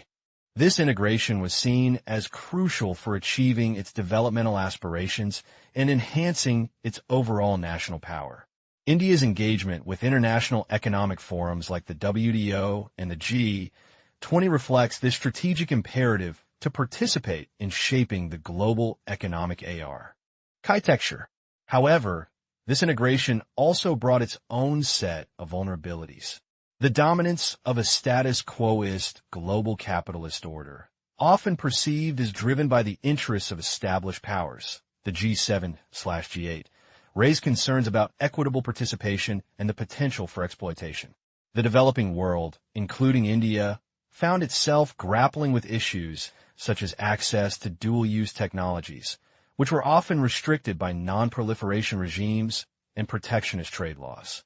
The unfettered flow of financial capital, while offering investment, also presented risks of economic volatility and dependence. Beyond the economic sphere, globalization's cultural implications are equally profound. The pervasive spread of Western values, consumerism, and media narratives has been met with a counter-trend of cultural resurgence in India. This has manifested as a reaffirmation of indigenous traditions, languages, and identities, a reaction against perceived westernization and the imposition of alien cultural models. This cultural dynamic is not merely an aesthetic preference, but a significant aspect of India's strategic culture, influencing its self-perception and its approach to international engagement. Furthermore, globalization has amplified the discourse on human rights.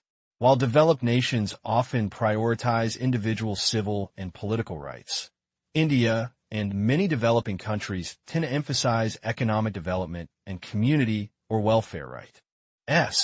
This divergence in perspective, rooted in differing historical experiences and developmental priorities, can create friction points in global governance and necessitate a careful balancing act in India's foreign policy. The concept of human rights, therefore, becomes a site of contestation, reflecting differing approaches to development, liberty, and the role of the state. India's strategic response, adapting a revisionist ethos. India's strategic thinking has historically been characterized by a revisionist ethos. Rooted in its experience as a colonized nation, this revisionism advocated for an independent understanding of world affairs and a more participatory global order, challenging the existing power structures and advocating for greater equity. This manifested in its staunch advocacy for a new international economic order and its persistent demand for greater representation in global political forums, such as a permanent seat on the UN Security Council. The advent of globalization has tested this revisionist stance. India's active participation in global economic forums suggests a pragmatic adaptation, a recognition that in the current order, isolation is not a viable option. However, the core of its revisionist outlook persists, albeit in evolving forms. The debate now centers on whether India's revisionism is increasingly becoming more rhetoric than policy.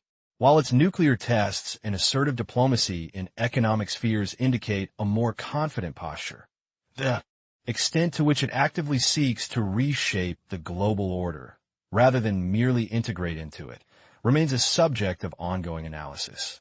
The impact of globalization on India's security perspectives is also evident in the evolving nature of its strategic debates. While the traditional focus on unity and territorial integrity remains paramount, there's a growing emphasis on internal security threats exacerbated by global interconnectedness. These include transnational terrorism, religious fundamentalism, and the unintended consequences of rapid economic liberalization, such as rising inequality and social unrest. The very instruments of globalization, such as advanced communication technologies, can also be exploited by adversaries. The concept of deliberate ambiguity has been a hallmark of Indian strategic thinking, providing maneuverability and flexibility in a complex world. However, as India asserts itself as a major international actor, this ambiguity is increasingly being questioned. Greater transparency and clarity in its strategic calculus are becoming expectations from a global power. Geopolitical realignments and the evolving strategic landscape. While globalization has broadened India's strategic horizons, its traditional geopolitical focus on South Asia remains crucial. However, this focus is increasingly intertwined with growing engagements in East Asia and the Middle East. These expanding horizons are driven by a confluence of economic and energy security. Why concerns, as well as a desire to secure India's growing influence and interests in a multipolar world. This outward orientation signifies a shift from a primarily regional power to a more globally engaged actor, seeking to leverage its growing economic and military capabilities. The changing nature of strategic debates reflects this broader evolution. The discourse has moved beyond a singular reliance on military force to encompass a wider array of instruments of power. Economic diplomacy, cultural outreach, and the strategic use of information have gained significant prominence. This multidimensional approach to national security is a direct consequence of adapting to the realities of globalization, where power is wielded through a complex interplay of economic leverage, technological prowess, and diplomatic influence. Despite its economic growth and enhanced hard and soft power capabilities, India continues to grapple with persistent challenges. The alleviation of poverty, the equitable distribution of resources, and the horizontal spread of technology across its vast population remain critical hurdles. This internal disparity contributes to a gap between India's perceived international status and its actual domestic wherewithal, influencing its strategic decision-making and its ability to project power. India's policy towards its neighbors in South Asia has experienced mixed fortunes, highlighting the enduring complexities of regional dynamics. Simultaneously, its influence on major global powers, while growing, is still constrained by structural realities, suggesting a continued need for strategic restraint and nuanced diplomacy. In conclusion, globalization has presented India with a profound challenge and opportunity. It has necessitated a strategic reorientation, compelling India to adapt its traditionally revisionist ethos to the realities of an interconnected world. While the economic imperatives of globalization have driven integration, the cultural and political dimensions continue to shape India's strategic culture, leading to a dynamic interplay between continuity and change in its pursuit of national security and global influence. The ongoing debate about the nature and extent of India's revisionism in this globalized era underscores the critical importance of understanding this evolving strategic landscape. Chapter 1. The Enduring Tapestry: History, Culture, and India's Strategic Soul. 1.1 The context of strategic behavior. History and culture as foundational pillars. The conduct of any nation on the global stage, particularly in the realm of security and strategy, is not born in a vacuum. It is, rather, the product of a deep, often unconscious, interplay between its historical experiences, its prevailing cultural ethos, and its geographical realities. As strategic thinker Colin Gray aptly posits, these elements combine to form the context of strategic behavior. This framework suggests that even in moments of acute crisis or profound geopolitical shift, nations tend to revert to, or are subtly guided by, ingrained cultural instincts and historical precedents. These deeply embedded patterns shape not only the perception of threats, but also the very calculus of decision-making, the development of military expertise, and the overarching approach to national security. The historical trajectory of civilization leaves an indelible mark on its strategic DNA. Periods of conquest, defense, vulnerability, and resilience all contribute to a collective memory that informs contemporary strategic thought. Similarly, the geographical setting, its access to resources, its vulnerabilities to invasion, its maritime potential, imposes its own set of strategic imperatives. These enduring influences are not static. They evolve and adapt, but their fundamental role in shaping a nation's strategic culture remains paramount. Understanding this foundational connection is crucial for deciphering why nations act as they do, and for predicting their likely responses in an increasingly complex and unpredictable world. 1.2 Echoes of the Past. The evolution of Indian strategic thought from the Indus Valley to the modern era. India's strategic thinking is a narrative woven through millennia, a tapestry rich with the threads of its ancient past, its encounters with diverse invaders, its internal social structures, and its post-colonial journey. Tracing this evolution reveals a remarkable continuity of certain civilizational values, alongside significant adaptations to changing geopolitical realities. The earliest discernible strategic outlook can be observed in the urban planning of the Indus Valley Civilization, circa 2500 to 1900 BCE. The presence of fortified cities, advanced sanitation, and seemingly well-organized public works suggests a society that prioritized defense and internal order, perhaps indicative of a more conservative military outlook, or at least one focused on protecting settled agricultural communities. This early emphasis on defense would be tested repeatedly in the millennia that followed. The arrival of Indo-Aryan tribes brought new military technologies and strategies, influencing the strategic discourse documented in ancient Indian texts. The Arthashastra, attributed to Kautilya, Chanakya, around the 4th century BCE, stands as a monumental testam into early Indian strategic thought. It is a comprehensive treatise on statecraft, economic policy, and military strategy, advocating a pragmatic, often Machiavellian, approach to state survival and expansion. Kautilya's emphasis on espionage, diplomacy, and the judicious use of force laid down principles that resonated through subsequent Indian history. The cyclical pattern of invasions, from the Persians and Greeks under Darius and Alexander, to the Turkic, Afghan, and Mughal incursions, and later the European colonial powers, profoundly shaped India's strategic consciousness. Each wave of conquest and the subsequent establishment of empires forced adaptation. The defensive fortifications that characterized early settlements evolved into the grand fortresses of Rajput rulers and the strategic garrisons of the Mughal Empire. However, these periods also witnessed internal fragmentation and a struggle for dominance, often leading to a reactive rather than a proactive strategic posture against external threats. The rigid social structure of the caste system, particularly its impact on the dissemination and development of military knowledge, has also been a significant factor. While certain castes were traditionally associated with warfare, the broader societal stratification may have, at times, hindered the organic evolution and widespread adoption of military innovation. The colonial era, under British rule, imposed a distinct strategic paradigm. India became a theater of imperial power, its resources and manpower harnessed for British geopolitical interests. This period fostered a strategic culture shaped by external control, a focus on maintaining internal order, and the development of a professional, albeit subservient, military apparatus. The experience of colonial subjugation, however, also sowed the seeds of resistance and a desire for self-determination that would profoundly influence India's post-independence strategic orientation. The freedom struggle itself, employing a mix of political negotiation, civil disobedience, and armed resistance, contributed to a strategic repertoire that valued both resilience and the pursuit of national agency.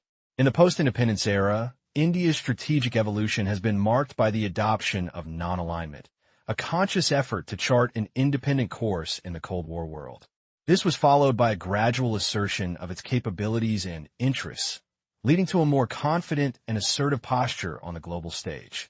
This historical journey, from ancient defensive measures to modern strategic partnerships, underscores the enduring influence of past experiences in shaping India's contemporary strategic identity.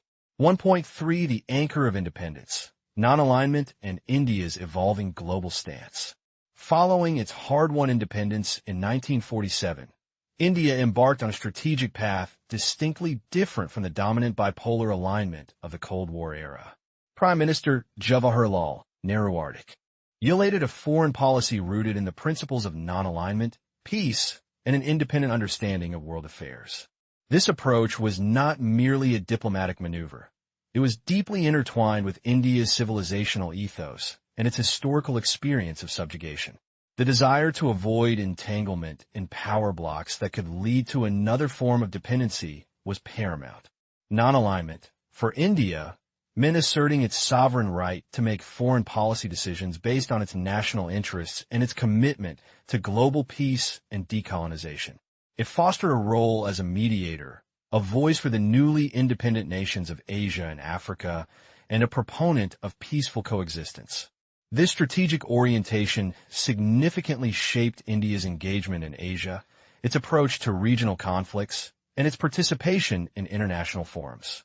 It was a deliberate attempt to carve out an independent space in a world polarized by ideological and military competition. However, the international landscape is dynamic, and India's strategic posture has evolved in tandem.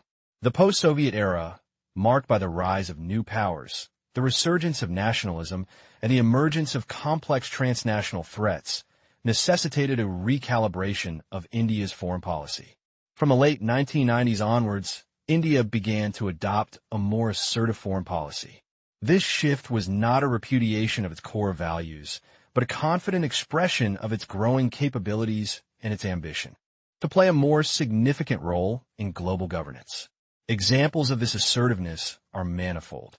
India's firm stance during the Comprehensive Test Ban Treaty, (CTBT) negotiations, its decision to conduct nuclear tests in 1998, and its robust responses to border provocations demonstrated a willingness to act decisively to protect its national security interests. This evolution reflects a strategic maturation, moving from a position of seeking to influence the international order from the periphery to actively shaping it from within. India's demand for greater recognition in global decision-making bodies, its active participation in multilateral security dialogues, and its willingness to project power and provide stability in its immediate neighborhood are all hallmarks of this more assertive global stance. This transition underscores India's evolving understanding of its place in the world and its commitment to being a proactive shaper of international events. 1.4 The art of influence. India's approach to soft and hard power projection. In contemporary defense studies, the concept of power projection is fundamental to understanding a state's ability to exert influence beyond its immediate borders. India's approach to this concept is nuanced, encompassing a strategic blend of both soft and hard military power, reflecting its evolving national aspirations and its unique geopolitical context. Soft power projection, in the Indian context, is characterized by capabilities that foster goodwill, build trust, and enhance regional stability without the direct use or threat of force. This includes protecting sea lanes of communication, SLOC's India's growing naval presence and its commitment to maritime security, including anti-piracy operations and freedom of navigation patrols, directly contribute to the economic well-being of nations dependent on maritime trade. Humanitarian assistance and disaster relief. HADR India has consistently deployed its military assets to provide succor in times of natural calamities, both domestically and internationally. This demonstrates a responsible global citizenship and builds strong bilateral ties. Peacekeeping operations. India's long and distinguished record in UN peacekeeping missions showcases its commitment to international security and its capacity to contribute to global stability. Capacity building and training. Providing training and technical assistance to the armed forces of friendly nations enhances their capabilities and fosters strategic partnerships. Hard power projection, on the other hand, involves the more direct application or demonstration of military strength and coercive capabilities. This can manifest in several ways. Symbolic deployments. The presence of Indian naval vessels or air assets in strategic regions, even without immediate operational objectives, serves as a signal of intent and capability. Deterrence and punishment. The ability to deter potential adversaries through the credible threat of retaliation and to punish transgressions is a core element of hard power. Armed intervention. While historically cautious, India's capacity for limited armed intervention in specific circumstances, particularly to protect its citizens or vital interests, remains a component of its strategic toolkit. Territorial conquest. While not a stated objective in contemporary India, the historical capacity for territorial expansion and defense remains an underlying element of military power. Historically, India's security concerns were largely state-centric, focused on territorial integrity and defense against immediate neighbors. However, in the post-Cold War era, there's been a discernible shift towards a more assertive global engagement. This evolution in power projection reflects India's growing economic and military capabilities, its increased role in global trade and security, and its ambition to be a net security provider in its extended neighborhood. The aim is increasingly to be an active participant, i.e. subject, rather than a passive observer and object in the international system. 1.5. The globalizing arena. Globalization's impact on India's strategic outlook. Globalization, characterized by the increasing interconnectedness of economies, societies, and cultures, has profoundly reshaped the global power landscape and, consequently, India's strategic thinking and policy. The economic liberalization initiated in the early 1990s required India's deeper integration into the global economy, opening up new avenues for growth, but also exposing it to new vulnerabilities and challenges. The economic dimension of globalization has necessitated India's active engagement with international economic forums, such as the World Trade Organization, WTO. This engagement requires a strategic approach to trade negotiations, intellectual property rights, and the balance between domestic economic imperatives and global trade norms. India's stance on issues of development and technology transfer reflects its historical concern for equitable global economic growth and its desire to leverage globalization for its own development while ensuring that it does not exacerbate existing inequalities. Technologically, globalization has accelerated the pace of innovation and diffusion of knowledge.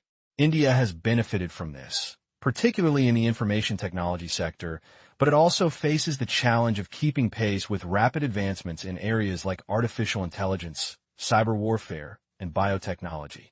These technological shifts have direct implications for national security, necessitating strategic investments and policy frameworks to harness their benefits while mitigating their risks. The cultural dimension of globalization presents a complex interplay of convergence and divergence. While global media and communication networks foster cultural exchange, they also raise questions about the preservation of India's rich and diverse cultural heritage. India's strategic response involves navigating this cultural flux, promoting its own cultural narrative while engaging with global trends. This also translates into a foreign policy that seeks to represent the interests and perspectives of the developing world, advocating for a more inclusive international order. In essence, globalization has compelled India to adopt a more multifaceted strategic outlook. It must balance its national interests with its global responsibilities, leverage economic opportunities while addressing vulnerabilities, and adapt to technological advancements while safeguarding its cultural identity. This intricate interplay between global forces and national imperatives continues to shape India's evolving strategic posture. 1.6 The crucible of debate: revisionism, status quo, and the use of force in Indian strategy. Indian strategic thinking is not monolithic. It is a vibrant arena of ongoing debate, particularly concerning the fundamental questions of revisionism versus status quo, the legitimacy of the use of force, and the intricate doctrines of nuclear deterrence versus disarmament. These debates are crucial for understanding the underlying currents that shape India's national security policy. Historically, India has often been characterized as a revisionist power, at least in its early post-independence years. This stemmed from its ambition to reshape the global order, which it perceived as largely dictated by Western powers and the legacy of colonialism. India sought to create a more equitable international system, advocating for decolonization, non-alignment, and a greater voice for the developing world. This revisionist impulse, however, has evolved. While India continues to advocate for reforms in global governance institutions, its approach has become more pragmatic, acknowledging the existing international order and seeking to influence it from within. The legitimacy and utility of the use of force have been subjects of continuous discussion, influenced by its civilizational emphasis on dharma and nonviolence. India has historically exhibited a degree of strategic restraint. However, the realities of its neighborhood and evolving threat perceptions have led to a gradual shift towards a more robust, albeit cautiously applied, use of force.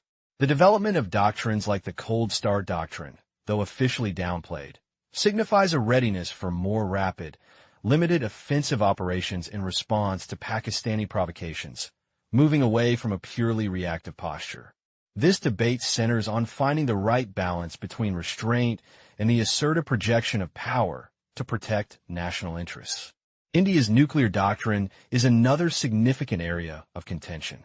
As a declared nuclear weapons state, India maintains a policy of credible minimum deterrence and no first use. However, the nuances of this doctrine, particularly in relation to regional adversaries and the broader global push for disarmament, are constantly debated. While India champions nuclear disarmament globally, its own nuclear arsenal and its implications for regional stability are subjects of intense scrutiny. The tension between its revisionist aspirations for a nuclear-free world and its pragmatic need for nuclear deterrence highlights a complex strategic dilemma. These ongoing debates reflect India's continuous effort to reconcile its historical values with its contemporary security imperatives and its growing global ambitions. 1.7 Expanding Horizons: India's evolving geopolitical focus and strategic partnerships. India's strategic perspective has undergone a significant transformation, moving beyond its traditional primary focus on South Asia to a broader and more interconnected geopolitical vision. This expansion is driven by the changing global power dynamics, the growing importance of maritime security, and the recognition of shared interests with a wider array of partners. The rise of China as a dominant maritime power in the Indo-Pacific region, coupled with India's own emergence as a significant maritime power, has fundamentally altered the strategic calculus in the Indian Ocean region and beyond.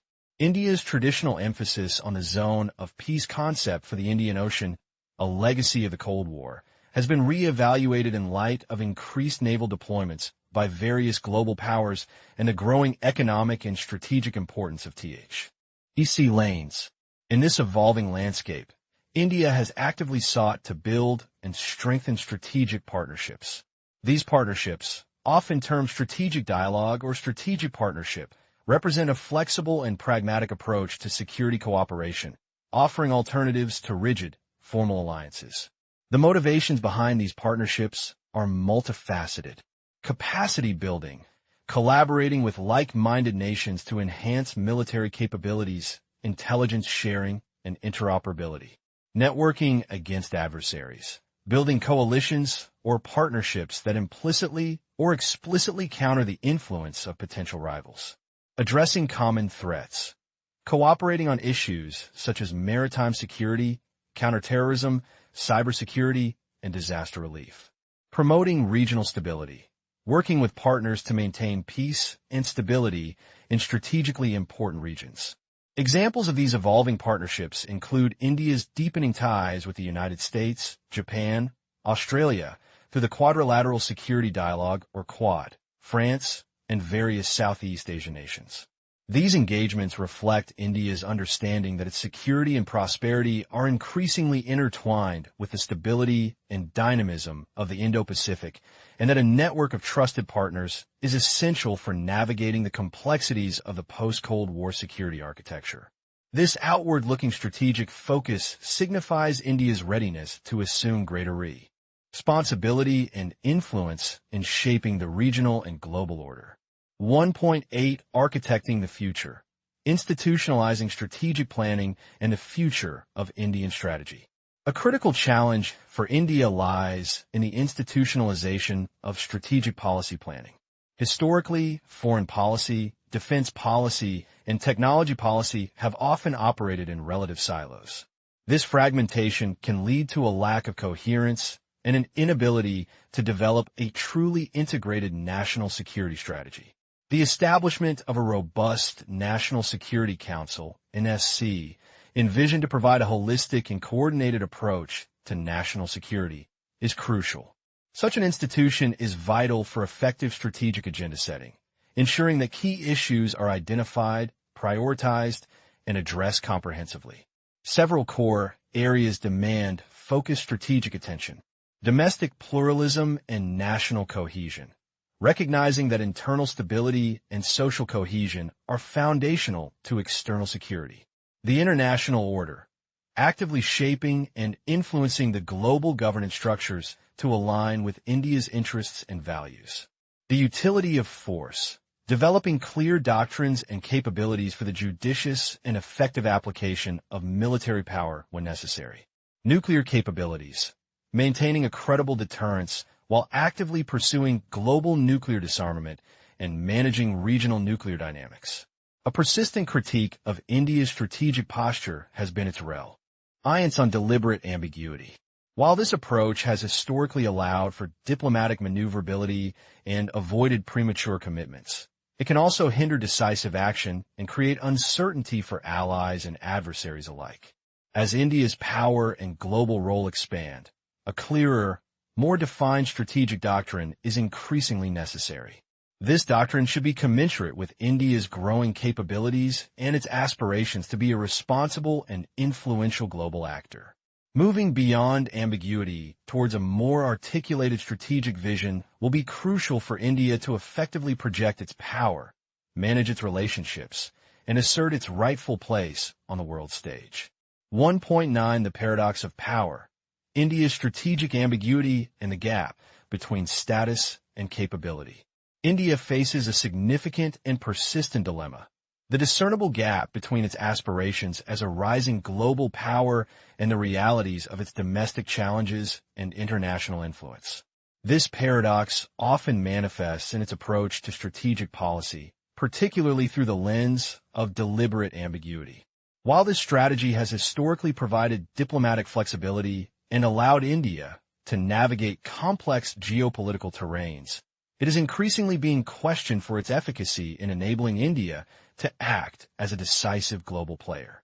The domestic landscape presents considerable hurdles: persistent poverty, vast disparities in resource distribution, and ongoing internal security challenges, ranging from insurgencies to communal tensions, consume significant national resources and attention. These issues, while primarily domestic, inevitably shape India's strategic capacity and its ability to project power externally. The perception of a nation grappling with fundamental developmental issues can, in turn, limit its international influence and the confidence with which it can assert its strategic objectives. The effectiveness of deliberate ambiguity as a long-term strategy is debatable. While it can be useful in avoiding entanglement or signaling a cautious approach, it can also lead to miscalculation by adversaries and create uncertainty among potential partners. In a multipolar world where clarity and predictability are increasingly valued, India's continued reliance on ambiguity may hinder its ability to forge strong, reliable alliances and to act as a confident, leading power. Furthermore, India's influence over major global powers can be limited, and it struggles to assert its influence in its immediate neighborhood, where it often faces challenges from both state and non-state actors. Highlight certain constraints. These limitations suggest that India's strategic restraint might be less a product of resource scarcity and more deeply rooted in its political culture. This culture, which historically emphasizes avoidance of direct confrontation, a preference for consensus building, and a certain cautiousness in asserting power, may be a key factor in its continued adherence to strategic restraint and ambiguity, even as its material capabilities grow. Reconciling this cultural predisposition with its global ambitions remains a critical challenge for India's strategic evolution. 1.10 Navigating the Seas. India's maritime strategy and regional engagement. The Indian Ocean region has reasserted its paramount strategic importance for India, driven by a confluence of factors, including the burgeoning economic and military power of China, India's own emergence as a significant maritime power, and the shifting presence and interests of global powers. This dynamic maritime environment necessitates a robust and adaptive Indian maritime strategy. Reflecting this evolving geopolitical reality, India has moved away from its Cold War-era concept of the Indian Ocean as a zone of peace. While the aspiration for peace and stability remains, the contemporary understanding acknowledges the increasing strategic competition and the need for India to actively safeguard its maritime interests and contribute to regional security. India's engagement with regional initiatives underscores this shift. Participation in forums like the Indian Ocean Rim Association for Regional Cooperation, IWAR-ARC, and the Indian Ocean Naval Symposium, IONS, signifies a commitment to fostering cooperation, building trust, and addressing shared maritime security challenges. These platforms allow for dialogue, information sharing, and joint exercises, enhancing interoperability and mutual understanding among littoral states. Prime Minister Narendra Modi Sagar, Security and Growth for All in the Region initiative is a prime example of this renewed focus on maritime security and regional cooperation. Sagar articulates a vision for a secure, stable, and prosperous Indian Ocean, emphasizing India's role as a first responder and a reliable partner in the region. It encompasses a broad spectrum of maritime activities, from enhancing naval capabilities and securing sea lanes to promoting sustainable resource management and disaster response. This strategic emphasis on the maritime domain reflects India's recognition that its future security and economic prosperity are inextricably linked to the stability and freedom of navigation within the Indian Ocean. Chapter 3. Navigating the Neighborhood. India's Regional Strategic Calculus. The intricate tapestry of India's national security policy is woven with threads of historical experience, civilizational ethos, and evolving geopolitical realities. While global power dynamics and grand strategic alignments often capture the international spotlight, it is within its immediate neighborhood that India's strategic culture finds its most direct and persistent expression. This chapter delves into the regional dimensions of India's strategic and political engagement, dissecting the dualistic approach that has come to define its posture in South Asia and the wider Indo-Pacific theater. We will examine the interplay between realist security traditions and the persistent emphasis on dialogue, tracing the evolution of India's strategic calculus in response to shifting power balances and emergent challenges. Regional level, strategic, and political dimensions. A dual approach.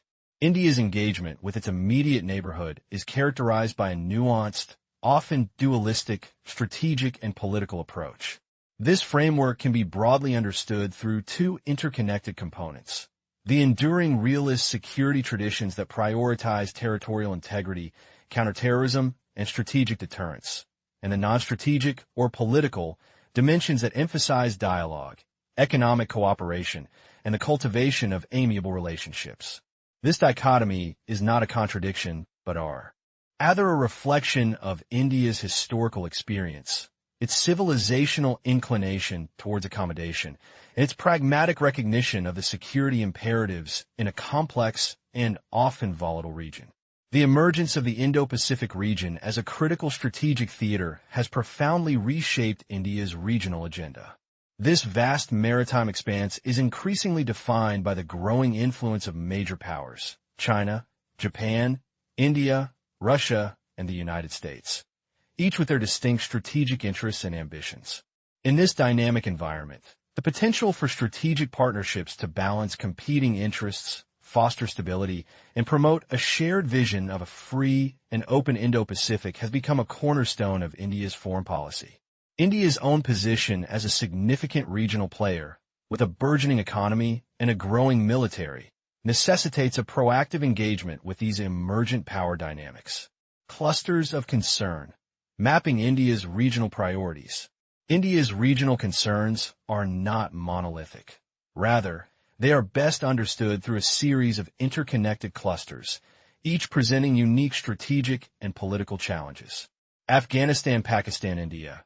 AfPak India. This cluster represents arguably the most complex and historically fraught nexus of India's regional security.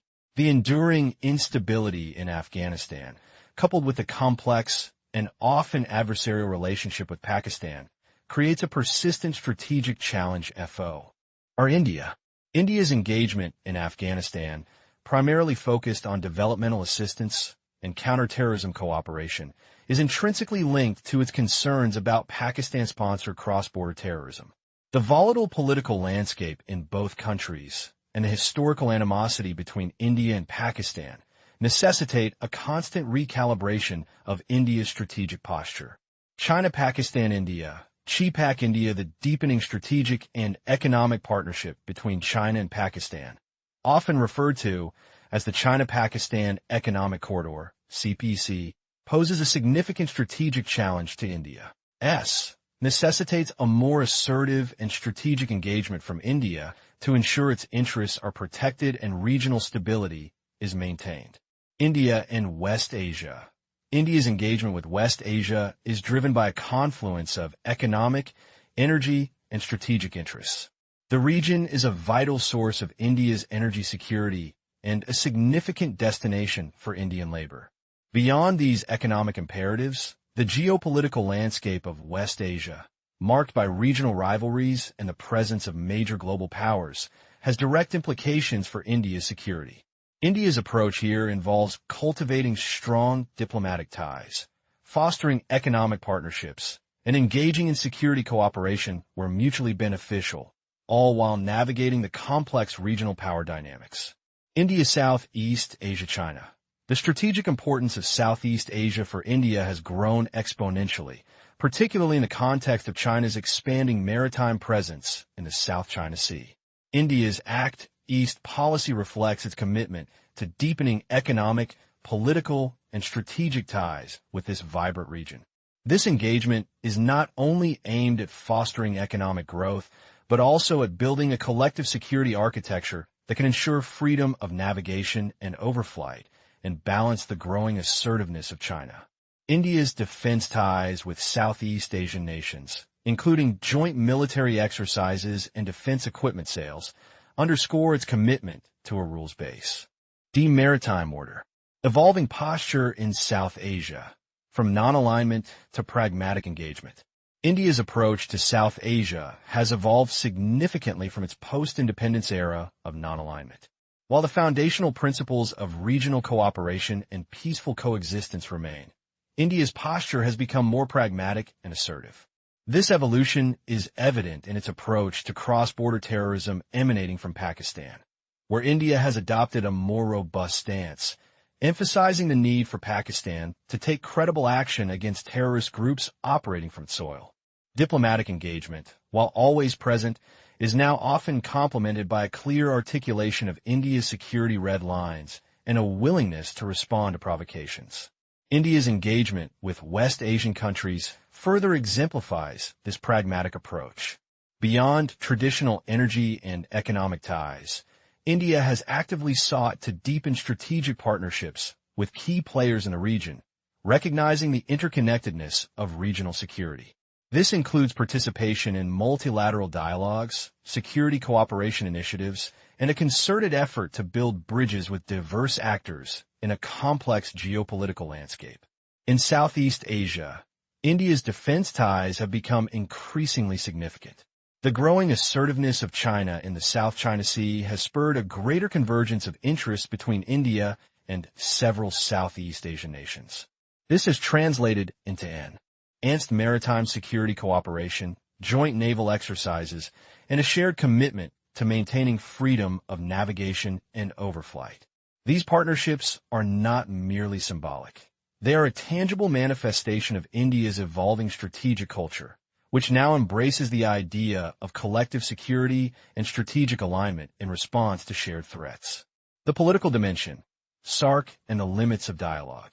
The South Asian Association for Regional Cooperation, SAARC, represents the institutional embodiment of India's aspiration for regional economic cooperation and political dialogue. However, the effectiveness of SAARC has been consistently hampered by the political dynamics that plague the region, particularly the enduring mistrust and adversarial relationship between India and Pakistan. While SARC has provided a platform for discussions on various issues, its potential for fostering deeper economic integration and addressing shared security challenges has been largely unrealized. The impact of politics on regional economic cooperation within SAARC is a stark reminder of the challenges inherent in building trust, yet bilateral and plurilateral arrangements to advance its economic and strategic interests. This pragmatic approach acknowledges that while dialogue is essential, it must be complemented by concrete actions and a willingness to address the root causes of regional instability. In essence, India's regional strategy is a dynamic and evolving construct, deeply rooted in its civilizational ethos of seeking harmony while remaining acutely aware of the security imperatives in its neighborhood. It is a strategy that seeks to balance the pursuit of economic prosperity and regional integration with the pragmatic necessity of safeguarding its national interests through a combination of diplomatic engagement, strategic partnerships, and, when required, a firm security posture. The Indo-Pacific, with its complex power dynamics, has only amplified the need for this nuanced and multifaceted approach, shaping India's role as a responsible and increasingly influential actor in its immediate strategic environment. Chapter 1: Foundations of Indian Strategic Thought, a Historical Civilizational Tapestry. 1.1: The Indispensable Lens, Strategic Culture and the Historical Imperative. The study of national security policy, at its most profound, delves into the very essence of why states behave as they do on the global stage. It is not merely a matter of analyzing military capabilities or diplomatic maneuvers, but of understanding the deeper currents that shape strategic decision-making.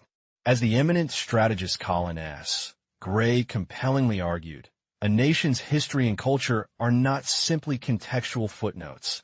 They're the bedrock upon which strategic thought is constructed. Culture, in this sense, provides the ingrained, often subconscious, instincts that guide a state's actions, even in the face of adversity or novel challenges. These cultural predispositions, forged over millennia by the crucible of geography, societal evolution, and historical experience, offer an invaluable framework for comprehending the continuity and change in a nation's strategic behavior. For India, a civilization state with an ancient and rich heritage, this historical civilizational lens is not merely an academic exercise, but a vital interpretive tool. The unique tapestry of Indian history, woven with threads of philosophical inquiry, diverse invasions, colonial subjugation, and the aspirations of a nascent republic, has imbued its strategic culture with distinctive characteristics. Understanding these formati. The influences is crucial to grasping India's approach to national security, its evolving global role, and its unique contributions to international strategic discourse. 1.2 Echoes from Antiquity: Early Indian Civilizations and Strategic Orientations. The genesis of India's strategic consciousness can be traced back to its earliest organized settlements. The Indus Valley Civilization, with its meticulously planned cities like Mohenjo-daro and Harappa, exhibits evidence of defensive fortifications. This suggests an early strategic orientation characterized by a degree of caution and a focus on internal security and civic order, rather than overt expansionism. While definitive evidence of large-scale military campaigns is limited, the emphasis on urban planning and defensive structures hints at strategic calculus prioritizing stability and self-preservation. As history progressed, India became a crossroads for various migrations and invasions. From the Achaemenid Persian incursions to the Hellenistic expeditions of Alexander the Great, and later the movements of Ashokas, Pallavas, Kushanas, Arabs, Turks, and Mughals, the subcontinent experienced waves of external influence and conflict. For centuries, many of these were repelled, where their impact was absorbed and integrated into the prevailing socio-political fabric.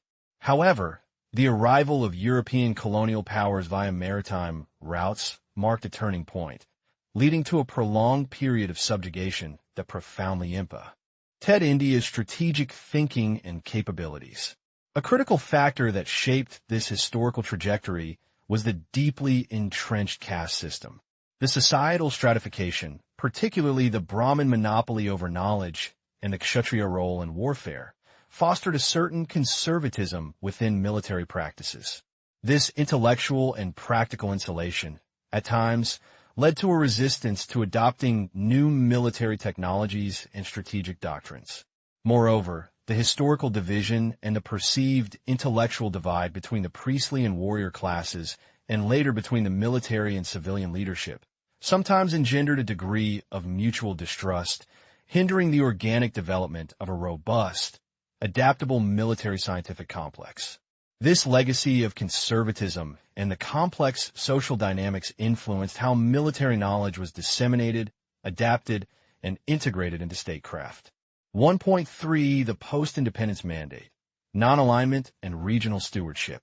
The struggle for independence and the subsequent decades of nation-building profoundly shaped India's post-colonial strategic posture. The dominant intellectual current, championed by leaders like Jawaharlal Nehru, was a deliberate distancing from the bipolar power politics of the Cold War. Nehru envisioned India as a nation committed to peace, independent judgment, and fostering mutual understanding in world affairs. This vision coalesced into the non-alignment movement, NAM, a diplomatic and ideological framework that sought to preserve national sovereignty and promote a multipolar world order, free from the dictates of superpowers. India's strategic thinking in the immediate post-independence era was inherently non-expansionist. Its primary focus was on consolidating its territorial integrity and fostering internal cohesion. However, this commitment to peace did not preclude the use of force when deemed necessary for national security or the regional order. By the 1970s, India's strategic calculus increasingly centered on its immediate South Asian neighborhood. It consistently opposed extra-regional intervention in the region, viewing such interference as a threat to regional stability and its own security interests. Establishing a stable and predictable regional order became a paramount objective, and India acknowledged the utility of military power as an instrument to achieve this, a pragmatic approach that sometimes contrasted with its broader pacifist rhetoric. 1.4 Civilizational Consciousness and the Art of Revisionism. At the heart of India's strategic culture lies a deep-seated civilizational consciousness, an awareness of its ancient philosophical traditions and a distinct worldview. This consciousness informs its approach to global governance and its aspirations for a reformed international order.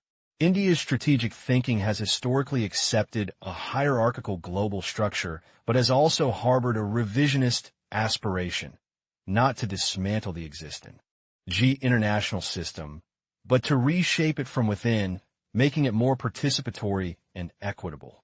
This revisionism is not a call for radical systemic upheaval, but rather a demand for greater representation and a more inclusive global decision-making process. India sought to challenge the entrenched dominance of established powers, particularly the permanent members of the UN Security Council, P5, and the G7 industrialized nations. This desire for a more equitable global order, however, existed alongside its more immediate regional hegemonic aspirations in South Asia, creating a nuanced and sometimes complex dynamic in its foreign policy. The underlying philosophical tenets, emphasizing harmony, dharma, and collective well-being, subtly influenced this pursuit of a more balanced global system. 1.5 Post-Soviet assertiveness and the expanding reach of power projection. The dissolution of the Soviet Union and the ensuing unipolar moment in international relations marked a significant inflection point for India's strategic posture. Economic liberalization, initiated in the early 1990s, provided the material basis for greater assertiveness on the global stage. India began to articulate its interests more forcefully, taking firm stands on critical issues such as the Comprehensive Test Ban Treaty, CTBT, even as it pursued its own nuclear ambitions, culminating in the 1998 nuclear tests. The Kargil conflict of 1999 further demonstrated India's resolve and its capacity for assertive military action to defend its territorial integrity. This period saw a discernible evolution in India's capabilities and willingness to project power. This projection manifested in both soft and hard dimensions. Soft power initiatives included protecting sea lanes, undertaking large-scale evacuations of its citizens from abroad, e.g., from Kuwait during the Gulf War, providing humanitarian assistance, and contributing significantly to UN peacekeeping operations. On the hard power front, India demonstrated capabilities in symbolic deployments, deterrence, punitive actions, and, as seen in Kargil, limited armed intervention to repel aggression. The development of doctrines like the Cold Star Doctrine in later years further signaled a willingness to employ military force more proactively in regional contingencies. 1.6 Globalization's tremors, reshaping security paradigms. The advent of globalization and the emergence of a new world order following the Cold War fundamentally altered the landscape of international relations and, consequently, national security. The determinants of power began to shift, with economics, technology, and information gaining prominence alongside traditional military might. Globalization introduced a complex interplay of interconnectedness, challenging the primacy of the nation-state and its traditional monopoly over security. Various theoretical perspectives emerged to grapple with these transformations. Realist and neo-realist approaches emphasize the enduring nature of power politics and the security dilemma, even in a globalized world. Pluralist and liberal theories, conversely, highlighted the growing influence of non-state actors, international institutions, and the interdependence fostered by global trade and communication. This era also witnessed the rise of transnational issues, such as human rights advocacy, environmental concerns, and global health crises, which began to permeate national security agendas, demanding new forms of cooperation and policy responses. India, like other nations, had to navigate these evolving paradigms, recalibrating its strategic thinking to address a world where borders were becoming increasingly porous and challenges more multifaceted. 1.7 India's response: cultural resilience and strategic adaptation. India's engagement with globalization was not merely a passive reception, but an active process of adaptation and assertion. A significant aspect of its response was a conscious cultural resurgence, a reaffirmation of its distinct civilizational identity in the face of perceived Western cultural convergence. This cultural assertion was intertwined with its developmental aspirations. India prioritized development, social justice, and welfare rights, often framing these as integral to human security. It argued for a right to interpret human rights based on its own historical experiences and cultural ethos, a stance that sometimes led to friction with Western notions of universalism. Economically, India had to navigate the complexities of global integration, facing challenges such as technology denial regimes and the imperative to attract foreign investment. This necessitated sophisticated diplomatic maneuvering to secure favorable trade frameworks and technological access. The pursuit of economic growth became intrinsically linked to national security, as it provided the resources for defense modernization, diplomatic influence, and domestic stability.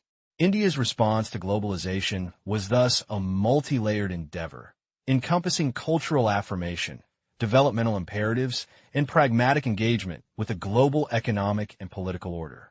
1.8. The enduring framework, continuity and change in Indian security policy. Examining India's security policy reveals a compelling interplay of continuity and change. At its core, India's fundamental security concerns have remained remarkably consistent.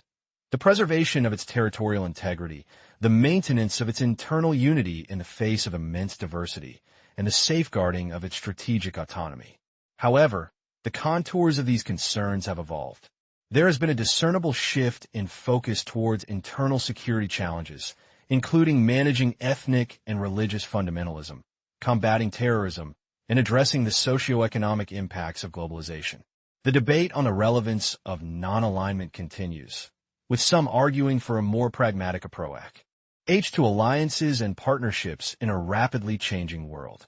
The need for a new governing image, a coherent and compelling vision for India's strategic identity and role, has become increasingly apparent.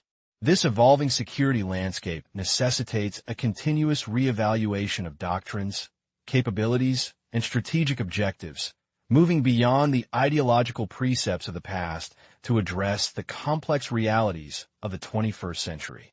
1.9. The crucible of debate, force, revisionism, and nuclear dilemmas.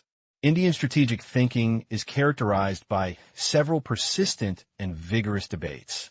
Conceptually, these revolve around fundamental questions. What is the legitimate role and utility of military force in India's strategic calculus? Is India's revisionism aimed at systemic reform or merely rhetorical posturing? And how should India navigate the complex nexus between its nuclear capability and its historical advocacy for global nuclear disarmament? Operationally, debates center on the optimal geopolitical focus for India's strategic engagement. There has been a noticeable shift away from the Nehruvian tendency to underplay the role of military force. Historical events, from the Siachen conflict to the large-scale military exercises like Brass Tacks and the tense standoff during Operation Parakram, underscore India's increasing willingness to employ military means. The development and potential deployment of the Cold Star Doctrine further exemplify this trend towards a proactive and potentially preemptive use of military power. Simultaneously, the ethical and strategic tension between India's possession of nuclear weapons and its commitment to disarmament remains a significant and unresolved debate within its strategic discourse. 1.10 Navigating the global arena. Assertiveness, ambiguity, and the pursuit of strategic autonomy. India's global ambitions and its approach to major power relations define a significant dimension of its strategic agenda. Its relationships with the United States, Russia, and China are particularly crucial, shaping its geopolitical positioning. In recent years, there has been a discernible move away from traditional ambiguity in its foreign policy towards a more assertive pursuit of strategic autonomy. This is particularly evident under the current government, which has emphasized self-reliance and independent decision-making. The concept of tacit bargaining has emerged as a method for influencing policy decisions, particularly in areas like technology transfer, where India seeks to leverage its diplomatic leverage without formal commitments. India is increasingly urged to maintain a coherent global framework for its nuclear and space policies, recognizing that its capabilities extend beyond regional threats and can be leveraged to address broader global challenges. The pursuit of strategic autonomy signifies India's determination to chart its own course, free from undue external influence, and to actively shape the international order in accordance with its national interests. 1.11 Economic transformation, the bedrock of global integration. India's economic trajectory is inextricably linked to its external context and its national security objectives. Sustained economic growth, the development of its agricultural sector, the creation of employment opportunities, and secure access to capital, technology, and markets are all critical determinants of India's security and its ability to project influence. India's active participation in global forums, such as the G20 and BRICS, underscores its commitment to economic diplomacy and its role in shaping global economic governance. The imperative to move beyond outdated Cold War-era ideological security paradigms is paramount.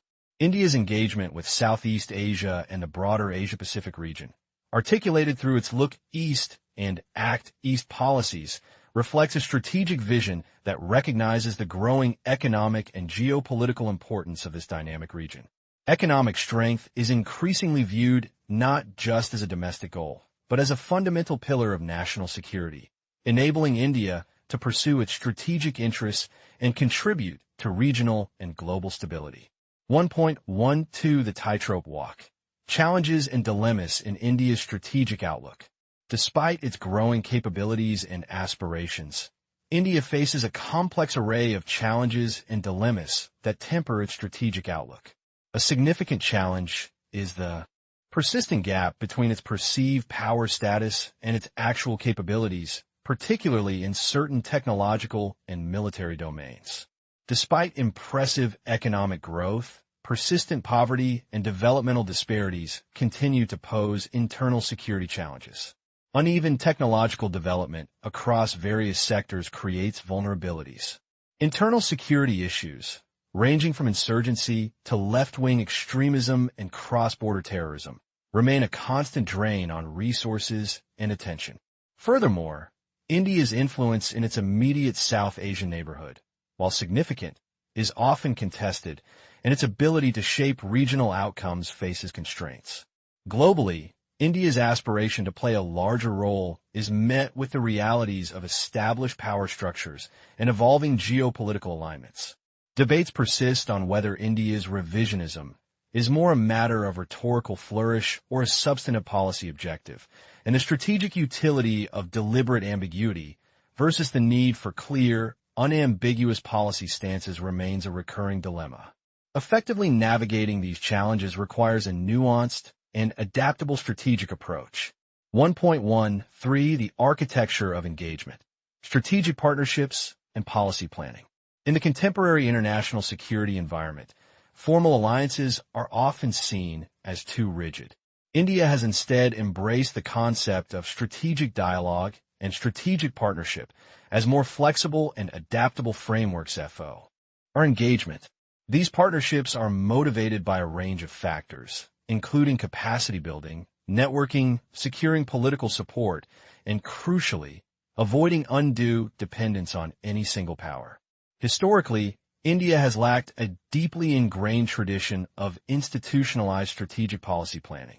However, there have been concerted efforts to rectify this, most notably through the establishment of a National Security Council. The aim is to foster a more holistic and integrated approach to national security, bringing together diverse perspectives and disciplines to inform policy formulation. The institutionalization of policy planning is vital for ensuring coherence, foresight, and adaptability in India's strategic decision-making processes. 1.14 Charting the Future. Domestic Imperatives and International Aspirations. India's future strategic agenda must be grounded in both its domestic realities and its international aspirations. Domestically, principles of pluralism, federalism, and affirmative action are crucial for managing its immense diversity and mitigating potential sources of conflict. These internal strengths are foundational to its external posture. Internationally, India seeks a multipolar world order where power is distributed more equitably. It aspires to be recognized as an active subject of international relations, capable of shaping global norms and institutions, rather than merely an object subject to external dictates. A key element of this aspiration is the acceptance of the utility of force as a legitimate instrument of statecraft when necessary to protect national interests. Redefining strategic autonomy in this evolving context and moving beyond the ideological constraints of Nehruvian precepts towards a more pragmatic, realist understanding of the international system are critical tasks for shaping India's future strategic trajectory. 1.15 Maritime Currents. The Indian Ocean and Regional Diplomacy. The Indian Ocean region has emerged as a critical arena of strategic competition, demanding a recalibration of India's maritime doctrine. India has moved away from its earlier emphasis on the zone of peace concept towards a more pragmatic engagement with major maritime powers. Initiatives such as the Indian Ocean Rim Association, ILRA, and the Indian Ocean Naval Symposium, IONS, are key platforms for fostering regional cooperation and dialogue. Prime Minister Modi's vision of Sagar, security and growth for all in the region, articulates a comprehensive maritime security strategy focused on shared prosperity and security. This shift reflects a move from Cold War-era ideological frameworks to a more pragmatic approach to maritime security, recognizing the growing importance of the sea lanes of communication, the need for collective action against maritime threats like piracy and terrorism, and the potential for economic development through maritime engagement. India's proactive approach in the Indian Ocean region is a testament to its evolving strategic consciousness and its commitment to shaping a secure and stable maritime environment. 1.16 The Indo-Pacific Canvas. Challenges and Emerging Clusters. The broader Indo-Pacific region presents India with critical strategic challenges and opportunities.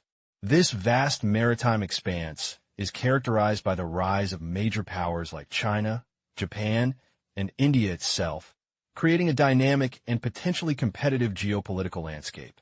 The text identifies emerging regional security clusters, such as the Afghanistan-Pakistan-India nexus, the China-Pakistan-India triangle, and India's engagement with Southeast Asia and the broader East Asian security architecture.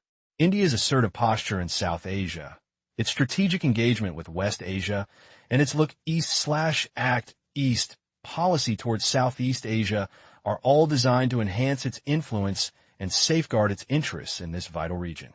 India is increasingly viewed as a significant counterweight to China's growing influence, making its role in the Indo-Pacific crucial for maintaining regional balance and stability.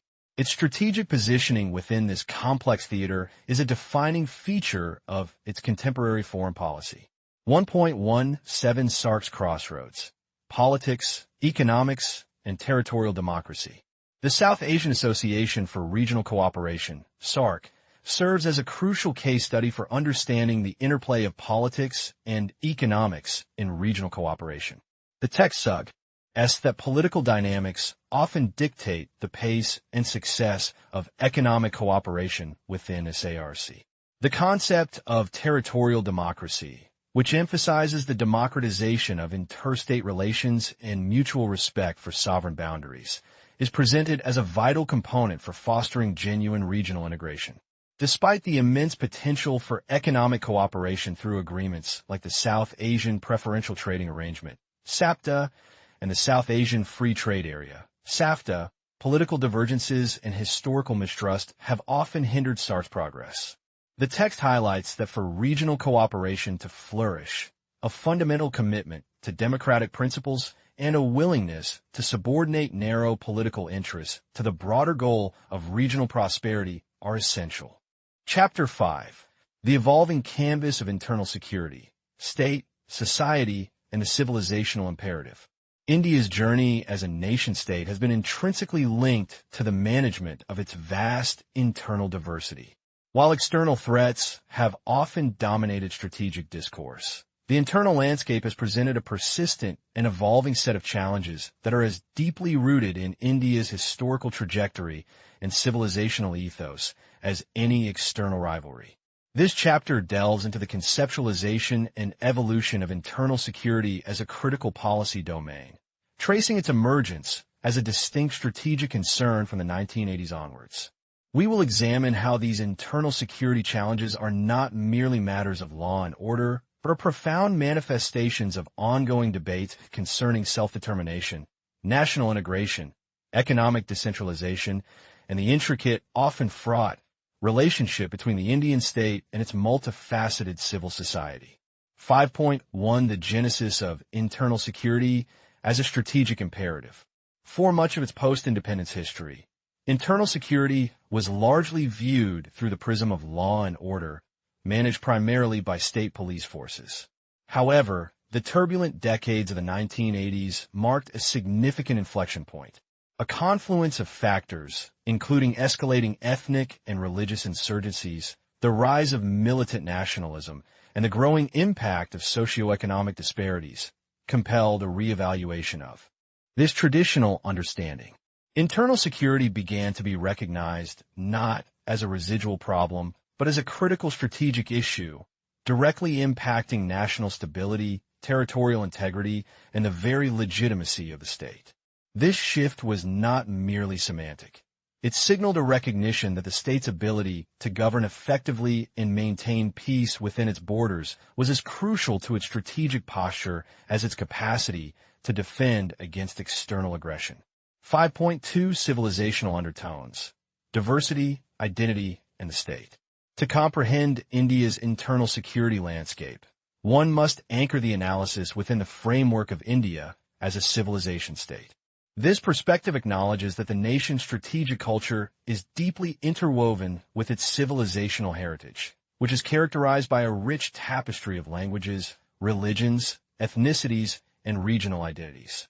The challenges to internal security, therefore, are not isolated incidents, but often represent the outward expression of deeply felt grievances related to identity, autonomy, and resource distribution, which have historical antecedents. Debates surrounding self-determination, for instance, resonate with historical aspirations for regional autonomy that predate the modern Indian state. Similarly, the drive for national integration has been a continuous endeavor, seeking to forge a cohesive national identity from diverse cultural strands. The state's role, in this context, is not merely to suppress dissent, but to navigate these complex socio-cultural currents, balancing the imperative of national unity with the recognition of pluralism. The success or failure of the state in managing these inherent tensions, often reflecting uneven development and social inequities, has been a primary driver of internal security challenges. 5.3 Deconstructing internal security. Dimensions of crisis. Our analysis of India's internal security challenges can be structured around three core interconnected dimensions. The escalation ladder of demands.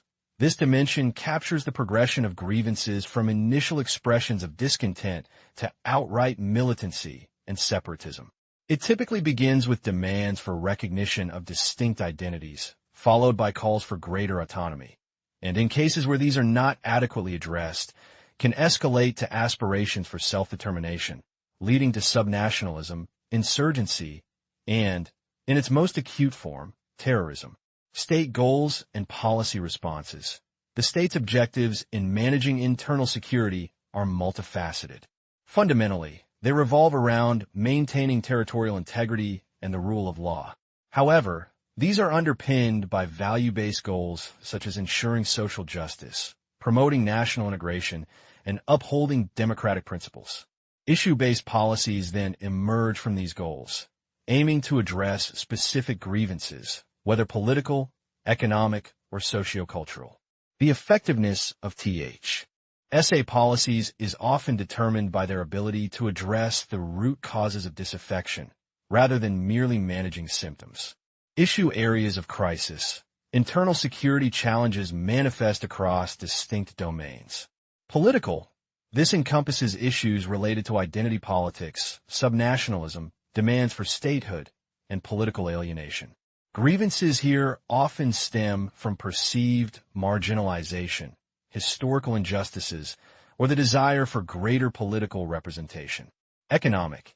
Disparities in development, unequal distribution of resources, unemployment, and aspirations for economic self-sufficiency can fuel discontent. The failure of the state to deliver the promised dividends of development, particularly in regions or communities feeling left behind, can lead to blockades, protests, and even asymmetric warfare. Sociocultural issues pertaining to religion, caste, ethnicity, and language can become flashpoints. Communal riots, caste-based violence, and religiously motivated extremism are potent manifestations of these underlying tensions. 5.4 Pathways of Grievance. From discontent to crisis. The interplay of these dimensions illustrates how various grievances can coalesce and escalate into significant security threats. Political demands for recognition of distinct identities or subnational aspirations, if met with a rigid or unresponsive state apparatus, can morph into separatist movements. When coupled with external support or ideological radicalization, the SE can devolve into insurgency or terrorism, as witnessed in various regions of India. Economic disparities, particularly when perceived as a deliberate consequence of state policy or neglect, can breed resentment and alienation. The growth of left-wing extremism, LWE, for instance, is often attributed to the state's failure to extend the benefits of development and governance to remote and marginalized areas, creating fertile ground for exploitation of local grievances by extremist groups. Similarly, sociocultural issues, when mishandled, can ignite widespread communal or caste violence, disrupting social harmony and posing a severe challenge to the state's authority. The text's assertion that the growth of Naxalism is directly linked to the state's inability to deliver development benefits underscores this critical linkage between socioeconomic equity and internal stability. 5.5 The state's mandate. Constitutionalism and the welfare principle. The Indian state's role in addressing internal security challenges is fundamentally grounded in its constitutional framework and the overarching principle of welfare. The Constitution of India, while empowering the state to maintain order and security, also enshrines principles of social and economic justice, equality, and the protection of minority rights. Directive principles of state policy, in particular, emphasize the state's responsibility to ensure the well-being of its citizens and to reduce disparities. The Ministry of Home Affairs, in conjunction with state governments, bears the nodal responsibility for internal security. This collaborative approach reflects the federal structure of India, where law and order is primarily a state subject, but national security imperatives necessitate central coordination and support. The state's operational approach is thus a delicate balancing act, rejecting violence as a means of political expression while simultaneously recognizing that disaffection often stems from legitimate socioeconomic grievances. 5.6 Historical legacies and the crucible of conflict. Many of India's internal security challenges can be traced back to the complex legacy of partition and the subsequent nation-building process. The partition of 1947, with its attendant violence and displacement, created deep-seated historical traumas and unresolved issues. The state's efforts to assimilate diverse regions and populations into a unified national framework, while largely successful, have also been marked by periods of friction. Tihud movement, the Vidarbha region's demands for autonomy, and the protracted insurgencies in the northeastern states all illustrate the persistent impact of these historical and developmental factors. 5.7 Identifying the spectrum of threats. Over the years, government reports and strategic assessments have identified a broad spectrum of internal security threats facing India. These include terrorism, both in the hinterland and specifically in Jammu and Kashmir, often linked to cross-border sponsorship. Insurgency, primarily concentrated in the northeastern states, driven by a complex mix of ethnic aspirations, political grievances, and economic marginalization. Left-wing extremism, LWE, a persistent challenge in several central and eastern Indian states, rooted in socio-economic deprivation and political alienation. Cross-border terrorism, the persistent challenge of state-sponsored terrorism emanating from across India's borders. Islamic fundamentalism, manifestations of radical ideology and extremist activities. Narcotics arms nexus, the illicit trade that fuels criminal activities and militancy. Fake currency, its circulation as a tool for destabilization and funding illicit activities. Illegal migration, posing demographic and security challenges in certain border regions. Communal and caste violence, persistent threats to social harmony and internal stability. 5.8 Fortifying the state, countermeasures and institutional strengthening. In response to SA multifaceted threats, the Indian government has undertaken significant efforts to bolster its internal security apparatus. These measures have included strengthening central paramilitary forces, CPMFs, enhancing the capacity, training, and equipment of forces like the Central Reserve Police Force, CRPF, Border Security Force, BSF, and Indo-Tibetan Border Police, ITBP, to deploy them effectively in internal security operations. Establishing specialized counterterrorism units. The creation of the National Security Guard, NSG, and the establishment of NSG hubs across the country signifies a commitment to specialized, rapid response capabilities. Intelligence augmentation. The strengthening of state special branches and the development of sophisticated intelligence gathering and sharing mechanisms, such as the National Intelligence Grid, NATGRID, are crucial for proactive threat detection and prevention. Interstate cooperation. Enhancing coordination and information sharing between states, as well as between central and state agencies, is vital for a cohesive response to threats that often transcend administrative boundaries. 5.9 A chronological and geographical overview of conflict, Table 5.2. To appreciate the enduring nature and diverse manifestations of internal security challenges, a look at historical conflicts is instructive. Conflict area period of prominence, key characteristics. Here is a detailed, well-structured markdown section for your academic book, expanding upon the provided outline regarding left-wing extremism, LWE, in India, written from the perspective of an expert author on India's strategic culture and national security policy. Chapter 10. The Crucible of Internal Security, Left-Wing Extremism and the Civilizational Imperative.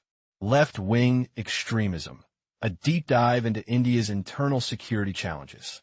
The tapestry of India's national security is woven not only with threads of external threats and geopolitical rivalries, but also with intricate patterns of internal challenges.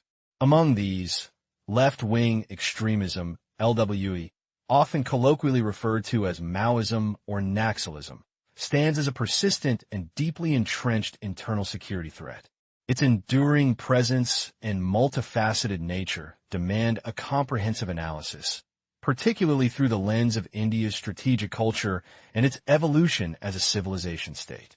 This section delves into the origins, ideology, evolution, and contemporary tactics of LWE, exploring the socio-economic and political underpinnings that fuel its resilience, the state's often debated response, and the enduring quest for effective strategies. Evolution of internal security as a policy issue. The recognition of internal security as a distinct and critical policy domain in India truly began to crystallize in the 1980s. Prior to this, issues of law and order were largely managed at the state level, with the central government intervening primarily in cases of widespread communal violence or significant threats to national integrity. However, the decade witnessed a confluence of factors that elevated internal security to a national policy priority. The rise of secessionist movements in Punjab and Jammu and Kashmir, coupled with the growing articulation of demand for self-determination, autonomy, and decentralization of power across various regions, brought the complex relationship between the state and its diverse citizenry into sharp focus. These debates were not merely about political governance. They were deeply intertwined with socioeconomic disparities and cultural identities. Internal security, therefore, came to be understood as a multidimensional challenge, encompassing political, economic, and sociocultural spheres. The escalation of grievances, whether concerning the devolution of economic power, the assertion of regional or ethnic identities, or the perceived neglect of specific communities, was increasingly viewed through a lens that could precipitate crisis stages if inadequately addressed by the state. This evolving understanding laid the groundwork for a more nuanced approach to internal security, one that acknowledged the deep societal roots of instability. State goals and conflict resolution. India's strategic culture, deeply influenced by its civilizational ethos, profoundly shapes the state's objectives in conflict resolution. Beyond the immediate imperative of restoring order, the overarching goals are often rooted in fundamental values, such as maintaining political stability, ensuring territorial integrity, and, crucially, advancing social justice and equitable development.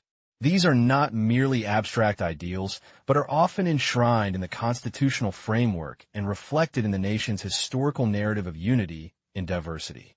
The text posits that these state goals are intrinsically a product of this deeply embedded strategic culture.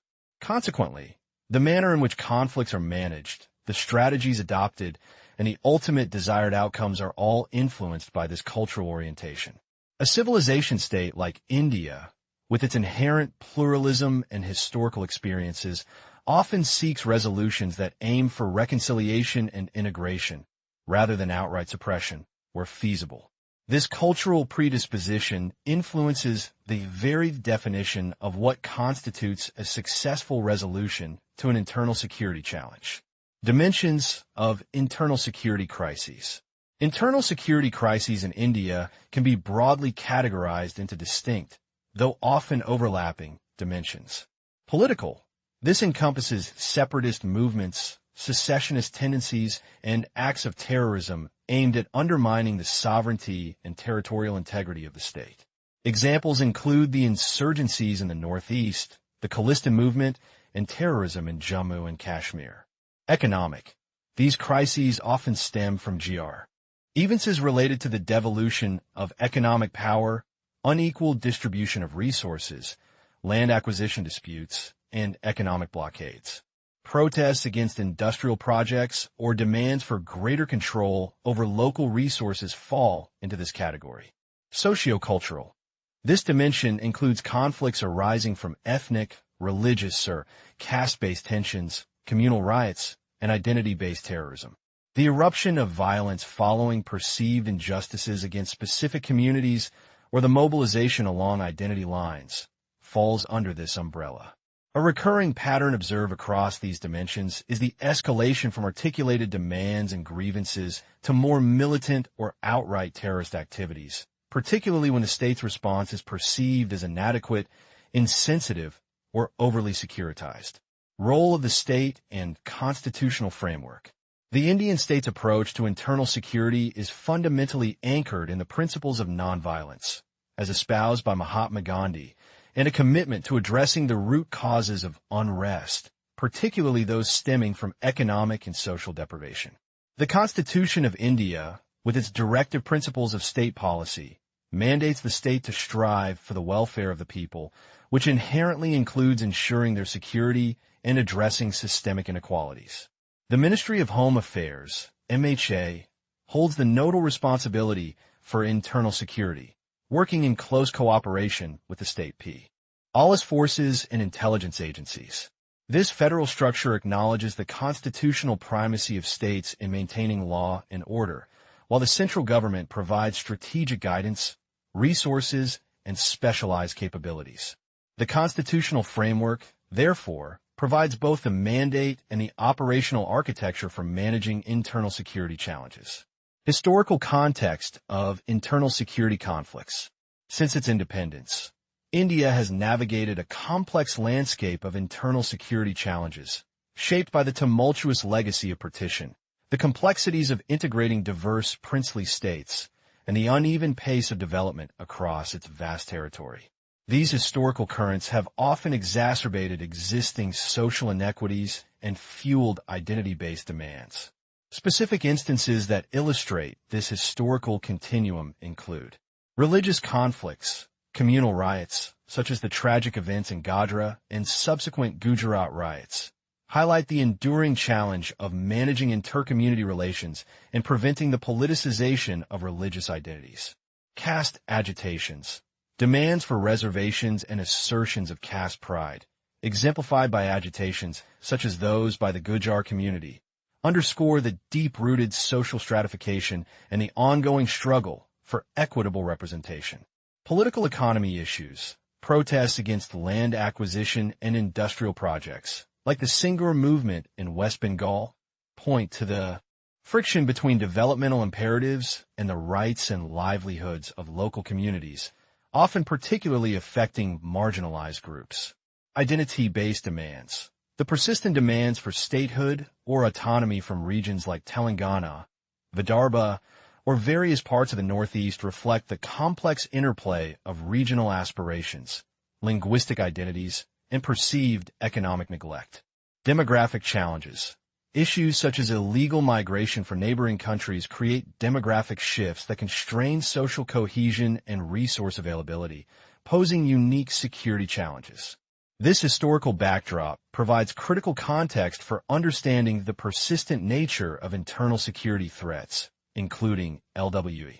Origins and ideology of left-wing extremism, LWE.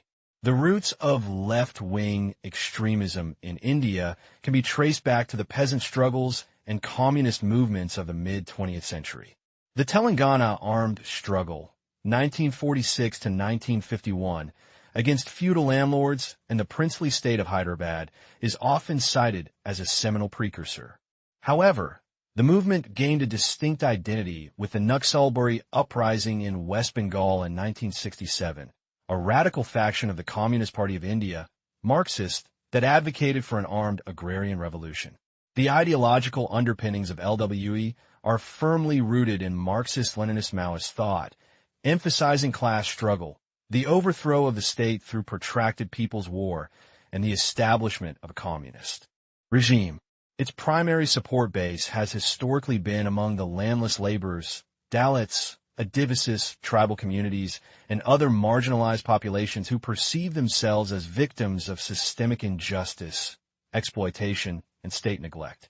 Over time, the movement has also sought to cultivate an urban presence, drawing support from intellectuals, students, and sympathizers disillusioned with the prevailing socio-economic and political order.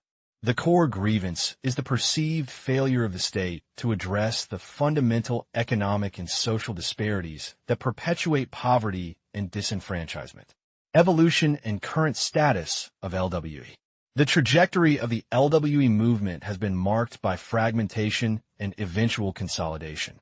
Following the Naxalbari uprising, the movement experienced significant splits within various communist parties, leading to the proliferation of numerous Maoist factions.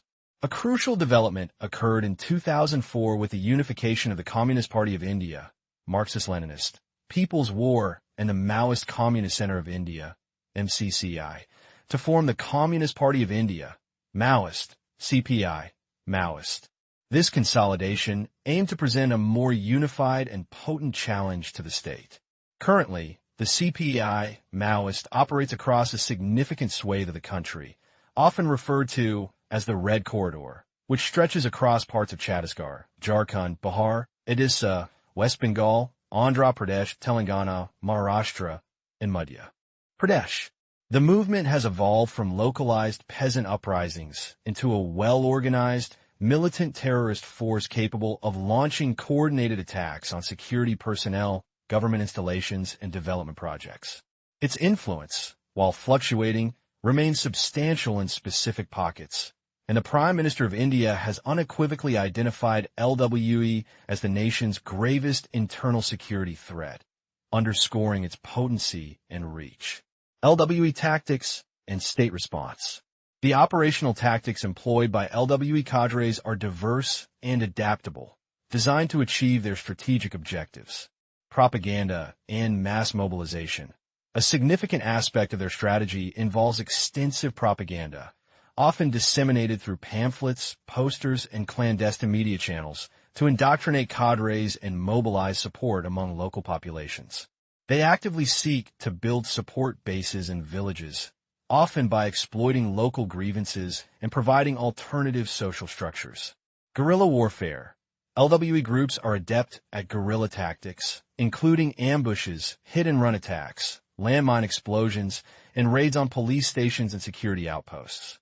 These tactics are designed to inflict casualties on security forces, disrupt state operations, and project an image of strength and resilience.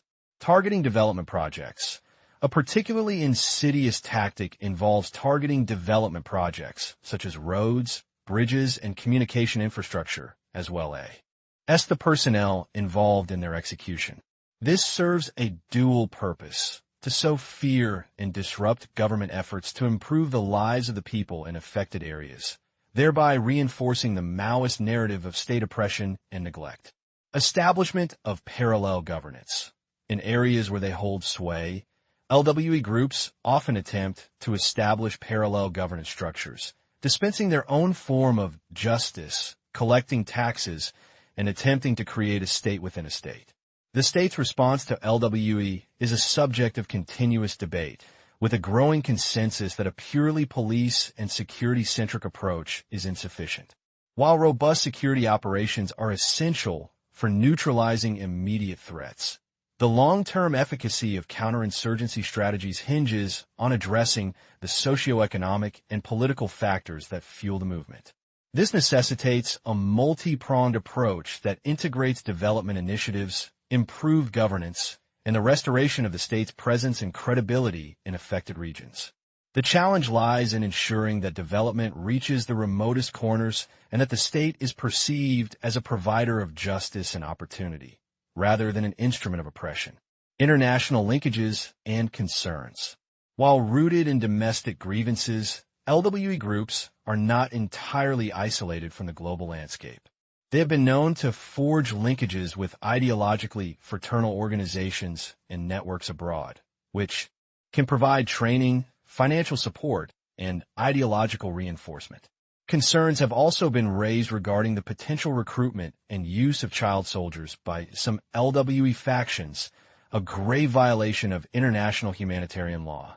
Furthermore, LWE sympathizers and affiliates have participated in international platforms advocating for Maoist prisoners and promoting the concept of revolutionary war globally, underscoring the transnational dimension of ideological movements. Challenges in countering LWE. One of the most significant challenges in combating LWE is the inherent paradox. LWE groups often thrive in and actively foster the underdevelopment of the regions they control. By actively hindering development projects, they create a vested interest in perpetuating the conditions of poverty and neglect that form the bedrock of their support. This creates a difficult dilemma for the state. While the state is compelled to bring development to these areas to uplift the populace and erode the support base of the extremists, this very process becomes a target for the insurgents, often leading to increased violence and disruption. The state must therefore navigate the complex task of simultaneously ensuring security and delivering development in areas where the narrative of deprivation and neglect is actively cultivated by the extremist elements. The success of counter-LWE strategies ultimately depends on the state's ability to win the trust and support of the local population by demonstrating a genuine commitment to their welfare and aspirations. Civilization state perspective. From a vantage point of India as a civilization state, left-wing extremism represents a profound internal challenge that is deeply intertwined with historical socio-economic inequities and the enduring struggle to foster a cohesive national identity within a profoundly pluralistic framework. The movement's ability to tap into deeply felt grievances related to land rights, identity assertion, and economic exploitation reflects critical fault lines within the broader civilizational fabric. The state's response, therefore, must transcend purely securitized measures and acknowledge the civilizational imperative of justice, equity, and inclusive development. The enduring appeal of LWE in certain regions can be seen as a symptom of the state's historical difficulty in fully integrating diverse identity groups and addressing the aspirations of marginalized communities within the overarching national narrative. The state's efforts to counter LWE must therefore be framed within a broader civilizational project aimed at fostering a sense of shared belonging and equitable participation. Furthermore, the international linkages of LWE highlight how localized grievances, when amplified by global ideological networks and supported by external actors, can pose a significant challenge to the stability of a civilization state. Effectively managing such challenges requires not only robust internal governance, but also a keen understanding of the global dynamics that can influence domestic security. The resolution of LWE, in this context, becomes intrinsically linked to the state's capacity to embody its civilizational values of justice, inclusivity, and equitable progress for all its citizens. Chapter 3. Internal Security as a Crucible of Strategic Culture. India's journey as an independent nation has been profoundly shaped not only by its external geopolitical challenges, but also by the complex tapestry of internal security issues. These challenges, often born from the very fabric of its diverse society and the historical contours of its formation, have served as a critical crucible, testing and refining India's strategic culture and national security policy. This chapter delves into the evolution of internal security as a distinct policy domain, dissecting its drivers, manifestations, and the state's response, all viewed through the lens of India's enduring civilizational ethos. Internal security as a policy issue, the emergence of a distinct domain. The formal recognition of internal security as a discrete policy issue in India is a relatively recent phenomenon, largely crystallizing in the 1980s. Prior to this, concerns related to law and order, social unrest, and communal harmony were often managed within broader administrative and governance frameworks. However, the escalation of ethno-nationalist movements, secessionist demands, and widespread social unrest necessitated a more focused and strategic approach. This shift marked the acknowledgement that internal stability was not merely a byproduct of good governance, but a fundamental pillar of national security, intricately linked to the state's very survival and its ability to project power and influence. At the heart of the debates surrounding internal security lay a series of interconnected issues: the aspiration for self-determination among various ethnic and regional groups, the imperative of national integration in a deeply pluralistic society, the demand for economic decentralization and equitable distribution of resources, and the evolving relationship between the state and civil society. The analysis posits that when these legitimate or perceived grievances are not adequately addressed by the state, they tend to escalate through a discernible ladder of demands. What begins as a political or economic grievance can, if unaddressed, morph into more extreme forms of protest, culminating in secessionist movements and terrorism, thereby posing a significant threat to the nation's integrity. The state's goals in resolving these internal conflicts are deeply rooted in India's strategic culture. These goals transcend mere maintenance of law and order. They encompass the fundamental values of political stability and social justice. The Indian state, committed to democratic principles, views the resolution of internal security crises through the prism of upholding the rule of law while simultaneously addressing the underlying socio-economic deprivations that fuel discontent. This necessitates operating within established constitutional frameworks, with the Ministry of Home Affairs playing a pivotal nodal role in coordinating responses. Internal security crises in India can be broadly categorized into three interconnected issue areas. Political crises. These primarily manifest as separatism, secession, and terrorism, often driven by identity-based grievances related to ethnicity, religion, or regional aspirations. Economic crises. These involve blockades, asymmetric warfare tactics employed by disgruntled groups, and protests stemming from perceived economic exploitation or inequitable development. Socio-cultural crises. These encompass riots, ethnic/religious/caste violence, and terrorism, which may have extra-regional links, further complicating the security landscape. While this section outlines the policy framework, it is crucial to recognize that the very definition of state goals and the methods of conflict resolution are implicitly informed by India's long civilizational history.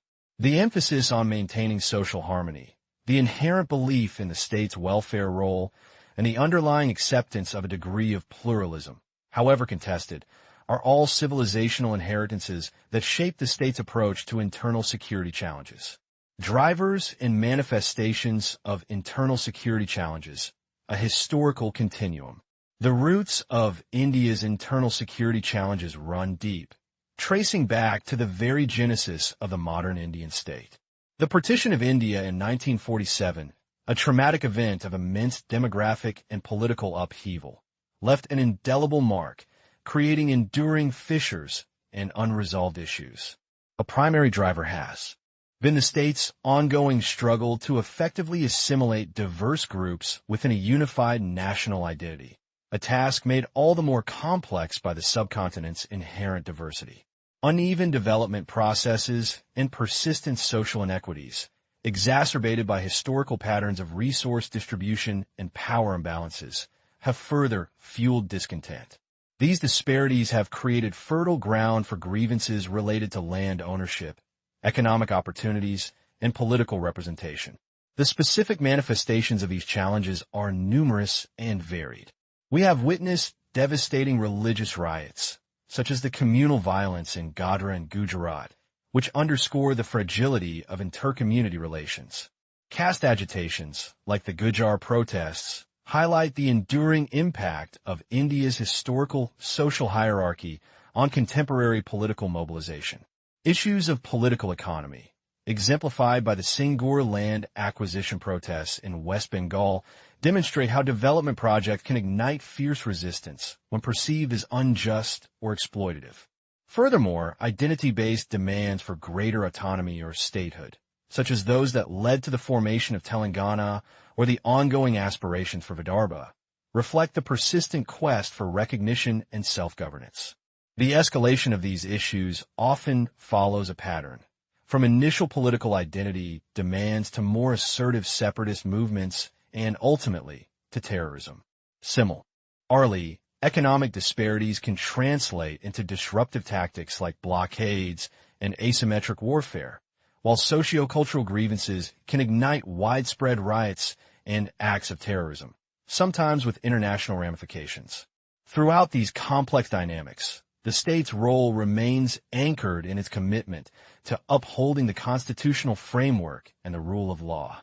The Ministry of Home Affairs continues to be the primary agency responsible for coordinating the state's response, balancing security imperatives with the need to address the underlying socio-economic causes of unrest.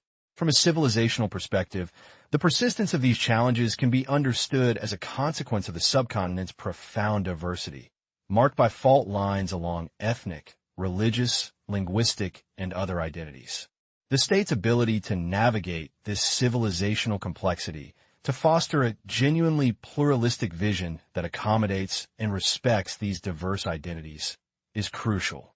The historical failures to fully integrate and address the legitimate concerns of all communities, often stemming from pre-modern societal structures and power dynamics, have created enduring vulnerabilities that continue to shape India's internal security landscape.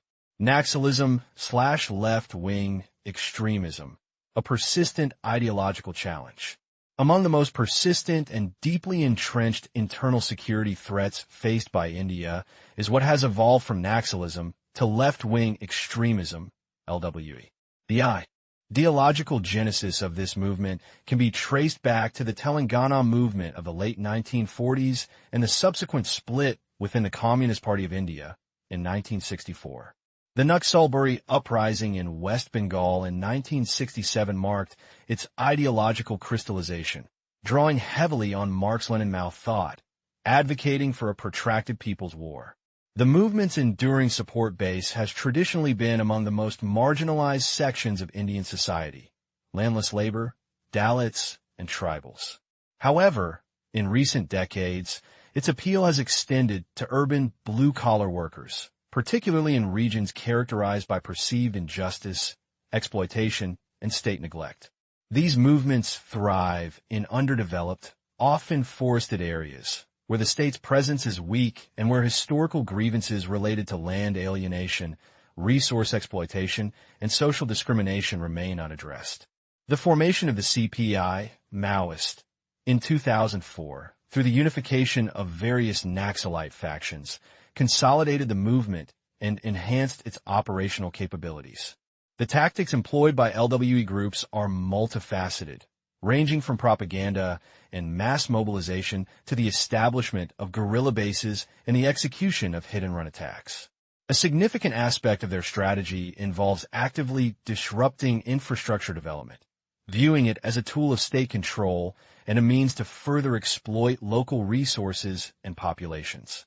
This has led to the creation of the notorious Red Corps, a vast swathe of territory across central and eastern India where LWE influence is most pronounced.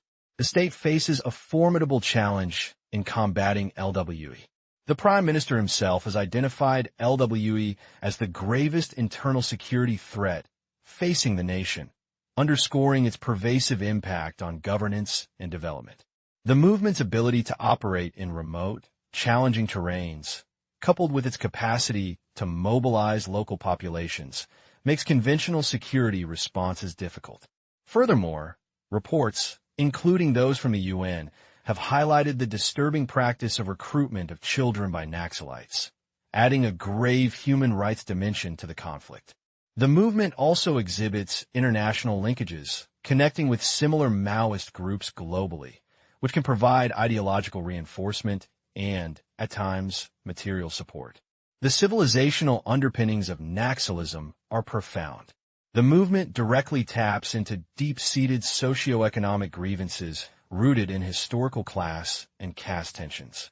The exploitation of tribal wealth and the dispossession of landless labor are not merely contemporary issues, but echo centuries of hierarchical social structures and economic disparities that have characterized the subcontinent. The enduring impact of these historical injustices, perpetuated by existing power structures, provides fertile ground for the LWE narrative of revolution and liberation. Northeast India, insurgency and strategic import. Ents in a complex mosaic. The northeastern region of India presents a unique and multifaceted internal security challenge, amplified by its immense cultural and ethnic diversity. Home to over 200 distinct ethnic groups, and its critical strategic location bordering Bangladesh, Bhutan, Myanmar, and China. The region's rugged terrain, coupled with historical patterns of underdevelopment, has created a complex security environment prone to instability. The drivers of insurgency in the Northeast are deeply intertwined with sociocultural and political factors. Ethnicity, tribal rivalries, patterns of migration, control over local resources, and pervasive feelings of exploitation and alienation from the Indian state. These elements have contributed to a fragile security ecosystem, fostering diverse insurgent demands ranging from greater autonomy to outright secession. The Naga insurgency stands as the first major post-independence conflict, its evolution reflecting the complex dynamics of identity, state building, and external influences.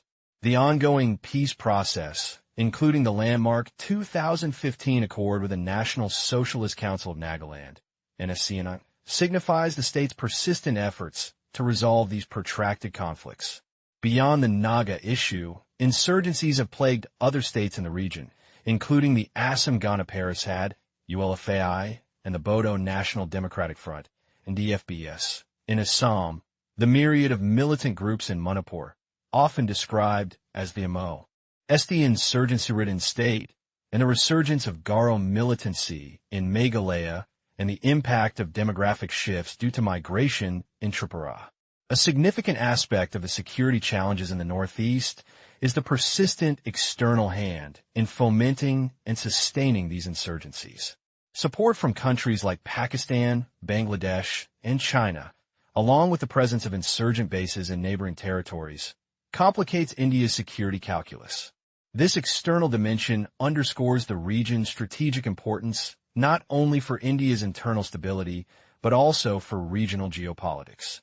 In response, India's Look East policy, now rebranded as the Act East policy, aims to leverage the region's geographical proximity to Southeast Asia for economic development and enhanced socio-security.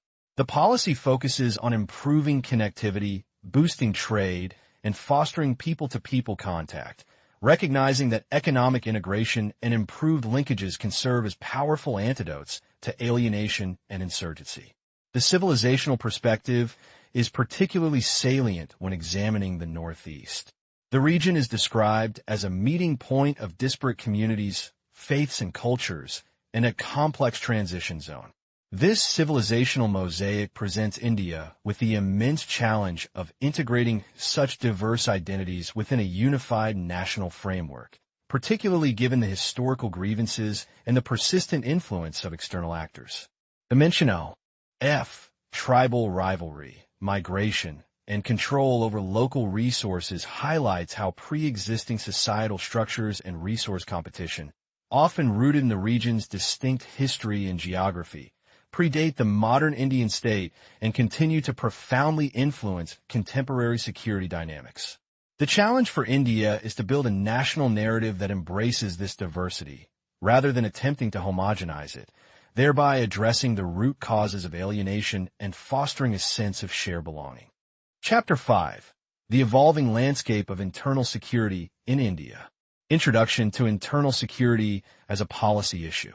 The tapestry of India's national security is woven not only with threads of external threats and geopolitical maneuvering, but also with the intricate, often turbulent, patterns of its internal dynamics. While the external dimension has historically dominated strategic discourse, the emergence of internal security as a distinct and critical policy issue is a relatively recent phenomenon, gaining significant traction in the 1980s. This period marked a crucial inflection point, compelling policymakers and strategists to confront the complex interplay of identity, autonomy, and the very fabric of the Indian state. At its core, the elevation of internal security to a formal policy concern was catalyzed by a series of escalating challenges that questioned the prevailing paradigms of national integration and state authority. Central to these debates were fundamental questions of self-determination, not in the international law sense of secession, but in a more nuanced Indian context of political autonomy within the framework of national integration. This involved a delicate balancing act: how to accommodate diverse regional aspirations, cultural identities, and political demands without fracturing the territorial integrity of the Union. Accompanying these political imperatives were pressing economic dimensions.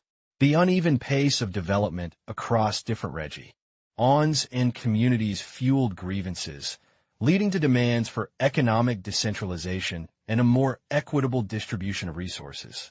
Disparities in economic opportunity often became fertile ground for political mobilization, transforming economic discontent into broader challenges to state legitimacy. Furthermore, the evolving relationship between the state and civil society became a critical area of focus. As citizens became more vocal in articulating their rights and grievances, the state's response, whether through accommodation, coercion, or neglect, profoundly shaped the internal security environment. The capacity of democratic institutions to address societal discontent, foster inclusive growth, and uphold justice became paramount. These interconnected political, economic, and socio-cultural dimensions formed the bedrock of the evolving internal security discourse in India. Dimensions of internal security, a framework of analysis. To comprehend the multifaceted nature of internal security, it is beneficial to conceptualize it through a structured framework. This framework comprises three interconnected dimensions: the escalation ladder of demands, the state's objectives, and the issue areas of crisis. The escalation ladder of demands posits that grievances, initially expressed through legitimate political channels, can, if unaddressed or mishandled, escalate into more disruptive and violent forms of protest and conflict. This progression can move from demands for recognition and representation to protests, blockades, civil disobedience, and ultimately to militancy and terrorism. Understanding where a particular challenge sits on this ladder is crucial for formulating an appropriate and effective response. The state's goals in addressing internal security are deeply rooted in India's unique strategic culture. while the immediate objective is to maintain law and order and suppress violence. The underlying aim is to resolve conflict and establish social order. This involves not just the absence of violence, but also the presence of justice, equity, and stability. These goals are often articulated through a blend of fundamental values, such as national unity, democratic governance, and social justice, and more specific, issue-based policies designed to address particular manifestations of unrest. The state's perception of its role, influenced by its historical experiences and civilizational ethos, shapes its strategic calculus in managing internal dissent. Finally, the issue areas of crisis can be broadly categorized into the political, economic, and sociocultural. Political crises often revolve around issues of identity, representation, and autonomy. Economic crises typically stem from disparities, resource allocation, and development failures. Sociocultural crises can arise from tensions related to religion, caste, ethnicity, or historical grievances. These categories are not mutually exclusive. Often, a crisis in one area can precipitate or exacerbate issues in another, creating a complex web of interconnected challenges that the state must navigate. Escalation of demands and crisis manifestations. The progression of demands from initial articulation to outright crisis is a critical aspect of understanding internal security challenges. Political demands, often rooted in the assertion of distinct identity recognition, can, if suppressed or mishandled, morph into organized separatist movements. These movements can then escalate further into militancy, characterized by the use of organized armed groups, and, in its most extreme form, terrorism, which involves the deliberate targeting of civilians or symbols of state power to create widespread fear and achieve political objectives. Similarly, economic disparities can fuel legitimate demands for greater resource control and devolution of economic power. When these demands are met with intransigence, they can manifest as disruptive actions such as blockades and asymmetric warfare, a tactic often employed by groups lacking conventional military capabilities but possessing deep local knowledge and popular support. The Naxalite movement in India, for instance, has often been characterized by its ability to mobilize grievances stemming from land alienation, poverty, and lack of development, translating them into sustained armed resistance. Sociocultural issues, frequently rooted in historical grievances related to religion or caste, can also ignite intense conflict. Debates over the role of religion in public life, the implementation of affirmative action policies, or historical injustices can lead to communal riots, sectarian violence, and, in some instances, terrorist activity. The state's intervention in these sensitive areas, or its perceived failure to do so effectively, can further inflame tensions and contribute to the cycle of violence.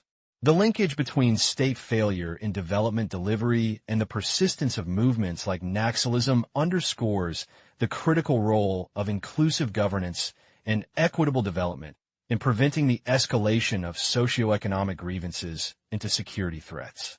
The role of the state and constitutional framework. The Indian state's approach to internal security is fundamentally anchored in the principles that violence and extremism are unacceptable in a democracy, and that much of the disaffection that fuels unrest stems from socioeconomic deprivation. This dual-pronged approach acknowledges that while maintaining order is paramount, long-term stability requires addressing the root causes of discontent. India's response is guided by its robust constitutional framework, which provides the legal and institutional architecture for managing internal security.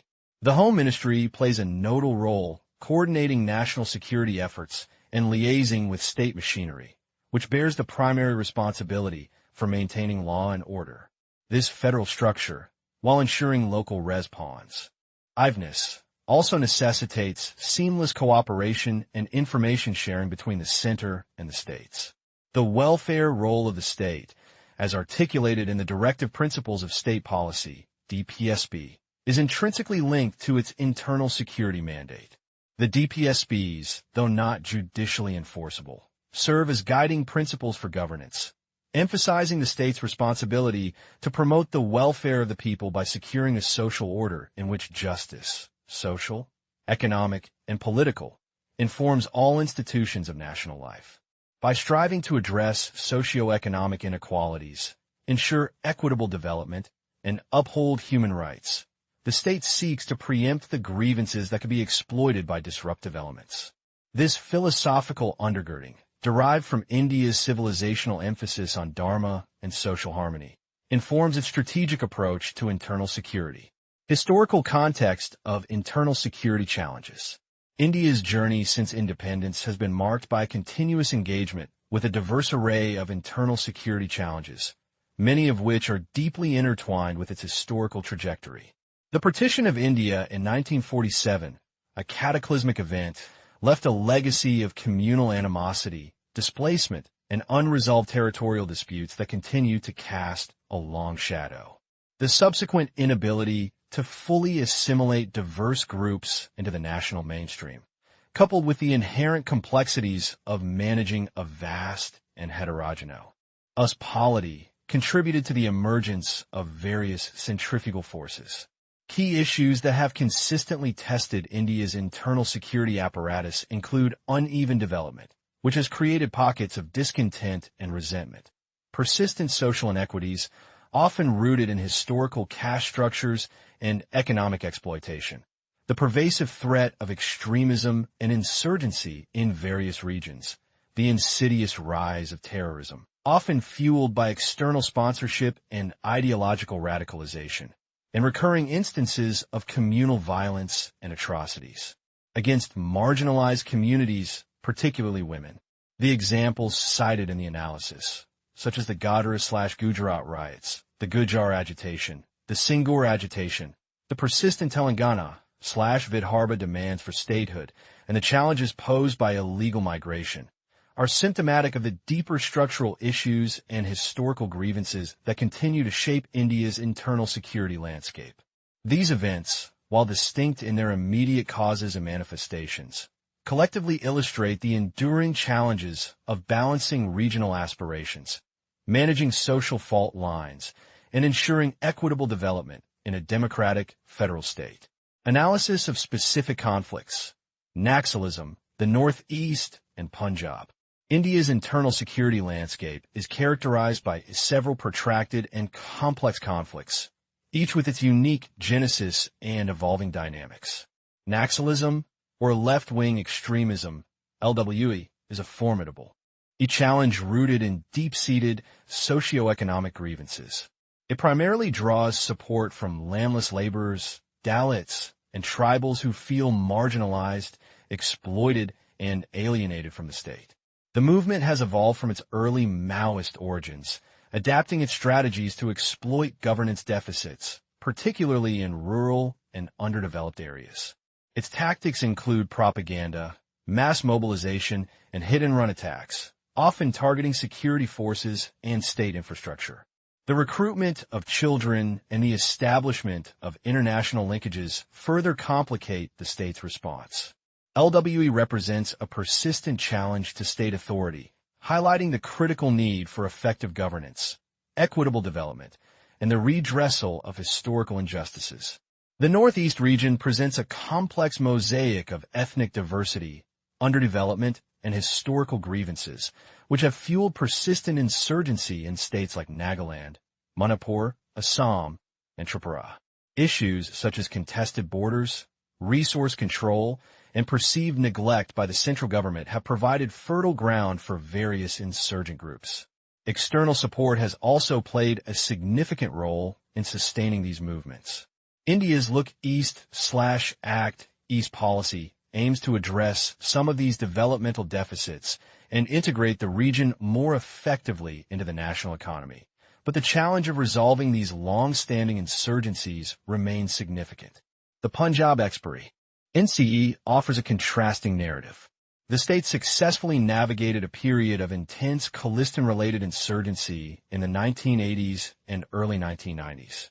While the movement has largely been neutralized, traces of Khalistan sentiment persist, often finding expression in diaspora communities and through online propaganda.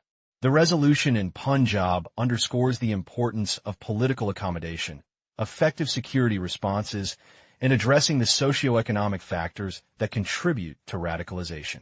Government initiatives to strengthen internal security. In response to the multifaceted internal security threats, the Indian government has undertaken a range of initiatives aimed at bolstering its capabilities and improving its response mechanisms. These measures reflect a strategic understanding that effective internal security requires a robust and integrated approach. A key focus has been on strengthening paramilitary forces, which form the backbone of internal security operations. This includes enhancing their operational capabilities, improving equipment, and ensuring better training. The establishment of National Security Guard, NSG, hubs across the country signifies a commitment to rapid response capabilities against counterterrorism threats. To counter the growing sophistication of terrorist networks and to enable proactive threat detection, there has been a significant emphasis on intelligence and surveillance. This involves strengthening state special branches, which are crucial for gathering ground-level intelligence and developing integrated intelligence platforms. The establishment of NatGrid, National Intelligence Grid, is a prime example, aiming to create a robust framework for actionable intelligence sharing among various security and intelligence agencies. The overarching goal is to move from a reactive to a more proactive posture, enabling the swift identification and neutralization of threats before they can materialize. Jammu and Kashmir. Historical and political context. The situation in Jammu and Kashmir, J&K, represents one of India's most enduring and complex internal security challenges, deeply rooted in its historical and political evolution. The Instrument of Accession, 1947, signed by Maharaja Hari Singh, was based on the partition principle, ceding jurisdiction to India over defense, external affairs, and communications. This limited accession was pivotal, distinguishing J&K from other princely states. Crucially, special constitutional provisions, most notably Article 370, were incorporated to recognize the unique circumstances of J&K's accession. This article allowed the state's Constituent Assembly to determine the extent of the Union's legislative power and to frame its own constitution. The state's relationship with the Union was further shaped by subsequent political developments, including the role of prominent leaders like Sheikh Abdullah and various agreements, such as the 1954 ratification that extended CE. Retained provisions of the Indian Constitution to J&K and the 1975 Indira Gandhi Sheikh Abdullah Agreement, which redefined the state's relationship with the Union. It was in the late 1980s that internal security issues began to significantly manifest, moving beyond the earlier challenges of political integration and regional aspirations to a more overt and organized form of militancy and subversion, often with external patronage. Escalation of violence and shifting discourse in J&K. The late 1980s marked a critical turning point in Jammu and Kashmir, witnessing a palpable escalation of violence and a significant shift in the underlying discourse. The period was characterized by targeted political murders, kidnappings, and the infiltration of mercenaries, signaling a move away from earlier political demand for greater autonomy towards a more ideologically charged agenda. The focus began to shift from regional aspirations to a broader narrative of Islamic solidarity. The 1990s witnessed the tragic Pundit exodus, a mass migration of the Kashmiri Pundit community from the valley, which profoundly altered the region's demographic and socio-cultural fabric. This period also saw the emergence of a discourse centered on ethnic nationalism and self-determination, significantly influenced by the wave of democratic revolutions in Eastern Europe. This discourse, while invoking universalistic ideals, often served to legitimize separatist aspirations. In the post-2001 era following the global war on terror, the focus increasingly shifted towards human rights violations by state security forces, attracting international attention from organizations like the Organization of Islamic Cooperation, OIC, and the European Union. The subsequent emergence of figures like Burhan Wani marked another significant evolution, with a pronounced shift towards a religious discourse and the adoption of terminology like intifada, signaling a conscious effort to frame the conflict within a broader global jihadist narrative and to mobilize youth through an appeal to religious identity. Actors and dialogue processes in J&K. The complex political landscape of Jammu and Kashmir is shaped by a confluence of key actors, each with distinct agendas and influences.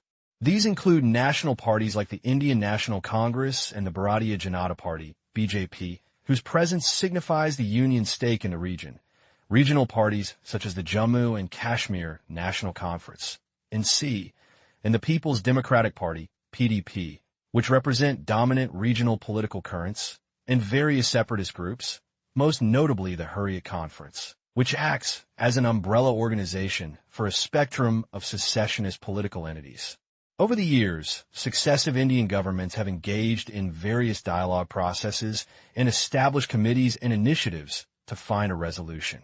These have included the Pant Committee, the Jaitley Committee, the Vora Committee, FOC, used on the nexus between politicians, bureaucrats, and militants, initiatives under Prime Minister Manmohan Singh, and the appointment of interlocutors. However, these efforts have yielded limited success, often hampered by the fractured nature of the separatist leadership, the cyclical nature of violence, and the deep-seated mistrust between various stakeholders. The government's current stance, articulated as a willingness to talk only with legitimate representatives, reflects an attempt to consolidate the dialogue process and ensure that engagements are constructive and aimed at achieving a sustainable political settlement. Transformations in militancy and ideology in J&K. The nature of militancy in Jammu and Kashmir has undergone a significant ideological and strategic transformation over the decades. Initially, the focus was largely on political demands for azadi, freedom, encompassing a spectrum of aspirations from greater autonomy to complete independence. However, in recent years, this has increasingly given way to an abstract, ideological struggle labeled jihad. This shift signifies a move from localized political grievances toward a broader, more radicalized global war against the existing system, with an ultimate aim to implement Sharia law. This trend is inextricably linked to cross-border infiltration and the pervasive influence of radicalized youth who are susceptible to the narratives propagated by international jihadist groups. The exploitation of young individuals, often through the use of children for stone pelting and even by militants for school burning, underscores the disturbing evolution of the conflict's tactics and the depravity of its ideologues. The Pakistani state's continued role in sponsoring and facilitating these elements remains a central factor in the perpetuation of this transformation. National identity discourse and policy responses in J&K. The discourse surrounding the national identity of Jammu and Kashmir is deeply contested, bifurcating primarily along religious, cultural, and secular strands, with both sides vehemently claiming it as an integral part of India. The religious cultural strand often emphasizes the historical, cultural, and religious ties that bind Kashmir to the Indian subcontinent, framing its identity within a broader civilizational context. The secular strand, conversely, highlights the constitutional framework, democratic values, and the secular ethos of the Indian Republic as the basis for Kashmir's integration. However, these competing narratives often tend to oversimplify the complex historical realities and diverse aspirations within the region, frequently denying legitimate avenues for self-expression to various communities. In a significant policy intervention aimed at directly addressing the roots of separatism and countering terrorism sponsored from across the border, India undertook the repeal of Article 370 and the reorganization of the state into union territories, Jammu and Kashmir and Ladakh. This move, while controversial, is intended to integrate J&K more fully into the national mainstream, streamline governance, and decisively tackle the politico-military challenges that have plagued the region for decades. Minority status debate in J&K. A notable development in the ongoing discourse surrounding Jammu and Kashmir has been the petition seeking minority status for Hindus in the region. The petitioner argued, based on census data, that Hindus constitute a minority in the erstwhile state and highlighted alleged disparities in scholarship allocation as evidence of this marginalization. This petition underscored the complex demographic and socioeconomic realities within the region and the legal avenues available for addressing perceived grievances. The Supreme Court's directive for the petitioner to approach the National Commission for Minorities indicates the procedural route for such claims, acknowledging the Commission's mandate to investigate and address issues related to minority rights. Table 5.2. Internal security-related conflicts faced by India. Conflict area duration, approximate, key characteristics. Chapter 10. The evolving labyrinth of terrorism and India's strategic response. Defining the unfolding threat, from grievance to existential challenge. India's internal security landscape, a complex tapestry woven from historical legacies, socioeconomic disparities, and diverse ethno-religious identities, has been profoundly shaped by the phenomenon of terrorism. As this book argues for understanding India's strategic culture through a civilizational lens, it is imperative to first grasp how the nation-state perceives and frames threats to its existence and well-being. Terrorism, in this context, represents the most acute and insidious escalation of internal security challenges. It is not merely an act of violence, but a deliberate, sub-state application of force or the threat thereof, aimed at deliberately sowing panic and fear within society. This distinction is crucial. Unlike guerrilla warfare, which often seeks territorial control and engagement with state forces, terrorism targets the very fabric of societal order, aiming to undermine public confidence and destabilize governance through psychological impact. The evolution of this threat necessitates a nuanced categorization. Historically, India grappled with ethnic separatist movements, often rooted in regional aspirations, historical injustices, or perceived marginalization. These movements, while destabilizing, were frequently localized and operated within discernible territorial parameters. However, the late 20th and early 21st centuries have witnessed the rise of a more insidious and complex form, postmodern pan-religious terrorism. This variant transcends the boundaries of nation-states, drawing ideological sustenance from global religious resurgence movements and propagating a transnational agenda. Its appeal lies in its ability to mobilize individuals across borders, often through sophisticated propaganda and networks, offering a potent ideological narrative that can eclipse national identities and loyalties. This shift represents a fundamental challenge to state sovereignty and traditional security paradigms, demanding a strategic reorientation that acknowledges the globalized nature of contemporary threats. 2. The Pakistan-centric paradigm and the shadow of proxy war. India's strategic perception of terrorism, particularly in the post-1980s era, has been overwhelmingly Pakistan-centric. This perception is inextricably linked to the enduring Kashmir dispute, which has served as a persistent flashpoint and a fertile ground for the cultivation and export of cross-border terrorism. India views the sustained infiltration of militants, the provision of logistical and financial support, and the ideological indoctrination orchestrated from across its western border as a deliberate and sustained campaign of undeclared, low-intensity proxy war. This framing is not merely rhetorical. It reflects a strategic assessment that Pakistan's state apparatus, or significant elements within it, actively employs non-state actors as instruments of foreign policy to achieve its strategic objectives vis-a-vis India. This proxy war dynamic has profoundly shaped India's counterterrorism, doctrine, and operational responses. It necessitates a strategic calculus that extends beyond mere internal policing to encompass diplomatic pressure, international legal recourse, and, at times, calibrated military signaling. The inherent asymmetry of this conflict, a state-backed proxy versus a sovereign nation, presents unique challenges. It demands a multifaceted approach that can disrupt enemy networks, deter future aggression, and mitigate the impact on India's own population and territorial integrity. The persistent nature of this proxy war has also contributed to a hardening of India's strategic posture, fostering a sense of strategic vulnerability and a resolve to deny adversaries the ability to achieve their objectives through such asymmetric means. 3. The shifting sands of strategy, from dialogue to compellence.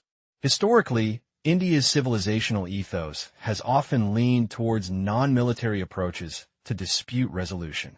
This inclination, rooted in philosophical traditions emphasizing dialogue, consensus building, and the avoidance of unnecessary violence, has often informed its initial responses to internal security challenges. Approaches such as dialogue with aggrieved groups, the establishment of commissions of inquiry, judicial intervention, and legislative measure have been recurring features of India's conflict management toolkit. These methods reflect a pragmatic understanding that deep-seated societal grievances cannot always be resolved through coercive means alone, and that a degree of societal integration and reconciliation is essential for lasting peace. However, the global context has significantly altered the strategic landscape. The trauma of September 11, 2001, and subsequent attacks worldwide fundamentally reshaped international perceptions of terrorism and the legitimacy of using force against it. The post-9/11 era witnessed a global shift towards more assertive counterterrorism measures, including preemptive strikes and a greater willingness to employ military force. This global trend, coupled with the persistent challenge of cross-border terrorism, has compelled India to reevaluate its own strategies. Consequently, there has been a discernible strategic shift towards compellence. Compellence, in this context, refers to the use of threats or limited force to persuade an adversary to cease certain actions or to undertake specific behaviors. It represents a departure from purely deterrence-focused strategies, aiming not just to prevent attacks, but to actively shape the adversary's calculus and compel them to abandon their support for terrorism. This can manifest through diplomatic isolation, economic sanctions, targeted military strikes, or other coercive measures designed to impose costs on the sponsoring state. The aspiration to draw red lines in its dealings with Pakistan signifies this evolving strategic imperative for compellence. 4. The delicate equilibrium, security, rights, and societal harmony. The implementation of counterterrorism measures invariably presents a profound challenge.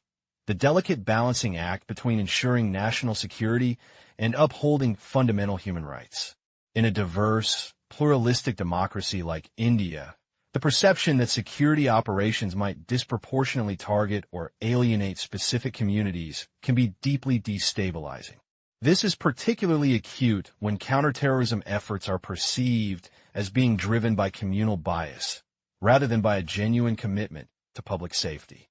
The historical approach to conflict management, as mentioned, has often involved a recognition of the need to address underlying socioeconomic and political grievances.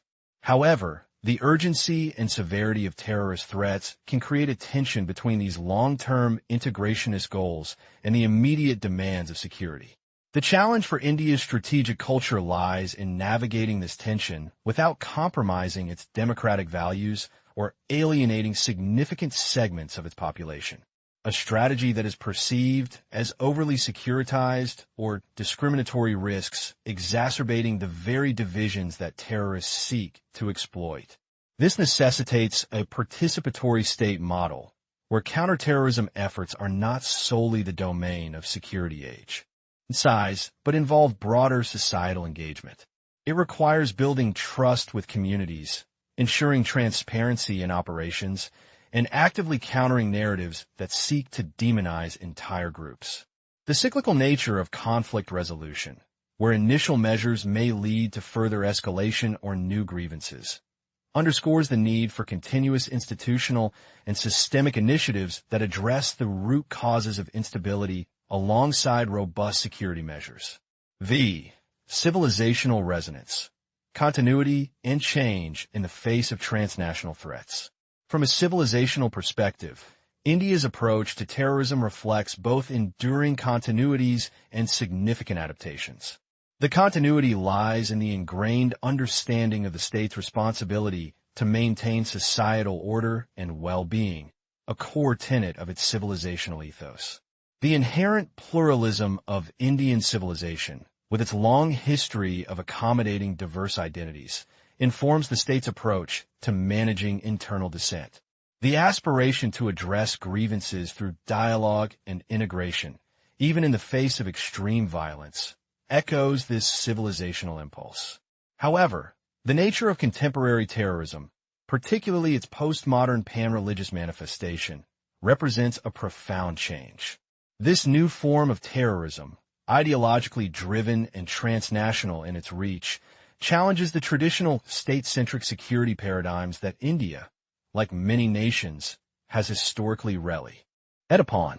The fact that these movements often operate beyond the direct control of any single state, drawing sustenance from global networks and ideologies, necessitates a strategic recalibration.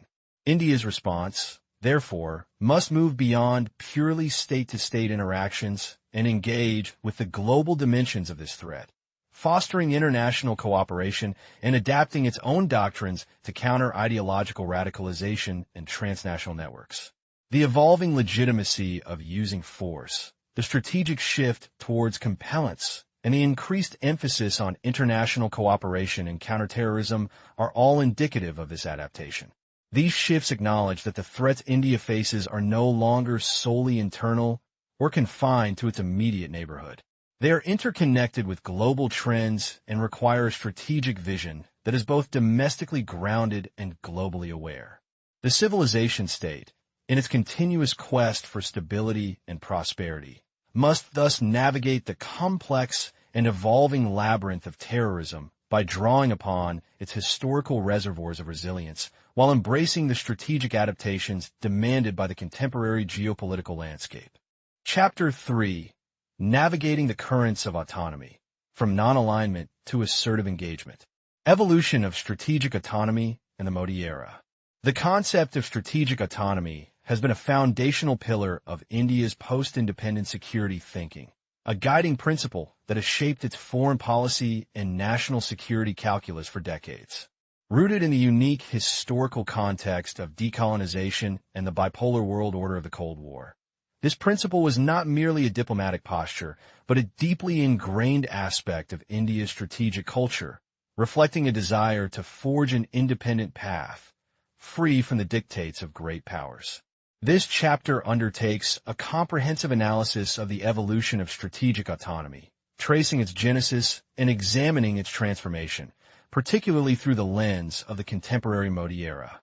We will explore the shifts and continuities in India's foreign and security policy, contrasting the current administration's approach with that of its predecessors, and delve into the underlying drivers, including the redefinition of India's global role, the potent influence of domestic politics, and the articulation of a distinctly new foreign policy agenda. The genesis and sustenance of strategic autonomy. The intellectual and practical underpinnings of India's strategic autonomy can be traced back to the era of Prime Minister Jawaharlal Nehru. In the shadow of the Cold War, India, along with a nascent bloc of newly independent nations, chose a path of non-alignment. This was not a passive equidistance, but an active assertion of agency, a refusal to be drawn into ideological blocs or military alliances that could compromise its nascent sovereignty and developmental aspirations. Strategic autonomy, in this initial formulation, meant the freedom to assess international issues on their own merits, to maintain flexibility in conflict resolution, and to prioritize national interests above bloc loyalties. This commitment was also reflected in India's nuclear doctrine, notably the articulation of a no-first-use policy. This stance was a conscious strategic choice, designed to deter aggression while simultaneously signaling a responsible approach to nuclear weapons, a deliberate departure from the escalatory doctrines prevalent among established nuclear powers. It was a manifestation of strategic autonomy that sought to carve out a distinct ethical and political space in the international arena. The end of the Cold War, however, presented a profound recalcitrant to this established paradigm. The unipolar moment, the rise of new global challenges like terrorism and climate change, and the increasing interconnectedness of the world economy necessitated a re-evaluation of the principles that had guided Indian foreign policy for so long. The traditional framework of non-alignment, while still retaining some resonance, needed to adapt to a fundamentally altered geopolitical landscape. The Modi era, a RAMAG, inning of strategic posture. The advent of Prime Minister Narendra Modi's government in 2014 marked a significant inflection point in this ongoing evolution. The academic discourse surrounding this period has been vigorous, with considerable debate on whether Modi has fundamentally altered India's security policy trajectory or merely refined and re-energized existing principles. This analysis seeks to navigate this debate by examining the shifts and continuities evident in his administration's approach, particularly in contrast to the policies of previous governments, such as that of Prime Minister Manmohan Singh. One of the most discernible shifts has been in the terminology and framing of India's engagement with its extended neighborhood. The Look East policy, initiated in the 1990s, evolved into the more proactive and assertive Act East policy under Modi. This rebranding signifies a more robust and integrated approach to the Indo-Pacific region, emphasizing economic partnerships, security cooperation, and a strategic hedging against the rising influence of China. While the core objective of strengthening ties with East Asian nations remains, the Modi government has infused it with a greater sense of urgency and a more explicit strategic intent. Furthermore, the traditional security concerns that have long preoccupied India, namely the complex and often adversarial relationship with Pakistan and the multifaceted challenge posed by China, have continued to define the contours of its security policy. However, the Modi government's approach to these challenges has been characterized by a greater degree of assertiveness and a more direct articulation of national interests.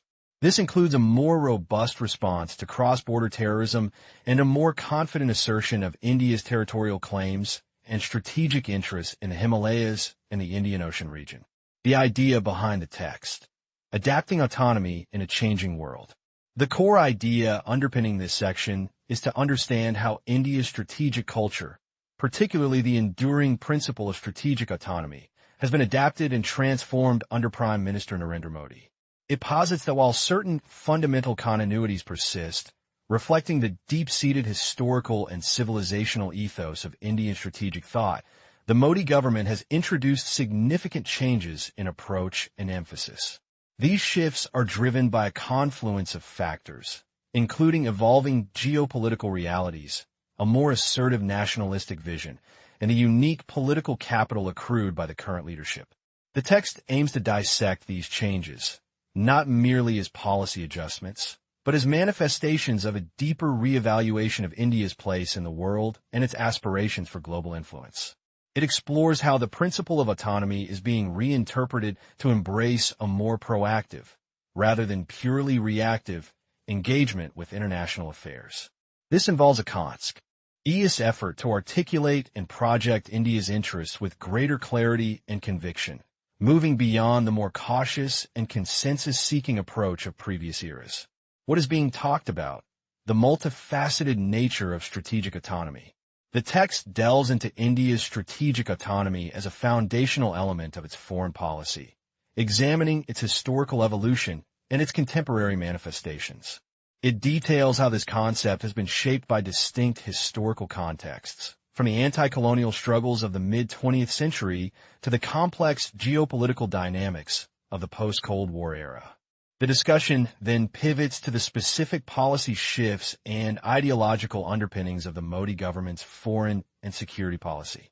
This includes a close examination of the Bharatiya Janata Party's BJP articulated pan-Chamrit foreign policy agenda, which seeks to prioritize national dignity, engage in constructive dialogue, foster shared prosperity, ensure national security, and leverage civilizational links as core tenets of its international engagement.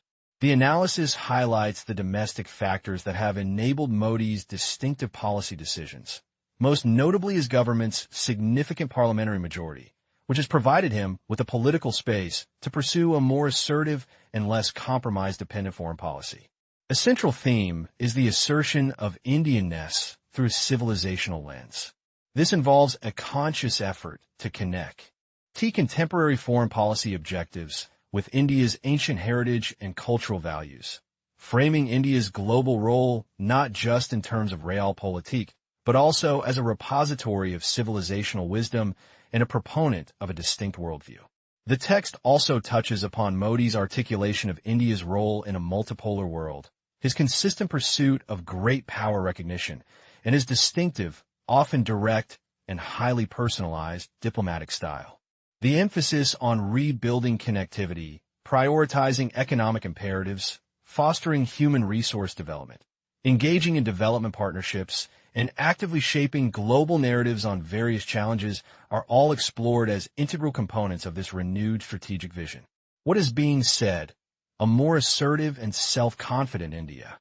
The text asserts that strategic autonomy, initially a cornerstone of India's non-aligned stance, has undergone a significant transformation.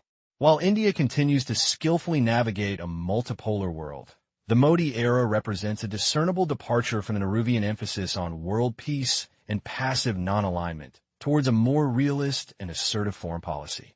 This shift is not merely rhetorical. It is reflected in concrete policy choices and diplomatic engagement.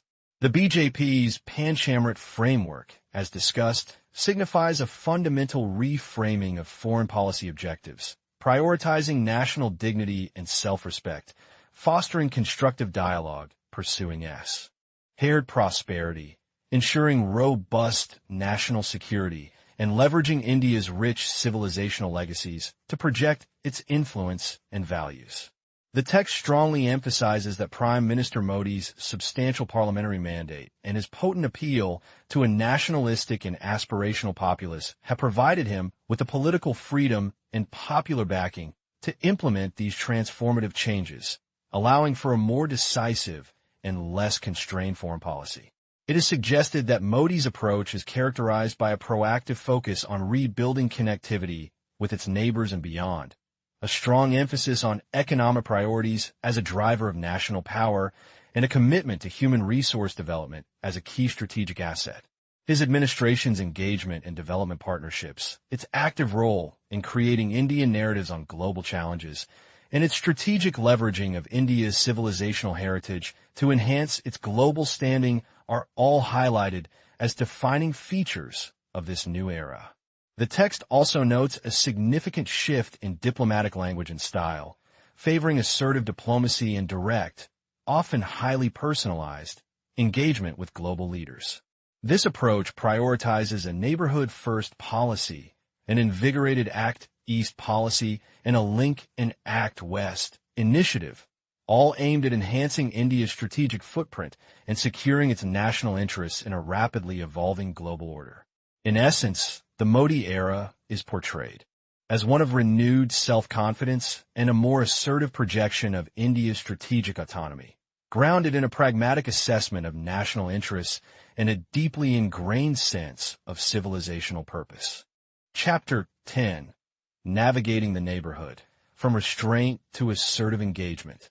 India's strategic culture, deeply rooted in its civilizational ethos of self-reliance and a desire for strategic autonomy, has profoundly shaped its approach to national security and foreign policy. This chapter delves into the evolution of India's neighborhood policy, a critical arena where historical continuities and shifts in strategic thinking are most evident. We will examine how the Modi government's neighborhood-first policy, while initially signaling a desire for regional amity, encountered the persistent challenge of cross-border terrorism, prompting a recalibration of India's response from strategic restraint to a more assertive posture. This examination will also contextualize these developments within broader regional dynamics, including India's evolving relationship with China and its growing maritime strategy in the Indo-Pacific. 1. Introduction to Neighborhood Policy. Overtures, Setbacks, and a Shadow of Terrorism. The advent of the Narendra Modi government in 2014 marked a deliberate pivot towards its immediate neighborhood, encapsulated in the Neighborhood First policy. This initiative was predicated on a vision of regional cooperation, emphasizing enhanced trade, investment, and connectivity as pathways to mutual prosperity and stability. The early gestures were particularly directed towards Pakistan, a nation with whom India shares a complex and often fraught history. Why? Prime Minister Modi's surprise visit to Lahore in December 2015, a bold diplomatic gambit, symbolized this renewed commitment to dialogue and peaceful engagement. It was an attempt to break the cycle of mistrust and to foster a more constructive relationship, building upon the shared heritage and people-to-people ties that transcend political divides. However, this optimistic overture soon encountered the stark reality of persistent cross-border terrorism. The subsequent breakdown of dialogue was precipitated by a series of audacious terrorist attacks that directly targeted India's security infrastructure and personnel. Incidents such as the Pathankot Air Force Station attack in January 2016, followed by further infiltrations and attacks in Pampore, Uri, and Nagrota, underscored Pakistan's continued role in sponsoring and facilitating terrorism against India. These events served as a potent reminder that the foundational pillars of regional cooperation could not be built on a bedrock of insecurity. The core idea here is to illustrate the inherent tension within India's neighborhood policy, the enduring aspiration for peaceful regional integration clashing with the immediate and existential threat of terrorism emanating from across its borders. This led to a significant recalibration of India's response, moving from a policy of strategic restraint, which had characterized much of its engagement with Pakistan, towards a more proactive and assertive stance. Druhi India's respektivna, ons to terrorism and the erosion of strategic restraint. The sustained and escalating nature of terrorist attacks originating from Pakistani soil compelled India to reconsider its traditional doctrine of strategic restraint.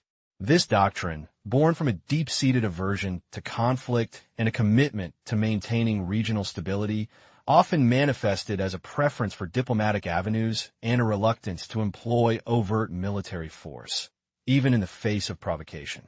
However, the September 2016 surgical strikes conducted by Indian Special Forces across the Line of Control, LOC, into Pakistan-occupied Kashmir, POC, represented a significant departure. These strikes, conducted in retaliation for a terrorist attack on an Indian Army base in Uri, were a clear message that India was no longer willing to absorb unprovoked aggression passively. This shift towards a more proactive military posture was not entirely unprecedented. A similar operation, albeit on a different scale and in a different theater, had been conducted in Myanmar in 2016 against militant groups operating along the India-Myanmar border. However, the surgical strikes in POC carried a far greater strategic weight, directly confronting Pakistan and signaling a willingness to cross established thresholds. The underlying idea behind these actions was to demonstrate a tangible evolution in India's strategic culture, moving away from a reactive, restraint-based approach towards a more decisive and calibrated application of military force. It was an attempt to break free from past inhibitions and to signal a new era of deterrence, where the cost of sponsoring terrorism would be directly and demonstrably borne by the perpetrator. The Pulwama attack in February 2019, a devastating suicide bombing that claimed the lives of over 40 Indian security personnel, served as another critical juncture. India's response, the aerial strike on a Jaish-e-Mohammed terrorist training camp in Balakot, Pakistan, was a watershed moment. This action marked a significant departure from the doctrine of strategic restraint and self-deterrence, underscoring a new Indian resolve. By striking deep within Pakistani territory, India aimed not only to punish the perpetrators, but also to deter future attacks by signaling a credible threat of retaliation. This shift was intended to convey that India's patience had limits and that the psychological impact of breaking from past inhibitions regarding the use of force was as significant as the tactical objective. The careful management of escalation risks, however, remained a crucial consideration, as India sought to assert its resolve without triggering an uncontrollable conflict, especially in a region with nuclear-armed states. 3. Internal security and evolving regional dynamics. India's neighborhood policy is inextricably linked to its internal security landscape and its broader regional engagement strategies. The amendment of Jammu and Kashmir's special constitutional status, leading to its bifurcation into union territories in August 2019, was a significant domestic policy shift with profound implications for internal security and regional perceptions. This move aimed to integrate the region more fully into the Indian Union and to address long-standing issues of governance and development, thereby bolstering internal security. Simultaneously, India's approach to its neighborhood underwent a strategic reorientation. The Look East policy, which focused on economic and strategic engagement with Southeast Asia, evolved into the Act East policy, signifying a more proactive and action-oriented approach. In parallel, India initiated Link and Act West policies, seeking to deepen its engagement with West Asia and the broader Eurasian landmass. These policy shifts reflect a growing recognition of the interconnectedness of regional security challenges and India's ambition to play a more assertive role in shaping its extended neighborhood. The reinforcement of the neighborhood-first approach was further exemplified by India's diplomatic outreach. The invitation extended to leaders of the Bay of Bengal Initiative for Multi-Sectoral Technical and Economic Cooperation, BIMSTEC, and other regional groupings to Prime Minister Modi's second swearing-in ceremony in 2019 underscored India's commitment to fostering regional partnerships and its desire to be a central player in regional architecture. The overarching idea here is to connect domestic policy shifts, such as those in Jammu and Kashmir, with broader foreign policy and neighborhood strategies. It underscores India's evolving approach to regional engagement, emphasizing a more active, assertive, and multifaceted posture in its immediate and extended neighborhood, while actively managing its internal security challenges. 4. India-Afghanistan relations, a strategic partnership forged in shared interests. India's relationship with Afghanistan is deeply rooted in centuries of historical and cultural ties, a connection that transcends immediate geopolitical considerations. This enduring bond was formalized through a comprehensive strategic partnership agreement signed in 2011, which laid the groundwork for extensive cooperation across a wide spectrum of areas. The agreement's focus was multifaceted, encompassing the rebuilding of Afghanistan's critical infrastructure, the capacity building of its nascent institutions, fostering investment and trade, and actively supporting its peace and reconciliation processes. India's commitment to Afghanistan has been characterized by a cooperative security approach, skillfully blending hard and soft power instruments. This involves not only providing security assistance and training to Afghan forces, but also investing significantly in development projects, humanitarian aid, and educational initiatives. The underlying idea is to showcase India's unwavering commitment to Afghanistan as a strategic partner, emphasizing a holistic approach that integrates security, development, and capacity building. This commitment reflects India's broader regional security vision, which prioritizes human security and the empowerment of local populations as essential elements for long-term stability. In a region marked by complex geopolitical dynamics and the fluctuating influence of various actors, India's consistent and substantial support for Afghanistan's development and security stands out, underscoring its long-term strategic interests and its role as a stabilizing force. 5. India-China relations and the dynamics of the border. The relationship between India and China, two of the world's most populous nations, is inherently complex and multifaceted, characterized by a delicate equilibrium between cooperation and competition, particularly along their shared, yet largely undemarcified, border. This border dispute, a legacy of historical events, has led to occasional skirmishes and standoffs, creating a persistent undercurrent of tension. Despite these challenges, both nations have also demonstrated a mutual desire to contain conflict and manage their differences, leading to the signing of agreements like the Border Defense Cooperation Agreement, BDCA, in 2013, aimed at preventing misunderstandings and de-escalating tensions. However, the implementation of these agreements has been tested by subsequent incidents.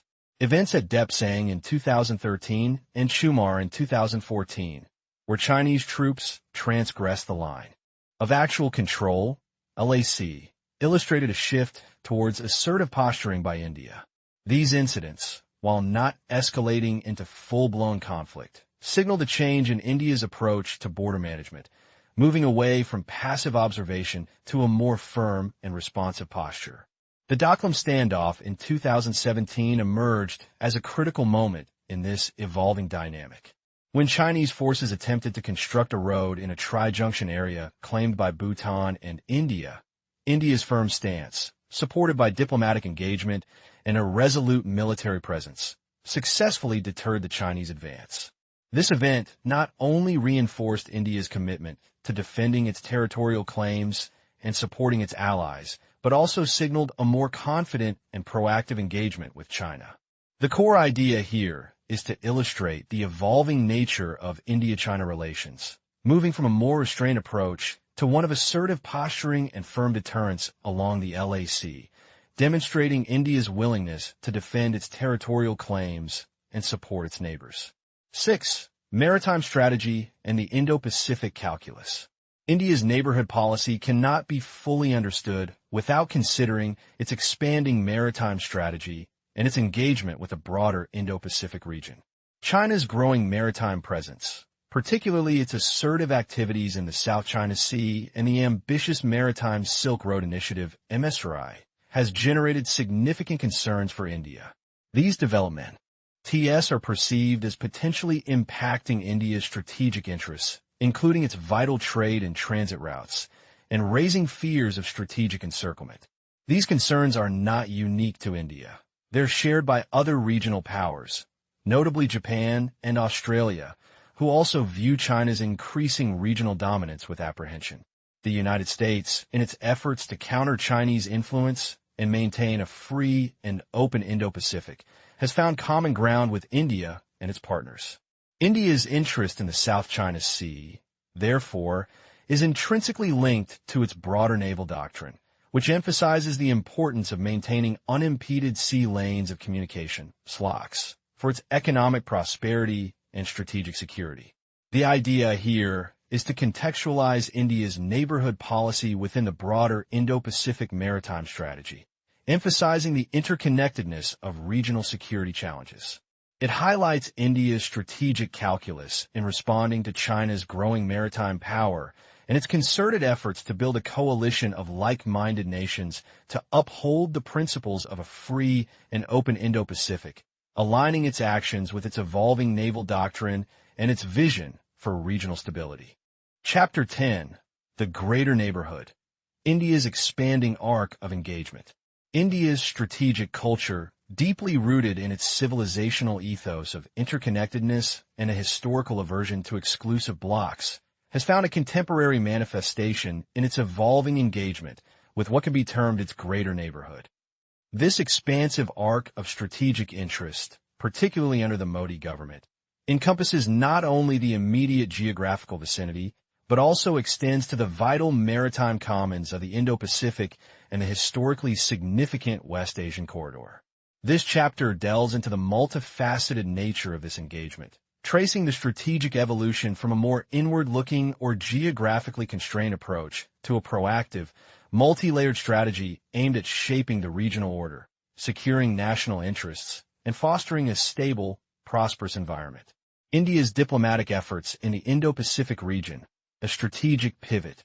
The Indo-Pacific, once a nascent concept in Indian strategic discourse, has now ascended to the forefront of its foreign policy calculus. This shift is not merely a rhetorical rebranding, but a substantive reorientation of diplomatic and security engagement, driven by a confluence of geopolitical realities and a recognition of shared challenges and opportunities. India's strategic partnership with Japan, elevated to a special strategic and global partnership, serves as a prime exemplar of this deepening engagement. This designation signifies a relationship that transcends transactional diplomacy, aiming for a deep, broad-based, and action-oriented collaboration that reflects shared long-term goals and a mutual commitment to a rules-based international order. The re-establishment and subsequent institutionalization of the Quadrilateral Security Dialogue (Quad), involving the United States, Japan, India, and Australia, marks a significant departure from India's historical policy of strategic autonomy and non-alignment in its traditional sense. While not a military alliance, the Quad represents a convergence of strategic interests among democracies committed to maintaining freedom of navigation, upholding international law, and ensuring a stable and prosperous Indo-Pacific. This move away from historical ambivalence towards closer strategic ties with the U.S., coupled with a robust engagement with Japan and Australia, underscores India's growing confidence in its ability to shape the regional order through collaborative security initiatives. Australia's own foreign policy evolution, which increasingly recognizes India's pivotal role in the Indo-Pacific strategic architecture, further solidifies this evolving landscape. This proactive engagement in the Indo-Pacific is not driven by any desire for regional hegemony, but rather by a civilizational understanding of interdependence and a strategic imperative to ensure that the vital sea lanes of communication remain open and secure. Shift from look east to act east policy, a proactive engagement. The transition from the look east policy, initiated in the early 1990s, to the act east policy represents a crucial evolution in India's strategic thinking towards its eastern neighbors. While Look East was primarily an economic and trade-focused initiative aimed at fostering greater integration with Southeast Asia, Act East signifies a more comprehensive and security-oriented strategy for the broader Indo-Pacific region. This policy asserts India's commitment to its eastern neighbors and its desire for more active, rather than passive, engagement. The neighborhood-first approach, which prioritizes immediate neighbors, is intrinsically linked to the Act East policy, recognizing that a stable and prosperous neighborhood, both immediate and extended, is fundamental to India's own security and economic well-being. India has systematically upgraded its relations to strategic partnerships with several Southeast Asian nations, including Vietnam, Indonesia, and Singapore, reflecting a deepening of ties that encompass defense cooperation, maritime security, and strategic dialogue. Furthermore, India's active involvement in a multitude of regional forums, such as the Bay of Bengal Initiative for Multi-Sectoral Technical and Economic Cooperation, BIMSTEC, the Asia Cooperation Dialogue, ACD, the Mekong-Gunga Cooperation, MGC, and the Indian Ocean Rim Association, IWRA, demonstrates its commitment to multilateralism and its desire to contribute to regional stability and development. A key objective of the Act East policy is to enhance connectivity for India's northeast region with ASEAN countries. This focus on infrastructure development, people-to-people contact, border trade, and cultural ties aims to integrate India's geographically peripheral northeast into the dynamic economic and strategic landscape of Southeast Asia. This is not merely an economic undertaking, but a strategic imperative, as a well-connected northeast can serve as a bridge to the east, fostering greater economic prosperity, countering insurgent activities, and strengthening India's strategic footprint. From a civilizational perspective, this initiative resonates with ancient trade routes and cultural exchanges that historically linked India with Southeast Asia, reflecting a return to a more organically connected regional order. West Asia initiatives, balancing interests and principles. The Modi government's engagement with West Asia, often characterized as Link and Act West, represents a third, equally vital pillar of India's expanding strategic posture. This focus acknowledges the region's profound geopolitical significance, its impact on India's energy security, and the growing potential for strategic partnerships in areas ranging from defense and counterterrorism to economic investment. India's engagement with key West Asian nations, such as the United Arab Emirates, UAE, Qatar, Saudi Arabia, and Iran has been marked by high-level visits and concrete agreements aimed at strengthening bilateral ties. The strategic oil reserves established with the UAE, for instance, underscore India's commitment to enhancing its energy security and diversifying its sources of supply. Defense cooperation with Oman, including agreements on basing facilities and joint exercises, signifies a deepening of strategic alignment and a shared interest in maritime security in the Arabian Sea. India's burgeoning relationship with Israel, characterized by robust security, intelligence, and counterterrorism cooperation, is a testament to its pragmatic and interest-based approach to foreign policy, demonstrating a willingness to forge strong partnerships based on mutual benefit. India's invitation as guest of honor at the Organization of Islamic Cooperation, OIC, foreign ministers meeting in Abu Dhabi in 2019 was a diplomatic milestone, signaling a recognition of India's growing importance in the broader Islamic world and its ability to engage constructively with diverse stakeholders. Simultaneously, India has assiduously maintained its principled stand on the Israeli-Palestinian conflict, advocating for a two-state solution and supporting the Palestinian cause. This dehyphenated approach to West Asia, where relations with one country are not contingent on relations with another, reflects a sophisticated understanding of regional dynamics and a strategic dexterity that allows India to pursue its national interests while upholding its core values and commitments. This approach is rooted in India's civilizational heritage of respecting diverse traditions and fostering harmonious relations, even amidst complex geopolitical rivalries.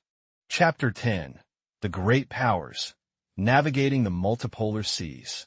India's engagement with the global order in the post-Cold War era, particularly under the stewardship of Prime Minister Narendra Modi, represents a significant inflection point in its strategic culture. This period has witnessed a deliberate recalibration of India's foreign policy, moving away from the rigid doctrines of the past toward a more fluid, pragmatic, and assertive posture. At its core lies a sophisticated understanding of a fundamentally multipolar world, where established hierarchies are challenged and new power dynamics are constantly emerging. India, from this perspective, is not merely a participant but an emergent pole, actively shaping its strategic environment and seeking recognition for its growing capabilities and aspirations. India's multipolar worldview and great power relations. The contemporary global strategy of India is inextricably linked to its embrace of a multipolar worldview. This is not a passive observation, but an active strategic choice, acknowledging the diffusion of power and the interconnectedness of global affairs. India's strategic calculus recognizes the indispensable roles of major global actors, the United States, the European Union, Russia, and China, each with their distinct interests and influences.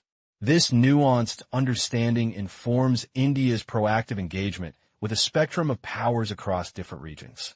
The rise of China, particularly its assertive posture in the Indo-Pacific, has been a primary catalyst for India's deepening strategic engagement with countries like Japan and Australia. This engagement, often framed within the context of the Quadrilateral Security Dialogue (Quad), signifies a shared interest in maintaining a free, open, and inclusive Indo-Pacific underpinned by a rules-based international order. Simultaneously, India's long-standing and robust defense ties with Russia continue to be a cornerstone of its security architecture, albeit with evolving dynamics. Furthermore, India has actively cultivated strategic partnerships in West Asia, engaging with Israel, Iran, and the Gulf states, recognizing the region's critical geopolitical and economic significance. Similarly, its outreach to Central Asia and Africa reflects a broader ambition to secure its interests and contribute to regional stability and development. The foreign policy pursued by the Bharatiya Janata Party (BJP) government under Prime Minister Modi is characterized by a dual ambition: to secure recognition for India's elevated global status and to actively influence the global decision-making processes. This stance can be interpreted as both revisionist, in its pursuit of greater influence and a more equitable international system, and status quo-oriented, in its demand for acknowledgement of its evolving position and capabilities within the existing global framework. India is not seeking to overturn the existing order, but to ensure its rightful place and voice within it. India-Russia relations, continuity and strain. The enduring India-Russia relationship, a strategic anchor for decades, is currently navigating a complex phase marked by perceived strains. A primary driver of this dynamic is India's deepening strategic convergence with the United States.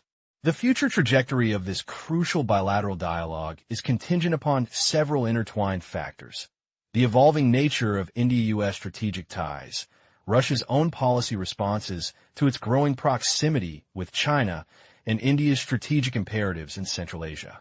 The post-Cold War ascendancy of American power and India's pragmatic, interest-driven approach to foreign policy have inevitably reshaped its strategic options. India's participation in the 2017 Asia-Pacific Quadrilateral Dialogue, alongside the U.S., Japan, and Australia, did raise concerns in Moscow, signaling a subtle but significant shift in India's strategic alignments.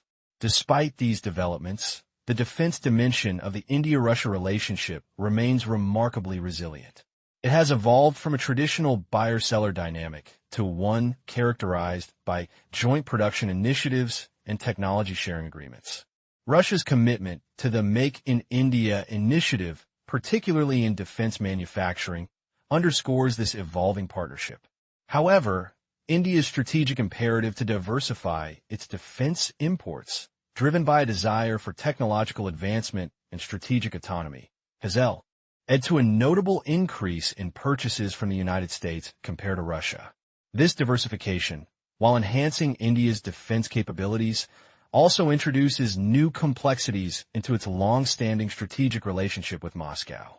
India's reorientation of relations with the U.S. and the West. India's engagement with the West, particularly the United States and the European Union, has undergone a profound transformation in recent decades. This reorientation is marked by a strategic shift in focus, with India increasingly prioritizing its engagement with the Asia-Pacific region, a move that has naturally influenced its relationship with the EU. Concurrently, India's outreach to Africa, a continent increasingly courted by China for its economic and strategic potential, signifies a deliberate expansion of India's global worldview and its commitment to fostering partnerships beyond its immediate neighborhood.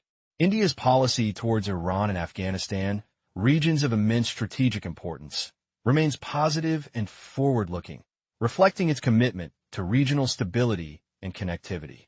These policies, in turn, influence its broader relationships, including its strategic dialogue with Russia. The U.S.-India relationship, which experienced a period of stagnation during the second Manmohan Singh tenure, partly due to an anti-imperialist ideological undercurrent, has entered a new and dynamic phase under Prime Minister Narendra Modi. Overcoming past diplomatic hurdles, Modi's premiership has emphasized a shared commitment to democratic values and a strategic solidarity among democracies. This approach represents a clear departure from the historical obsession with non-alignment, signaling a more proactive and value-based engagement with the global order. Strategic pacts and defense cooperation with the U.S. The strategic partnership between India and the United States has been significantly bolstered by a series of landmark agreements, underscoring a shared vision for regional security and a mutual commitment to deepening defense ties. Prime Minister Modi's first visit to the U.S. in 2014 served as a crucial moment for public diplomacy, setting the tone for enhanced bilateral engagement. Key developments include the renewal of the U.S.-India Defense Framework Agreement, a testament to the enduring strategic alignment. India's designation as a major defense partner by the United States further solidified this relationship, granting it a privileged status in defense trade and technology transfer. The signing of foundational defense pacts, such as the Logistics Exchange Memorandum of Agreement, LEMOA, and the Communications, Compatibility, and Security Agreement, COMCASA, has been transformative. These agreements facilitate seamless access to advanced U.S. defense technology and enable real-time information sharing, thereby significantly enhancing joint operational capabilities. India's ongoing efforts to finalize the Basic Exchange and Cooperation Agreement, BICA, further signal its intent to deepen this strategic convergence. While these agreements strengthen military ties, India remains steadfast in safeguarding its security and sovereignty, ensuring that its strategic autonomy is not compromised. Beyond the U.S., India is actively expanding its security cooperation with other key partners, including France, with the landmark Rafale fighter jet deal being a prime example. Collaborations with Japan in defense production and with Israel in co-development projects, alongside increasing naval exercises with Australia, underscore India's commitment to building a robust network of security partnerships across the Indo-Pacific, expanding security footprint and regional engagement. India's strategic vision extends beyond its immediate geographical confines, evidenced by its proactive efforts to expand its security footprint and enhance regional engagement. This outward orientation is demonstrated by its establishment of the Fakir Air Base in Tajikistan, a move that signifies its growing strategic presence in Central Asia. Furthermore, India's plans for its first naval base in Seychelles underscore its commitment to maritime security and its growing influence in the Indian Ocean region. In Southeast Asia, India has forged critical security agreements with key partners, including port development initiatives with Indonesia and logistical support arrangements with Singapore. These collaborations are integral to India's Act East policy and its broader commitment to promoting a rules-based order in the Indo-Pacific. By strengthening its partnerships with ASEAN nations, India aims to foster greater stability, security, and economic prosperity in this vital maritime domain, reinforcing its role as a responsible and influential stakeholder in the global security architecture. Chapter 10. The Architecture of Influence. Connectivity as India's civilizational imperative. Connectivity, weaving the threads of influence. The contemporary articulation of India's foreign policy and national security strategy under the Modi government is profoundly shaped by a singular, overarching objective: connectivity. This is not merely a rhetorical flourish or a collection of disparate projects. Rather, it represents a central pillar of India's evolving global engagement, a strategic imperative deeply rooted in its civilizational ethos and its aspiration to reassert its historical role as a nexus of trade, culture, and ideas. Connectivity, in this context, transcends the purely infrastructural, encompassing a sophisticated interplay of economic, cultural, and strategic initiatives designed to weave India more tightly into the global fabric, while simultaneously projecting its influence outwards. Connectivity as a central pillar of Modi's foreign policy. The Modi government has elevated connectivity from a peripheral concern to a foundational element of its foreign policy. This strategic prioritization stems from a nuanced understanding that enhanced physical, economic, and digital linkages are essential for fostering regional stability, driving economic growth, and amplifying India's geopolitical leverage. The vision extends beyond mere infrastructure development. It is about creating pathways for cultural exchange, facilitating trade, and building enduring partnerships. IPS. This holistic approach recognizes that true connectivity is multidimensional, fostering not just economic interdependence, but also deeper societal understanding and shared aspirations. Multi-regional connectivity focus. India's connectivity agenda is characterized by its deliberate and expansive geographical sweep, targeting key regions that are crucial for its strategic calculus. The immediate neighborhood.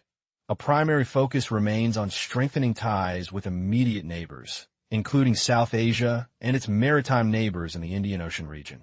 This involves developing cross-border infrastructure, improving transit facilities, and enhancing economic integration, aiming to create a stable and prosperous neighborhood that aligns with India's security interests.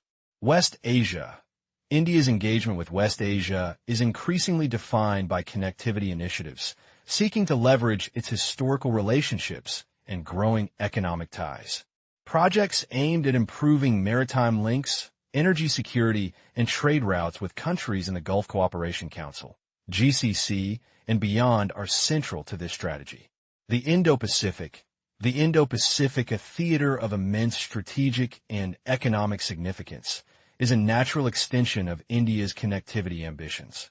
India's vision for a free and open Indo-Pacific, FOIP, is underpinned by its commitment to developing maritime connectivity, digital infrastructure, and sustainable economic partnerships across the region from Southeast Asia to East Africa. Internal infrastructure development, the bedrock of external ambitions. The efficacy of India's external connectivity strategies is intrinsically linked to the strength and robustness of its internal infrastructure. Recognizing this symbiotic relationship, the government has launched ambitious domestic projects that are designed to unlock India's immense geographical potential and create a more integrated national economy. The Sagarmala Program.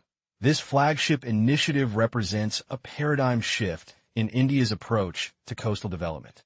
Sagarmala aims to modernize India's vast coastline, which stretches over 7,500 kilometers, by improving port infrastructure, enhancing port connectivity to hinterland, promoting port-led industrialization, and developing coastal communities. By transforming ports into engines of economic growth and facilitating efficient movement of goods through coastal shipping and inland waterways, Sagarmala seeks to reduce logistics costs, boost exports, and integrate India's coastal regions more effectively with the national economy and global trade networks. This initiative directly addresses a historical underutilization of India's maritime endowment, aligning with the civilizational memory of India as a maritime power. The Bharatmala Project.